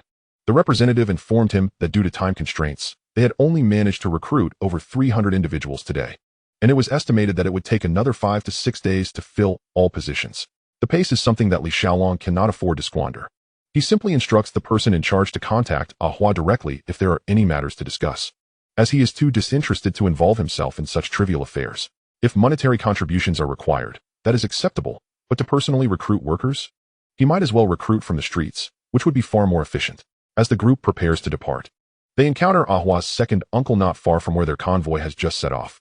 This time, he is accompanied by an elderly lady and a young woman, both laden with bags, seemingly in a hurry to reach a recruitment point. Ahua informs Li Xiaolong that the elderly lady is his fourth aunt, prompting Li Xiaolong to gesture for the driver to halt. Ahua exits the vehicle and exchanges pleasantries with his family before returning shortly with a masked girl, who is indeed the one named Manu. After ensuring she is comfortably seated in a less crowded car, he returns to the main vehicle. Brother, my cousin is feeling unwell. It's just on the way to take her to the hospital, Ahua explains upon reboarding. If you need assistance, do not hesitate to ask. Li Xiaolong responds with a casual air. Ahua nods in acknowledgement, waving his fourth aunt and the others to return as the convoy resumes its journey. Since the entire ferry has been chartered by them, it can set sail at any moment, with the vehicles accompanying the vessel on its return trip. During the journey, Li Xiaolong learns that this batch of cars was arranged for transport by Ahua. Are you now spending so extravagantly? Have you sunk several million into this round trip? Li Xiaolong cannot help but express his astonishment. It's not my money, brother, Ahua swiftly clarifies. These are several brothers' vehicles. We are taking the opportunity to send them back together. Have the brothers all become so affluent now? Each one driving a Mercedes? Li Xiaolong remarks incredulously. You have no idea, brother, Ahua chuckles. During the gambling god competition, many gangs on the island were placing side bets. If you said Gao Ao would win, we wouldn't take the bet on his victory. As a result, many brothers, using their wits, went to other societies to bet on Gao Ao winning, making a hefty profit. Ahua's tone carries a hint of pride. Li Xiaolong can only shake his head in bemusement. The rise of Gao Ao to the throne of the gambling god has indeed brought fortune to the entire faction. He truly is a harbinger of luck. The ship is filled entirely with members of the Hing, and Ahua busies himself with counting vehicles and checking their securing, momentarily neglecting those around him. Without anyone to converse with, Ai can only stand alone at the edge of the deck, leaning against the railing and gazing blankly at the sea. At this moment, Li Xiaolong strolls over and leans on the railing as well, gazing into the distance at the undulating waves. I heard you were unwell, he inquires softly. Ai turns her head and nods. The doctor mentioned it could be a lung issue and advised me to visit a specialized hospital in the city for further examination. The sea breeze is cool, tousling her hair, her expression serene as if captured in a painting. It's nothing to worry about.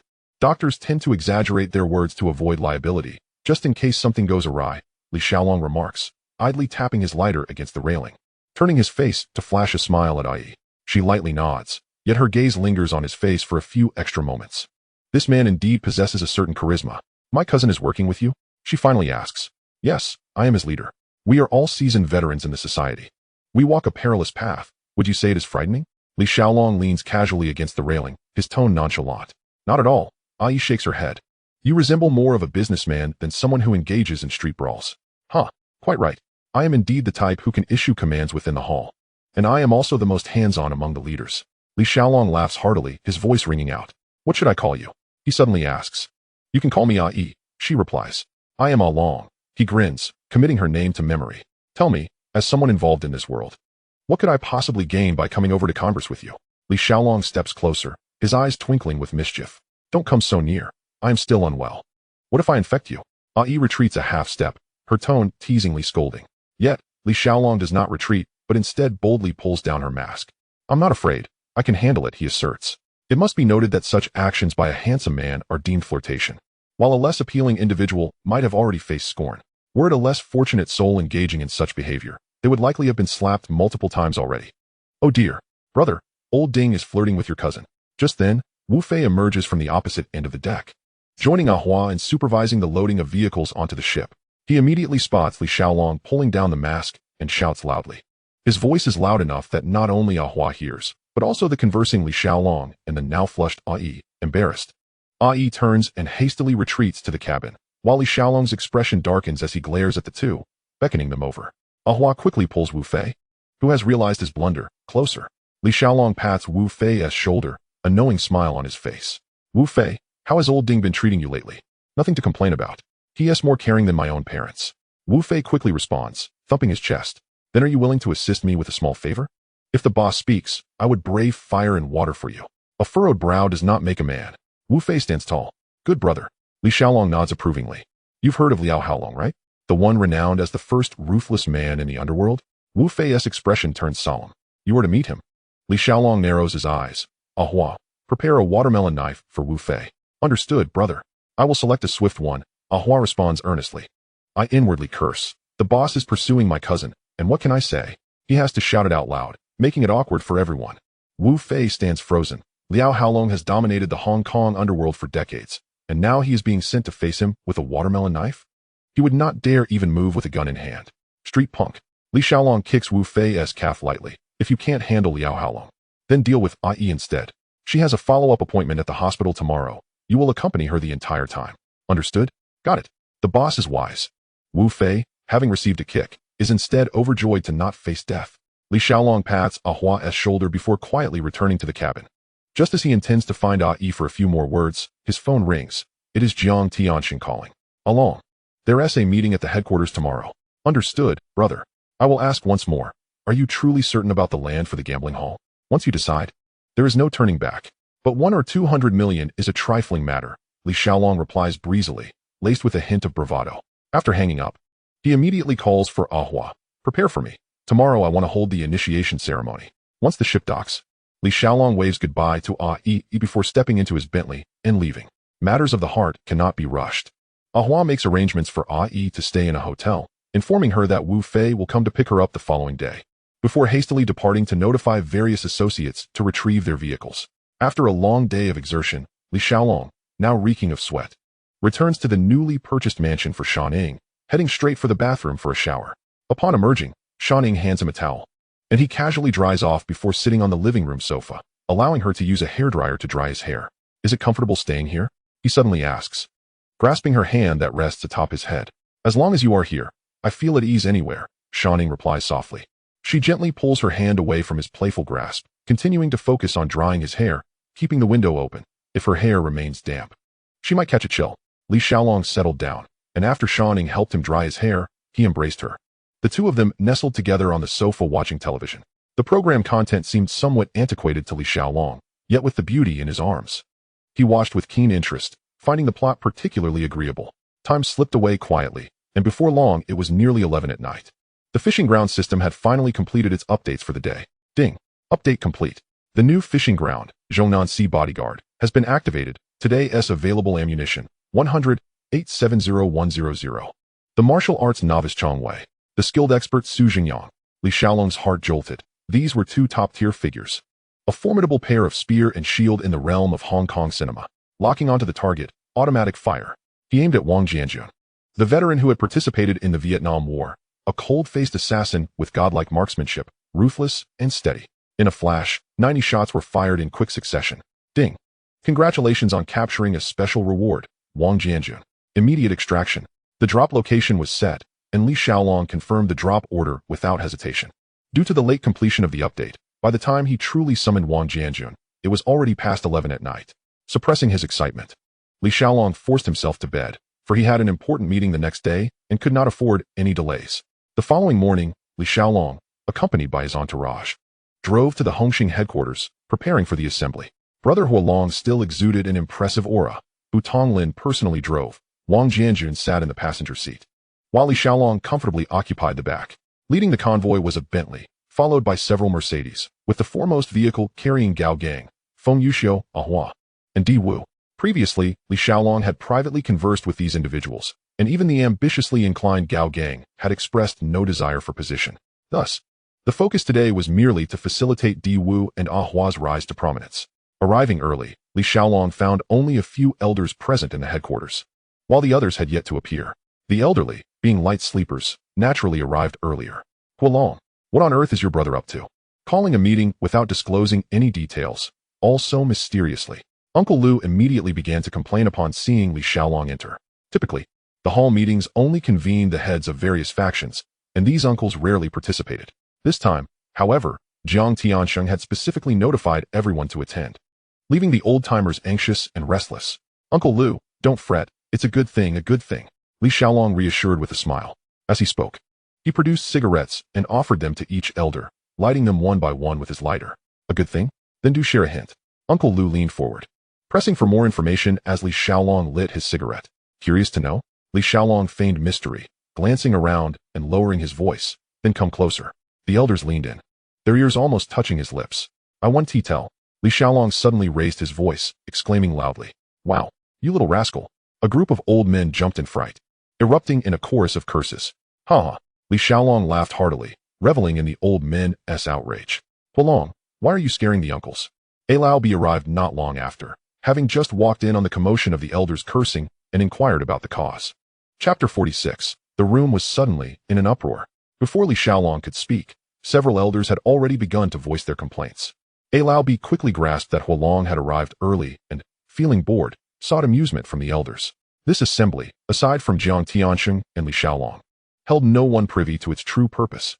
Not only the elders, but all the major players had also been notified by Chun Yao to attend. Merely stating it was a meeting without clarifying the reason, leaving everyone with a weight in their hearts. It was only when everyone had gathered that Jiang Tianxing arrived fashionably late. This was not due to ignorance of protocol, but rather a deliberate tactic to build suspense before unveiling the mystery. Mr. Jiang. The crowd rose to greet him. Jiang Tianxing maintained his usual graceful smile, nodding to everyone present before taking his seat at the head of the table.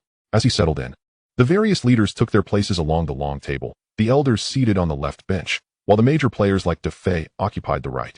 Mr. Jiang, what urgent matters have you called us for today? A Lao Bi could no longer contain his curiosity and was the first to speak.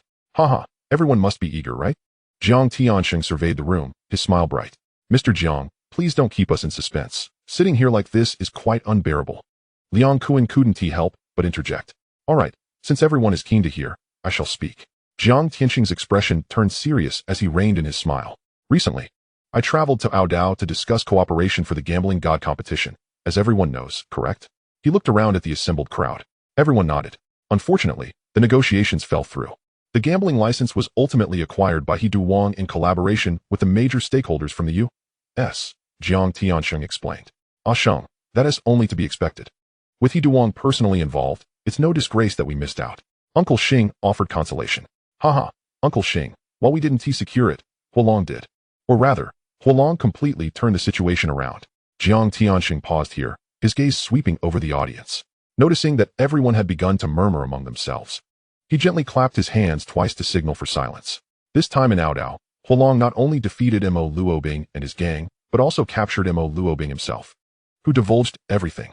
Even more impressively, he single-handedly subdued the Donghu gang from Taiwan, the Xinjiapa Consortium, the Tiger faction from Korea, and that newly emerged gambling god, Gao Ao, keeping them all under control, forcibly claiming 14 gambling tables from them, a total of 4 entire halls. As he finished speaking, Jiang Tianxing paused again. Turning to give Li Xiaolong a thumbs up, his eyes filled with admiration. The heads of the Hongxing factions all turned to look at Li Xiaolong, who merely smiled and cupped his hands in acknowledgement, his demeanor calm. According to our rules, we at Hongxing Haven Tea contributed a single soldier. These businesses should rightfully belong to Huolong. However, he values loyalty and has voluntarily handed over the 4 halls for the association to manage uniformly, allowing 50% of the profits to belong to the society. Upon hearing this, the room erupted in excitement. Those who traverse the underworld know well the profits hidden behind a gambling table in Aodao. Even if they had never been directly involved, they had heard enough to understand. Now, with 14 tables suddenly available, Li Xiaolong was poised to claim half. Such audacity was simply unprecedented.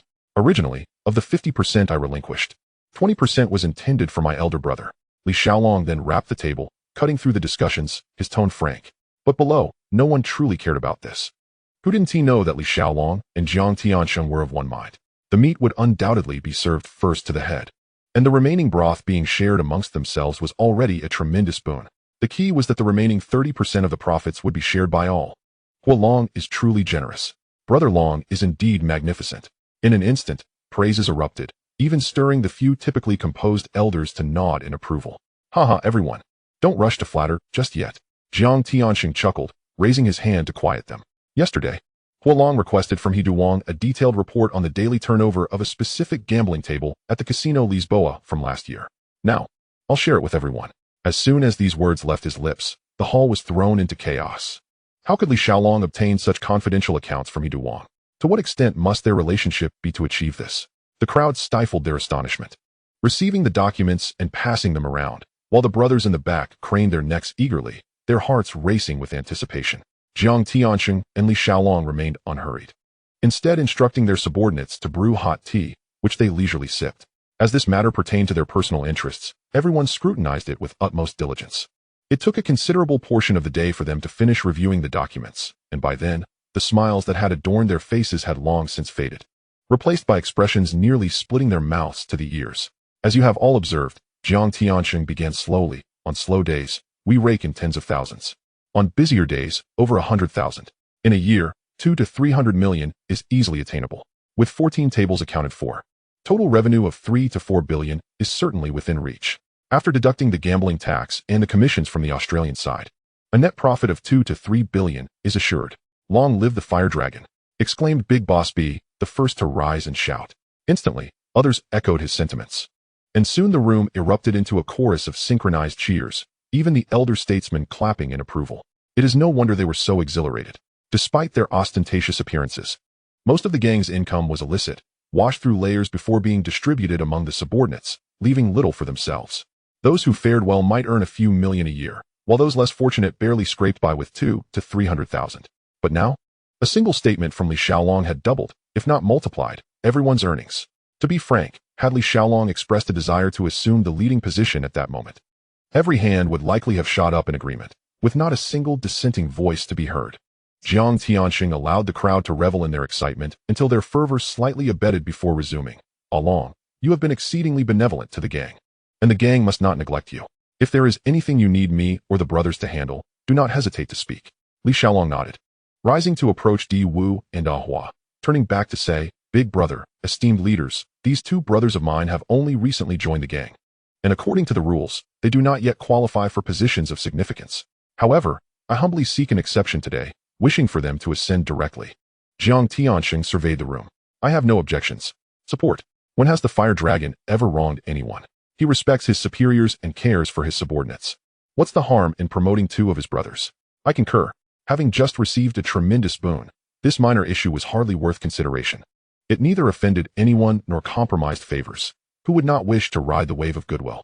Establishing the incense hall was indeed a major affair, yet today, it was evidently too late for such formalities. Moreover, to be frank, who could still focus on rituals? Their minds were now solely consumed with how to divide the profits. Li Xiaolong chose to disengage, sitting aside to sip tea. Jiang Tianxing, meanwhile, conferred with Chun Yao and several core leaders behind closed doors, determining how much the elders would receive, how the decision-makers would share, and how to distribute the overall sum. After a raucous 3 hours of debate, during which Li Xiaolong consumed 5 or 6 pots of tea, his legs grew numb from restlessness. And they finally settled on a plan. Oh my, have you finally finished your discussion? After all this commotion, who's treating for dinner? Li Xiaolong stood, rubbing his legs while jesting. Ha! This meal must be on the dragon's tab. This time, the crowd unusually chimed in unison. Jiang Tianxing had reaped the greatest benefits, and it would be remiss not to contribute. All right, I shall treat. Today, the banquet is on me, food and drink galore. Jiang Tianxing readily agreed, laughter resonating in the air. On the surface, this day appeared to be one of collective jubilation, seemingly leaving only Li Xiaolong at a loss, yet he harbored no such thoughts. Who truly won or lost? The days stretched long ahead. There was no need to rush to conclusions. While Li Xiaolong basked in his success, the Fong family faced turmoil. A few days prior, Ding Xia's elderly mother, the notorious old hag, learned from Fong Ting that the Fong family had moved into public housing. She personally visited, kneeling to implore the Fong family for forgiveness over past grievances. Little did she know, this visit unleashed Fong Zhanbua's long-suppressed fury. He lost control in an instant, unleashing a torrent of grievances endured by the family over the years. The old hag then realized that her grandchildren were embroiled in all manner of disreputable activities. Upon returning home, she was distraught and severely chastised them, ultimately leaving the house in a fit of anger. The Ding family placed great importance on filial piety, and with the matriarch gone, the sons erupted in chaos. The second son, Ding Yixia, was particularly incensed, even kidnapping Fong Zhanbua to a hotel, where he beat and humiliated him. Luo Huiling and Fong Ting rushed to rescue him, although they successfully retrieved Fong Zhanbua. Ding Yixia caught his first glimpse of the refined Fong Ting amidst the chaos and became smitten. Today, in broad daylight, Ding Yixia stormed Fong Ting's school with a group of underlings, snatching her graduation thesis and threatening that she must pay for her dinner if she wished to have it returned. Having accompanied Li Xiaolong before, Fong Ting had witnessed her fair share of scenes and remained unperturbed in the face of threats. Ding Yixia, feeling his pride wounded, furiously commanded his subordinates to forcibly take her away. Fortunately, a familiar classmate spotted the commotion and promptly informed Luo Huiling. Coincidentally, Li's mother was visiting the Fong family at that moment. Upon hearing the news, she immediately called Li Xiaolong, having witnessed her son kiss Fong Ting in the stairwell. The leaders of Hongxing were engaged in jovial conversation when Abu suddenly burst in, looking tense as he leaned close to whisper in Li Xiaolong's ear. Quickly handing him a phone, Li Xiaolong's expression darkened as he took the call. Lingjia, can you confirm that it was the Ding family that took action? He got straight to the point, his voice as cold as ice. Understood, don't panic. Ting Ting is safe for now. After uttering this, he hung up and turned to the others, suppressing his anger as he inquired, who has the contact number for the Ding family of the Zhaoqing Society? Preferably for the second son, Ding Yixia. I do, replied Big Boss B, swiftly dialing the number and passing it over. As soon as the call connected, Li Xiaolong did not allow the other party to speak before delivering a chilling remark. Ding Yixia, I am the Fire Dragon of Hongxing. Let me make this clear. Fong Ting is under my protection. If you dare to lay a finger on her, not only will I ruin you, but no one in the Ding family will escape unscathed. Fire Dragon, I truly didn't know she was yours, Ding Yixia hastily defended. Silence. Where is she now? Li Xiaolong had no patience for idle chatter, only concern for her safety. Ding Yixia had no choice but to hand the phone to Fong Ting. Dragon brother. I'm fine. I kept insisting that I'm your woman. They wouldn't dare do anything to me. Fong Ting responded calmly. She was indeed clever. From the moment she was forced into the car, she had not ceased proclaiming herself as Li Xiaolong's woman. Ding Yixia felt his heart race. The Fire Dragon of Hongxing was a notorious figure. Who would dare provoke him? Uncertain of the situation, he hesitated to act rashly. Before he could sort out his thoughts, Li Xiaolong's call had already arrived. As long as you're safe, I'm on my way to get you. The tension in Li Xiaolong's nerves finally eased a fraction. Chapter 47. Calmness is the most prudent strategy. This incident served as a wake-up call. From now on, he could not afford to be without bodyguards for the important people around him. Fong Ting was unclear about their exact location, so Li Xiaolong instructed her to return the phone to Ding Yixia. Provide the address. I'm coming to get her. No tricks. His voice brooked no dissent. Ding Yixia reluctantly provided the name of a Japanese restaurant. Just as he was about to secretly call for help from his elder brother, Ding Xiaoxia burst through the door, entering with a swift motion and delivering a slap. Didn't I tell you not to touch anyone from the Fong family? Do I need to repeat myself? Ding Xiaoxia shouted at his younger brother. This restaurant was indeed a Ding family establishment. He had just sent off an important guest when his subordinates reported that Yaij had brought the Fong family young lady here. However, he was unaware that this young lady from the Fong family was now the woman of the Fire Dragon of Hongxing. By the time he finished dealing with the guest and rushed over, he found the establishment already cleared out. Without a second thought, he charged in to confront Ding Yixia.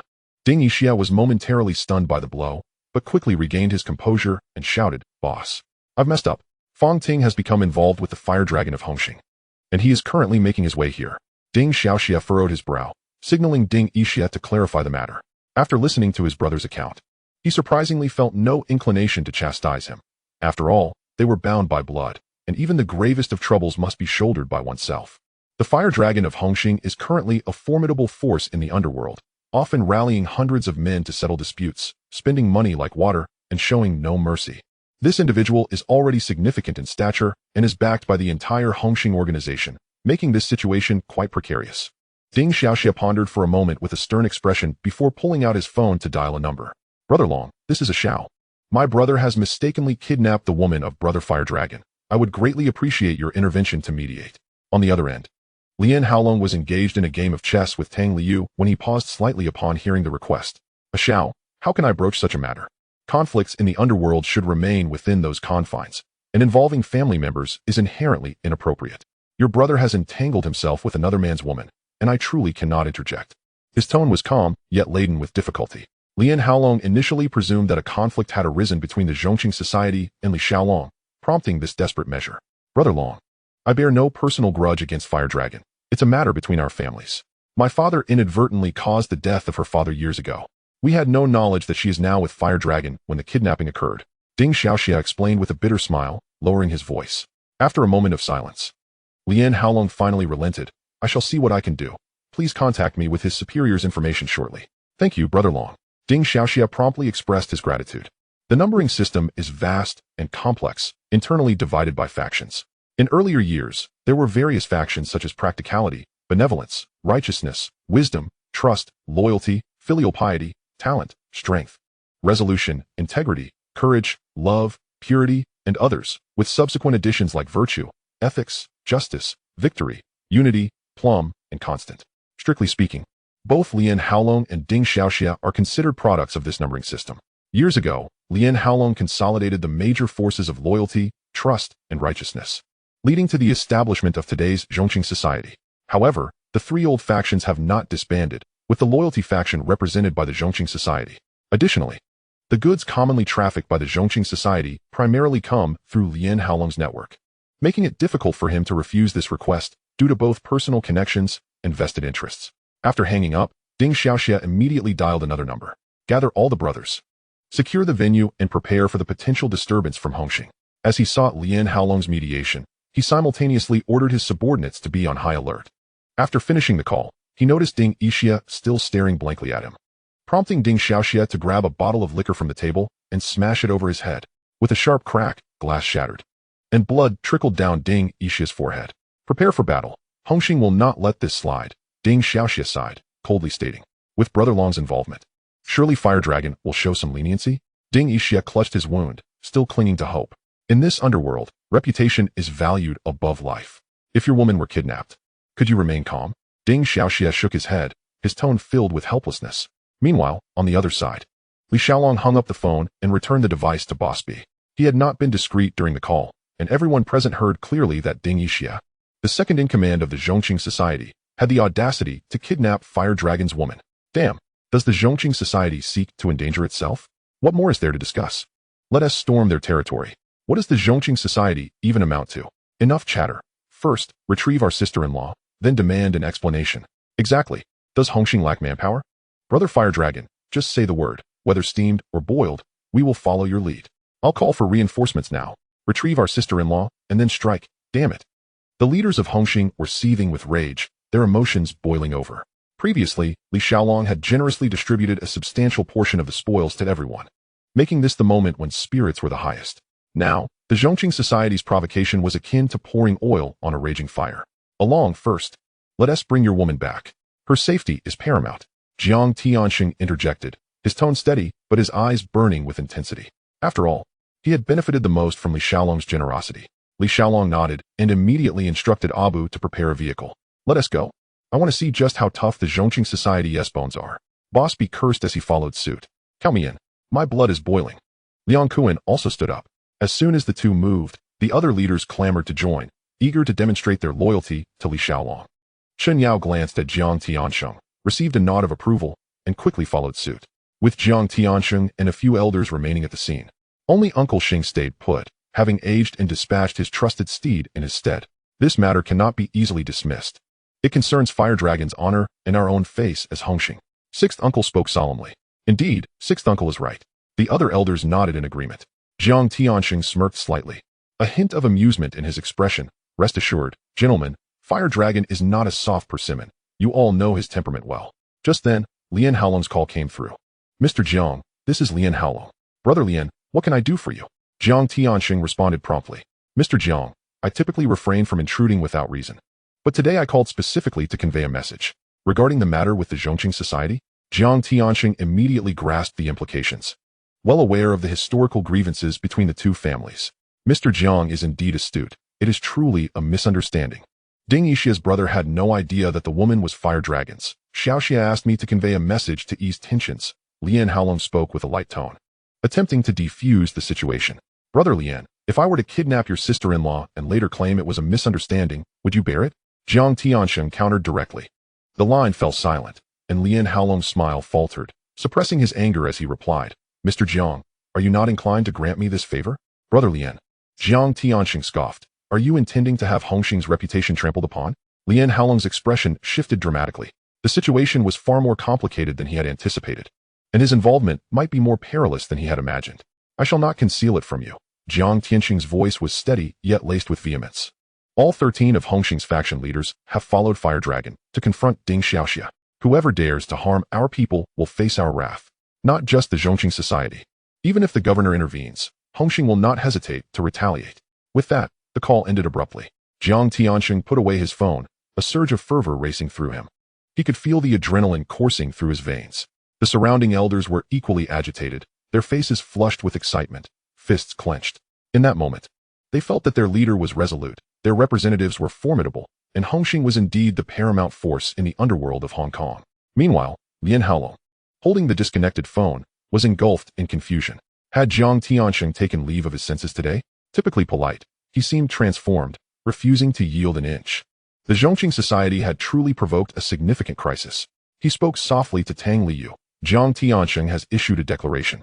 All of Hongxing's factions are set to take action together. Tang Liu sighed, along, let it go. Hongxing shows us no respect. We need not engage in a life or death struggle for the Zhongqing Society. In a few days, I'll invite Jiang Tianxing for tea. Let us sit down and discuss this matter and put it to rest. Lian Haolong nodded. Indeed, this was not the time for conflict. New goods were about to arrive, and maintaining tranquility was the safest course. Meanwhile, on Li Xiaolong's end, the vehicle sped along the road, soon arriving at the Japanese restaurant. On the way, Jiang Tianxing called, conveying Lian Haolong's desire to mediate and affirming his stance. Let him proceed, for Hongxing would stand firm. The convoy of the Hongxing gang came to a halt one after another, as the key figures and influential members stepped out, casting a shadow over the street corner. Ding Xiaoxia had long been waiting at the entrance with Ding Yixia, initially expecting only Li Xiaolong to appear with a few subordinates. To his astonishment, nearly all the prominent figures of Hongxing had arrived. After so many years in this world, he had encountered many leaders. Yet the gravity of this situation made his heart race. Trouble was brewing. As Li Xiaolong emerged from the vehicle, his gaze fell upon Ding Yixia's head, wrapped in bandages with dried blood still visible. But he merely ignored it and coldly inquired, "Where's my woman?" "Brother Hua, she is inside, unharmed." Ding Xiaoxia quickly gestured respectfully to him. Without hesitation, Li Xiaolong, flanked by a cadre of formidable individuals, strode into the establishment. Inside the private room, Fong Ting was comfortably settled, an array of exquisite dishes laid out before her, yet she had not taken a single bite, patiently awaiting this moment. Ting Ting. Li Xiaolong entered and softly called her name. "Brother Long." Fong Ting sprang to her feet and rushed into his embrace, tears streaming down her face uncontrollably. Li Xiaolong gently patted her back, and after a moment, he took her hand and turned to leave. Outside, the members of Hongxing were already lined up, awaiting orders. The crown prince seized Ding Yixia's collar and bellowed, "How dare you touch our Hongxing members? What audacity do you possess?" In his eyes, Brother Hua was a comrade, a benefactor, having lifted him from poverty after years of struggle since joining Li Xiaolong in gambling and running a casino. "Crown Prince, hold on," Li Xiaolong interjected, asserting that Hongxing adhered to its codes of conduct. He then turned to Fong Ting and gently instructed, "Ting Ting, recite a few lines for me." She nodded, though unsure of the intent, and recited with clarity and precision. "The sun rises in the east, a hint of red, the lotus blooms in the path ahead. The brother picks flowers elsewhere. This flower is but from the Hong family's bed." Her voice rang clear, each word resonating. Upon finishing, Li Xiaolong ushered her behind him. His gaze sharpened as he fixed it on Ding Xiaoxia, sternly questioning, "Ding Xiaoxia, as the leader of the loyal Qing society, what do you make of this poem?" "Brother Hua, we truly did not know she was your woman. My brother captured her out of familial vendetta," Ding Xiaoxia hurriedly explained. Li Xiaolong dismissed his words, pivoting to address all the Hongxing brothers, raising his voice, "Brothers, what do you say this means?" No one answered, yet the expressions in their eyes spoke volumes. It was about dignity, it was about boundaries, the unyielding code of the underworld. "Brothers, which poem did my woman just recite?" "The flower protection poem." The men of Hongxing roared in unison. Before the echoes of their voices faded, Li Xiaolong swiftly snatched the three-edged knife from Wang Jianjun, flicking his wrist as he hurled it toward Ding Yixia. With a sickening thud, the blade embedded itself in Ding Yixia's thigh, blood gushing forth as he let out a pained scream and collapsed to the ground, clutching his leg in agony. "Ding Xiaoxia, I care not about your reasons or grievances with anyone. You and your loyal Qing society have taken my woman and expect to walk away unscathed? You think you can pressure me with Lian Haolong?" Li Xiaolong scoffed, his gaze piercing. "Ask the 13 halls of Hongxing if they agree. Shatian disagrees. Causeway Bay won't stand for it. Sim Sha Sui cannot swallow this. The brothers in Mong Kok will not permit it. And Western District will never bow." The leaders of the various halls shouted in outrage, their voices thunderous. Ding Xiaoxia rushed forward, tearing off his belt to tightly bind his brother's thigh, staunching the flow of blood. His face pale, yet he forced himself to speak. "Brother Hua, are you relying on numbers to trample us, the loyal Qing society, who are fewer in number? We have always adhered to the rules." The sister-in-law was mistakenly captured, but from the moment she revealed her identity, we have treated her with utmost care, not daring to neglect her. What does Brother Hua truly desire? "Ah, you truly possess some courage, articulating your points clearly, Ding Xiaoxia. You are indeed a character," Li Xiaolong replied, narrowing his eyes. "But today, I shan't engage in discussions with you. I shall use my numbers to bully your few." "What of it?" Ding Xiaoxia's arguments were sound, but Li Xiaolong had no intention of reasoning. As the situation spiraled out of control, Ding Xiaoxia gritted his teeth, murmuring, "Brother Hua, draw a line, and we shall comply. Compensation, hosting a feast to apologize, anything will do. Just grant us a sliver of mercy. Under the eaves. One must bow their head," he added. "Hey, you do know how to gauge the times, able to bend and stretch. I find that quite interesting," Li Xiaolong smirked. "Since you willingly accept punishment, fine. I do not lack money, nor do I desire your feast of contrition. What I want is for everyone to know. If you provoke me, Huolong, you must pay the price. Ding Xiaoxia fell silent for a moment, suddenly drawing a short knife from his waist, and without hesitation plunged it into his own abdomen. Blood instantly soaked his clothing, and with a muffled groan, he looked up at Li Xiaolong, his gaze unwavering. Seeing no reaction from Li Xiaolong, he gritted his teeth and drove the knife in again. One more stab. If I don't die, this will clear my name, Ding Xiaoxia declared defiantly. With the third stab, he staggered back a step, one hand pressing against his wound while the other steadied himself against the ground, defiantly locking eyes with Li Xiaolong, showing no fear. You are indeed resolute. I keep my word, Li Xiaolong nodded, signaling Wang Jianjun. Go retrieve my three-edged knife. It isn't cheap. Thank you, brothers. I will remember this favor. And later I will have the leader arrange a few tables for us to enjoy a proper meal. Li Xiaolong clasped his hands in gratitude. Ha! The leader's money is not to be spared. Let us go, brothers. Time to wrap up and head home. Chen Yao laughed in agreement, leading the way out. What had begun as a tense standoff concluded without a single blow struck, yet no one felt humiliated, nor did anyone blame Li Xiaolong for his ruthless actions. Ding Xiaoxia was indeed a formidable individual, adept in handling matters with discretion, even turning the knife upon himself. In this encounter, Li Xiaolong had gained immense face, and the unity within Hongxing was unprecedented. Even Ding Xiaoxia earned a measure of respect. The might of Huolong, the solidarity of Hongxing, and Ding Xiaoxia's resilience were the values most esteemed in the Underworld. On the return journey, Li Xiaolong reclined in his seat and casually remarked, Jianjun, remember those two brothers? Once they VE healed, ensure they're dealt with properly. Understood, brother, Wang Jianjun replied softly.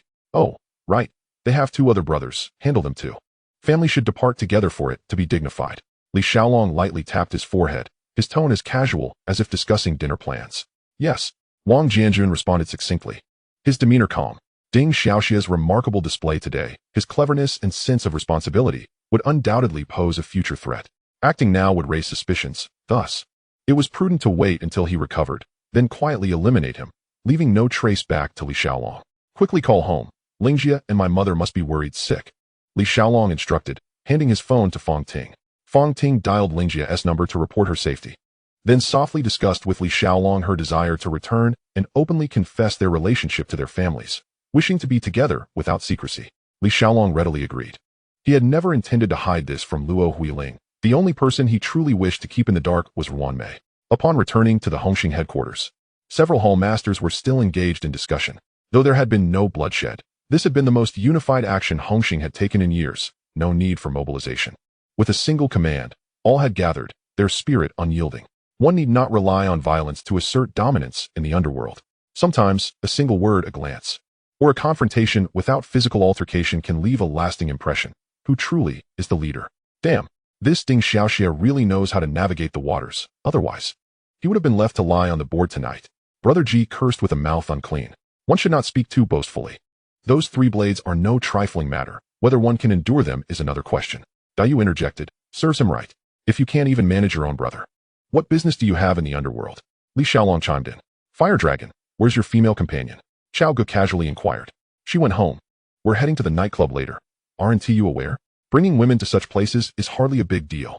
Li Xiaolong replied, astonished. Come on. You didn't say that last time.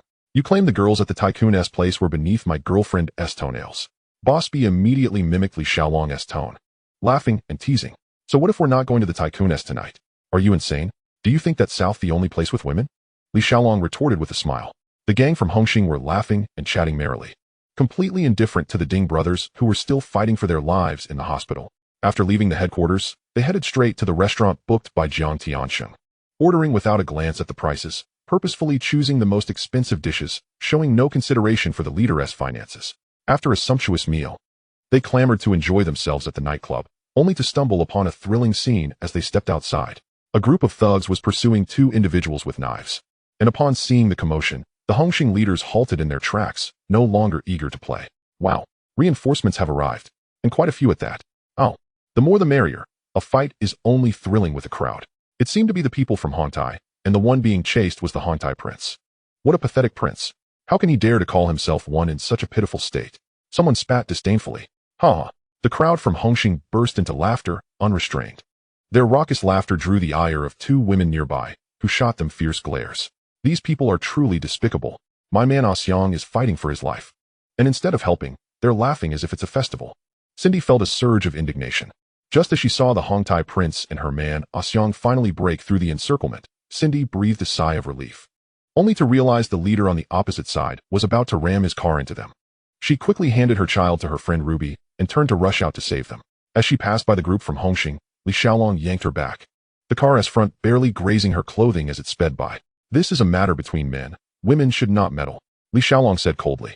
Because of Cindy's sudden dash, the driver, Sang Bo, instinctively swerved, and the car merely brushed against Wei Jixiang's leg, causing no serious injury.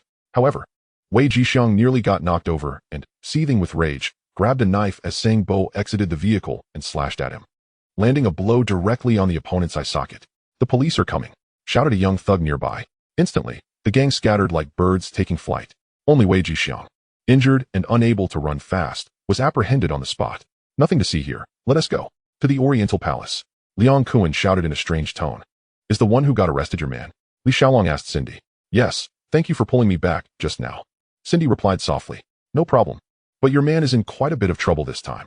He is likely facing legal issues, so find a reliable lawyer," Li Xiaolong said in a flat tone, yet with a hint of warning. "Thank you. Really, thank you. If you truly want to thank me, how about giving me your friend's number?" Li Xiaolong finally revealed his ulterior motive, smiling meaningfully. After successfully obtaining Ruby's number, Li Xiaolong waved goodbye to the two women with swagger, hopped into his car, and headed straight for the Oriental Palace. "Mommy, is Apple around? Tell her to come over," he called out loudly upon entering. Before long, Apple sauntered over, swaying her hips, and affectionately leaned against his arm. "Fire Dragon, I've missed you so much," she cooed, resting her head on his shoulder. "If you missed me, why didn't you call? You owe me a drink." Li Xiaolong raised his glass with a smile. "Tonight, I'll go with you." "Okay, Fire Dragon." Apple leaned in closer. In her eyes, Li Xiaolong was wealthy, powerful, and handsome. Being with him felt like striking gold. Li Xiaolong naturally played along, exchanging flirtatious glances with her, their feelings in sync. "Fire Dragon, since you like her so much, why not just keep her? Every time you come, you can just summon her. It would save you trouble." Boss B teased from the side. "Hey, Apple, do you want me to keep you? Money is no object," Li Xiaolong asked, pulling her into his embrace with a smile. "With a handsome guy like Fire Dragon, I wouldn't just accept being kept. I'd willingly offer myself." Apple smiled sweetly and pecked him on the cheek. The group partied until past 2 in the morning before dispersing. Li Xiaolong took Apple to a hotel, and their night of passion need not be elaborated upon. The next day, they lazily rose in the afternoon. He opened his mobile game, clearing all the bombardments for the day, but Su Jingyang remained elusive, wasting half the effort. After washing up, Li Xiaolong suddenly thought that perhaps it wouldn't be so bad to actually keep Apple, considering he was a devoted fan after all. "Hey, are you still serious about what you said yesterday?" Li Xiaolong asked with a smile. "Huh, what did I say?" Apple blinked, momentarily confused. "I want to keep you by my side. Will you grant me this favor?" he asked directly. "Of course," Apple replied, her face lighting up with joy. "Well then, just a few days ago, I acquired an entire building, all luxurious apartments starting from over 1,000 square feet. Tomorrow, I'll have someone take you to see them. Whichever one you fancy is yours," Li Xiaolong stated casually. Yet his generosity was astonishing. "Fire Dragon, you're so indulgent." Apple felt a warmth in her heart, never expecting him to be so straightforward about gifting her a house. "But it's not without conditions." He suddenly lowered his voice. "If you dare to have even the slightest change of heart, I'll have you feeding fish in the sea."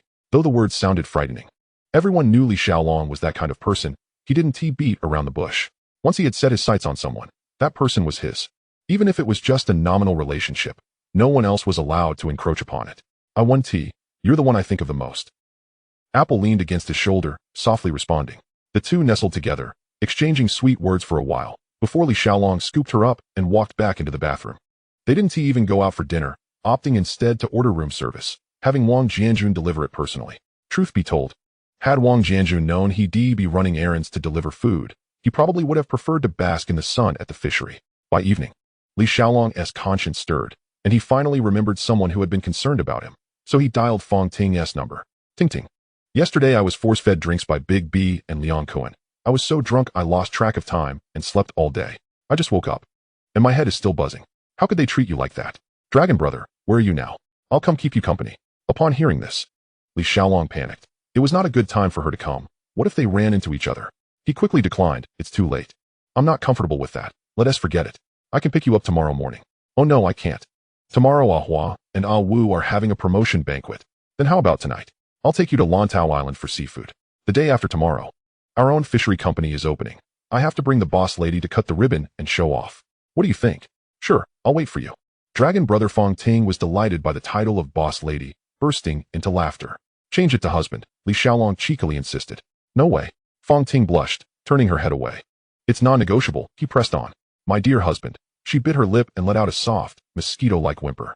That's more like it. He smiled proudly and asked, Have you told Sister Ling? Yes, I have, she replied. Sister Ling had long been aware, as it was Mama Sure who informed her, stating that the two of us could no longer keep our secret. Fong Ting lowered her head, feeling a bit shy. Indeed. With her mother being from the police force and generations of her family in law enforcement, how could she not be aware of any stirrings? After exchanging a few words, they ended the call. At that moment, Apple emerged from the covers, wrapping her arms around his neck and playfully pouting. Husband, can I call you that too? Husband. Ha ha. You should be calling me daddy instead, Li Xiaolong said, playfully pinning her down. Their night was filled with intimacy, requiring no further words. The very next morning, Li Xiaolong awoke early to take a shower, not for any other reason but to prepare for a day of fishing. With a long press, he locked and loaded. Ready to fire. Fortune smiled upon him that day, for not only did he manage to catch the elusive Su Jingyang, but he also effortlessly apprehended several top assassins. These individuals were just what he needed to protect his parents and the women around them. He also needed to arrange for skilled bodyguards to accompany him. Monday would see Bu Tonglin, Tuesday would have Wang Jianjun, Wednesday would feature Feng Yuxiu, and Thursday would belong to Su Zhengyang. Li Xiaolong thought gleefully. And although much of it was mere fantasy, who would complain about having too many bodyguards? Having them all close at hand brought a sense of security. Today marked a momentous occasion for Di Wu and Ahua, as they were officially promoted. Initially, he had planned to set off early, but Apple clung to him too tightly, delaying their departure. By the time they reached Yuanlong, most of the guests had already arrived. What a lively gathering. What are we discussing? Count me in. Li Xiaolong approached with a smile. I just received news that Ding Xiaoxia is still alive. His life truly is tenacious. Boss B sneered. Humph. If he is still alive, it's merely luck. He is just a minor character, not worth our concern. Li Xiaolong waved his hand dismissively, unconcerned. He knew all too well that when Wang Jianjun finally took action, he would have nowhere to escape. Today, who is accompanying a Wu and a Hua for their promotion? My subordinate, Shuaqiang, Liang Kuan grinned. Indeed, Shuaqiang was fortunate. He was supposed to wait a while longer for his turn. But this time he happened to seize the opportunity and was pushed to the forefront by Liang Kuan. Shuaqiang is blessed. He starts off with the prestigious position of grass shoes, a role that commands great respect. Li Xiaolong laughed heartily, embracing Liang Kuan's shoulders. After all, he too had once started as grass shoes, and so had Liang Kuan. This time, Di Wu was promoted to Red Stick, responsible for leading fights. Ahua became the white paper fan, overseeing documentation and negotiations, while Shuaqiang was appointed grass shoes, tasked with internal and external communications. Although their positions varied, each played a crucial role within the gang. The situation was vastly different from when Li Xiaolong once held the position of Fit Man in Sha Tin. To put it plainly, being Fit Man was merely a temporary title. In reality, he was still a low-level grass shoes, without a genuine promotion. However, this occasion was a formal ceremony. The Air Shinggong in Yuanlong had long been the preferred venue for major ceremonies, such as promotions and incense offerings held by various gangs from Hong Kong Island. As the auspicious hour approached, invited guests from the Underworld began to arrive in succession. With a command from Chun Yao, the sound of gongs and drums reverberated, and dragon and lion dances commenced, creating an extraordinary spectacle. As the auspicious hour struck, the ceremony officially commenced. A figure clad in a black robe emerged slowly from the back hall, leading the three of them forward. Upon reaching the entrance of the back hall, they noticed a pair of couplets hanging on either side of the door. The first line read, "Teach filial piety and speak loyalty," with a benevolent heart connecting heaven and earth, while the second line stated, "Call each other brothers, gathering righteousness to encompass the universe." In the center stood two guards wielding swords, who immediately blocked the way as someone approached. This is the sacred ground of the Hongmen, heavily guarded. Intruders will face military law. The lead guide proclaimed, "I am the great pioneer of the Ming dynasty, responsible for building bridges and roads, opening paths through mountains and breaching cities. Who does not recognize the grace of Tian Yuan?" The guide responded solemnly. This was an ancient script passed down through generations, originating from the customs of the Haigoran era. Once the secret words were correctly exchanged, the guards stepped aside, allowing the newcomers to enter and receive their titles.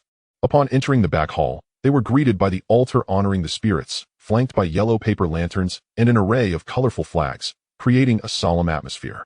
At that moment, a senior member of the Hongxing called out loudly, "Let us invite the altar master to preside." Typically, the altar master would be a high-ranking figure such as a sitting officer, a two-route marshal, or a significant character from the hall. This time, it was the sitting officer Jiang Tiansheng who presided over the ceremony. As his voice faded, Jiang Tiansheng, donned in a long gown, walked forward and took his place at the main seat. After he settled in, the elder called out again, "Bring the newcomers to the altar." The guide led Di Wu, Ahua, and Shuaqiang forward, where they knelt on one knee before the spirit tablet. Subsequently, the elder approached each of them, presenting a stick of incense, then turned to face the altar, loudly proclaiming, "Take the oath." He led the recitation of the first oath. "From the day you join the Hongmen, your parents shall be my parents, your siblings shall be my brothers, your wife shall be my sister-in-law, and your children shall be as my own. Should you violate this oath and betray our bond, may the wrath of heaven strike you down, and you shall not have a good end." The second oath: "If a brother's parents pass away, and there is no means to bury them, once you learn of this, you must inform all brothers. Those with money shall contribute, those without shall offer their efforts, and we shall collectively engage in this righteous act. If anyone deliberately conceals this or turns a blind eye, may they face divine retribution." The third oath: "All Hongmen brethren, regardless of identity or profession, when a brother from afar arrives, must provide hospitality for one night and serve 2 meals. Should anyone refuse entry or treat them as outsiders, they shall suffer the fate of 1,000 blades." The elder recited each of the 36 oaths of the Hongmen, each word resonating powerfully. Upon completion, he grasped a steel blade and struck it fiercely upon Di Wu's back. "Do you desire brothers, or do you desire wealth?" "Brothers," Di Wu replied loudly. "Do you desire brothers, or do you desire wealth?" "Brothers," Ahua answered without hesitation. "Do you desire brothers, or do you desire wealth?" "Brothers," Shuaqiang shouted, his face flushed. Thus commenced the blood oath. They severed the chicken's head, burned yellow paper, and made written records.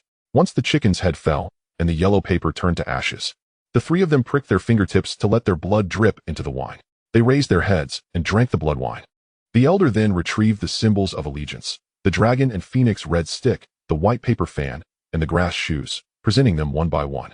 Di Wu and the others respectfully accepted them, completing the ceremony.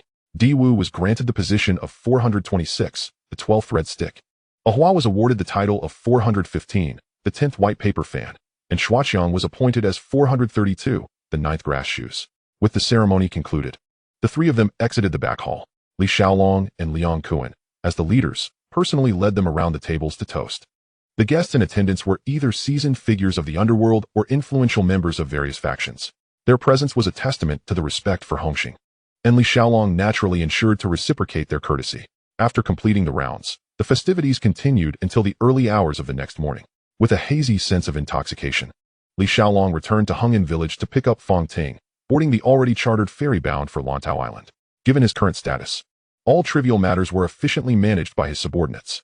The attire required for the ribbon-cutting ceremony, the meals for the evening, the hotel accommodations, and even the Bentley that would accompany them across the sea had all been arranged meticulously. When the head of the fishing company arrived to report on operations, Li Xiaolong, just recovering from the evening, was seated at a table with Fang Ting, enjoying a steaming seafood hot pot.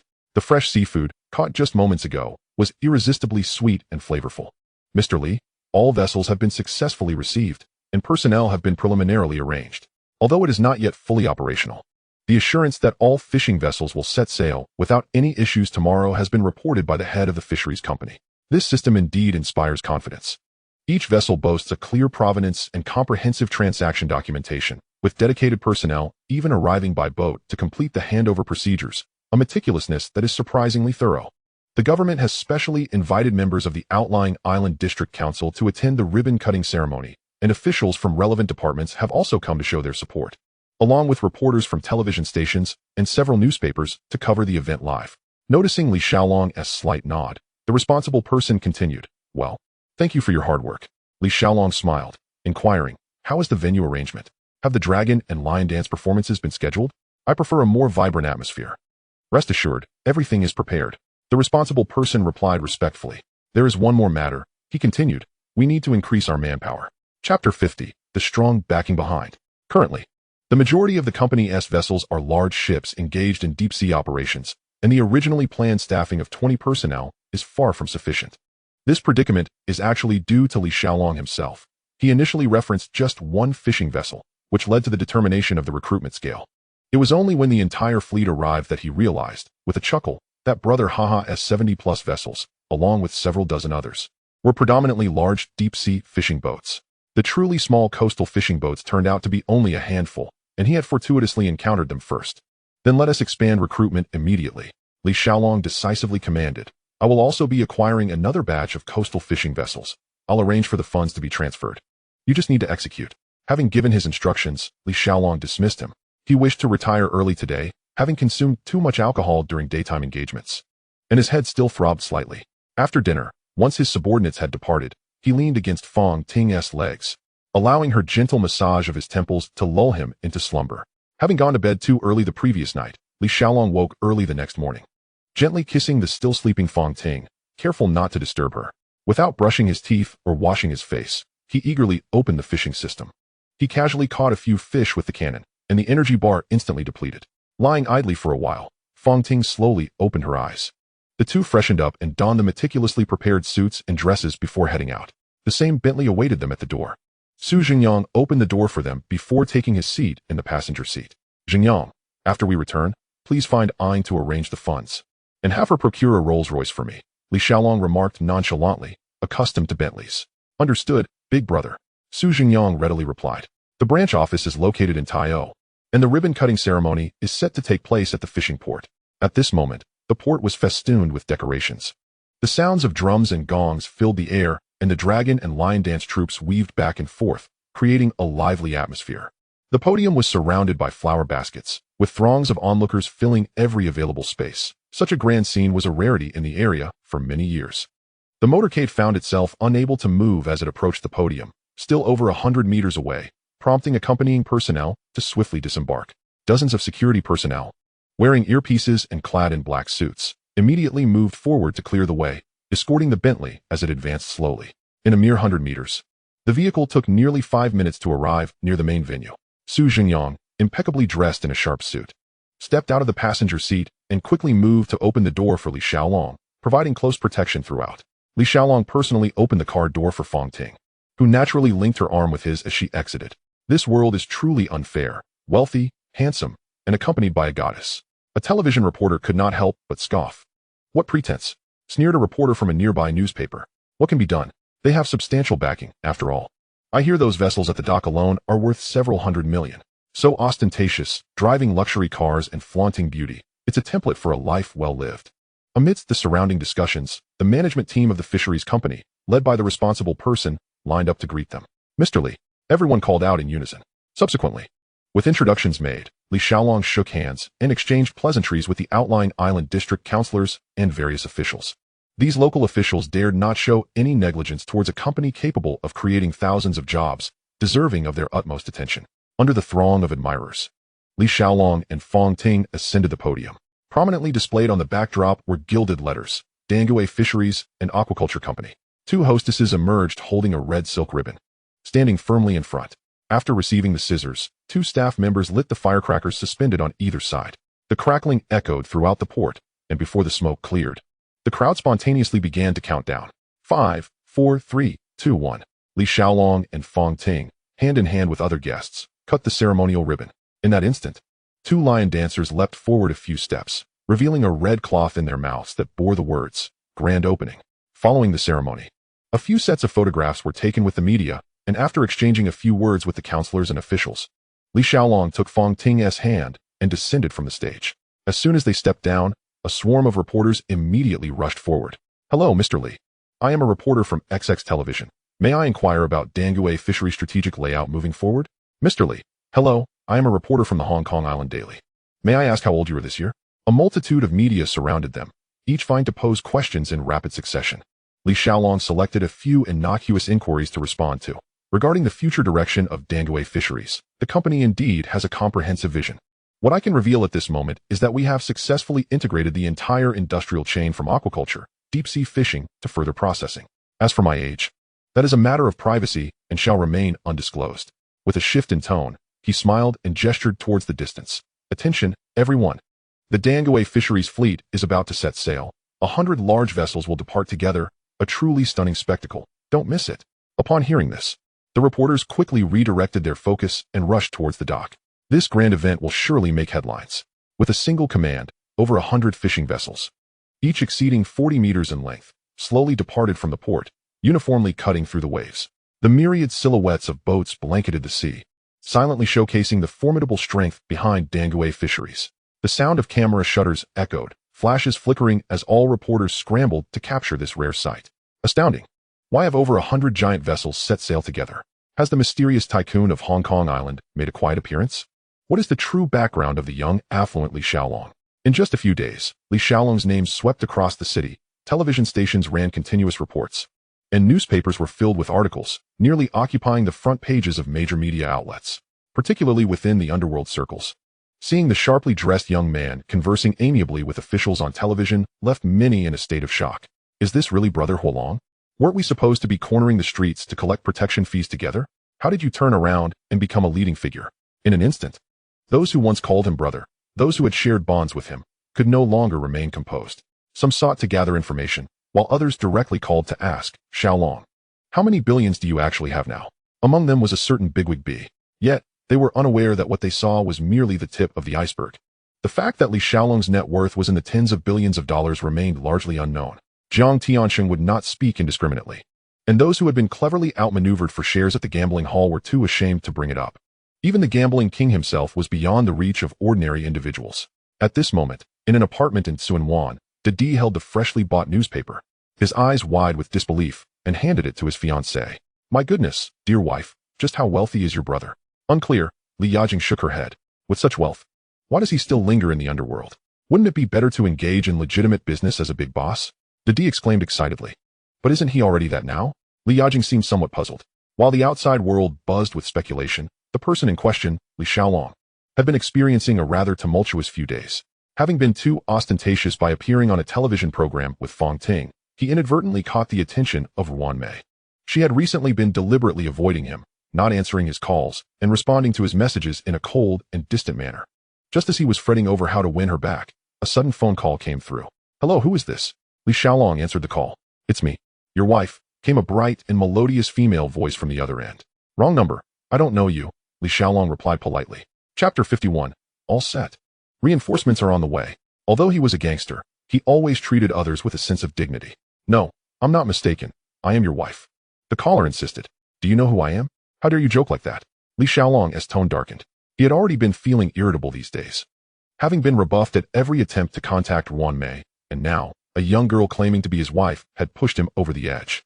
I know. You are Li Xiaolong. My father has betrothed me to you. What the hell? Knowing who I am, and still daring to play around. Your father wouldn't he happen to be Han, would he? He was in the middle of a tirade when he suddenly recalled that there indeed was such a matter, and his voice softened a fraction. Yes, my name is Haidang, the girl replied softly. Oh dear, listen to me. Don't believe a word your father says when he gets drunk. It's all a joke. Li Xiaolong hurriedly explained. Haidang was indeed quite lovely. But at merely 15 years of age, he couldn't entertain such thoughts. The teacher says, one must obey their parents' orders and the matchmaker's words, Haidang playfully retorted. Your teacher is right. Well then, I shall await your arrival as my bride. On a serious note, why did you call me? He didn't take her words to heart, but was too lazy to argue, as there was still plenty of time until she grew up. Besides, it didn't sound serious. He figured it was just a child's play. I'm already in Hong Kong. My father is busy, so I sneaked over myself. Haidang's tone was jubilant. What? Where are you? I'm coming to pick you up right now. Li Xiaolong sprang to his feet, a tightness in his chest. A young girl running off to Hong Kong alone? Did she have any idea of the dangers lurking in the city, or how many enemies her father had out there? Thank you, husband Haidang sweetly chimed. Please spare me, young lady. Don't call me husband. If your father hears that, he will surely have me chopped into pieces. Quickly tell me, where are you right now? Li Xiaolong couldn't help but chuckle, even as he rapidly calculated how to safely retrieve her. Hee coward. I'm at the Galaxy Center in Central, came Haitang's playful and bright voice from the other end. Upon learning that she had made her way to Central in Hong Kong, Li Xiaolong immediately instructed Wang Jianjun to prepare the car and set off at once to fetch her. A brand new Rolls-Royce glided onto the main road, flanked by several Mercedes-Benzes for protection, creating quite a spectacle. Brother Haidang has arrived in Hong Kong. I wanted to inform you not to worry. I've already sent someone to pick her up. In the car, Li Xiaolong dialed Heian's number. What? She went to Hong Kong? Heian was taken aback, his voice filled with astonishment. After regaining his composure, he sighed helplessly. Fire Dragon, please keep an eye on her. I'll make arrangements and come over in the evening. His daughter was always clever and mischievous. Sneaking out for fun was not a first, but this time she had gone so far, which was indeed worrisome. Don't worry. Brother Haidang is with me, and I will ensure she remains unharmed. Take your time. I have already prepared tea and snacks, just waiting for your grand arrival.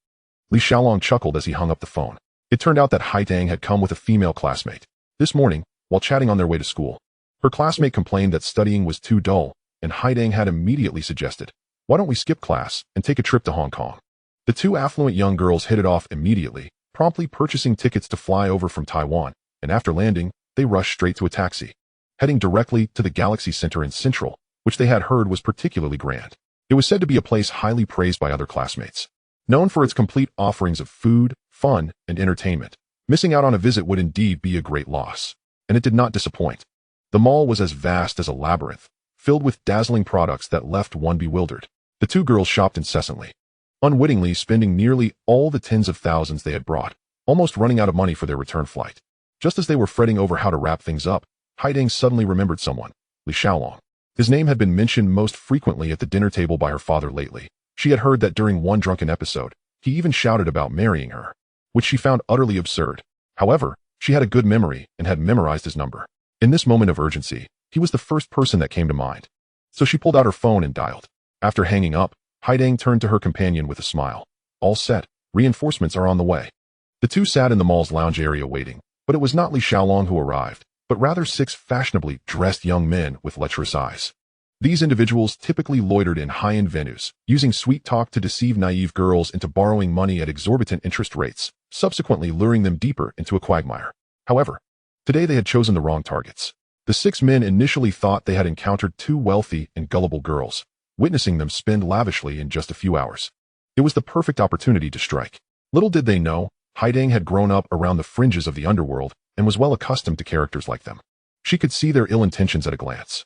Instead of being intimidated, she turned the tables and used a few playful remarks to send them spinning. The men, unable to save face, became furious and attempted to act, but were swiftly brought down by Haitang, who had practiced martial arts since childhood, executing her moves with crisp precision. Before she could even dust off her hands and leave, mall security had already arrived, taking both parties back to the central police station. At the police station, Li Xiaolong arrived at the Galaxy Center only to find it empty. Upon inquiry, he learned they had been taken to the central police station. His heart sinking as he hurriedly turned the car around, praying that this little troublemaker wouldn't cause any issues. Inside the central police station, the atmosphere had already calmed down. A female officer was squatting down, gently speaking to Haidang. "We understand the situation. You bear no responsibility and can leave at any time." Haidang tilted her head, sizing her up for a moment, then suddenly grinned. "Sister, don't you think we resemble each other a bit?" The officer was taken aback, then smiled. "You know, I had that feeling just now too. Let us be friends. It would surely be stylish if we went out together." Haidang extended her hand, her smile radiant. "Sure, my name is Huang Dia, just call me Yazi." The officer took her hand, her eyes reflecting warmth. "Yazi, sister. My name is Haidang," the little girl sweetly introduced herself. Just then, a Rolls-Royce smoothly parked at the police station entrance. Li Xiaolong, not bothering with formalities, pushed open the car door and rushed inside in a couple of strides. After some communication and confirmation, he finally found Haitang chatting animatedly with the female officer, her face devoid of any signs of fright. Upon understanding the ins and outs of the situation, Li Xiaolong couldn't help but chuckle at her. "You truly are a talent." Seeing that she was safe and sound, he finally let out a sigh of relief and immediately called Hing. "Here, your father has arrived," he said, handing the phone to Haitang. Haitang took the phone and playfully stuck her tongue out at Li Xiaolong. "Dad, I'm perfectly fine. Yes, I will be obedient. Brother Huolong is quite reliable." The father and daughter exchanged a few simple words before Haidang handed the phone back. A weary yet reassured voice came through the receiver. "Huolong, thank you for your hard work. I will arrive tonight. It's a trivial matter. When is Hai Ji's flight expected to land?" "I will arrange for someone to pick you up," Li Xiaolong replied with a smile. After Hein provided a rough estimate of his arrival time, they ended the call without further ado. Li Xiaolong then handed his phone to Haitang's classmate, urging her to call home and report her safety. "Thank you, madam, for taking care of my sister." He turned to Yazi, extending his hand with sincere tone. "No need for thanks. Haidang and I are now good friends." Yazi replied with a smile as they shook hands. Yes, Sister Yazi is the best." Haidang chimed in cheerfully from the side. Li Xiaolong raised an eyebrow. "Yazi? No wonder she resembles Haitang so much. Isn't she that formidable character from City Hunter who always carries a cache of firearms?" "Sister Yazi, I will call you tomorrow." Haidang waved goodbye. Before Li Xiaolong's arrival, the two girls had already engaged in lively conversation with Yazi. Haitang, full of vivacity, insisted that Yazi accompany her on a shopping spree, and Yazi, unable to refuse, reluctantly agreed to take the day off to indulge her. After Yazi departed, Li Xiaolong led the two girls out of the police station. Abu, deal with those scoundrels. I do not wish to see them before my eyes again. Li Xiaolong instructed in a low voice as they stepped outside. Abu nodded, understanding the unspoken command, and turned away. Let's go, young lady. It's time to get in the car. Li Xiaolong ruffled Haitang's hair. Brother Huolong, you are so nice. Haitang suddenly exclaimed. In fact, when Li Xiaolong was instructing Abu, he deliberately slowed his pace and lowered his voice, hoping to shield the two children from overhearing. However, he overlooked the fact that Haitang had grown up in a gang environment, possessing exceptional hearing. Her keen ability to eavesdrop was a skill honed from a young age, allowing her to clearly discern conversations through walls. Thus, every word he uttered was clearly heard by Haitang. Instead of feeling frightened, the little girl felt a warm sense of reassurance knowing that someone was silently backing her up. The airport was located in Kowloon, not far from Central. So Li Xiaolong decided to settle the two girls at the Elizabeth Queen Hotel in Central. This establishment, owned by the Eagle Nation, was renowned for its tranquility and safety. With impeccable service, Haitang's classmates' parents had arrived earlier than Haiyan, coming before darkness fell. This was understandable, as they had never met Li Xiaolong and thus had no foundation of trust. After a hurried expression of gratitude, they took their daughter and left, likely anticipating a stern reprimand upon their return. Around 7 in the evening, Li Xiaolong personally went to the airport to pick up Haiyan. In front of the terminal, a Rolls-Royce led the way, followed closely by a Bentley, with a procession of several Mercedes forming an imposing line. Dozens of Hongxing brothers, clad in black suits, stood in neat rows like a welcoming honor guard. Li Xiaolong and Haitang stood at the forefront. As soon as Haiyan emerged from the arrival gate, he spotted the grand display from a distance, momentarily taken aback. However, Haitang had already dashed forward, embracing her father and adorably pouting. The father could not bear to scold her, his heart melting in an instant. In the car on the way back, Haitang chattered incessantly, recounting how she outsmarted 6 thugs during the day and how she turned the tables on them, growing prouder with each word. At this age, girls are especially eager to showcase themselves, regardless of the fact that her father felt a surge of anger upon hearing her tales. The more Haiyan listened, the darker his expression became. As the spokesperson for the East Lake Gang in Taiwan, he was well aware of the schemes those men were plotting. Huolong, help me investigate the backgrounds of those individuals and lend me a few capable people, he said with a serious demeanor. Chapter 52, A Fortunate Encounter, All Deceptive Flattery. Haiyan was resolute in wanting to teach those reckless individuals a lesson. Rest assured, Brother Hai, I have already sent people to take action. They won't last through the night. Li Xiaolong chuckled softly. In his eyes, such scum were no different from addicts craving flour, mere refuse of society. Trash should be swept into the gutter. Although Haiyan's purpose for this trip was solely to pick up his daughter, given his status, Hongxing could not afford to be negligent. With Li Xiaolong as the intermediary, Jiang Tianxing decided to seize the opportunity to host a banquet, further solidifying the relationship between their families. When the convoy arrived at a top-tier restaurant in Central, Jiang Tianxing had already prepared the feast. Brother Hai, welcome to Hong Kong. Jiang Tianxing greeted with a beaming smile, extending his hand. You are too kind, Mr. Jiang. My daughter has been a handful and caused you trouble, Haiyan replied with a respectful nod. Not at all.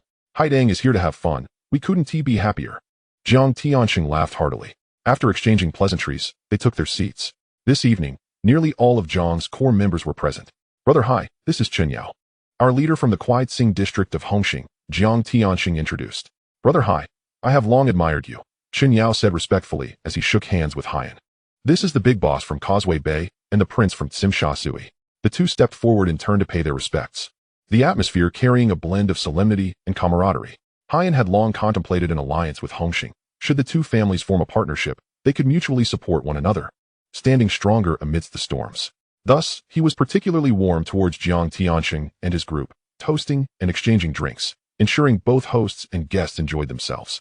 After several rounds of drinks, Haiyan and Jiang Tianxing exchanged knowing smiles, agreeing to discuss the details of their collaboration after sobering up the next day. Ultimately, no bond of friendship or righteousness could outweigh the ties of mutual benefit. Only through business connections could their two forces truly intertwine. As they were parting, Haitang suddenly tugged at Jiang Tianxing's sleeve, sweetly asking, Uncle Jiang, can Brother Huolong take me out tomorrow? I want to go shopping. Ha! Sure, tomorrow. Let him be your errand boy, carrying your bags and running errands at your command. Jiang Tianxing replied with a hearty laugh. Li Xiaolong had no objections. Although Haitang was still young, her spirited nature was undeniable. To have the opportunity to accompany a charming girl on an outing was a privilege many would envy. The next morning, Haitang called and abruptly woke Li Xiaolong from his dreams. were it not for her delightful demeanor. Even if her father were Hyin or the Dragon King, Li Xiaolong would have been disinclined to respond.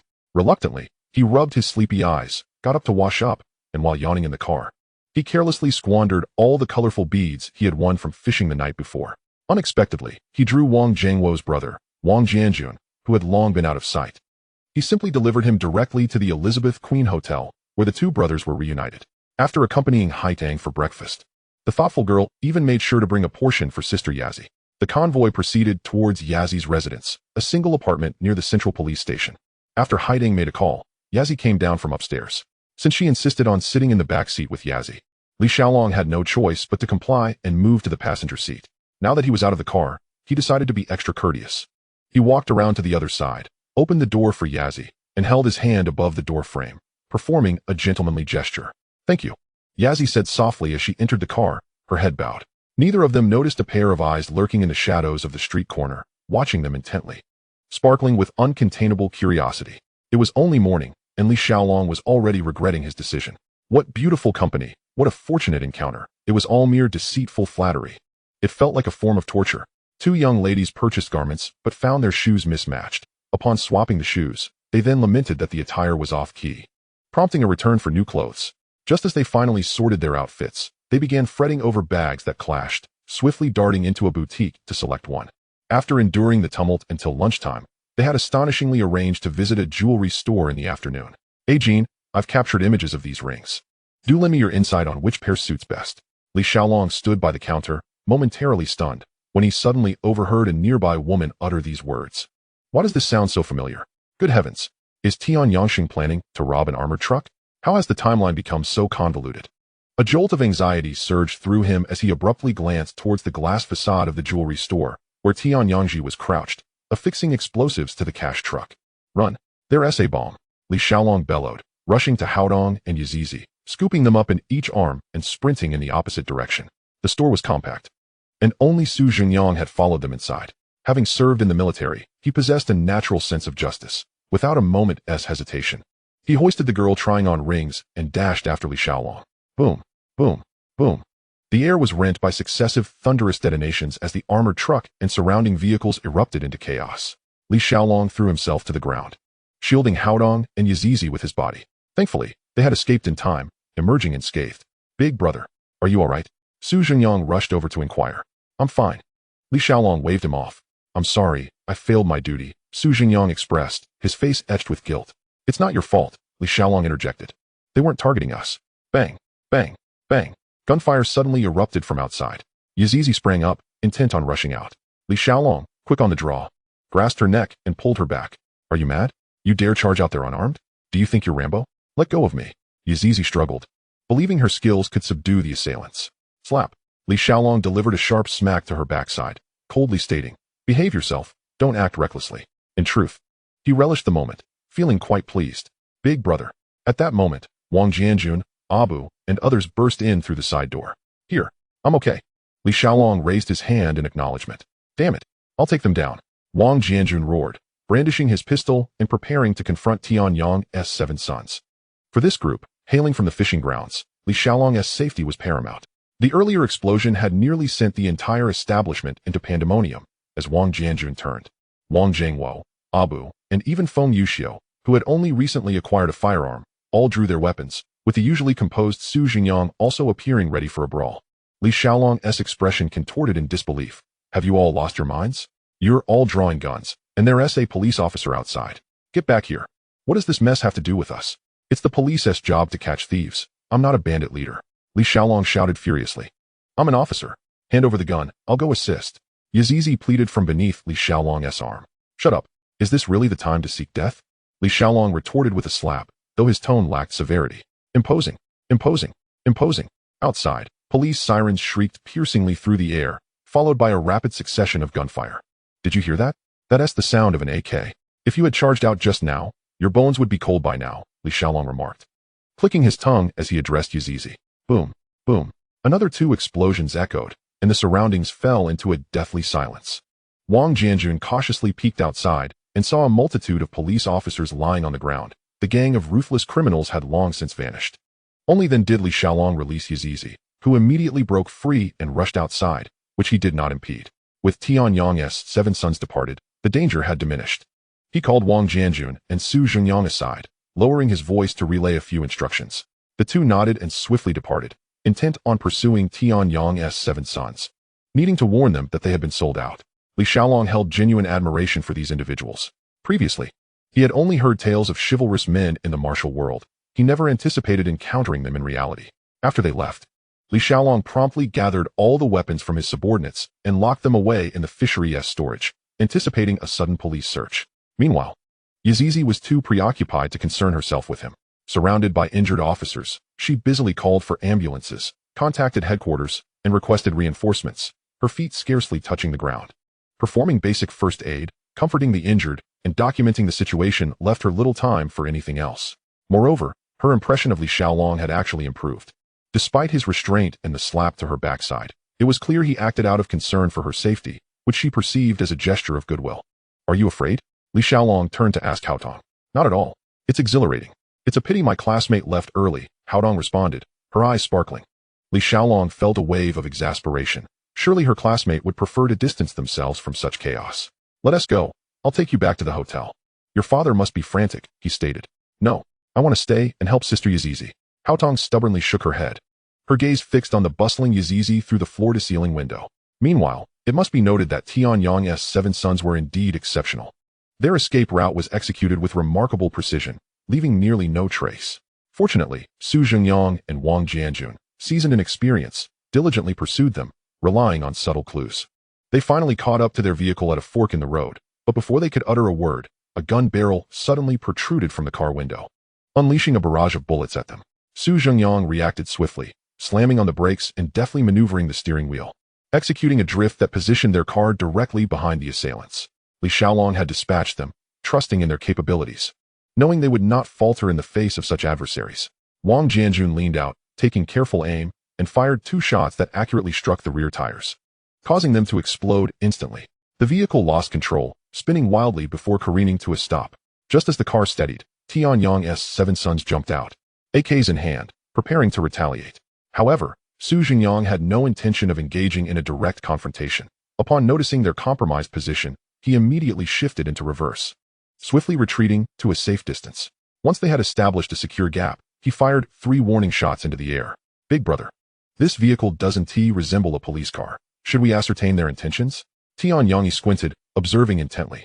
Tianyangsheng nodded, raising his hand to fire 3 shots into the sky in response. Chapter 53, Sustaining multiple gunshot wounds, severely injured. Su Zhengyang and Wang Jianjun, having confirmed the signal, cautiously approached their vehicle, keeping their doors slightly ajar, ready to jump out for safety at a moment's notice. "Friends in front, which road are you on?" Tianyang called out as their vehicle drew closer. "Our boss sent us to convey a message. You've been betrayed. The Flying Tigers are waiting for you at the Taiyou Pier." Wang Jianjun boldly stepped out of the vehicle, taking advantage of the opening for dialogue. "Who is your boss? What is their motivation for helping us?" Tianyangsheng inquired, his voice low and his gaze wary. "Our boss seeks nothing. He admires your courage and does not wish to see you fall into the hands of the police," Wang Jianjun replied. "Please extend my gratitude to your boss." Tianyangsheng's tone softened slightly. "Our boss has mentioned that if you find yourselves in dire straits, you may seek his assistance. He possesses the means to resolve everything." Suddenly, the usually silent Su Zhengyang interjected, tossing out a business card. It was a minimalist card, bearing only a phone number, devoid of any other information. Once the words were spoken, the two promptly returned to their vehicle and departed. As they observed the car receding into the distance, Tianyangsheng tucked the card into his pocket. "Brother, do you trust their words?" Tianyang could not help but inquire as he witnessed their leader receiving the card. "I do not trust them. The money is in our hands, and they lack the audacity to betray us. Yet, it is always prudent to exercise caution." Tianyangsheng replied, his brow slightly furrowed as he spoke in a hushed tone. "So what is our next course of action?" His younger sister, Tianyang promptly asked. "There is no time to change our route. Remaining on the island is too precarious. We shall proceed to the Taiyou Pier as originally planned. Upon arrival, we will assess the situation before revealing our presence," Tianyangsheng declared after a swift discussion with his comrades. Those truly capable often share a common trait, an inherent confidence. The 7 siblings of Tianyang felt assured, even if there were an ambush. As long as they detected it in advance, their skills and teamwork would allow them to break free. However, shortly after embarking, the rear tire was shot out. The 7 acted decisively, toppling 2 passing motorists and commandeering their vehicle to flee at high speed.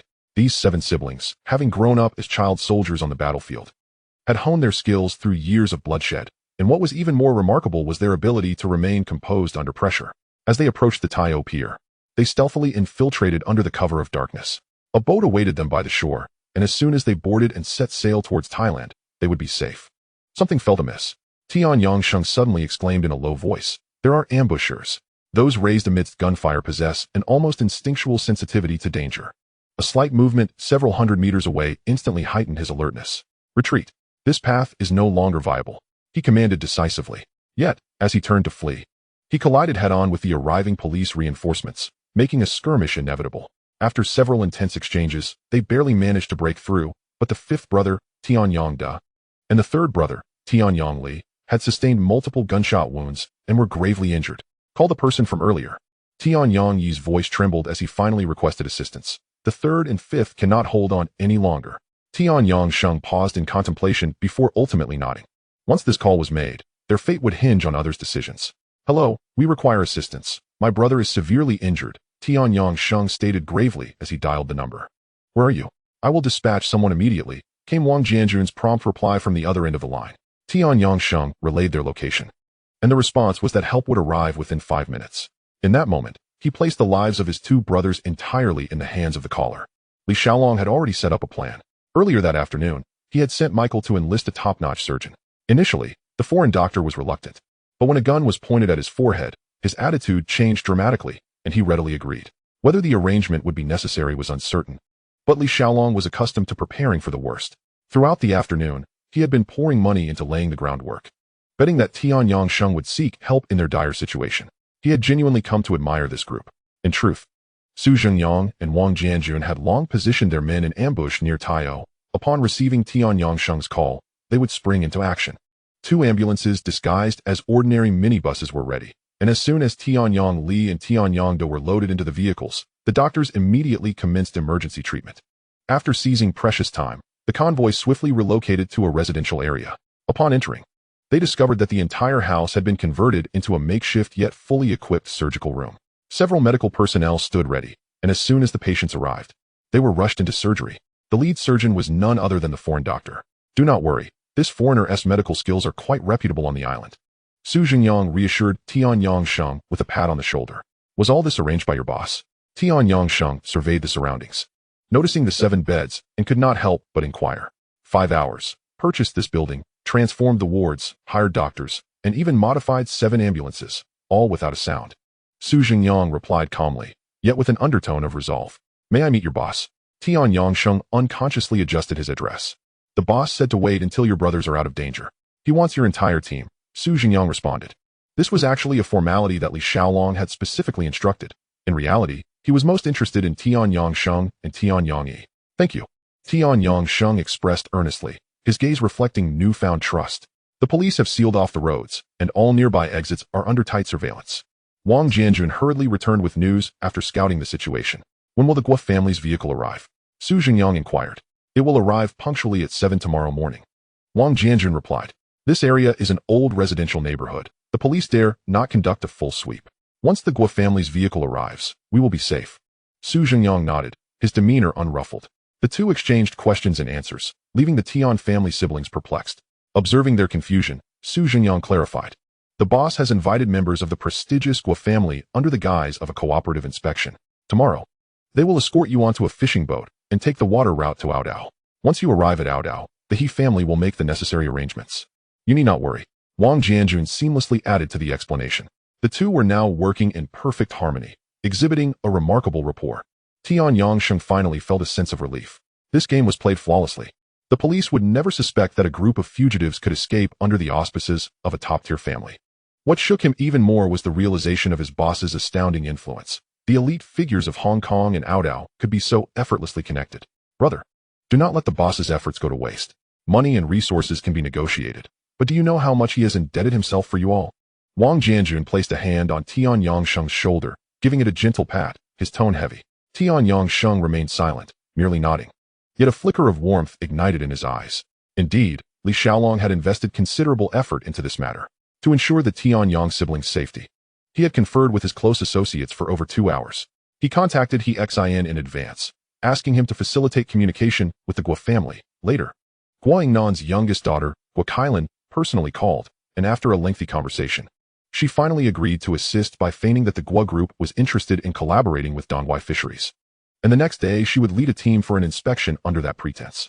Seizing this opportunity, they arranged for the Tianyang siblings to blend into the convoy, ensuring their safe passage to the pier, where they would be discreetly taken to Aodao by Dongwai's fishing vessels. In this endeavor, Li Xiaolong accrued 2 more favors, one owed to He Xin and another to Guo Kailan. The surgery lasted over 2 hours, and when the foreign doctor emerged with a smile, he announced, "They are quite resilient." Though Tianyang Li and Tianyang Dao were shot, none of the wounds were life-threatening. The bullets have been removed, and they will recover with some care. Upon hearing that the 3rd and 5th brothers were out of danger, Tianyang Sheng and the other 4 finally released a breath of relief. They exchanged knowing glances and nodded in unison. Turning to Su Zhengyang, Tianyang Sheng quietly stated, "I would like to speak with the boss." Without hesitation, Su Zhengyang dialed the number and handed the phone over. "Elder brother, Ah Sheng wishes to speak with you." A familiar voice resonated from the other end. "Ah Sheng, take your brothers to Aodao to recuperate peacefully. I will handle the matter of the bounty. Do not worry." "Thank you, boss. From this day forth, our lives belong to you." Tianyang Sheng spoke with a low yet resolute voice. "Ha ha ha, splendid. Family members do not speak as outsiders." Li Xiaolong's hearty laughter echoed. The following morning at precisely 7 o'clock, Guo Kailan's convoy arrived punctually outside the modest residence, whisking the 7 away directly to Dongwai Fisheries. Just as Li Xiaolong had anticipated, with the police now under foreign control, who would dare to thoroughly inspect the Guo family's vehicle? They merely glanced symbolically before allowing it to pass. By the dock, Li Xiaolong watched as the fishing boats gradually sailed away. Guo Kailan stood beside him, gazing at the sea, and suddenly asked softly, "Is it truly worth such a great cost to save them?" "Whether it is worth it, I cannot say," Li Xiaolong replied, his gaze unwavering. "What I do know is that having done this, my heart feels unburdened. In the future, as they work under my command, I will find solace." He turned his face to glance at the woman beside him and couldn't help but be momentarily taken aback. Guo Kailan bore an uncanny resemblance to the renowned beauty, Guan, from his past life, her delicate features, elongated figure, and an alluring demeanor that was both captivating and unforgettable. She was also a character from the tale, the daughter of the Guo family in Days of Love in the Underworld. "What are you staring at?" Lost in thought, Guo Kailan raised an eyebrow and smiled at him. "You possess an extraordinary charm," Li Xiaolong replied with a candid smile. "If I were to become your woman, would you be able to dismiss all other women?" She suddenly reached out to caress his cheek, her tone gentle yet probing. "Ha ha ha, that would be impossible. I fear you might find it overwhelming," he chuckled, brushing her hand away with a teasing glint in his eyes. Guo Kailan was not offended. She merely smiled. "Remember, you owe me one." Li Xiaolong nodded in agreement with a grin. The world is indeed peculiar. Guo Kailan has become the daughter of Guo Yingnan. Did she intrude into this realm? Or have the two worlds silently merged?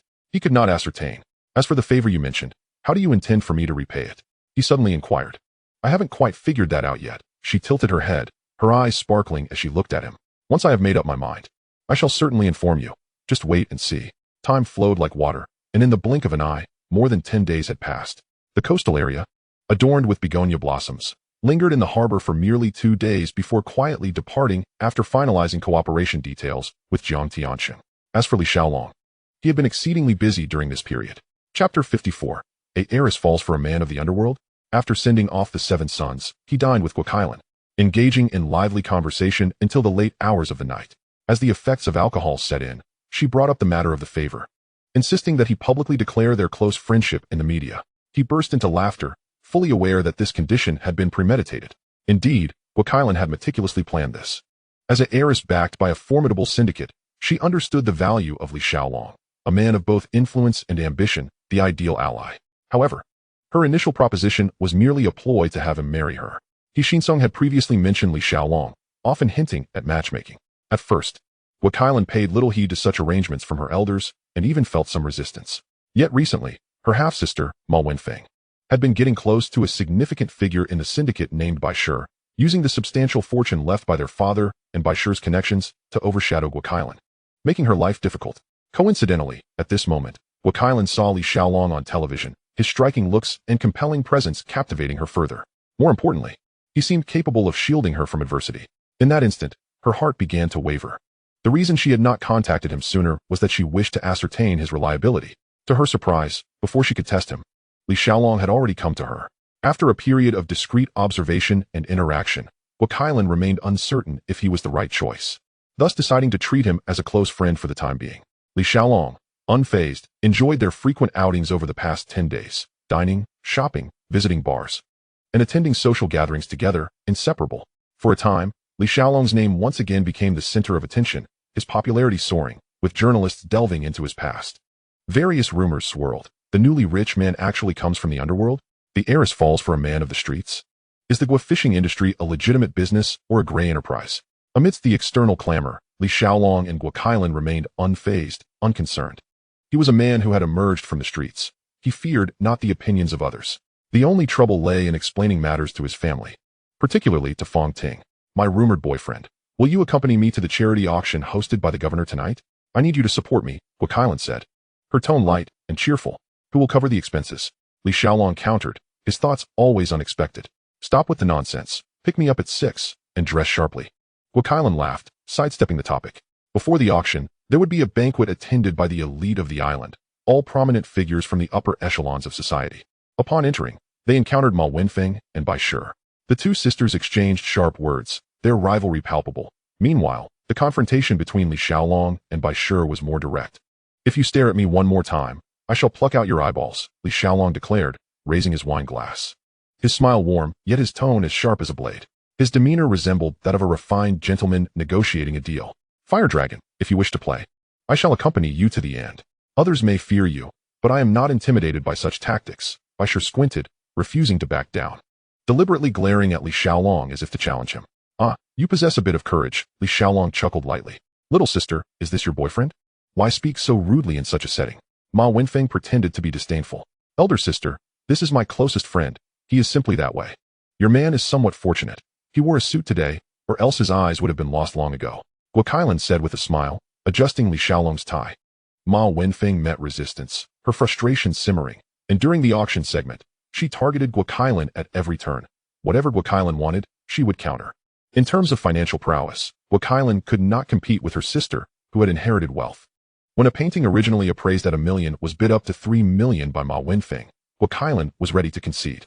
$3 million and one. Li Xiaolong suddenly raised his paddle, a smile dancing on his lips. This was a charity auction, and there was no limit to the bidding increments. $3 million and 50. Ma Wenfeng immediately countered.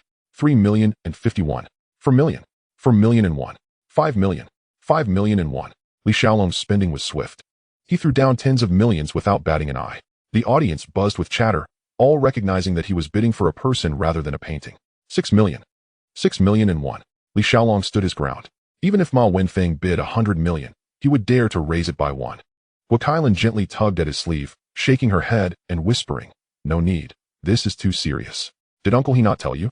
Right now, aside from money, I possess nothing else. Li Xiaolong patted her hand, his tone playful, yet his gaze earnest. Ma Wenfeng was nearly trembling with anger, gritting her teeth, determined to fight to the end. However, Bai Shi worried that Li Xiaolong was setting a trap for them, and took the opportunity to dissuade her. Ma Wenfeng glared venomously at the two, and Kowloon, noticing her gaze, playfully waved her hand. In the first half, Ma Wenfeng had the upper hand over Kowloon. In the second half, it was Li Xiaolong's turn to dominate her. Regardless of what she bid, or how much she offered, Li Xiaolong would always match her, each time increasing his bid by a mere dollar, systematically dismantling her confidence. For 5 items, Li Xiaolong spent a staggering $12 million and 5 Hong Kong dollars in one go. Kowloon could hardly contain her joy among the moments they had shared. Tonight was by far the most exhilarating. Setting aside this little interlude, over an hour later, the charity auction finally came to a close. The dignitaries of Hong Kong had shown ample respect to the governor, competing fiercely, creating an atmosphere of spirited bidding. Throughout the entire night, the total amount of donations exceeded 30 million, causing the governor of Hong Kong to beam with delight, his wrinkles nearly reaching his ears. Before the event concluded, the governor personally shook hands with each winner, even going so far as to request photographers to capture the moment, creating an air of significance. When it came to Li Xiaolong, the governor was particularly warm, patting him on the shoulder and exclaiming, "You are truly a remarkable young man, a force to be reckoned with." It was no surprise that he alone contributed over a third of the total donations, establishing himself as the evening's most generous benefactor, which certainly warranted the governor's special attention. To put it plainly, he was the evening's biggest spender, and he wore that title with undeniable flair. As the auction concluded, guests began to depart. Kowloon, undeterred, dragged Li Xiaolong along in search of Ma Wenfeng, eager to provoke her further. However, as soon as they stepped outside, they were besieged by a throng of reporters. Mr. Li, may I inquire about your relationship with Miss Guo? There are rumors regarding your complicated background and connections to Underworld forces. How do you respond? A barrage of microphones was thrust towards him, each reporter clamoring for answers. Miss Guo and I are good friends, Li Xiaolong replied nonchalantly, choosing not to elaborate further. Unwilling to relent, the reporters continued to press, only to be forcefully cleared away by Abu, Wang Jianjun, and others rushing in from outside. The group formed a protective barrier around the pair, swiftly escorting them to their vehicle. Wow, this is exhilarating, Kowloon exclaimed, leaning back in her seat as the car roared to life. I'm glad you enjoy it, Li Xiaolong said, stretching and adjusting his posture with a contented expression. You wouldn't be spending such a considerable sum just to pursue me, would you? She teased, resting her chin on her hand, her head cocked playfully towards him. Oh, have you seen through my intentions so quickly? Perhaps it's worth considering. He replied with a grin, his tone a mix of jest and sincerity. Before he could finish, Kowloon suddenly leaned in and kissed him, taken aback for a moment. Li Xiaolong quickly reciprocated, their kiss fervent and intense. Jianjun, take us to the Elizabeth Queen Hotel, he murmured breathlessly as he found a moment to issue his command. Wang Jianjun, at the wheel, focused on the road ahead, maintaining a composed demeanor as if nothing had occurred in the back seat, smoothly steering into the night. The hotel arrangements had been impeccably organized, the check-in process swift and efficient. Li Xiaolong led Kowloon into the elevator, and just before the doors closed, he turned to Wang Jianjun, who was waiting outside, and said in a low voice, Jianjun, go and take care of Baishur. In this line of work, our words must hold weight. If we say it, we must follow through. Wang Jianjun nodded, saying little before departing. His movements were swift. Within an hour, he had pinpointed Baishur's hiding place. Mounting his motorcycle, he sped alone towards the enemy's lair. Meanwhile, Li Xiaolong was basking in the warmth of their earlier encounter, while Baishur and Ma Wenfeng were seething with rage. Returning to their villa, their anger intensified with each passing moment. Baishur, gritting his teeth, vowed to make Li Xiaolong pay dearly. After downing 2 glasses of strong liquor, their fury intertwined with their intoxication, escalating into a volatile mix. In their moment of reckless abandon, the doors silently swung open. Wang Jianjun stood in the shadows, gripping a triangular military dagger, observing coldly as if watching an absurd play unfold. It was only after Baishur had finished that he cleared his throat. A seasoned veteran, Baishur reacted swiftly, reaching for his gun on the bedside table without even fully registering the intruder. Unfortunately for him, he faced Wang Jianjun. A flash of cold steel glinted as the dagger pinned his palm firmly against the wooden cabinet. Without hesitation, Wang Jianjun opened a drawer, retrieving the gun and weighing the Black Star revolver in his hand, satisfied with its heft. He raised the weapon, aiming it at Ma Wenfeng's forehead, commanding, silence.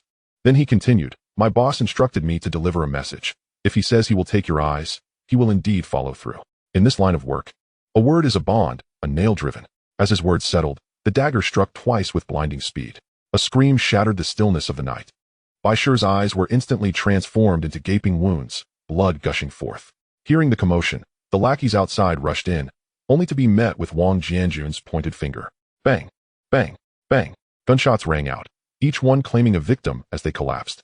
Before departing, Wang Jianjun slightly bent at the waist, nodding mockingly towards Ma Wenfeng. By the way, Miss Guo sends her regards. Ma Wenfeng, her lips pale and trembling, could utter no words, left to watch helplessly as he vanished into the shadows. To her credit, she retained a sliver of humanity and later informed Baishur's subordinates. Yet, she herself had already discreetly slipped away amidst the chaos. As for Baishur, now a blind and helpless wretch, who would heed his words? If his men held even a modicum of loyalty, perhaps they would provide him a meager meal. If devoid of conscience, he might find himself worse off than a beggar. At that moment, Li Xiaolong reclined on the hotel bed, igniting a cigarette, his demeanor relaxed. Kowloon lazily nestled against his chest, her fingers tracing gentle circles. Can your men truly deal with Baishur? She inquired softly, her voice tinged with fatigue, yet laced with trust. This man had not boasted. He indeed possessed the capability. By now, Baishur should be utterly blind. Li Xiaolong exhaled a plume of smoke, his tone resolute, a hint of a smile dancing on his lips. Chapter 55. Clean up the evidence. Fabricate the scene. Wang Jianjun's task of handling Baishur was as effortless as crushing an ant beneath one's heel. Are you really that confident? Kowloon, nestled in Li Xiaolong's embrace, tilted her head, her tone curious. Jianjun is a true soldier king, able to move undetected on the battlefield. What is Baishur in comparison? Li Xiaolong chuckled. tousling her hair with a dismissive air. Upon hearing this, Kowloon blinked, suddenly springing from the bed to grab her phone, dialing Ma Wenfeng's number. The call rang for a long while before being answered. Sister, are you alright? I had no idea Xiaolong would send someone after your boyfriend. He can be rather hot-headed. Is everything okay with him? Her voice was gentle, laced with a hint of apology. I'm fine, Ma Wenfeng replied tersely, managing only a few words. That's good to hear. I'll talk to him when I return. After all, we are family. Kowloon feigned reassurance with a sigh. Yes, family. We truly are family. Ma Wenfeng's voice trembled slightly. After hanging up, Kowloon's lips curled into a smile. What of the wealthy heiress, the heir to fortunes, when faced with someone who could dictate life and death? They were all humbled before him. It seems your subordinate truly terrified her, she remarked to Li Xiaolong. Had Jianzhu not intervened, your brother-in-law could have easily dispatched her with a couple of shots, he added, pulling her closer, his hands growing restless. He was also a soldier king? Don't jest. Clarify that first. Kowloon protested, squirming slightly. We'll discuss that later. There are more pressing matters at hand, Li Xiaolong insisted, remaining unfazed. Kowloon, left with no choice, complied reluctantly. An hour later, the room finally fell silent. Do tell. I am simply dying of curiosity, she purred, leaning against his shoulder. Li Xiaolong had concluded his work. Yet her mind lingered on those stories. Ah Sheng and the others grew up in the war zone, raised on bullets and dust. Each one is a formidable character. He softly recounted, gently patting her back. Why is it that everyone around you is so formidable? Kowloon, now fully embracing her role as his partner, inquired without reservation. Call me hubby, and I might share a bit more, Li Xiaolong teased with a mischievous grin. Without hesitation, Kowloon complied, her response decisive and unambiguous. Li Xiaolong found the situation rather dull, being too obedient lacked excitement. In truth, our real background lies in the realm of assassin organizations. With our involvement in the gang merely a pastime, he began to weave fanciful tales once more. Kowloon covered her mouth in feigned surprise, her eyes wide open. Shoo, this cannot be disclosed. It is my ultimate trump card, he cautioned in a hushed tone. She nodded earnestly, her expression one of caution. Pleased. Li Xiaolong smiled as he embraced the beauty in his arms and drifted into slumber. The night passed peacefully. On the following dawn, the fishing grounds were quietly refreshed. Not even the notifications stirring him from his dreams. This new fishing ground was splendid, once again part of the Apostle Walker series. A long press to lock in, and the automatic firing commenced. After firing dozens of rounds, Xiaoying remained as steady as a mountain. Yet a few casual taps on Lan Bowen led to his immediate downfall. With the ammunition exhausted, Li Xiaolong stared contemplatively at Lan Bowen in the warehouse. This fellow possessed an IQ of 140, with meticulous thoughts and formidable methods. How should I utilize him? Suddenly, the idea of his undercover identity struck him. Let him return to his old profession. Deploy him within the gang as an insider, with his intellect and a few capable brothers by his side. Ascending the ranks would be effortless. The more Li Xiaolong pondered, the more exhilarated he became. If he could embed a host of his own men into various factions, all rising to high positions, then when war broke out, 4 out of 5 key members of the opposing faction would be his own. Apologies, esteemed leader. We are all under Brother Huolong's command. Just imagining this scenario sent his blood racing. Extracting Lan Bowen, he would send him directly to align with Lien Haolong. As for the specifics of the operation, he had little desire to micromanage. Lan Bowen was far shrewder than he. Rolling out of bed, Li Xiaolong had grown increasingly carefree. In the past, he would wash up and center himself before fishing. Now, he simply opened his eyes and got to work. Kowloon, however, was quite different. Despite being part of her own enterprise, she still adhered to a strict work schedule, burdened with tasks. After breakfast, Li Xiaolong personally saw her off, sharing a passionate kiss before parting. On his way back, a call from Chun Yao came through. Huolong, Brother Ji has been taken by the police. Mr. Zhang has sent a lawyer to check on him. They are hiding drugs, and the case is practically sealed. Baji dared to break the rules. Li Xiaolong's brow furrowed. Hongxing had a strict no-drug policy, established since the era of Jiangzhen. He was merely taking the fall for someone else. Details would be discussed at the main hall. Chun Yao's tone heavy with gravity. When Li Xiaolong arrived at the main hall, most were already waiting. Ahua and Di Wu immediately approached. Big brother. Li Xiaolong nodded slightly and returned to his seat. Not long after, around 10 minutes later, Jiang Tianxing entered with Chun Yao and the gang's appointed lawyer. Everyone rose to greet him. Jiang Tianxing raised a hand to quiet the pleasantries, diving straight into the matter. The Nanyue gang has partnered with Aji to open a factory, secretly using it for drug trafficking, which resulted in a police raid. The name on the business license is Aji. Brother Ji was entirely unaware. Chun Yao quickly added, I warned him not to get involved with those Vietnamese, but he wouldn't listen. Big Brother B's tone was agitated, cursing incessantly. Damn it. If only he had a clearer mind, he wouldn't have been used as a pawn like this. Li Xiaolong coldly interjected. The other hall leaders echoed in agreement, creating a momentarily noisy scene.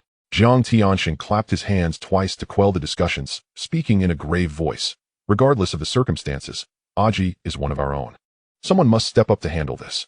He scanned the room, asking, who will take care of it? As his words fell, the meeting room fell silent. It was easy to voice support, but this was ultimately Aji's mess, and no one was eager to shoulder the blame. Leaning back in his chair, Li Xiaolong's seat creaked softly. Ahua and Di Wu immediately understood. Ahua stepped forward, stating, Mr. Jiang, big brother, allow us brothers to handle this matter. Li Xiaolong said nothing, merely glanced at Jiang Tianxin and nodded lightly. Jiang Tianxin's lips curled upward, saying, all right, Ahua, Ah Wu, ensure the matter is handled cleanly. Understood. Mr. Jiang. As the meeting adjourned, Li Xiaolong departed with Ahua and Di Wu, the three of them climbing into the Rolls-Royce parked outside. Nanyue gang. Li Xiaolong murmured, his gaze growing somber. Inside the car, the atmosphere was subdued. Ahua and Di Wu awaited instructions in silence. After a moment, Li Xiaolong pulled out his phone and dialed. Sheng, where's the money hidden? I found a few people to take the fall. The current year was no longer the early millennium depicted in the drama. The people remained the same, yet the times had changed, and technology had yet to catch up. It was an era of information isolation. The officers had no opportunity to capture a clear image of Tianyang's 7 sons. That night was shrouded in darkness, and the gunfight was chaotic beyond comprehension. Li Xiaolong decisively resolved to take 2 million from the several million dollars previously seized, placing it into the Nanyue gang's safe, accompanied by a batch of arms, setting them up for a fall. If action were to be taken, it was better to be thorough. Leaving no witnesses was the safest course. After obtaining the location of the hidden funds from Sheng, Li Xiaolong personally led a team to retrieve the cash, leaving 2 million behind while transferring the rest to the fishing grounds warehouse. He was not greedy for his subordinates' money. The remainder he planned to return to Tianyang's 7 sons when the opportunity arose. Subsequently, he enlisted Su Jingyang to participate in the operation, entrusting him with part of the funds. Bu Tonglin, Feng Yuxiu, Ahua, Di Wu, Su Jingyang, and Wang Jianjun formed a united front. The Tony brothers, wary of Hongxing due to the framing of Brother Ji, never anticipated that their adversaries could infiltrate their lair so directly. Tony was indeed formidable in combat, but this time he faced Wang Jianjun, with Su Jingyang maneuvering to provide support, swiftly suppressing the situation. Ahu could not withstand 20 exchanges before meeting his demise. Ajia was overwhelmed and struck down by Ahua and Di Wu. Abu efficiently dealt with the remaining subordinates. Their movements were rapid. The firearms that the Nanyue gang had prepared were still locked in the safe, leaving them no time to react. Having observed from the sidelines, Su Jingyang finally had his moment to shine. He produced a stethoscope he always carried, expertly prying open the safe. Inside were 3 distinct layers, one filled with Hong Kong dollars, another containing flour, and the last entirely stocked with weapons. Take the Hong Kong dollars. Replace them with US dollars. Leave everything else as is, Su Jingyang commanded coolly. Wang Jianjun quickly collected the cash, while Su Jingyang stuffed the $2 million into the vacant space and relocked the cabinet door. He instructed the others to withdraw first, remaining behind to clean up the traces and fabricate the scene. Once everyone had exited, Li Xiaolong received Su Jingyang's signal and immediately directed his subordinates to report. I want to file a report. There has been a fatality at Nanxing. He had complete faith in Su Jingyang's abilities, knowing that even if the officers scoured the scene, they would find no incriminating evidence pointing to them. The major crimes unit of the Yuan Long Police District swiftly arrived, sealing off the scene. Upon confirming that the deceased were all gang members, the case was promptly handed over to the anti-triad unit. The inspector in charge of this case had long been monitoring the Nanyue gang, Inspector Ma Jun. When Ma Jun arrived, the forensic team was conducting preliminary examinations. He leaned in to inquire about the details. The time of death is no more than 2 hours. There are no signs of movement on the bodies, and it can be essentially confirmed that this is indeed the primary crime scene. The forensic expert pointed to the bodies on the ground, continuing, preliminary assessments indicate that, aside from one individual, the rest were killed with bare hands. Bare hands. Ma Jun's brow furrowed.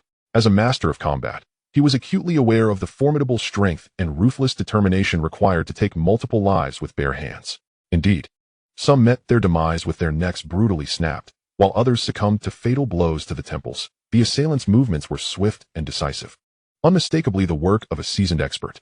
Ma Jun furrowed his brow, his mind racing with thoughts. Was this a matter of vendetta, or was there a deeper conspiracy at play?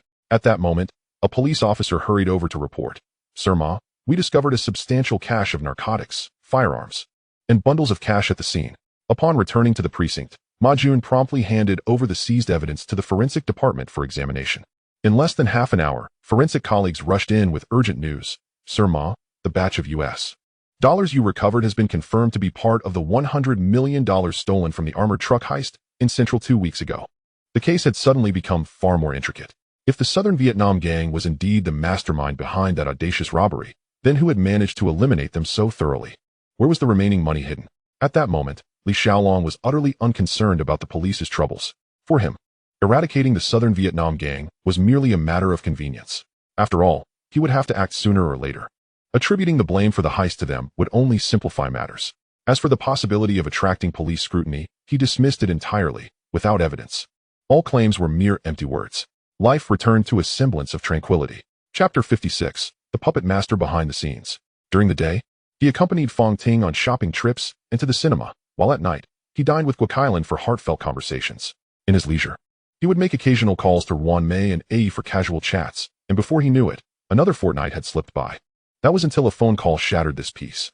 It was his mother, informing him that a guest had arrived at their home and urging him to return post-haste. So, you've truly become the big circle leopard now. Li Xiaolong suppressed a chuckle as he regarded his cousin before him. Shi Yong, the team leader from the mainland, nodded solemnly. A pleasure to meet you, big circle leopard. Li Xiaolong feigned formality, extending his hand. Call me cousin or leopard brother, but spare me these nicknames. Shi Yong corrected him with a serious tone. Understood, big circle leopard, Li Xiaolong replied with a grin. As you wish. The two engaged in light conversation over tea until Li's mother returned with groceries. Once a prominent figure in the underworld, and now a high-ranking police operative in hiding. They both found themselves dutifully preparing vegetables and washing dishes in the kitchen, tending to their elders. That day, Li's mother was particularly cheerful. Having prepared a lavish spread of her signature dishes, Li Yajing and Didi arrived just in time for dinner, as the food was served. Li Xiaolong also invited Fong Ting along, and the family enjoyed a lively reunion meal. As they were parting, Li Xiaolong patted Shi Yong on the shoulder, saying, Cousin, if you need anything, don't hesitate to ask. Shi Yong nodded in acknowledgement. With him around, this mission would indeed proceed much more smoothly. The purpose of this undercover operation was not merely to apprehend a specific individual, but to unravel the intricate web of organized crime on Hong Kong Island, which was vast and deeply entrenched. The higher-ups sought to gain a comprehensive understanding of each organization's operational methods to formulate future strategies. To this end, they had dispatched a cadre of seasoned veterans who had seen combat to provide cover, ensuring safety was not an issue. Coupled with Li Xiaolong's discreet assistance, Shi Yong was confident that the mission would soon be accomplished. After seeing off Shi Yong, Li Xiaolong made no delay, as he had recently acquired a new villa that Fong Ting had yet to visit. That evening, he took her to the new residence to enjoy a night of picturesque views, and the following morning after they had washed up, breakfast was already laid out on the table, all thanks to his personal assistant, Xiaoying. Xiaoying had arrived on the third day of the new fishing grounds and had efficiently organized Li Xiaolong's life over the past fortnight, meticulously managing all affairs. Moreover, during this period, Li Xiaolong had recruited a number of talented individuals from the Apostle Walker series of fishing grounds. Yao Kui, a graduate from MIT. The perpetually grinning antagonist demon, the wealthy scion Xiao Zhilong, retired mercenary Wu Bai, and several armed personnel, totaling dozens. He had arranged for Xiao Zhilong to infiltrate the Eastern Star, a gang that had long been in opposition to Hongxing, and had appointed Demon as his close partner for the endeavor.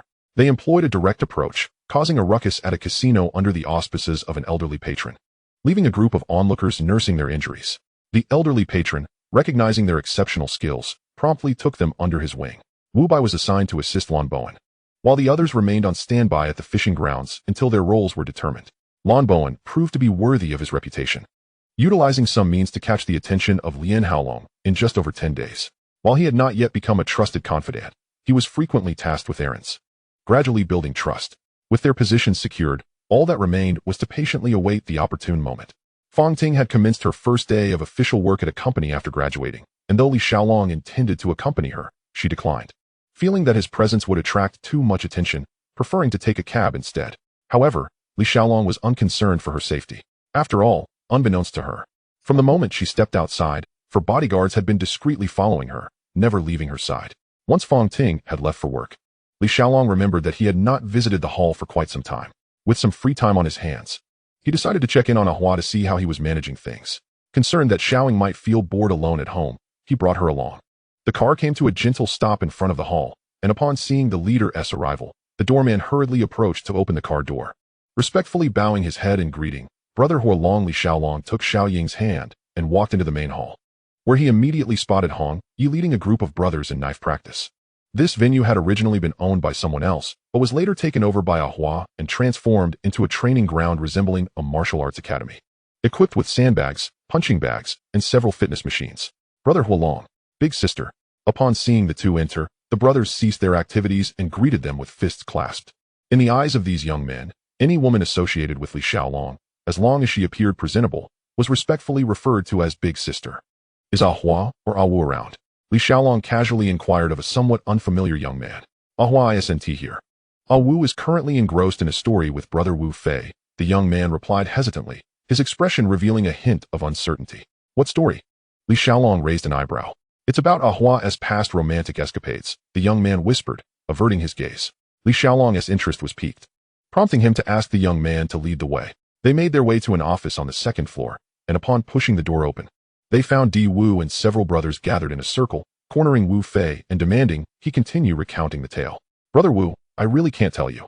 If the boss finds out, he'll skin me alive. Wu Fei wore a distressed expression, beads of sweat forming on his forehead. He regretted having boasted a few days prior, saying that his boss had once experienced a heart-wrenching romance, and now Di Wu was relentless in extracting details. With me here. Your brother won't dare to touch you, Li Xiaolong interjected cheerfully, relishing the unfolding drama. Old Ding. Brother Huolong. Upon seeing him, the crowd rose in unison to pay their respects. Even when Li Xiaolong confidently pledged his assurance, Wu Fei remained tight-lipped, steadfastly holding his tongue.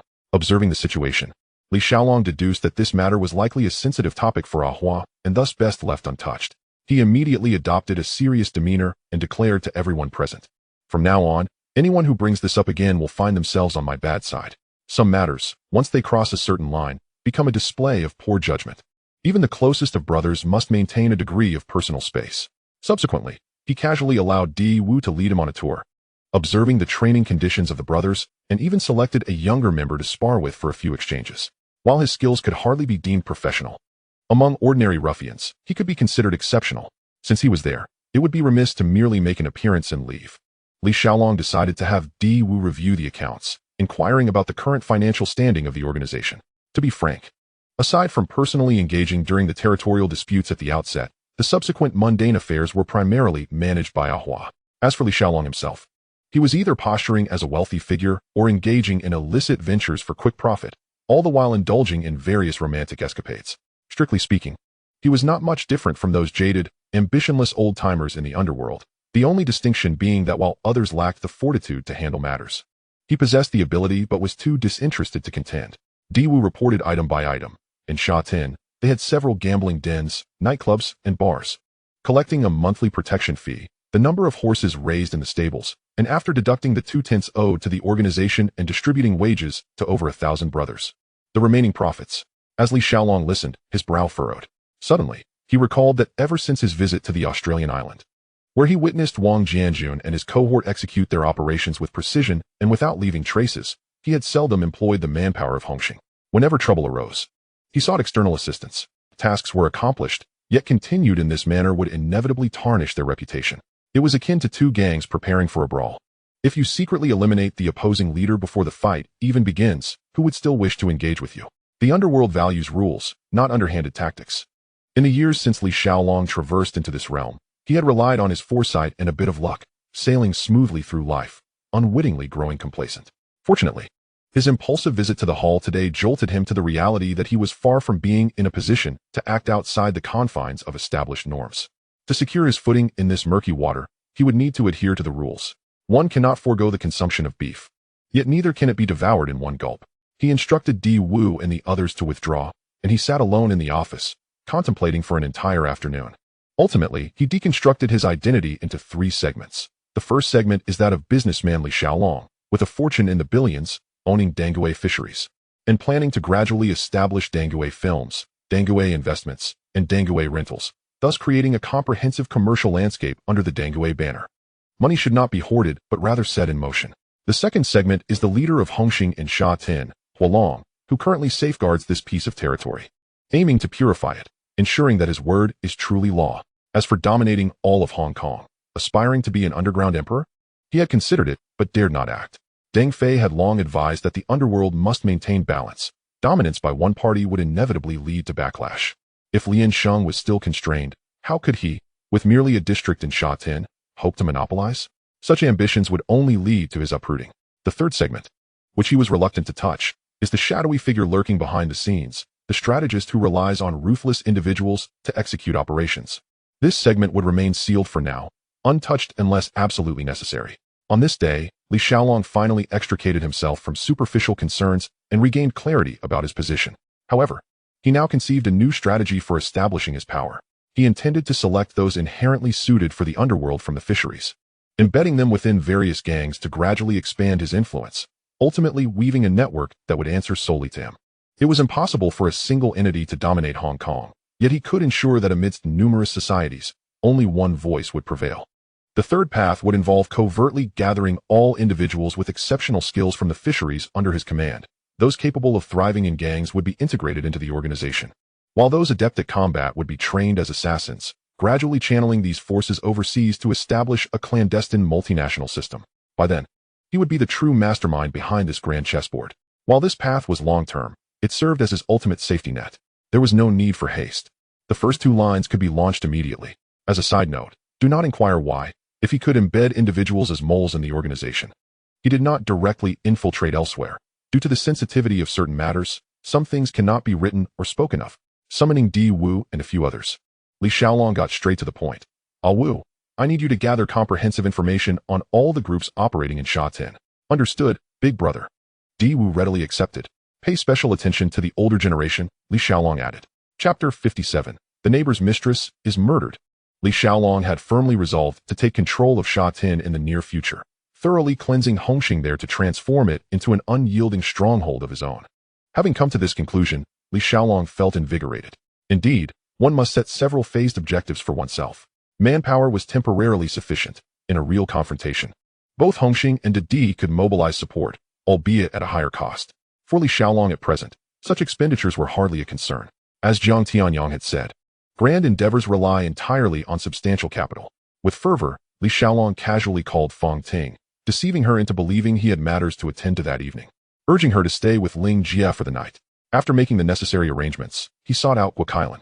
The two dined together at a Western restaurant, the flickering candlelight creating an ideal ambience. Upon returning to the villa, after a tender interlude, Li Xiaolong embraced Guokailan and began discussing his investment ideas. Guokailan offered numerous suggestions, and just as their conversation grew lively, a distant wail of police sirens pierced the air. Li Xiaolong instructed Abu to investigate the commotion, and shortly thereafter, Abu returned with news. Something had transpired at the neighboring house. The mistress had been murdered. Intrigued, Li Xiaolong took Guokailan outside to witness the unfolding scene, only to unexpectedly encounter a familiar face, Lu Yaozu. So, the deceased is the daughter of Robinson? Keep a close watch on that household. If anyone named Robinson is taken by the police, inform me immediately. Li Xiaolong beckoned Abu, whispering his instructions. Opportunities that fall from the sky should not be overlooked. The following day, the fisheries refreshed, unveiling a limited-time open scenario. Limited-time fisheries, miracle in green, lasting 24 hours. With 100 remaining cannonballs. This specification is quite top tier, isn't it? Li Xiaolong murmured. Lock onto the largest bubble, press and hold to aim, and it will fire automatically. Limited-time fisheries have never disappointed. Ding. Congratulations, you have captured the reward character, John Coffey. Reward extraction, location selection in progress. A pure-hearted African-American man endowed with miraculous abilities. Capable not only of healing ailments, but also of perceiving others' pasts and futures through touch. Compared to the conventional notion of a strong individual, he transcends mere existence beyond the rules. Now, this character has emerged in this world rife with blades and bullets akin to a Hong Kong film. Li Xiaolong was filled with excitement. With this individual, it was as if he held the lifeline of existence, banishing any fear of injury or illness. As soon as Guokailan departed for work the next morning, Li Xiaolong promptly dialed Ruan Mei's number. Mei, wherever you are, come find me immediately. He offered no opportunity for questions, providing the address before hanging up. Ruan Mei, bewildered, took leave and hurried to the villa, her heart racing. When Xiaoying welcomed her inside, Li Xiaolong was seated on the sofa, a glass of red wine in hand, his demeanor calm and composed. Mei, do you trust me? He began, catching Ruan Mei off guard. I do. After a moment's hesitation, she nodded. In truth, Li Xiaolong could have directly stated his intentions. Yet he chose to put on this elaborate performance. Upon hearing the word letter, a faint smile curved his lips as he extended the wine glass in his hand towards her. Then drink it down. After you finish, you shall greet a new version of yourself. It was a glass of red wine laced with sleeping pills. As for John Coffey's abilities, apart from those who emerged from the fishing grounds, no one else could ever know. Ruanmei stared at the glass of wine, bit her lip, and thought to herself that she had already placed her trust in him, so she might as well down it in one go. Moments later, the world began to spin before her eyes. Her consciousness gradually faded, and she ultimately collapsed onto the sofa, sinking into a deep slumber. Li Xiaolong dismissed the other servants early, leaving only Xiaoying to assist him. At that moment, John Coffey entered through the door. "Coffey, I appreciate your help," Li Xiaolong whispered. Due to his limited proficiency in English, this sentence was translated for him by Xiaoying. "Boss, you are too kind," John Coffey replied, waving his hands earnestly.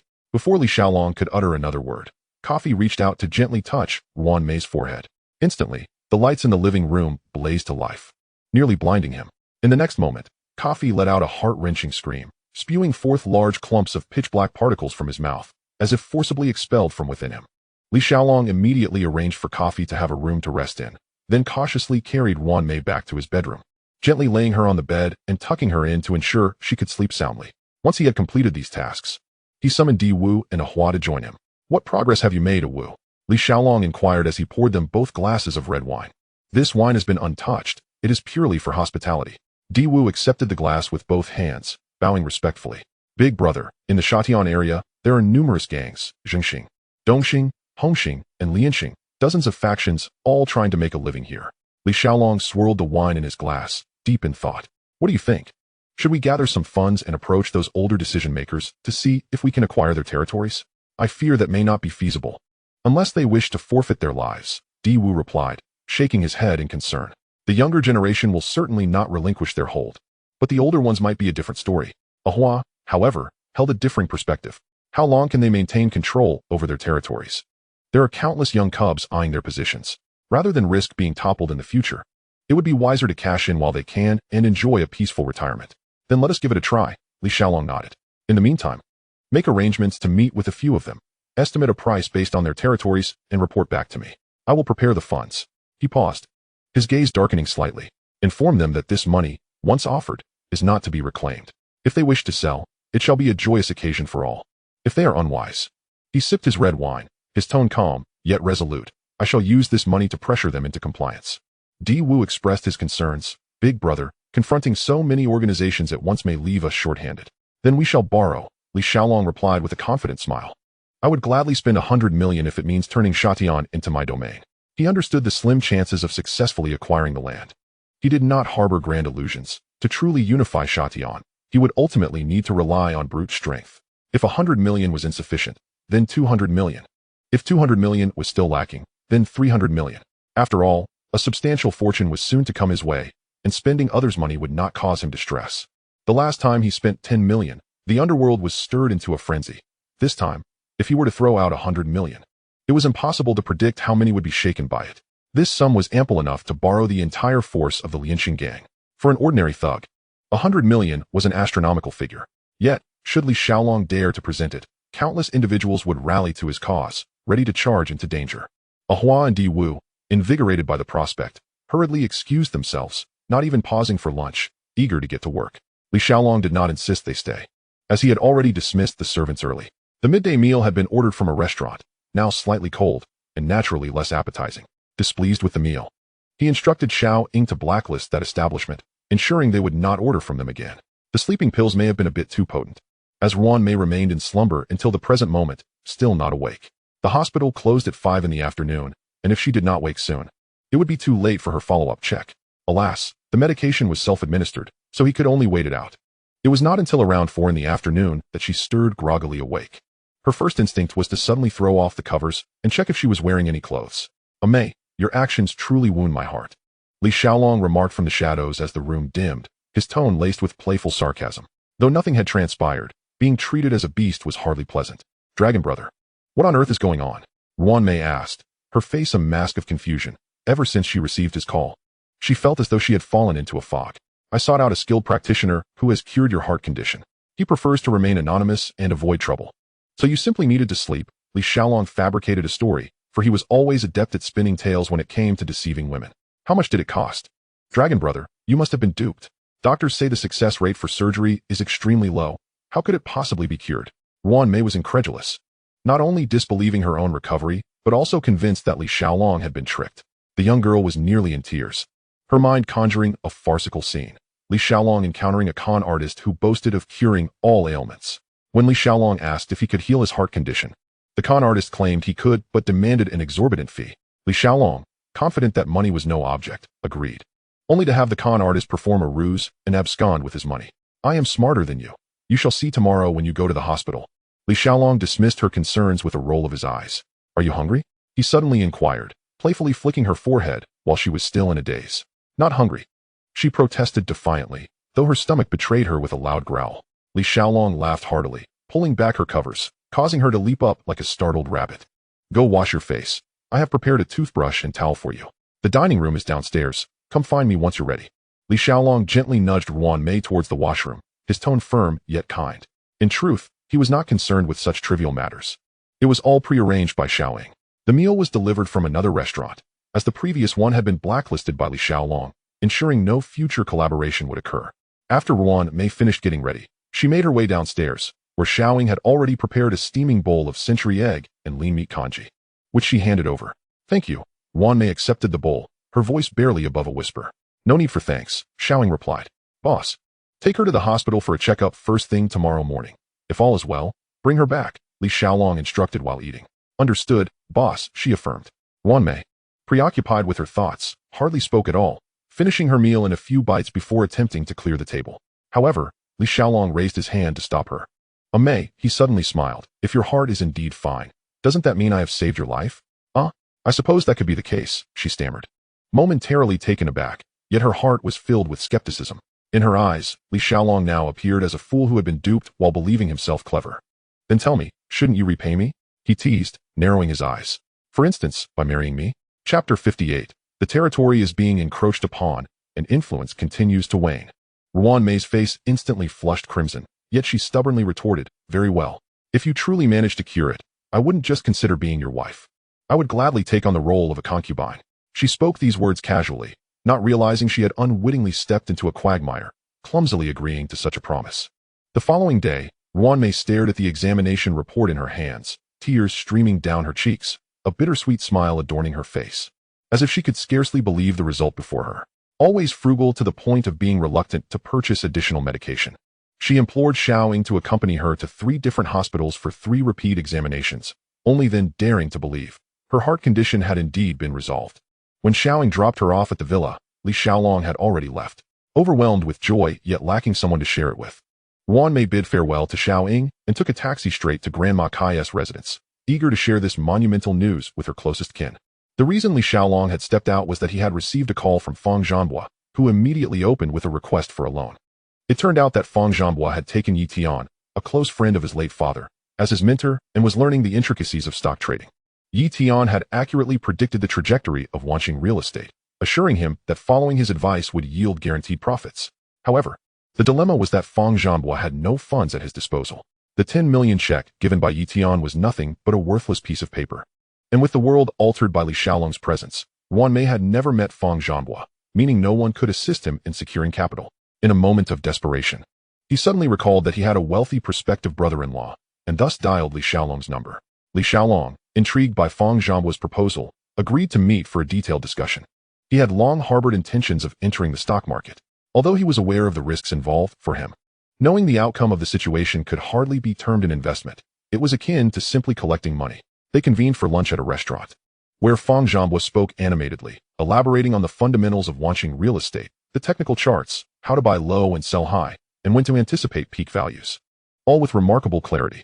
After patiently listening, Li Xiaolong finally inquired, "Are you suggesting that this stock could potentially rise to $2? Indeed, brother-in-law," Feng Zhanhua replied eagerly. "This is a once-in-a-lifetime opportunity. Lend me some money, and I assure you a doubled return." Li Xiaolong did not immediately acquiesce. He was aware that Feng Zhanhua's abilities were rather mediocre. Had he not vaguely recalled that Wanqing real estate had experienced a significant surge in the plot of the original story, this meeting would likely not have taken place. "I cannot lend you money," he said slowly, "but I can offer you 5 million Hong Kong dollars to operate with. Should you profit, a portion will be your commission." This was the utmost trust he could extend. If Ding Xia were to approach him, not only would he not hesitate to lend 5 million, he would not even flinch at the prospect of 100 million. After the market opened in the afternoon, Wanqing real estate indeed behaved as predicted, rebounding after hitting a low of $1.50. Fang Zhanghua decisively acted, investing the entire 5 million into bullish positions, and when the stock price surged to $2, he quickly liquidated his holdings. This transaction netted Li Xiaolong over 1 million in profit. Upon receiving his 50,000 commission, he jubilantly raised his fists in exultation. The commission was not supposed to be this substantial, but Li Xiaolong, generous by nature, understood that Fang Zhanghua cared little for mere money. What truly exhilarated him was the sense of triumph in the stock market. That feeling of controlling his destiny brought him to the brink of tears. Thank you. Thank you for believing in me just this once, Fang Zhanghua exclaimed, stepping forward to offer his gratitude with a handshake. However, the moment he took a step forward, he was obstructed by Su Jingyang. It was only when Li Xiaolong extended his hand that Fang Zhanghua could express his appreciation. Li Xiaolong himself remained unfazed. To him, over 1 million was merely pocket change, easily earned during a casual stroll after the meal. After bidding farewell to Fang Zhanghua, he turned to seek out Shan Ying, intending to entrust her with this sum along with previously accumulated funds. Over the years, most of his liquid assets had been kept with her, and a rough estimate revealed that it had amassed to several tens of millions of Hong Kong dollars. There was no need for concern regarding safety. The building where Shan Ying resided was entirely under Li Xiaolong's management, with the property staff consisting of his own people. The upper floors housed his women, while the lower floors were occupied by brothers from the fishing grounds, nearly every household concealing firearms. Anyone daring to cause trouble would truly be courting disaster. Shan Ying was the first woman Li Xiaolong encountered upon arriving in this world, and he had consistently taken good care of her, occasionally spending the night. Fortunately, Shan Ying hailed from the fishing grounds, possessing a straightforward character, never competing for affection or creating discord, often assisting in financial matters and occasionally going to the hall to reconcile accounts. In her leisure time, she practiced her swordsmanship, leading a life that was both stable and carefree. Occasionally, Li Xiaolong found himself musing about how protagonists in those time travel novels managed to ensure a harmonious coexistence among numerous women. Despite having expanded his territory significantly over time, he still dared not allow these several women to meet. The only exception was Apple and Shan Ying. One was a girl he had taken under his wing, while the other was an old flame from the fishing grounds. They resided in the same building and surprisingly got along well, often shopping and cooking together, fostering a pleasant atmosphere. On this day, when Li Xiaolong arrived, he stumbled upon the two of them bustling in the kitchen, one cooking, the other assisting. "Oh, what delectable aromas are wafting. Have you saved a bite for me?" Li Xiaolong remarked as he tossed his coat onto the sofa and stepped into the kitchen to take a peek. "Oh, look who has graced us with their presence. Rarely do you think to visit us?" Apple teased, her tone laced with a playful sharpness. "Surveying first, then it will be your turn." Li Xiaolong chuckled, playfully pinching her. "Today is different. Both of us will attend to you." Apple leaned closer and whispered in his ear. "Really?"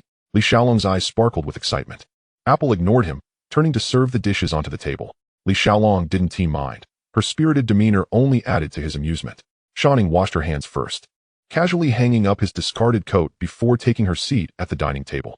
Such was the life of a boss, enjoying a simple yet flavorful meal of 4 home-cooked dishes. After finishing their meal, Li Xiaolong entrusted the money he had on him to Shan Ying for safekeeping, then reclined on the sofa, turning on the television and comfortably resting his head on Shan Ying's lap, requesting her assistance in cleaning his ears. Once she had finished, he propped his feet up towards Apple and said, "Come, help me tend to my feet." At this, Apple frowned. "Hey, why should Ying attend to your ears while I must tend to your feet? It's all the same. Ears and feet are merely parts of my body. No distinction in rank or value," Li Xiaolong replied languidly. "No way. Next time it'll be my turn," Apple complained, albeit diligently trimming his toenails. All right. I get it. You're so nagging. I'll let you call me Dad later," Li Xiaolong retorted while gently nudging her with his other foot. That night, Li Xiaolong reveled in the company of both women, indulging in a double portion of satisfaction.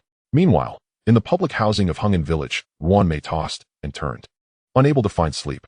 She had already seen the news on television featuring Li Xiaolong and Fang Ting as a couple, prompting her to avoid him. Yet now, not only had Li Xiaolong cured her ailment, but he had also verbally promised her a position as a concubine yesterday, leaving her heart in turmoil and her thoughts in disarray. The sound of her tossing and turning roused Grandma Kai, who had a light sleep. The elderly woman, already sensitive to noise, woke at the slightest disturbance. Last night, her granddaughter had suddenly returned, clutching a pile of examination reports, excitedly declaring that her heart condition had been cured through Li Xiaolong's intervention. Grandma Kai, lacking medical knowledge, did not comprehend the details. But she understood one thing. Little May would no longer suffer from the torment of illness and could live like a normal person henceforth. The two of them had laughed and cried, stirring up quite a commotion before finally settling down, even preparing a sumptuous meal to celebrate this newfound lease on life. Little May, do you have something on your mind? Grandma Kai gently inquired. Grandmother, how did you wake up? I'm perfectly fine. Ruan May sat up, forcing a smile. If there's anything troubling you, don't bottle it up. Holding it in for too long can harm your health, said Granny Kai with concern. I was pondering how to repay Long Gu, Ruan May replied softly, her voice gentle. In truth, she harbored feelings for Li Xiaolong since childhood. But due to her frail health, she always felt unworthy of him and never dared to express her feelings. Now that he had not only saved her life, but was also willing to accept her, she thought that even becoming a concubine would be a small price to pay. Yet, the thought of intruding upon someone else's relationship and enticing a man who already had a girlfriend made her feel like a wicked woman. The more she contemplated, the more tangled her emotions became, leaving her restless throughout the night. That was a life-saving grace, and she indeed ought to repay Xiaolong properly. Granny Kai nodded in agreement. This conversation seemed to give Ruan Mei courage. She gritted her teeth and finally made up her mind. No matter what would happen tomorrow, she had to seek him out. Even if it meant facing scorn from Fong Ting, she would accept it. The next day at noon, Ruan Mei went to see Li Xiaolong, only to find him absent. Under Xiao Ying's arrangement, she decided to wait for his return. Meanwhile, Li Xiaolong had instructed Shan Ying to prepare 20 million in cash, which he handed to Ahua to negotiate territory divisions with the veteran figures from various gangs. Haigu, long time no see. Ahua met with the spokesperson of the He2 Society in a restaurant. Huazi, ever since Achi left, we haven't seen each other. Haigu said calmly from across the table. Let's not dwell on the past, Haigu. I'm now a member of Hongxing, and you know what that entails. Ahua interrupted with a smile. Let's get to the point. You didn't invite me for a meal just for pleasantries, did you? Seeing that Ahua was unwilling to reminisce, Haigu got straight to the topic. These past few years had indeed been difficult for him. He2's prestige had waned significantly, and his territory had been steadily encroached upon, shrinking his influence further. Although he and Ahua had once been somewhat familiar, years of no contact made him skeptical of Ahua's intentions. Haigu, since you're so straightforward, I won't beat around the bush. Let the brothers step out for a bite. Let's talk privately, Ahua said respectfully, still smiling. Ahua had always valued rules and loyalty, and Haigu was not worried about any tricks. So he waved his hand to dismiss his subordinates, leaving just the two of them in the room. All right, now that it's just the two of us, let's speak candidly. Haigu leaned back in his chair, his tone growing somber. All right, Ahua nodded, retrieving a black leather bag from his tote and placing it on the table with a thud, revealing a thick stack of cash. He pushed the money toward Haigu, saying, 2 million. Haigu, will this be enough for your retirement? What do you mean? Haigu frowned. Your territory has been shrinking year by year, and you can no longer maintain it. Instead of waiting for others to swallow it whole, it would be better to negotiate a price now and take some peace money to leave. Ahua's tone was calm, yet each word dripped with coldness. Nonsense. Are you out of your mind? Today, for Achi's sake, I won't lose my temper, but if not, don't expect to leave this restaurant alive. Haigu abruptly stood up, shouting angrily. Before he could finish, a throng of people surged in from outside. With Hongxing and He2's subordinates standing in opposition, the atmosphere suddenly charged with tension. Ahua remained composed, leisurely reclaiming the money. In that case, we must resort to serious measures. He stood up, his voice steady yet powerful. Haigu, as a senior, I have given you enough face. You can now go and call for reinforcements. Let us get this conflict underway immediately. Haigu was momentarily at a loss for words. Who didn't know that Hualong's team was never to be trifled with? When thousands took to the streets for a brawl, they had more money and fiercer fighters. What could he possibly use to compete? After a moment of silence, he waved his hand. Everyone stepped back. I want to talk to Brother Hua again. The younger members of He2 felt uneasy. Who was the strongest in Shatian this year?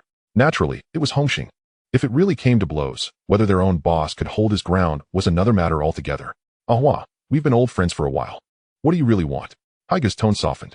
It's simple. Ahua's gaze turned colder. Either take this money and step back, conceding the territory to us, or I will hire people with this 2 million to push you completely out of the game.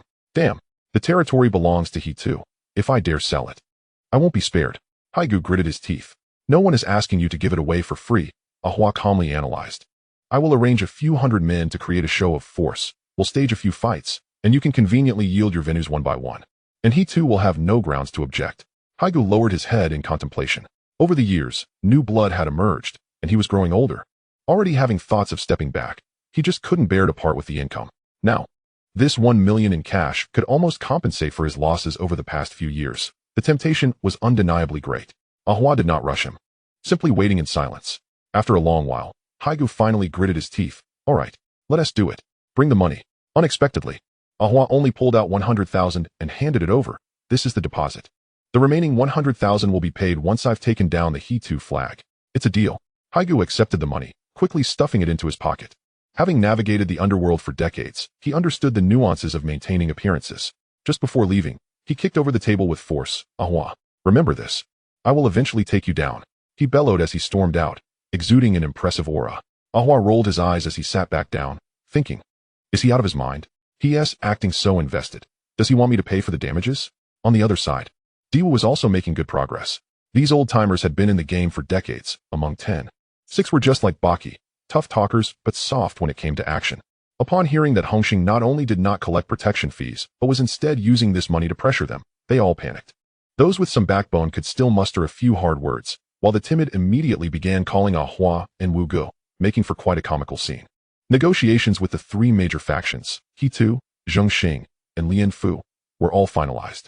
That night, Hongxing launched a massive operation, with Ahua and Diwu each leading hundreds of men to storm the 3 factions' territories. The opposition offered only token resistance before Haigu and his men quickly withdrew.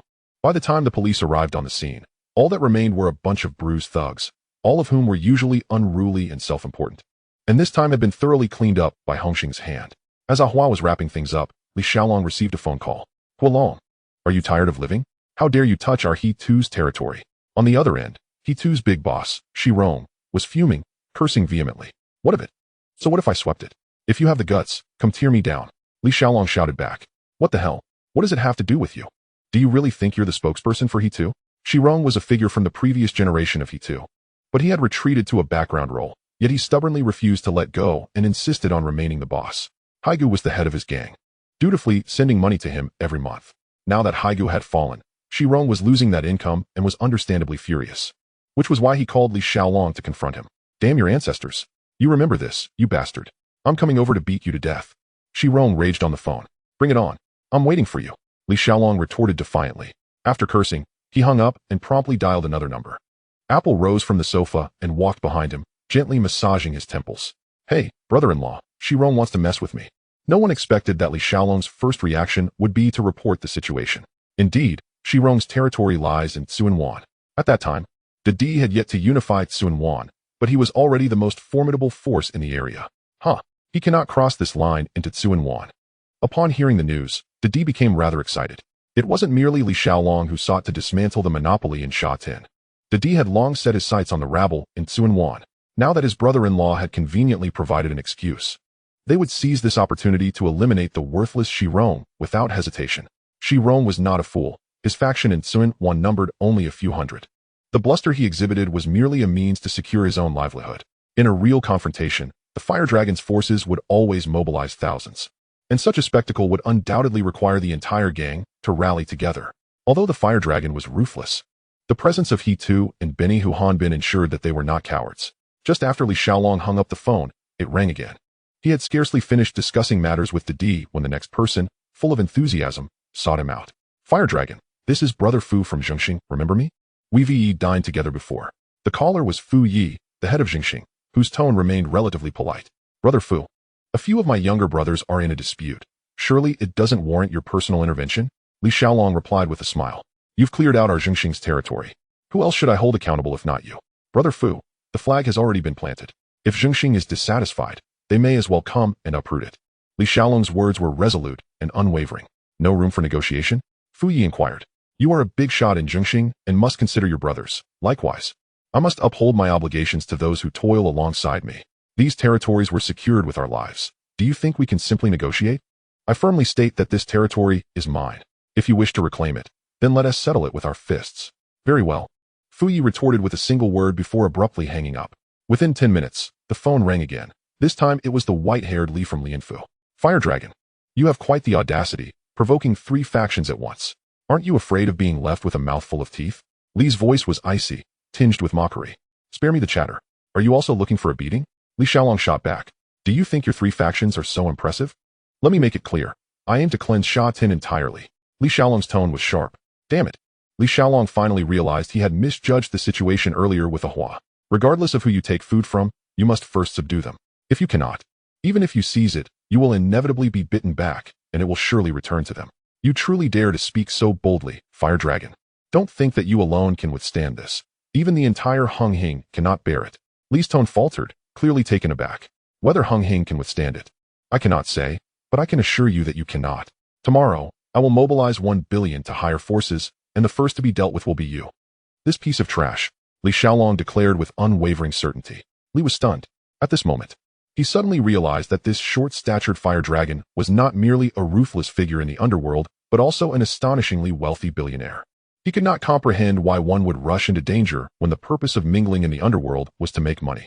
Regardless of your understanding, Li Xiaolong hung up the phone without a second thought. What he said would be done. He would not fall short of a single cent when claiming that 1 billion. Coincidentally, the Swiss bank had just established a branch on Hong Kong Island, set to officially open next month. As a top-tier global client, Li Xiaolong had already been included on the pre-invitation list, and both parties had long exchanged contact information. The new branch would undoubtedly have a significant reserve of liquid funds. Li Xiaolong, uninterested in beating around the bush, directly called Hubert, the branch manager. Mr. Hubert, this is Li Xiaolong.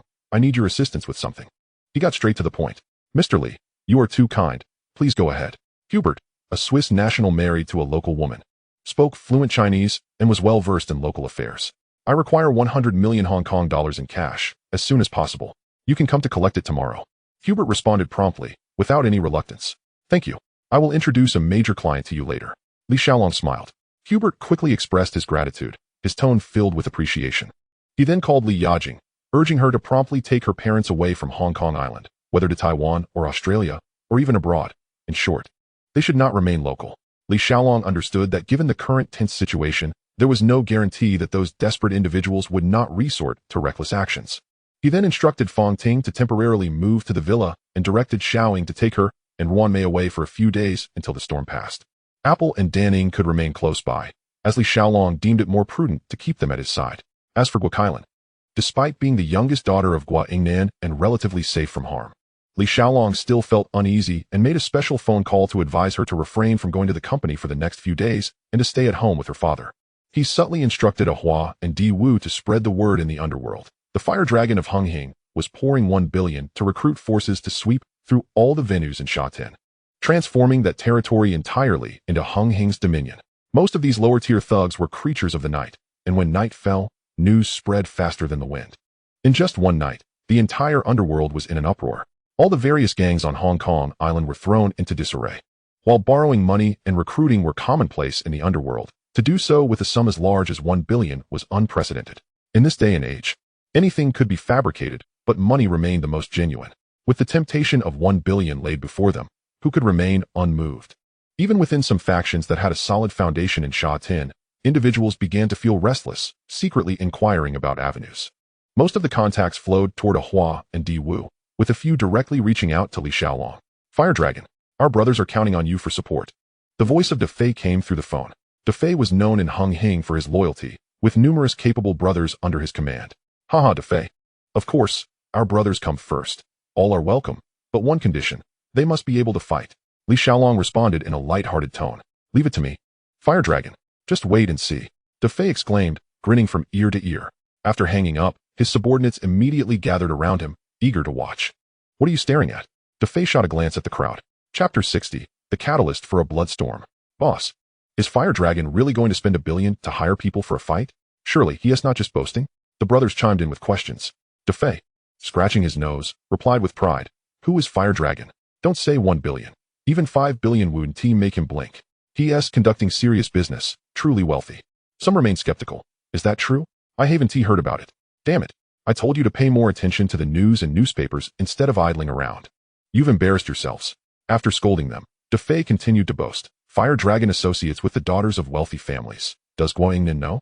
That prominent tycoon from Hong Kong Island. The papers say he wants to marry his daughter off to our Fire Dragon. In truth, Defei couldn't recall which paper had written that, but he assured them. In any case, this time Hing is certain to secure the deal. 1 billion.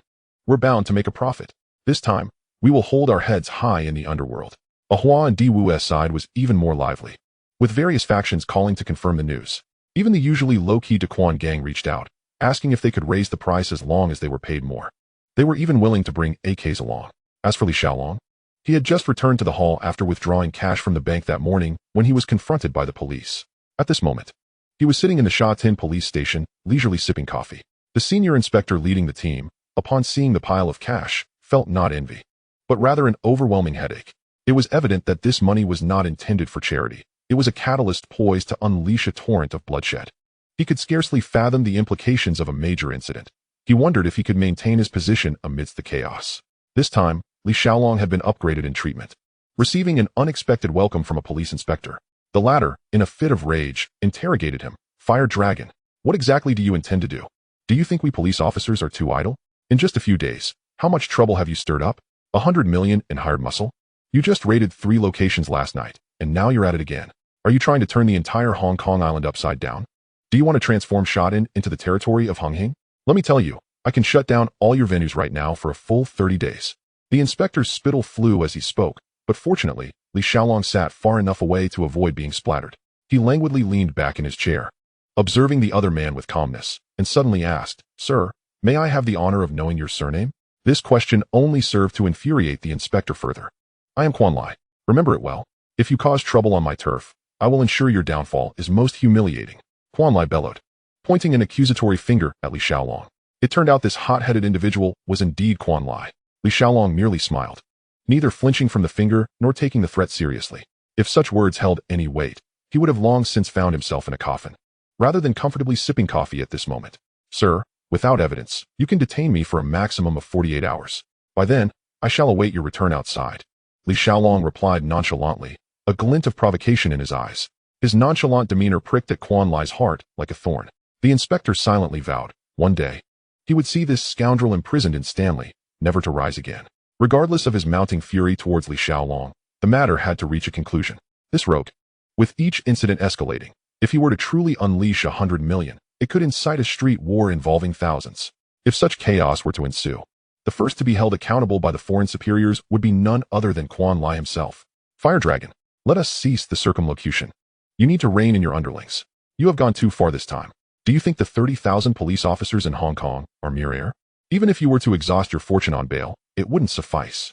Seeing that force was ineffective, Quan Lai swiftly changed his tone, speaking earnestly. "Take my advice. Fire Dragon, you are now a legitimate businessman. A stable society ensures everyone has a meal. It allows both you and me to lead better lives. Sir, I truly do not understand what you are saying. However, you are correct in asserting that those of us in business all desire peace and prosperity," Li Xiaolong replied, gently rotating the coffee cup in his hand, his expression unperturbed. After exhausting both soft and hard rhetoric, Li Xiaolong remained as steadfast as a rock, impervious to all persuasion. Quan Lai dared not act rashly, for Li Xiaolong was not an ordinary thug. He possessed status and background, and was not a mere pawn to be easily manipulated. Should he leave the police station with even a scratch, the headlines the next day would render the entire police force unable to hold their heads high. For a full 2 hours, Li Xiaolong maintained a leisurely pace, his demeanor cold to the point of arrogance. Quan Lai, feeling helpless, had no choice but to confine him to an interrogation room. In truth, Li Xiaolong had long been prepared. Everything outside was arranged flawlessly, and he had not even retained a lawyer, intending to ensure his detention lasted a full 48 hours.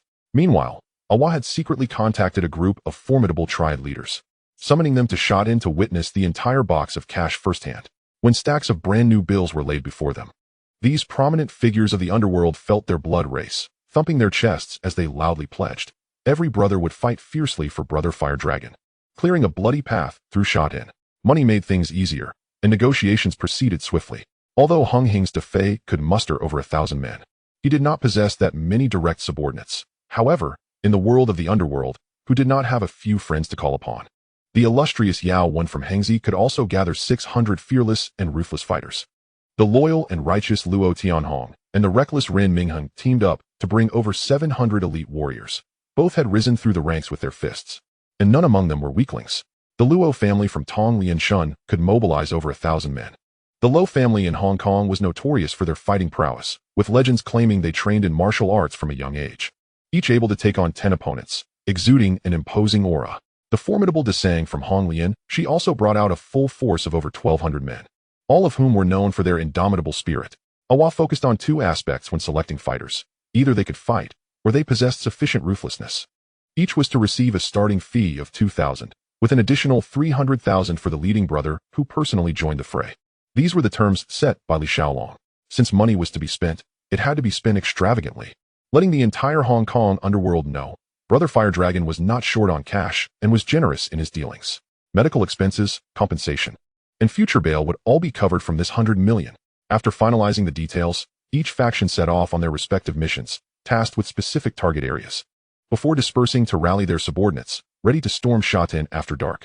Initially, many minor leaders from Hing volunteered, but all were politely declined.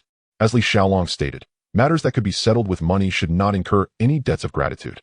Once money was spent, there was no reason to complicate matters. Favors were the hardest to repay.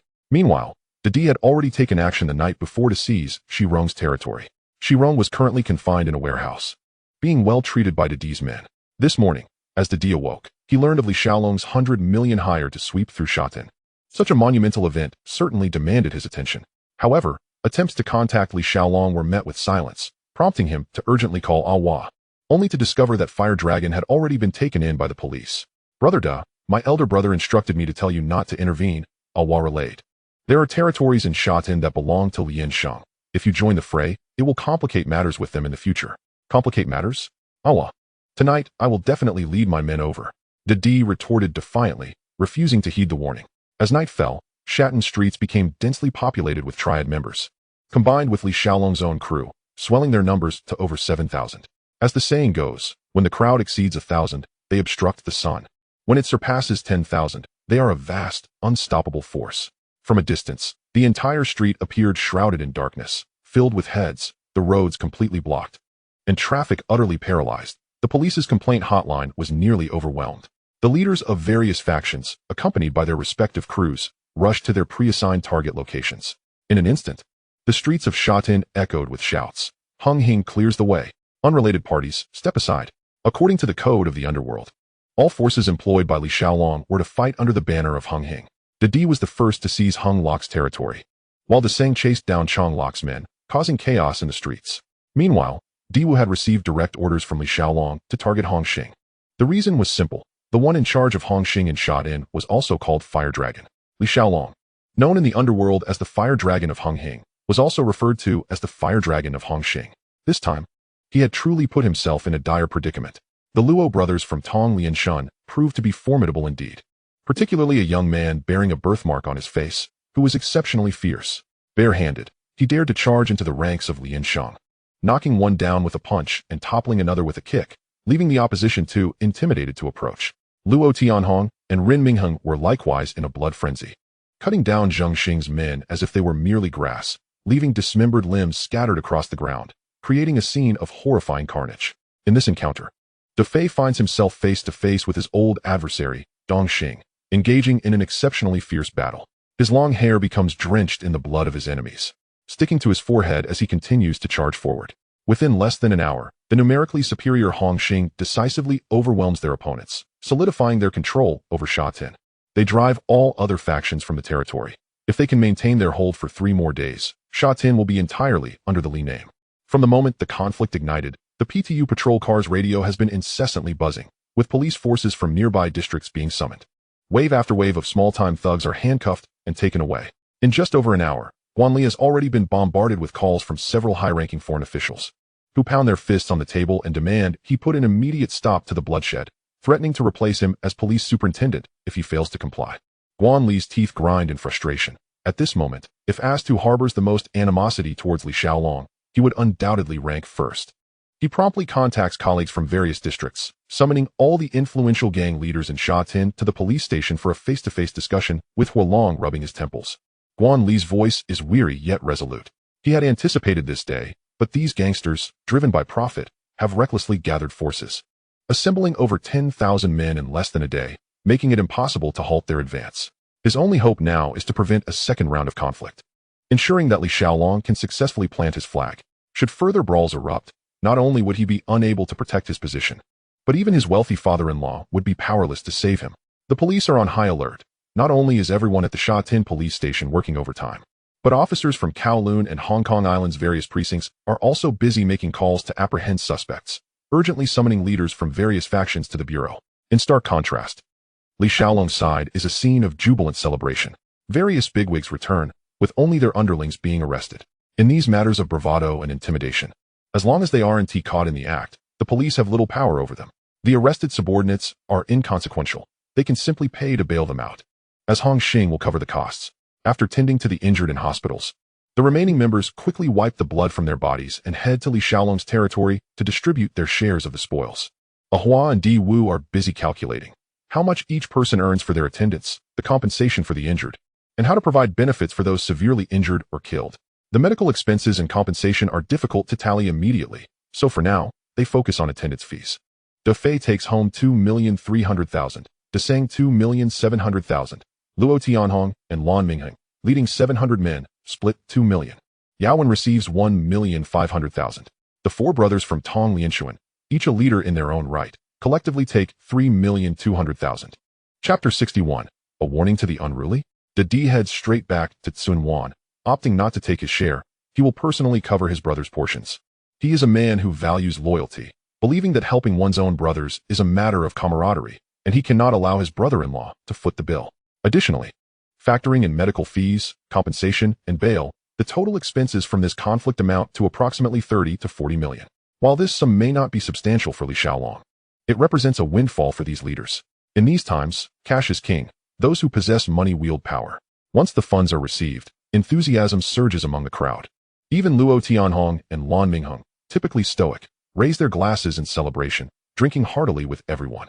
It is agreed that for the next 3 days, they will continue to send men to guard the territory, with payments of 2,001 per person for those who engage in combat, and a symbolic 101 for those who do not. Ahua sees off the various bosses and promptly heads to several law firms, gathering dozens of lawyers who rush to the police stations to secure the release of their comrades. Di Wu, meanwhile, carries a bag of money, visiting hospitals and clinics to pay for the medical expenses of the injured subordinates. In this battle, there were too many external reinforcements. The only individuals by Li Xiaolong's side who can be called by name and who participated directly in the fight are Ahua, Di Wu, and a fly. The others remained largely uninvolved, but Li Xiaolong has already arranged subsequent duties for them. The routine affairs of the gang will primarily be managed by Ahua and Di Wu. As for Gao Gang, Li Xiaolong inquired about his aspirations. He is not opposed to becoming a star. Thus, Li Xiaolong plans to promote him as a new martial arts film star once the dust settles. With chaos erupting outside, the streets flooded with casualties and police sirens blaring, the entire police force is in a state of frantic disarray. A gathering of over a dozen gang leaders congregates at the Sha Tin police station, as a confrontation within the underworld looms imminent. Meanwhile, Li Xiaolong finds himself confined in a detention room, leisurely humming a tune while performing a slow set of Tai Chi, seemingly unaffected by the surrounding turmoil and bloodshed. Tonight, both the criminal underworld and the law enforcement community are thrown into disarray by this troublemaker. Yet here he is, calmly practicing his martial arts and singing, as if the sky were falling and it had no bearing on him. Congratulations, Brother Huolong, Guanli says with a forced smile. Your underlings certainly went all out. Sha Tin has been seized in one fell swoop. From now on, your word will carry the weight of 10. Li Xiaolong pays him no heed. Continuing his martial arts practice with an air of indifference, his movements fluid and unbroken, like the wind rustling through the treetops, leaving no trace. Upon completing his set, he leisurely wipes the sweat from his brow and smiles at Guanli. Thank you for your kind words, Guan sir, and congratulations to you as well. While this sounds polite, it is laced with sarcasm. Guanli, known for his fiery temper, often takes out his frustrations on his children at home.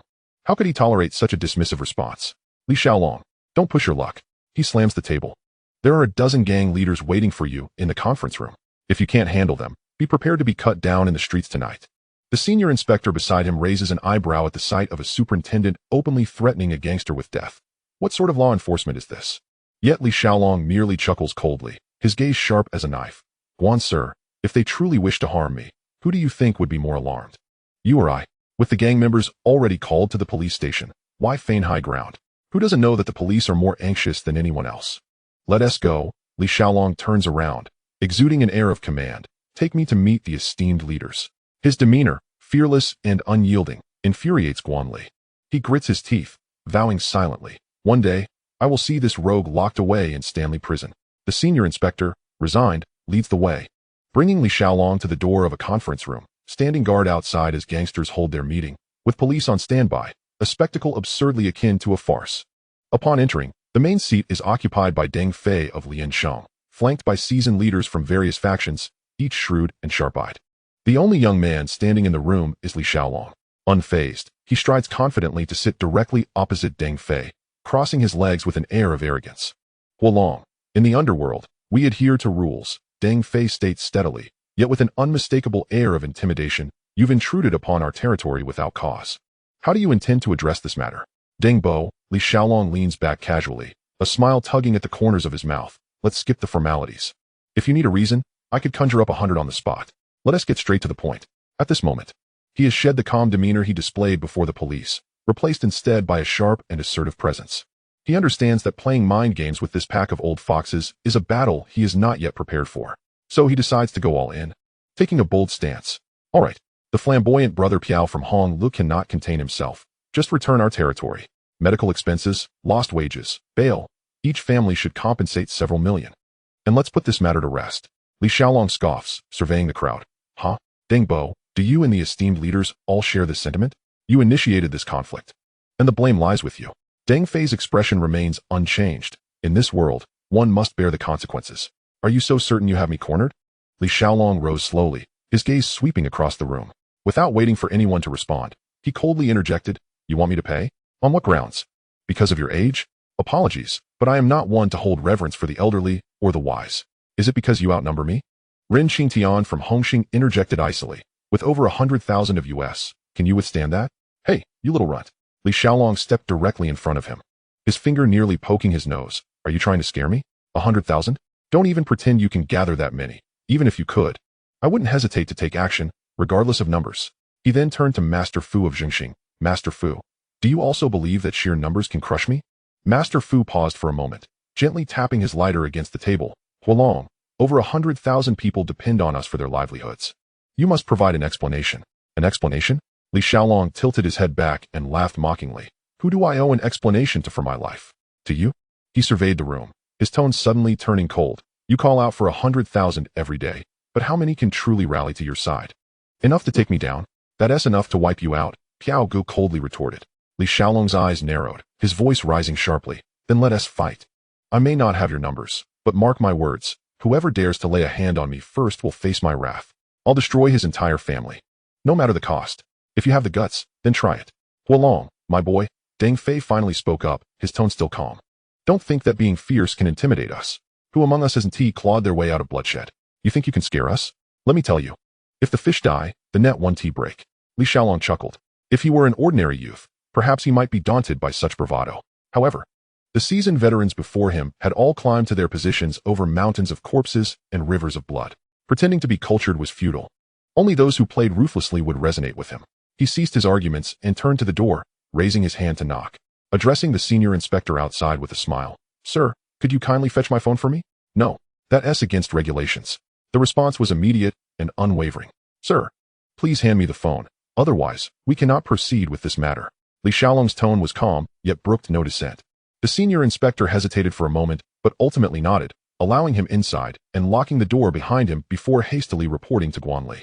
The elders seated in the hall exchanged glances, bewildered by Li Xiaolong's intentions. Yet, they believed the situation was firmly in their control. Kowloon had been cornered. After about 10 minutes, the inspector returned, holding Li Xiaolong's phone. Li Xiaolong accepted the call, dialing Ahua's number in front of the room full of dignitaries, and switched to speaker mode. Ahua, how much is left of the 100 million? His voice remained steady. Brother, I've spent less than half. Even another round will be more than enough. Ahua replied succinctly. Wait for my notification, Li Xiaolong concluded before hanging up.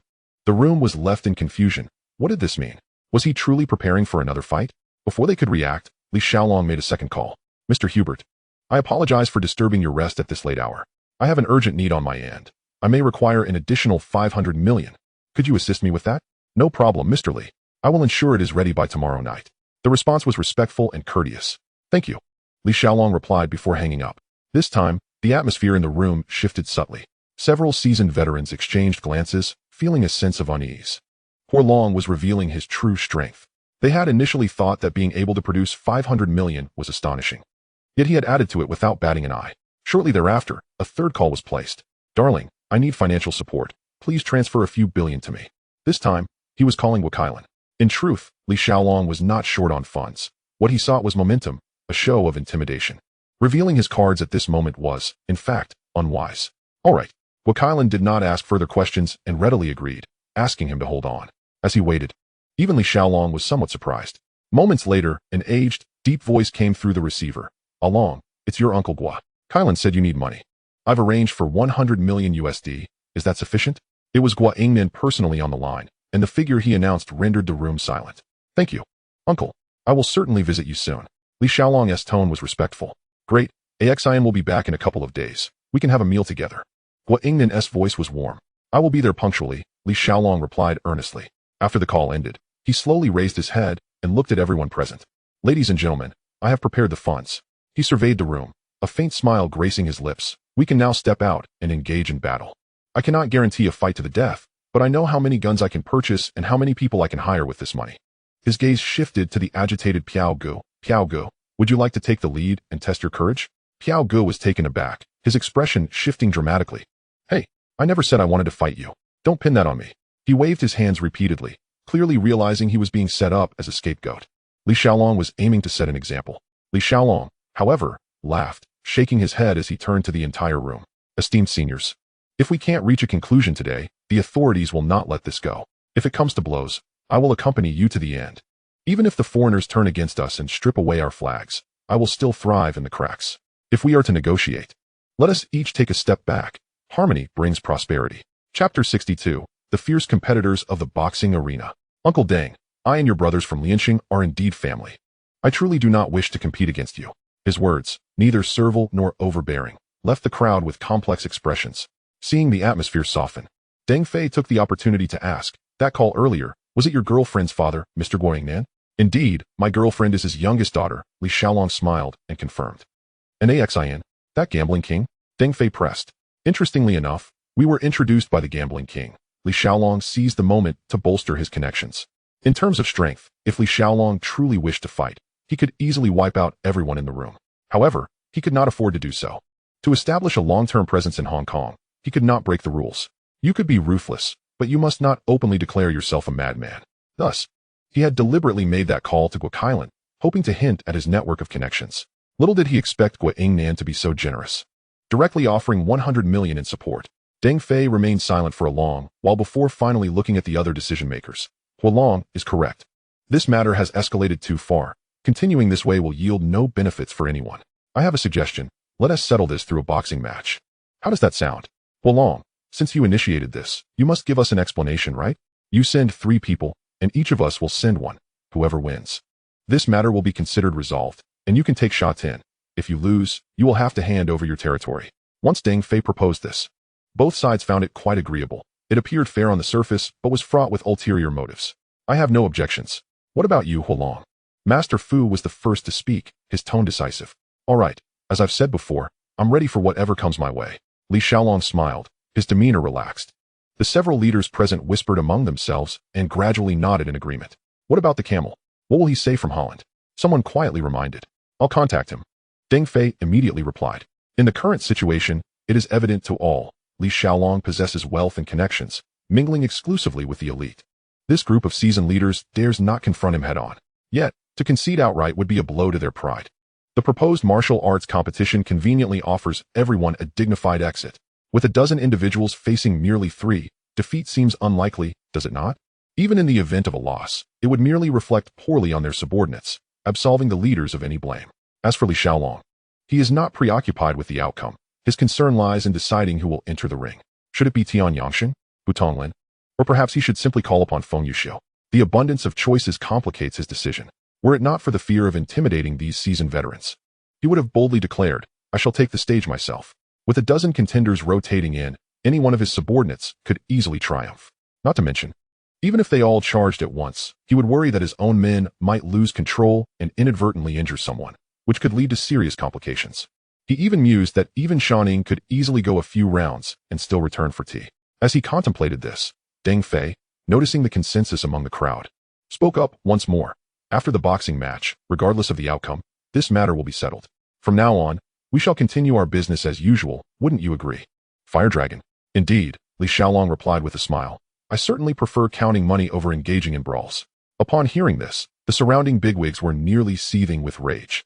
If you abhor fighting so much, why then did you take down over a dozen gangs in one fell swoop? If you truly advocate for peace, do you intend to dismantle every gang on the island before finding satisfaction? Despite their inner grievances, the situation had solidified, and they were left with no choice but to swallow their pride. The authorities had also received word, allowing everyone to leave, save for Li Xiaolong. Was it not because he had thoroughly irked the petty-minded Guanli? This officer was determined to keep him in detention for a full 48 hours, 2 entire days, without exception. Bored and restless while confined, Li Xiaolong suddenly remembered he hadn't indulged in fishing today. The gaming venue had conveniently cycled back to the Apostle Walker theme. He focused on the bubbles dancing across the screen, casually tapping a few times, and indeed, he landed something of interest. The female assassin portrayed by Clara. Though merely a nameless supporting character, her striking appearance was undeniable. The bubbles were small, yet the drop rate was surprisingly high. After a few shots, he managed to bring her down. Success. This little game truly served as a delightful distraction. Having been irked by the targeting he faced earlier, he found his irritation dissipated, replaced instead by a pleasant mood. As the 48 hours drew to a close, Li Xiaolong strolled leisurely out of the police station. Su Jingyang and Wang Jianjun awaited him at the entrance, accompanied by the striking young woman who had made an impression the previous night. Let us call her Li Min. As her name was not mentioned in the drama, Li Xiaolong wrapped an arm around Li Min's waist and turned to wave towards Guan Li's office. A gesture akin to farewell, yet tinged with provocation. Guan Li, peering through the window, turned pale with fury, shattering his teacup on the floor in a fit of rage. Time flew swiftly, and 2 days later, the boxing match commenced as scheduled, witnessing the attendance of numerous prominent figures from the underworld. The venue was set in a large boxing gym in Wanchai, with a solidly built ring and well-arranged seating, dozens of chairs lined up neatly. About 10 meters from the ring, offering perfect visibility. Dressed in a pristine white suit, Li Xiaolong entered the venue, flanked by his close bodyguards and accompanied by Guokailan. After greeting a few familiar faces, he settled beside Chen Yao. Jiang Tiansheng had gone to Siam, presumably to visit his brother Jiang Tianyang, leaving Chen Yao to represent Hongxing. Deng Fei had specially invited an esteemed elder from the Hongmen in Hong Kong, Uncle Qi, to preside over the proceedings. As the old man took the stage, he recounted the grievances between Li Xiaolong and various gangs, emphasizing that this boxing match aimed to prevent the situation from escalating, implicitly stating, "We are not afraid of you. Rather, we are considering the greater good." Li Xiaolong merely chuckled at this, unconcerned. He understood that Shatian was not a trivial neighborhood like Bolan Street. It encompassed an entire district. With only 18 districts on the island, which gang did not depend on this territory for their livelihood. If he were to seize Shatian, it would be akin to taking the largest slice of a grand cake that everyone was meant to share, yet forbidding anyone else from partaking. To indulge in such gluttony would surely incite discontent. If he further flaunted his ability to consume because others were unable to compete, it would surely be akin to stabbing a knife into the lungs of the populace. Such actions would undoubtedly provoke public outrage. Yet, appearances must be maintained. And while Li Xiaolong accepted the benefits, he allowed the other parties an avenue to save face. Those gangs were no fools. They had long since discerned the capabilities of Li Xiaolong's formidable subordinates and speculated he would likely field Gao Gang, Feng Yuxiu, and Butong Lin in battle. Consequently, the various gangs that had previously been swept aside by Li Xiaolong dispatched their most renowned enforcers, all seasoned fighters accustomed to the rigors of the boxing ring. Li Xiaolong recognized only Kowloon from Dongxing. The rest were unfamiliar faces. However, one could discern from their demeanor that they were not mere street thugs, but rather seasoned combatants, battle-hardened in service of their respective gangs. In the ring, Feng Yuxiu, clad in a sleek training outfit, stood calmly at the center, awaiting his opponent. The fighters from the 10 or so gangs exchanged glances, each reluctant to be the first to step forward, until finally, a young boxer from Honglu gritted his teeth and leaped onto the stage. In the world of Triads, even though many had heard of Feng Yuxiu's prowess, there would always be those who doubted. After all, everyone had practiced a few moves, without having genuinely sparred. Who could truly submit to whom? Each person believed they could conquer the world. The Honglu boxer charged forward with a side kick aimed squarely at Feng Yuxiu's midsection. But the moment he struck, his vulnerabilities were glaringly exposed. Feng Yuxiu advanced rather than retreating, delivering a powerful elbow strike to the ribs, causing the opponent to double over. Unable to rise again, the subsequent challengers each fell within mere 10 moves. Feng Yuxiu's technique was direct and efficient, each strike targeting vital points, embodying lethal combat skills. While no fatalities occurred, all the fighters were left severely injured and unable to continue. This was already a significant display of respect towards Li Xiaolong. Had Feng Yuxiu indulged his own temperament, the ring would be a place where life and death were of no concern. In the face of victory or defeat, one's life could be forfeit. "Brother Xiu, leave a couple for me to play with," Gao Gang shouted from the sidelines. unable to contain himself. Feng Yuxiu cast him a glance before looking back at Li Xiaolong. Upon receiving a nod of approval from Li Xiaolong, he reluctantly stepped down from the ring. Xiao, don't be disheartened. What is the point of fighting these small fry? When we return, I'll train with you. Li Xiaolong observed his lingering eagerness and offered a reassuring smile. Feng Yuxiu's eyes lit up. In his view, sparring with his elder brother was far more rewarding than battling 10 opponents. When it was Gao Gang's turn to take the stage, his approach was noticeably gentler than Feng Yuxiu's. The challenger managed to exchange a few more blows before being taken down. The final contender to enter the ring was Kowloon from Dongxing, known for his Sanda style. He was acutely aware that Gao Gang's strength far exceeded his own, outpacing him in speed, power, and technique. However, as someone who had made a name for himself through his fists, how could he easily back down? Moreover, having already fought several rounds, Gao Gang's stamina would surely be waning, making it possible for him to give it a shot. The two exchanged a fist bump as a greeting, and Kowloon lowered himself to gather his strength before suddenly launching into the air with a flying kick aimed directly at Gao Gang's chest. Gao Gang sidestepped and extended his hand, firmly grasping the leg that Kei had kicked towards him. With a swift motion, he flipped him over, sending him crashing heavily to the ground. He pressed on relentlessly, launching a downward kick, which Kei narrowly evaded by rolling away. Kei quickly rose to his feet, sweeping his right leg out in a powerful arc, but Gao Gang managed to block it, retreating 2 steps in the process. In a split second, he delivered a spinning kick that struck Kei squarely on the head. The force behind that blow was immense. Kei struggled to rise, but attempted several times in vain, ultimately collapsing onto the ground, utterly devoid of the strength to continue fighting. In this bout, Li Xiaolong had originally prepared 3 slots. Yet victory was secured with only 2 participants. In truth, Gao Gang had merely sought a warm-up, while the one truly commanding the arena was Feng Yuxiu. 7th Master. Uncle Deng. Esteemed guests. Chapter 63. Cleansing Hong Kong Island. Unifying the Underworld. Li Xiaolong stood up, his face beaming with a radiant smile. My brother has not brought us disgrace. He has won this match. As previously agreed, the territory of Sha Tin now falls under my jurisdiction, and henceforth, your men are forbidden from encroaching upon it. Rest assured, we honor our word. Deng Fei replied in a calm tone. Despite the anguish in their hearts, those present could only nod in agreement. Their greatest fear was Li Xiaolong turning against them, unleashing billions to assert his dominance. After all, they had painstakingly shifted the conflict onto the fighters, who would dare to complicate matters further. Yao, are you listening?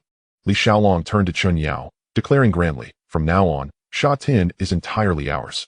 During the day, the police will have their say, but after midnight, I call the shots. Hong Xing is under my command. These words ignited a surge of fervor among the surrounding underworld leaders, even prompting Wang Bao, who had come to spectate, to secretly take note, vowing to issue similar proclamations in his own territory. Congratulations, Fire Dragon, Chen Yao exclaimed, clasping his hands in salute. Recently, Zhang Tiansheng had struck a deal with him, urging him to withdraw from the territory of Kuaitsing and focus solely on being a white paper fan, participating in the society's profit-sharing instead. He had acquiesced. With Li Xiaolong now securing Sha Tin, it meant Hong Xing had removed a thorn, and for him, each consolidated territory translated into tangible gains. He fervently hoped Li Xiaolong would continue to sweep across Hong Kong Island, unifying the underworld. The numerous figures of the underworld gazed at the spirited Li Xiaolong, all filled with admiration. A young man barely in his 20s, without the backing of Hong Xing, had rendered over a dozen societies speechless simply by virtue of his position as a hall master.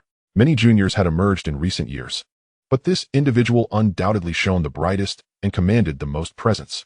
The day following the boxing match, Sha Tin had already come under Li Xiaolong's banner, yet he continued to act as a hands-off manager, maintaining the status quo. He had always allowed his subordinates to operate freely, delegating daily affairs to a Hua and Di Wu. To him, collecting protection fees was but a trivial profit, barely sufficient to sustain the crew. On the surface, the 1,000-strong subordinates in Sha Tin appeared to be Li Xiaolong's overt power, yet the true backbone, which bolstered his confidence, lay hidden in the ruthless characters emerging from the fishing grounds. In Hong Kong, Li Xiaolong indeed wielded considerable influence, capable of summoning 1,000 men at a moment's notice. Recently, he had also contemplated expanding his territory, necessitating an increase in manpower. At this rate, his ranks could soon swell to several thousand. However, when it came to overseas operations, his influence soared even higher. Several core members dispatched to Australia had engaged in some earth-shattering endeavors. They were now wanted globally by Interpol. Oh no, last night, a subordinate from Amsterdam called long distance, reporting that those few bigwigs had made it onto the wanted list. Li Xiaolong was instantly drenched in cold sweat. What the hell was going on?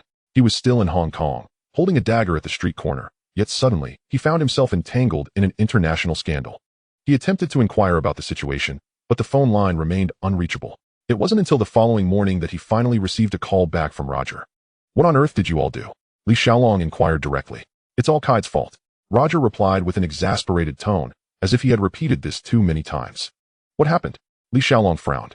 "After we got out, Kai suggested joining a hitman organization, claiming it would be a way to earn some extra cash. Just days into it, a traitor surfaced within the organization, nearly leading to our complete annihilation. Kai managed to get a few of us out, and the remaining members now regard him as their leader. Now the entire gang is under scrutiny, and we've become wanted criminals," Roger explained in one breath. Li Xiaolong listened, dumbfounded, as if he were hearing a tale from a novel. "So you all are now part of a hitman group?" he murmured. "Indeed, it has come to this. But now, with everyone out for blood, what could they possibly do?" "Boss, don't worry, we'll handle it. We can change our identities," Roger responded, seemingly understanding Li Xiaolong's concerns. His tone light. Li Xiaolong, unfamiliar with these matters, could only repeatedly remind them to exercise caution and prioritize their safety. After hanging up, he let out a long sigh. Indeed, they were all key figures in their respective domains, and their knack for stirring up trouble was unparalleled. This incident sparked a sudden epiphany in Li Xiaolong, leading him to consider another possibility. Most of those emerging from the fishing grounds were involved in violent activities. But what if he shifted his perspective and unearthed the wealthy individuals from each fishing ground, guiding them to engage in legitimate business? Could this not carve out a new path for success? With this thought in mind, he promptly opened the fishing ground system. Ding! The system is upgrading. Expected to take 3 hours and 25 minutes. Perfect. In the meantime, he could attend to some personal matters. Not wanting to go out today, he decided to have Abu bring Li Min over. A few days ago, when leaving the police station, he had received a call from Guokailan and instructed Li Min to head back first. For the past 2 days, he had been ensnared by Guokailan, leaving no opportunity to meet her. Finally, with some free time, he resolved to take action and claim the woman renowned as Asia's most beautiful. Li Xiaolong now lived with an extraordinary sense of freedom. Holding all the cards, he was indifferent to trifling concerns about overexertion or depletion. When Li Min arrived, he had already finished his shower and was waiting. He let her enter the bathroom to freshen up while he sat on the edge of the bed, eagerly rubbing his hands together in anticipation. Men, in truth, never truly mature. Even with a house brimming with toys, what excited him the most remained that unopened new treasure. The reason was simple: he had yet to play with it. Over the course of 3 hours, the two engaged in 3 rounds of revelry. During a break, Li Xiaolong lit a cigarette and casually opened the fishing ground interface. Ding! Update complete. The new fishing ground, Twin Thieves, is now online. Remaining ammunition for today, 100, 100. A pair of stunningly beautiful twin sisters who looked nothing alike. Adding 2 more beauties, Li Xiaolong silently thanked John Coffey. This guy had become more precious to him than a kidney tonic. After each indulgence, he relied on him to recuperate, maintaining his condition as robust as a brand new vehicle. Long press to lock, automatic launch. Ding, ding. Congratulations. Captured rewards, 1 pearl and 1 gem. Goodness, a bullseye. The once composed Li Xiaolong was now brimming with enthusiasm. Diving back into the fray, it was only at dusk that he had someone escort Li Min back to the apartment he had purchased for her. At this moment, he epitomized the archetype of a scoundrel, sending her away the instant their affair concluded. Yet, he could hardly be blamed for his indifference. Li Min was a Korean woman, speaking no Chinese, and Li Xiaolong was equally ignorant of Korean. Such matters could hardly warrant the presence of a translator standing by to relay messages in real time. Could they? Li Xiaolong rubbed his sore lower back, feeling a mix of unease and anticipation, and hurried to find John Coffey, who was temporarily residing in the guest room, asking him for assistance in recuperating. After all, Guokailan could return at any moment, inevitably leading to a confrontation marked by sharp words and heated exchanges. Little Ying has yet to make an appearance. That girl, reveling abroad with Fong Ting and Wan Mei, has completely forgotten the boss back home who is waiting for her attention. It was not until nightfall that Guokailan finally stepped through the door. Li Xiaolong had already instructed the servants to prepare a steaming dinner, ready to be served as soon as she arrived. Having just regained his strength, Li Xiaolong had planned to engage in a spirited contest this evening, but then his phone rang. It was Xiao Qi calling. "Brother Huolong, Gao Jin has been taken away. You must save him. Please find a way." Xiao Qi's voice was laced with panic and desperation as she implored him. "Calm down. Take your time and explain what happened," Li Xiaolong responded in a steady tone, already suspecting the truth. It was highly likely that Gao Jin had fallen into the clutches of the Aussie consortium. "A car just took him away. I don't know where they're headed." Xiao Qi's voice trembled with fear, her composure shattered.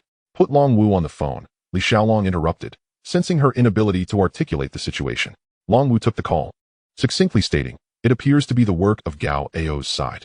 Immediately notify our personnel to seal off all maritime routes from Shatin to Ao Island. Bring Xiaoqi to meet me right away, Li Xiaolong commanded decisively. Understood. Long Wu replied promptly. He then dialed Ahua's number, instructing him to have personnel monitor several key passages closely. Just as he hung up, Kowloon approached, inquiring, "What happened?" "A friend has been kidnapped.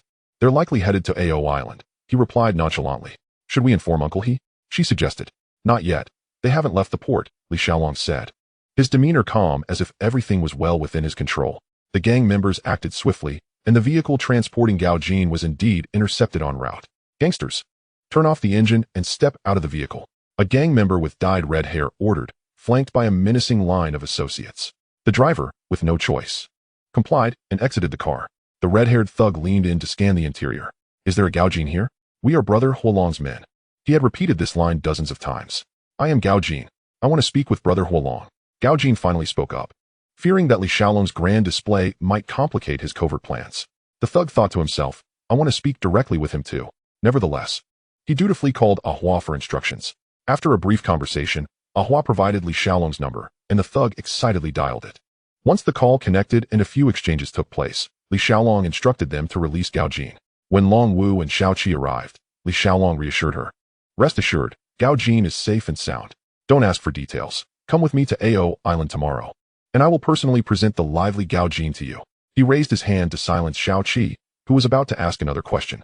Subsequently, he arranged for 4 individuals to be accommodated in guest rooms while he returned to his bedroom to continue coordinating with various parties.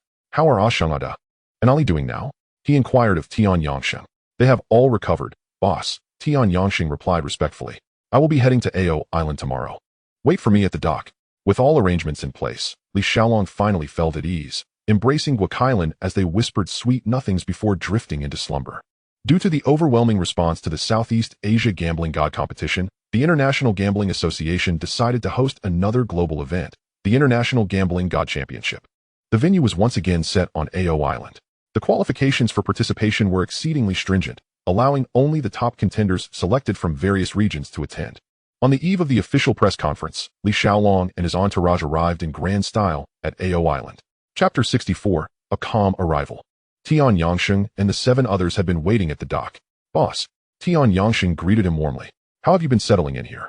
Li Xiaolong asked, patting him on the shoulder with a smile. "Quite well, Mr. He has arranged excellent recuperation conditions," Tian Yangsheng nodded. "This time, you will return to Hong Kong Island with me. I have handled your matters. The traitors have been identified, and you can resolve things back home." "Thank you, boss." The 7 responded in unison. As for the Central District cash robbery case, it was currently under investigation by the Central District Police's Major Crimes Unit in conjunction with the Ma Army. After much back and forth, with scant clues and mounting pressure from superiors, they ultimately had no choice but to place suspicion on the Tony brothers. Meanwhile, the missing U.S. dollars were still under investigation by the police. After getting into the car, they headed straight to the press conference venue. Shortly after their arrival, Gao Jin made a high-profile appearance as the representative from Australia, boldly announcing his participation in the Gambling God Championship, exuding confidence. Li Xiaolong had deliberately brought along several fresh-faced subordinates, aimed at creating a stir for his own betting endeavors. This time, the scale of the betting funds was even larger than before, yet the odds were surprisingly balanced. There were either odds of several to 1 or slightly above 1 to 1, with none of the extreme odds seen in the previous event. Li Xiaolong refrained from placing all his bets. He wagered 200 million U.S. dollars on Gao Jin to win and another 100 million U.S. dollars on Gao Ao to lose. His true profit, however, would not come from the visible betting lines. After all, during the Southeast Asia Gambling God Competition, Gao Jin had already showcased his prowess. If he placed a large bet, the house would quickly adjust the odds, leading to a loss. He had already arranged for his subordinates to place dispersed bets, while also having Kowloon stay at He Xian's home for a few days to keep company with He Xian's wife, thus diverting attention.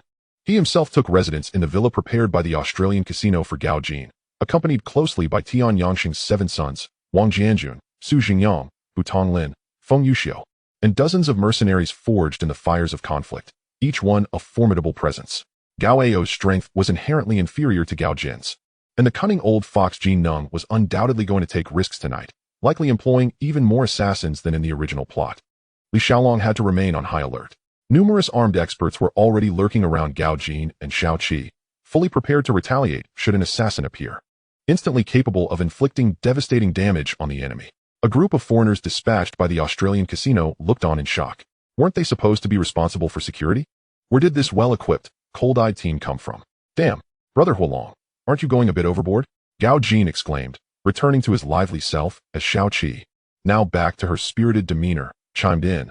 With so many guards, not even special forces could hope to get close. What do you know? Li Xiaolong shot him a glance. I have placed a hefty bet on Gao Jin. Mentioning this made Gao Jin feel guilty. He still believed that during the final of the Southeast Asia Gambling God competition, Li Xiaolong had bet on him to win. Brother Huolong, I'm sorry. I let you lose money last time, Gao Jin said softly, his tone filled with remorse. Li Xiaolong was taken aback, then quickly realized that this fellow had been under the wrong impression all along. It was no wonder. Who would expect that someone who supported him in the semifinals would switch to betting on his opponent in the finals? Just don't let me down this time, Li Xiaolong said, patting him on the shoulder. I believe in you. This time, you will surely ascend to the throne of the gambling god. Gao Jin was indeed a top-notch card shark. His most formidable trait was not merely his skills, but rather his almost cold precision in understanding human psychology. He would intentionally leave apparent flaws to bait his opponents, only to execute a stunning reversal. He also had a remarkable way of befriending others. And through deliberate efforts to build rapport, he managed to make Li Xiaolong feel as if they were old friends, conversing easily without any barriers. As the competition was set for the next day, Gao Jin headed back to his room to rest around 9 o'clock. Li Xiaolong, however, could not find peace to sleep, needing to keep a vigilant watch over the unfolding events. Even Long Wu heightened his vigilance, remaining sleepless throughout the night as he silently concealed himself in the shadows. Observing the surroundings, a group of seasoned veterans gathered to reminisce about past battles, and before they realized it, time had slipped away to 1:30 in the morning. Suddenly, a cacophony of gunfire erupted downstairs. From the sound, it was clear that Li Xiaolong's men had struck first. In the instant the shots rang out, Wang Jianjun, Tian Yangqi, and Long Wu seized their weapons and dashed outside, their movements precise and efficient, a testament to their years of combat experience. Minutes later, the gunfire subsided, replaced by the dull thuds of fists and feet clashing. Tian Yangqi hurried upstairs to report. Boss, the assassins have been dealt with. But one remains in a standoff with Brother Long Wu. What madness? Just finish him off. What is the point of a duel? Li Xiaolong cursed. Despite his complaints, he moved swiftly to assess the situation. The long-haired opponent was a wolf, someone who had a long-standing grudge with Long Wu. Long Wu had declared that tonight would be his end, but he sought a swift and decisive duel. As Tian Yangqi explained while they hurried along, it was precisely because such formidable fighters were gathered tonight. Even someone like Long Wu felt emboldened enough to toy with the idea of mercy. Under normal circumstances, he would have been shot dead without a second thought. The wolf, already inferior in skill to Long Wu, was further hindered by his disheveled hairstyle and sluggish movements. Seizing the opportunity, Long Wu caught a handful of hair and delivered 3 brutal strikes to the throat. The larynx shattered instantly, blood surged into the windpipe, and the wolf convulsed on the ground for several minutes before finally succumbing. Brother Wu, that was a bit too ruthless, wasn't it? Tian Yangqi could not help but murmur. Enough chatter, quickly conceal yourselves. You all go guard Gao Jin, Li Xiaolong commanded in a stern tone. As long as the gambling tournament had not commenced, Gao Jin would remain in peril. No one knew how many more assassination plots lay hidden behind Jin Nun. Gao Jin and his wife had already been roused by the gunfire, and without hesitation, Li Xiaolong ushered them back to their room to rest. With the competition imminent, proper rest was imperative. However, just after he sent them off, Li Xiaolong suddenly slapped his forehead in realization.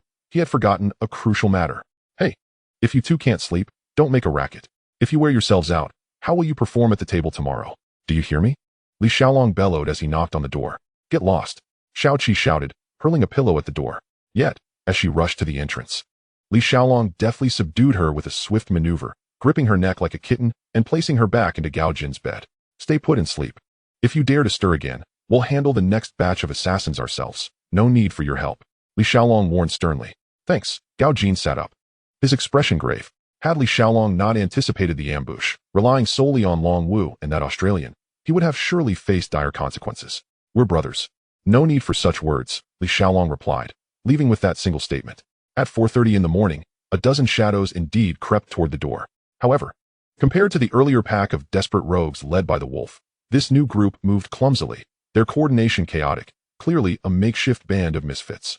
The mercenaries lying in ambush struck silently, their short blades slicing through throats before anyone could comprehend what was happening, and the bodies fell lifelessly to the ground. In a secluded villa on the Australian island, Jin Nong, like Li Xiaolong, had not slept a wink. After sending out 2 waves of assassins, both had met with failure, particularly with Li Xiaolong's unexpected interference, which had caught him entirely off guard. After all, he had previously stood alongside Gao Jin. Adoptive father, what is the situation? Gao Ao, restless, had risen at the break of dawn. Failed. Gao Jin is far too vigilant, and he has the backing of Hongxing's fire dragon. Not a single one of the 30 men I dispatched has returned, Jin Nung lamented quietly. Then we must send in more. If 30 is insufficient, then 50. If 50 is not enough, then 100. I'll call for reinforcements immediately, Gao Ao exclaimed, seizing his phone. Time is of the essence. Jin Nang pressed down on his hand, explaining that gathering reinforcements and mobilizing them would take at least half a day.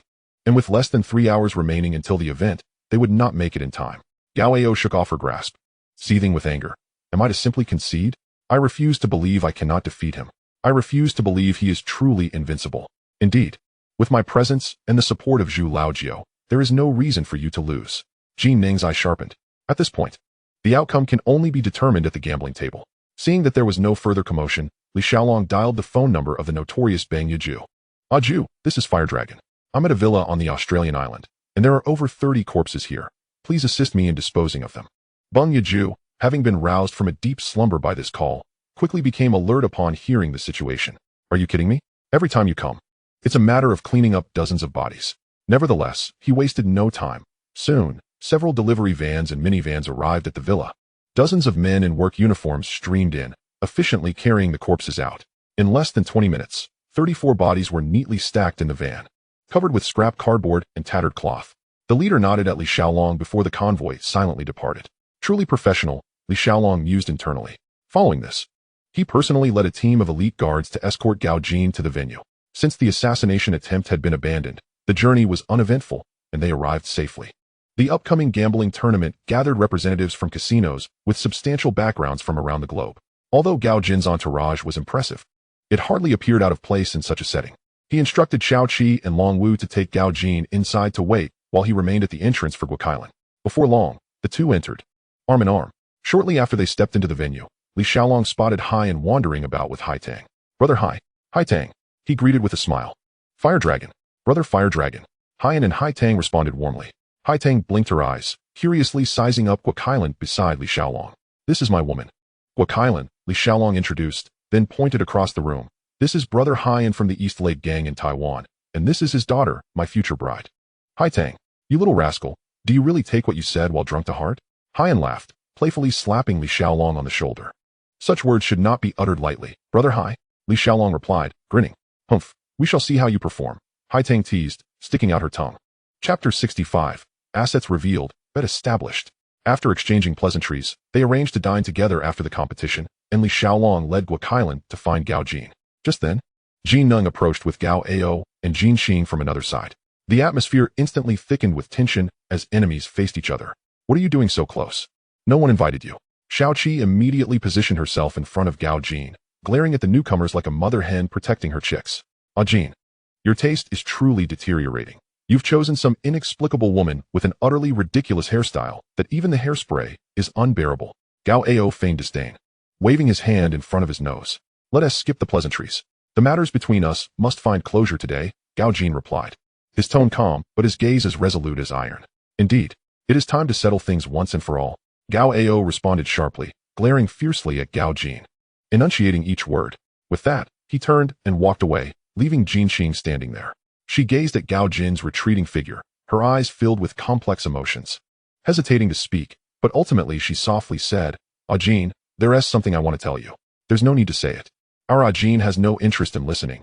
Li Xiaolong interjected coldly from behind. Jin Xing's heart tightened, fully aware that the identity of this person was anything but trivial. If she continued to speak, she might very well find herself sent off to Africa to scrub toilets. You don't blame me for sending her away, do you? Li Xiaolong turned to Gao Jin and inquired. From the very first moment he laid eyes on her today, he sensed something was amiss. Her gaze had long since changed. A heart that had already departed would only aid in Gao Ao's defiance against him. Gao Jin gently shook his head. It's best that you come to terms with it. If one day you can no longer resist the urge to see her, just let me know, and I shall discreetly bring her to your bed, away from Xiao Qi. Li Xiaolong grinned widely. Xiao Qi, standing nearby, immediately leaned in, her eyes wide with fury, but was unceremoniously shoved aside by him, his palm firmly pressing against her face to push her out of the way. Gao Jin, both amused and exasperated, thought, "Wasn't it agreed that I would handle this while carrying Shaoqi?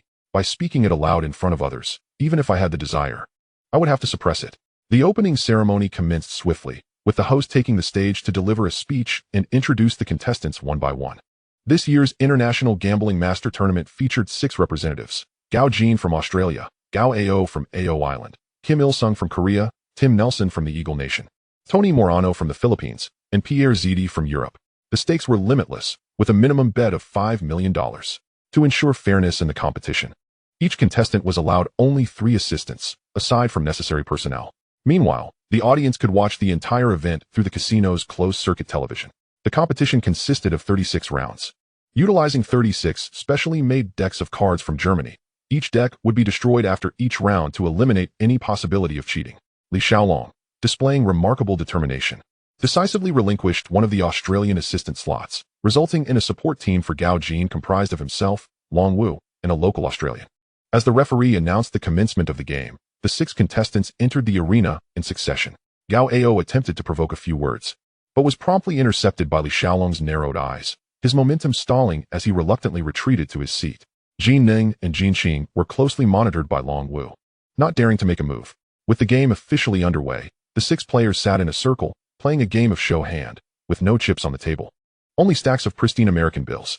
The Australian contingent had prepared a capital of $50 million for Gao Jin, initially thought to be more than sufficient. Yet it turned out to be the least amount among the participants. In the face of top gambling experts from various regions, Gao Jin remained composed, handling the situation with ease, his strategic thinking clear and decisive. After merely 6 rounds, he had already secured a win of $10 million, causing the Australian investor seated beside Li Xiaolong to nearly leap from his seat in excitement, as aside from Gao Jin's share, all remaining profits would belong to their consortium.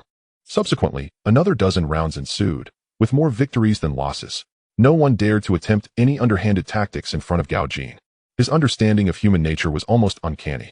Each time an opponent attempted to cheat, he would see through it at a glance, scaring them into folding. Whenever he held a strong hand, he would invariably maximize his advantage, leaving his opponents with nothing. In a short span of time, Gao Jin's chips had surged to $100 million. As the 21st round arrived, the game reached a stalemate. Gao Jin revealed 3 aces and a 10, with an additional 10 as his whole card, forming a full house. European representative Pierre Zidi displayed 3 queens and an 8, with an identical whole card of 8, also creating a full house. Eagle Nation's representative Tim Nelson had a flush draw. Gao Ao, Kim Il-sung, and Tony Morano consecutively folded. Show hand. I bet all the cash on the table. Pierre Zidi suddenly pushed a massive stack of cash forward. You're out of funds now. It's just the 2 of us in this showdown. I will raise you an additional $300 million. Do you dare to match? The European magnate looked haughtily at the Eagle Nation representative. The tension in the air thickened, as the 2 nations' financial backers had long harbored animosities. Referee, I request a freeze on the game. I need to adjust my funds. Tim Nelson, noticing his balance was insufficient, hastily called for a pause. During the freeze period, Gao Jin contacted the Australian consortium for additional funds, but they were unable to procure more cash in a timely manner. As seconds ticked by, the Americans successfully secured authorization from their backing group, with $300 million transferred. The atmosphere felt as though it had solidified. The real showdown was about to unfold. I'm in. The representative from the beautiful nation was convinced that the European representative was attempting to pull a fast one. Just as the 2 were about to reveal their cards, Gao Jin suddenly interjected. Wait, who said I had no chips? Here is a $300 million banknote from a Swiss bank. I'm in. Before his words had fully settled, he had tossed a banknote onto the gambling table. Verify it immediately. The referee team swiftly dialed the bank. Moments later, they confirmed the banknote was authentic. The 3 revealed their whole cards, and Gao Jin held the strongest combination, winning not only the $200 million pot on the table, but also seizing an astounding $600 million in private bets placed outside. It should be noted that the outside bets did not count as part of the capital. Otherwise, given Gao Jin's previous tendency to fold, he would have long since gone bankrupt. Li Xiaolong in the audience was overjoyed. This windfall naturally belonged to him. How could a young man, fresh to the scene, have amassed such wealth? Originally intended as the funds to wager against Jin Ning's family business, it unexpectedly turned into a significant profit. The 2 regional representatives were thus eliminated, and the event continued. In an attempt to draw Gao Ao into the fray, Gao Jin deliberately allowed himself to lose nearly $60 million over the next several rounds. The funds of the Korean contestant, Kim Il-sung, were nearly depleted, shared between Gao Ao and the representative from the Philippines.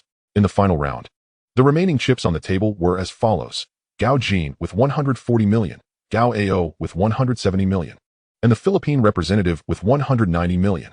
Initially, the Filipino was still full of bravado. We Filipinos are wealthy. No matter how much you bet, I will match it, and I'll even add a few million more.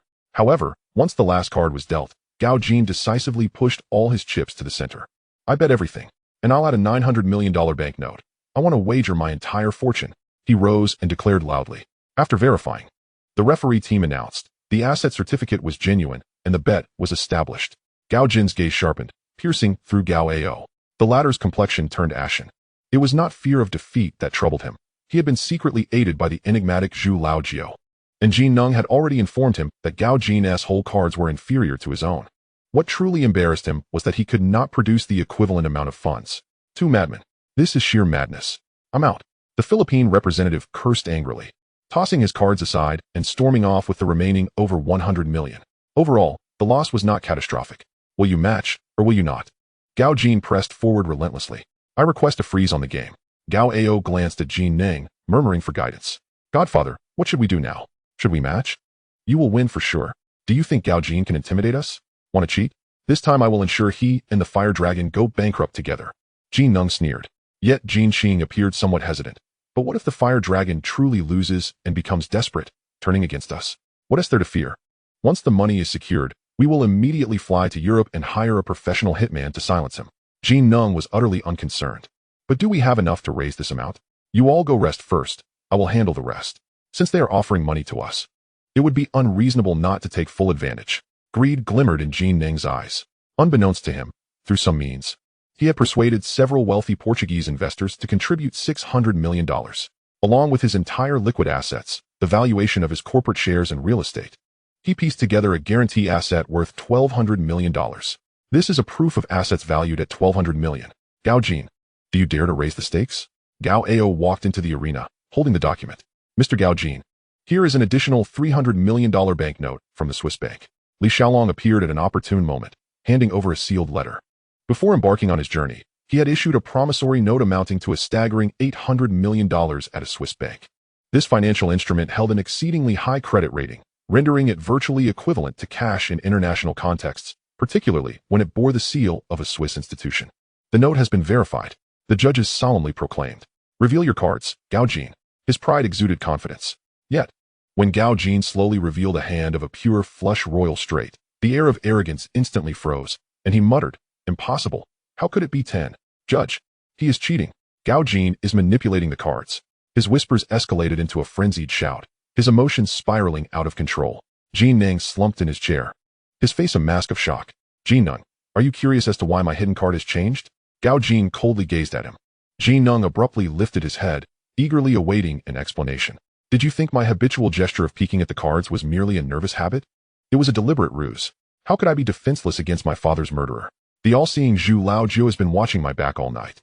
In the previous rounds, I didn't reveal the corners of my cards. Were you not anxious? The final card he saw was not from my hand at all, but rather the card hidden within the layers of my ring. Gao Jin smiled faintly. Suddenly enlightened, Jin Nang's cold sweat poured down his face. Everything was irretrievable. The money was lost entirely, including the $600 million from the Portuguese tycoon, which had vanished into thin air. Those individuals would not let Jin Nung off the hook. His life was destined to be forfeit. If I cannot survive, neither shall you. Malevolence surged within Jin Nung. In a sudden frenzy, he drew a lipstick, twisted the cap open, and aimed it menacingly at Gao Jin. With a sharp crack, half of the vivid crimson stick fell to the ground. Jin Nung stared at the broken lipstick, his complexion paling in an instant, disbelief etched across his features. Do you remember the two beauties we encountered at the entrance? They are on my side.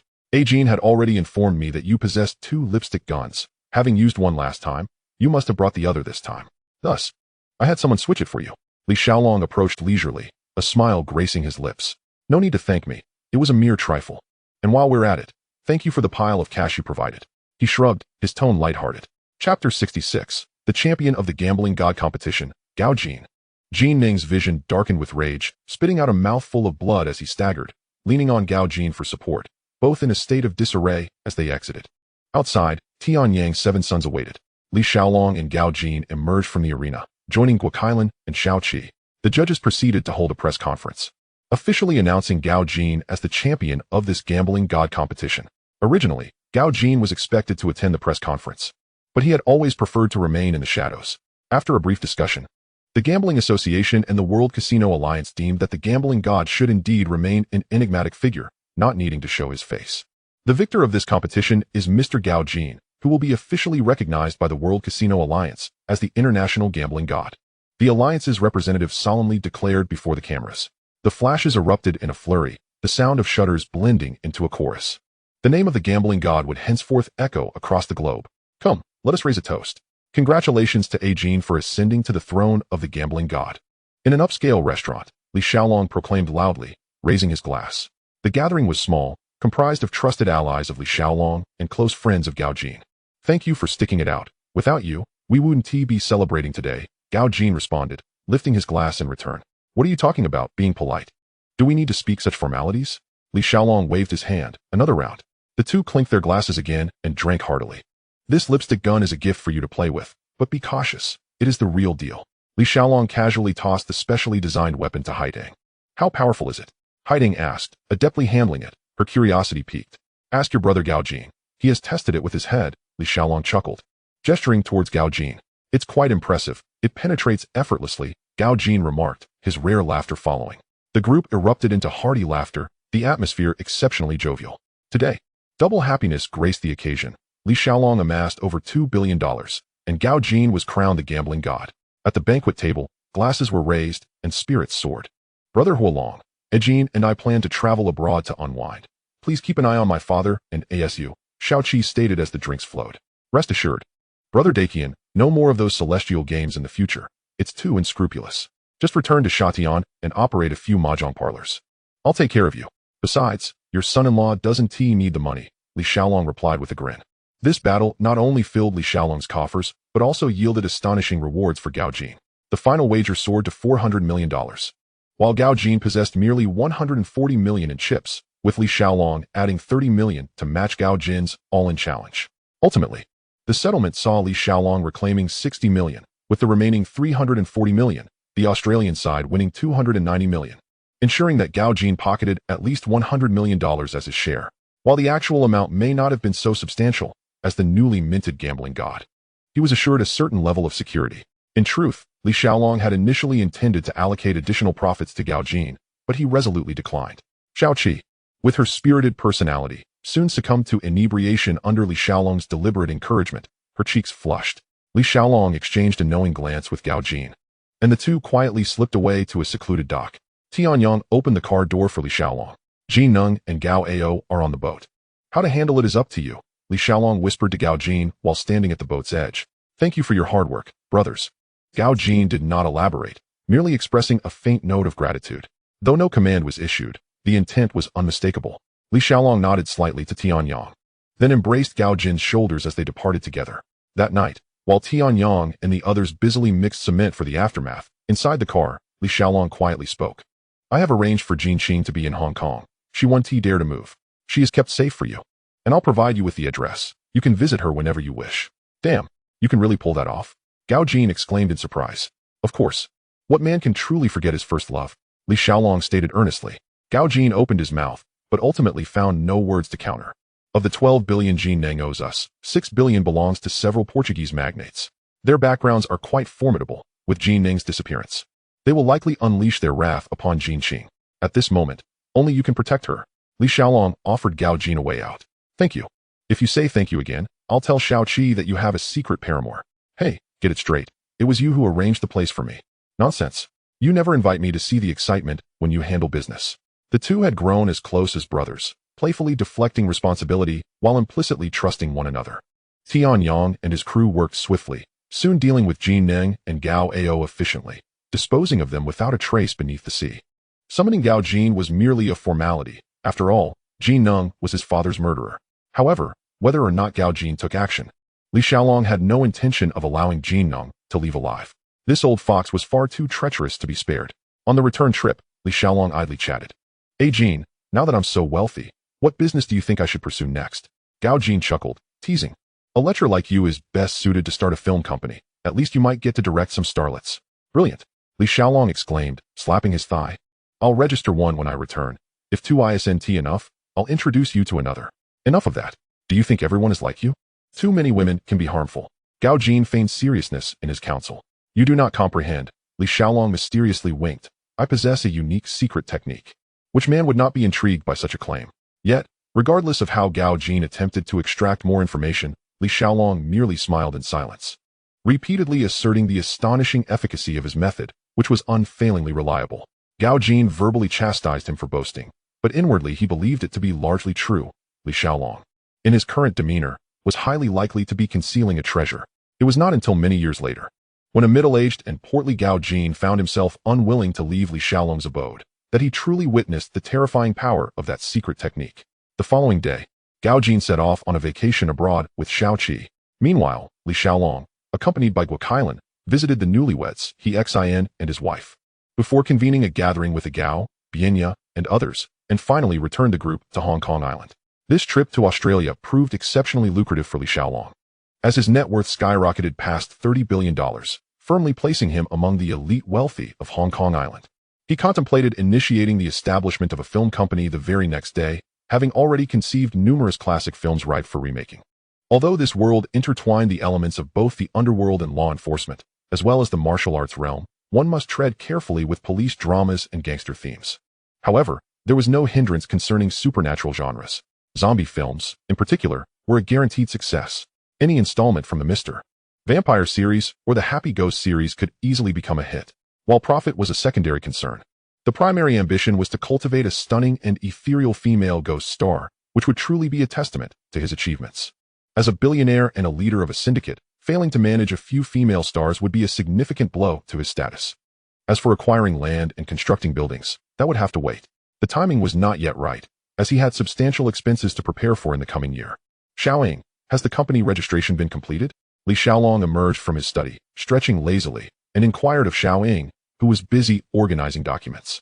Boss, it has been finalized, Xiaoying replied. She had returned earlier than Li Xiaolong, having just come back from shopping with Fang Ting and Wan Mei. Her spirits high and her motivation unwavering. Previously, Li Xiaolong had instructed her to register a film company, which he had aptly named Dangue Film Company. He had also tasked De Hua with finding a professional screenwriter to transcribe the story outline of Mr. Vampire, which was then meticulously crafted into a script. After 2 days of relentless refinement, today they finally reached a version that satisfied Li Xiaolong. Although it could not be an exact replica, it retained over 90% of the original essence. With the company now established, the next step was to find a director and cast. Xiaoying, come give me a back massage. I've been sitting all morning, and my back has stiffened. Li Xiaolong flopped onto the sofa. He had invited Hua to the villa, enjoying Xiao Ying's massage while awaiting news. The task of securing a director naturally fell to Hua. Hiring a director through ordinary channels could lead to complications if they insisted on altering the script for artistic reasons. Li Xiaolong did not require innovation. He merely wanted a faithful adaptation. Before long, Hua arrived with Wu Ying in tow. Big brother, Lao Ding. The two greeted respectfully. Li Xiaolong lightly patted Xiao Ying's leg, signaling her to stop, and straightened up. Hua, find a renowned director. The more famous, the better. Understood, big brother. Hua replied before asking, is the script finalized? Yes, you can take it with you shortly. Let Wu Ying go make the arrangements. Li Xiaolong suggested after a moment's thought. Wu Ying was loyal and had a fierce temperament. Sending him to approach directors would likely deter any arrogance. Rest assured, big brother. I will handle this. Wu Ying exclaimed, his blood surging with excitement at being entrusted with such an important task. Li Xiaolong extended his hand, and Xiaoying promptly handed him a thick stack of Hong Kong dollars, estimating around 20 to 30,000. Without a glance, he tossed it to Wu Ying. His tone firm. I do not wish to know how you manage it. I only want results. Ensure they comply and come to shoot. Understood. Thank you, boss. Wu Ying accepted the money, his heart ablaze. This was the first time he had been entrusted with such a significant responsibility, and he silently vowed to execute it flawlessly. After exchanging a few brief words with Hua regarding territorial matters, Li Xiaolong waved them off to attend to their tasks. Hua, still uneasy about Wu Ying, decided to review the script himself first. Although not well versed in the film industry, he at least gained a general understanding. Later, through inquiries, he discovered that the most renowned director for such films in Hong Kong Island was Lu Guanwei, prompting Wu Ying to set out to invite him. At that time, Lu Guanwei was at the Kahe Film Studio, diligently working on a movie. Wu Ying, accompanied by 3 subordinates, borrowed the boss's Mercedes and headed straight to the filming location. As soon as the car came to a halt, Wu Ying stepped out, adjusted his collar, and drew a Black Star pistol from the back seat, tucking it into his waistband. Seeing this, the three brothers followed suit. Passers-by witnessing such an intimidating display might have thought a gang confrontation was imminent, rather than an invitation to direct a film. "Where's Lu Guanwei?" "Lu Dao." Wu Ying's booming voice echoed, clear enough to be heard throughout the entire set. Completely disregarding the fact that the cameras were rolling and the atmosphere was tense, he shouted, "Which fool is making such a ruckus?" Lu Guanwei erupted in fury upon hearing the commotion. Just moments ago, he had captured a perfect shot, now utterly ruined by this interruption. As he prepared to unleash a torrent of curses, he caught sight of a group of thuggish men demanding answers from the crew, causing his expression to darken. Chapter 67. Another tough character, Lu Shi. The group approached him with purpose, their expressions fierce. "Are you Lu Dao?" Wu Ying asked, baring his teeth in a grin. "Yes. That's me," Lu Guanwei replied, his throat dry and his voice trembling. "My boss requests you to come and direct a film." Wu Ying forced a smile, though the expression was unsettling. "I apologize, but I am currently tied up with this project. Kahei is pushing me hard," Lu Guanwei stammered, trying to decline. Wu Ying's expression darkened immediately. "This is a direct order from the boss. Do you dare to refuse? Are you trying to pressure me with Kahei?" He spoke while deliberately lifting his coat to reveal the grip of his gun. The three subordinates synchronously lifted their shirts, brandishing their firearms, exuding an aura of menace. "Big brother, I truly cannot refuse." Lu Guanwei's legs turned to jelly as he stepped back repeatedly. "Then let us go. We'll first return to review the script." Wu Ying commanded without further ado. Lu Guanwei had no choice but to hurriedly summon the assistant director to relay a few instructions. Then he followed Wu Ying into the car, trembling with trepidation, with two subordinates flanking him. The occasional brush of their firearms against his arm left him too frightened to breathe, terrified that any misstep might lead to a bullet. The Dangawei Film Company was in its infancy, yet to even rent an office, so Wu Ying simply took him back to the hall, at the Hongxing Shatian branch. When Ahua entered, he found Lu Guanwei sitting upright on the sofa, his back straight, resembling a student awaiting a teacher's call. Upon seeing Ahua, Wu Ying immediately stood, eager to take credit. "Big brother, I have brought him." Upon hearing his name, Lu Guanwei quickly stood as well. "Director Lu, it is an honor to meet you," Ahua spoke in a calm tone, extending his hand in greeting. Compared to Wu Ying's brashness, Ahua appeared far more refined. Yet, the very contrast heightened the sense of pressure. Ahua was no longer the minor character of yesteryear. Every gesture exuded the authority of a leader. "Greetings." Lu Guanwei hurriedly shook hands, his words tumbling out in a jumble. Ahua gestured for him to sit, and then asked Wu Ying to prepare tea. He subsequently retrieved the script for Mr. Vampire from the drawer and handed it to Lu Guanwei. "Director Lu, here is the script. We are rather uncouth in this regard, and we will rely heavily on you for the film." Ahua stated with a smile, his tone polite but firm. Lu Guanwei took the script, his lips moved slightly, hesitating to speak. "If there are difficulties, feel free to express them." Ahu noticed this and immediately pressed for an answer. He did not wish for any complications regarding matters assigned by Li Xiaolong. "It's nothing." Lu Guanwei hesitated for a moment, but ultimately remained silent. Ahu furrowed his brow. "Director Lu, please speak freely. I have some standing in this territory of Hong Kong Island." Only then did Lu Guanwei stammer. "I still have a film that is only half completed. How much longer will it take? Can it be postponed for a while?" Ahu's expression darkened. "At most half a month." He lightly tapped his fingers on the table, contemplating. He truly did not want to wait, but Li Xiaolong was pressing hard. And this matter could not be delayed. 10 days, he finally decided. "My boss is in a hurry. I hope you can be accommodating." Lu Guanwei understood that there was no negotiating and could only nod in agreement. After all, faced with such sincerity, how could he dare to refuse? Having made up his mind, Lu Guanwei lowered his head and flipped through the script in his hands, unexpectedly discovering that its quality was quite impressive. "Boss, what is the budget for this film?" he inquired, looking up. 9 million. "It's entirely in your hands, but I have 2 conditions. First, the script must be filmed exactly as written, without any alterations. Second, the leading lady must be stunningly beautiful." Ahu raised 2 fingers, his tone resolute. Lu Guanwei, who had been navigating the industry for years, immediately understood and nodded in agreement. However, Li Xiaolong had a different perspective. He was not concerned with the film's progress at all. What he truly desired was merely to find a beautiful girl, drape her in the guise of stardom, and taste the so-called undercurrents of the industry. If he could make some money in the process, that would be even better. After delegating everything to Ahu, Li Xiaolong had effectively washed his hands of the matter. On the day of casting, Brother Huo planned to personally step in to guide the newcomers in their acting.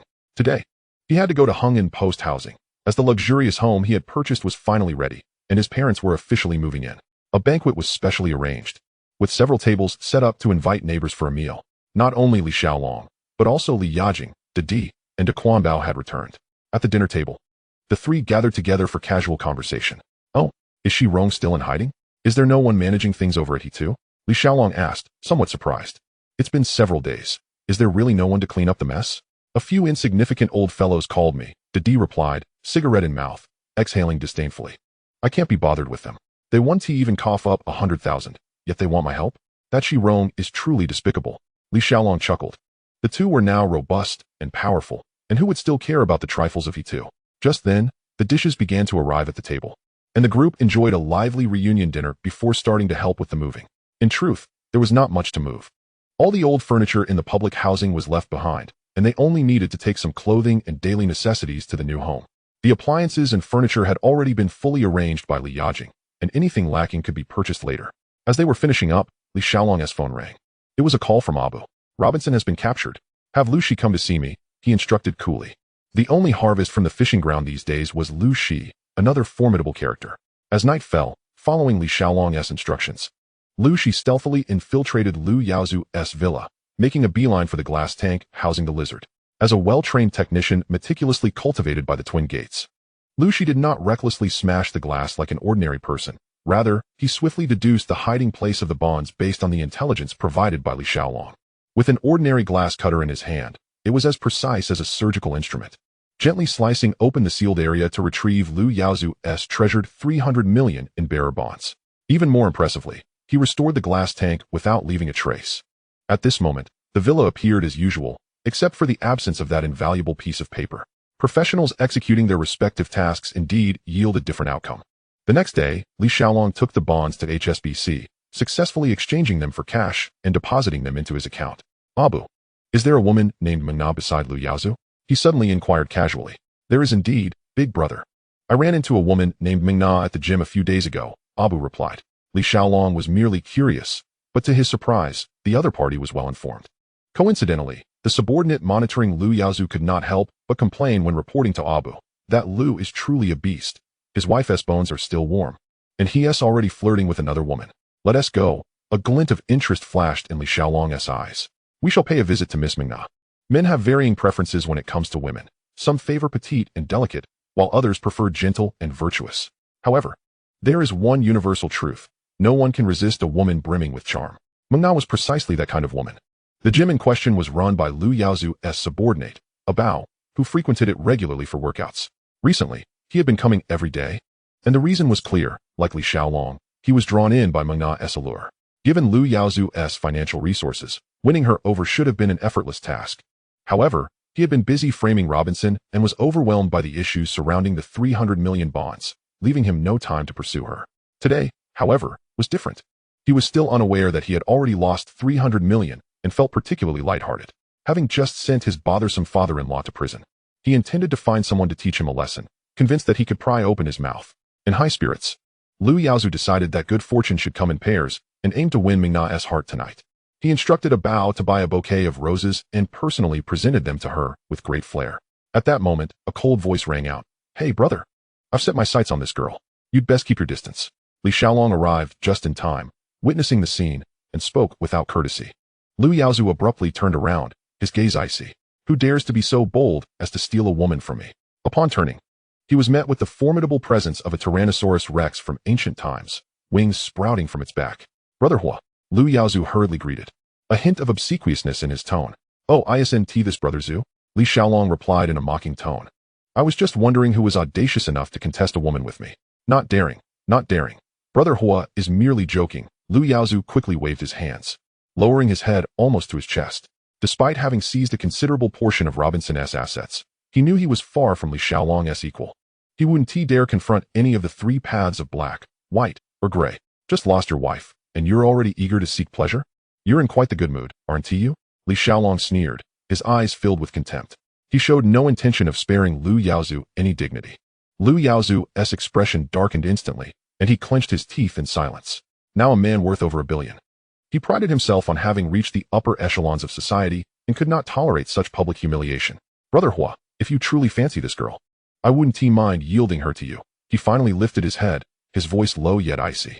We're all in the same circle. Though I may not be as affluent as you, having more friends is certainly better than having more enemies. Wouldn't you agree? Ha ha. Li Xiaolong burst into uproarious laughter, nearly doubling over. It took a considerable time for him to regain his composure, after which he reached out and patted Lu Yaozu's cheek, as if dismissing a servant. Friends? Enemies? You dare to speak of these terms?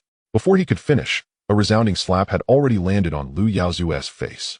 With a force so fierce, he was sent spinning twice before collapsing to the ground, 2 teeth flying from his mouth, and his face swelling rapidly, resembling a steamed bun in its puffiness. Witnessing this, Bao let out a furious roar and lunged forward. However, before he could steady himself, Tian Yangsheng delivered a powerful kick to his chest, and almost simultaneously, Bao's high whip kick struck him squarely in the face. The two men exhibited an extraordinary synergy, their coordination seamless, transforming Bao into a spinning top, who tumbled sideways twice before crashing heavily to the ground, rendered limp as if made of clay, unable to move. Chapter 68. Without hesitation, Li Xiaolong crouched down, grasping Lu Yaozu's swollen face with one hand, his voice low, audible only to the two of them. Do you think that by killing your wife and imprisoning your father-in-law, you can cleanse your sins and escape unscathed? Lu Yaozu's pupils constricted sharply, a jolt of fear coursing through him. This man had investigated his background. Before he could react, Li Xiaolong continued, I have no interest in your sordid affairs, but from this moment on, whenever you see me, remember to keep your head down. A person like you, I could crush 10 of with a single breath. Do you understand? I understand. Brother Huolong's subordinate will take his leave now, Lu Yaozu replied, enduring the excruciating pain. Get lost, Li Xiaolong waved his hand dismissively, as if swatting away a fly. Lu Yaozu, in a state of utter disarray, climbed to his feet, assisted by others as he dragged Bao away in haste, his silhouette resembling that of a defeated dog expelled from its territory. Although Li Xiaolong did not intervene on Robinson's behalf, he held a deep-seated disdain for someone like Lu Yaozu. Boss, should I just take care of him? Tian Yangsheng proposed in a low voice. The subordinates referred to Li Xiaolong in 2 ways. Those who followed him in the early years called him Big Brother, while many changed their address to Boss as his power grew. There's no rush, Li Xiaolong replied with a slight smirk. He owns a casino that piques my interest. Let's take our time playing with him. The commotion from earlier had cleared out the entire gym, leaving only Meng Na behind. She had come to fish, having patiently set her trap for quite some time, only to have it disrupted by this suddenly appearing prehistoric beast. A fisherman never fears returning empty-handed. Her gaze shifted, targeting this more ferocious sea predator to see if she could snag him instead. Little girl, stop staring, Li Xiaolong suddenly addressed her. I want to keep you. Are you willing? Meng Na was momentarily speechless, completely unprepared for his forthrightness. Willing? What if I am? What if I'm not? She attempted to maintain her composure, countering with a question. Willing? You come with me now, and you'll receive a monthly allowance of 1 to 200,000, living comfortably. If you're not willing, then tonight on your way home, you'll be knocked out by a few thugs and wake up in my bed, having been taken by me. Li Xiaolong stated with a serious demeanor, devoid of any jest. What's the difference? Meng Na replied with a bitter smile. Of course, there's a difference. He replied with a faint smile. If I pay, I can play for a long time, and the experience will be gentler. If I don't pay, it will be a one-time affair, rougher, and once it's done, you'll be discarded. Meng Na's heart tightened. A man like him was entirely beyond her control. Too wild, too reckless. Handsome, stop joking around. She attempted to diffuse the tension. Do you think I'm joking? Li Xiaolong's gaze sharpened, his expression suddenly grave. Beautiful lady, listen well. You have indeed encountered a rogue today. But fortunately, he flashed a smile. This rogue isn't unpleasant to behold. You won't be at a loss. Meng Na fell silent for a moment before finally sighing. Then I choose to be kept. Meng Na had now grasped Lu Yaozu's background. He was a wealthy tycoon. And Li Xiaolong, who had just publicly humbled Lu Yaozu, was a character too formidable for her to gamble with his intentions.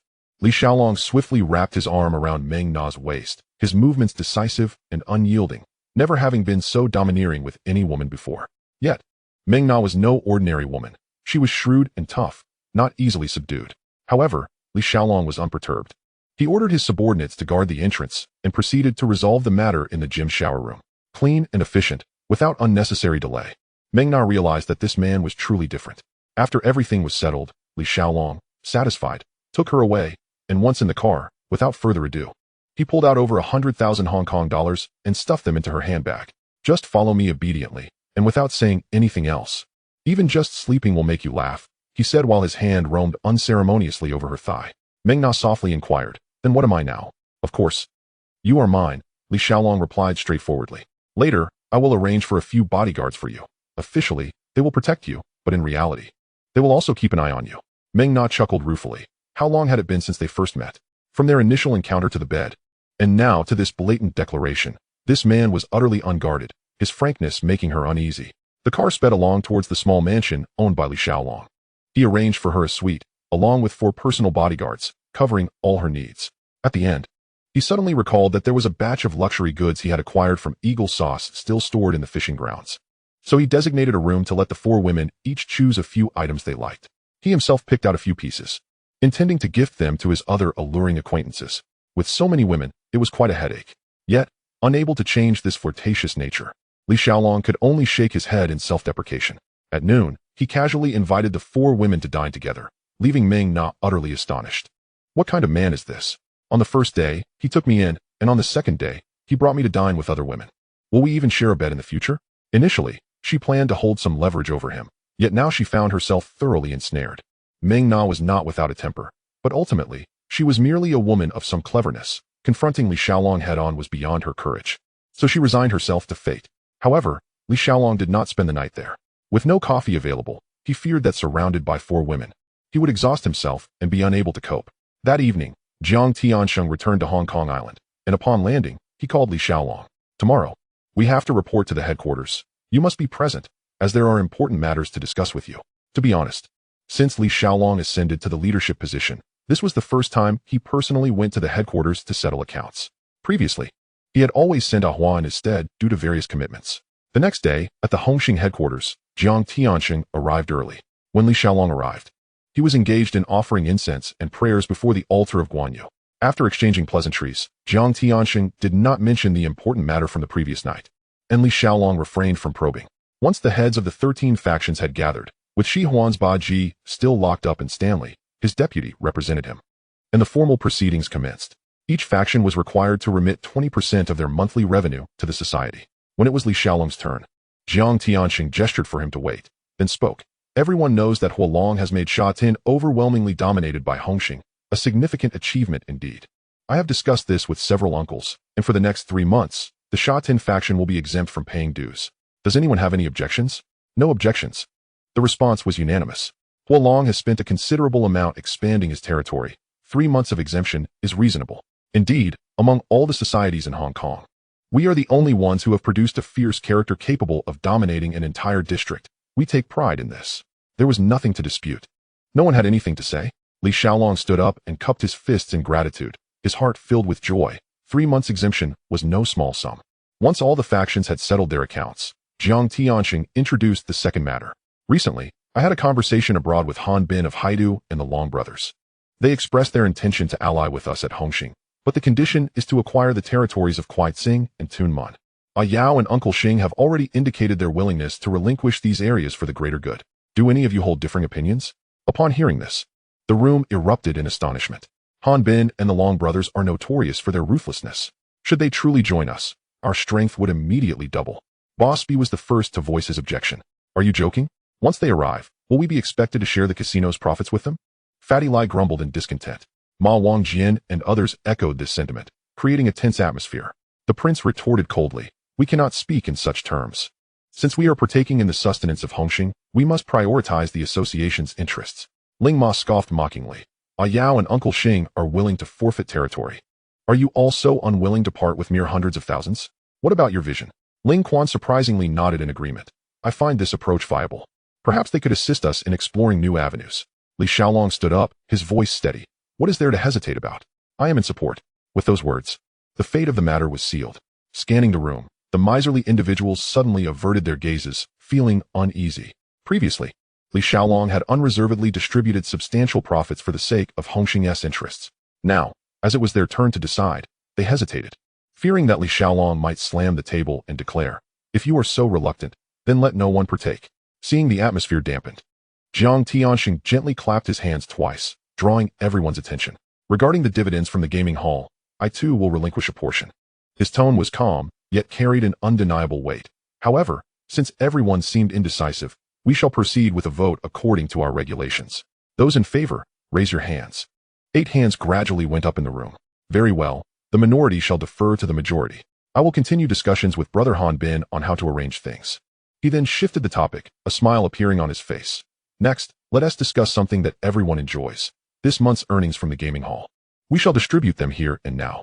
The moment the mention of profit arose, the room fell silent, all eyes fixated on Jiang Tiansheng, except for Li Xiaolong, who remained composed, while the others eagerly awaited. This month coincided with the gambling god competition, generating a booming business with total profits amounting to 40 million Hong Kong dollars. Jiang Tiansheng announced with a beaming smile. Each person would receive hundreds of thousands, and the hall erupted in cheers, with many clamoring to treat Li Xiaolong to a night of revelry. Once the serious matters were addressed, the crowd engaged in casual chatter before gradually dispersing. Li Xiaolong and Chun Yao remained, as Jiang Tiansheng had arranged to meet with the Han Bin brothers that evening to discuss their affiliation, specifically requesting their presence for companionship. In truth, there was no intricate negotiation. It was merely a formal notification. The positions are available, and you are welcome to join. Yet, the appearance of courtesy must be upheld, as face-to-face discussions convey sincerity. At 8 o'clock in the evening, in front of a high-end restaurant, Han Bin and the Long brothers were already waiting at the entrance without airs. Mr. Jiang, Mr. Jiang. They quickly approached. Ah Bin, Long. This is Fire Dragon. And this is I Yao, Jiang Tiansheng introduced with a smile. Brother Fire Dragon, I have long heard of your esteemed name. It is a great fortune to meet you today. Han Bin and his companion extended their hands, their demeanor respectful. Brother Bin, it is a pleasure to finally meet you. Li Xiaolong responded with a smile. After the pleasantries, the five took their seats, and as dishes were served, they dined while conversing. Ah Bin, the territories of Kuai Tsing and Tun Mun can be entrusted to your brothers. Jiang Tiansheng stated directly. Rest assured, Mr. Jiang, we brothers are men of our word. We shall finalize matters with Haida tomorrow and promptly announce our transition to Hongxing. Han Bin raised his glass, solemnly offering a toast. He then turned to Li Xiaolong. Brother Fire Dragon, there is a matter I wish to ask of you. Could you persuade Big D to hand over Shirong to me? I intend to treat it as a token of our meeting. I will cover the ransom and ensure you encounter no difficulties.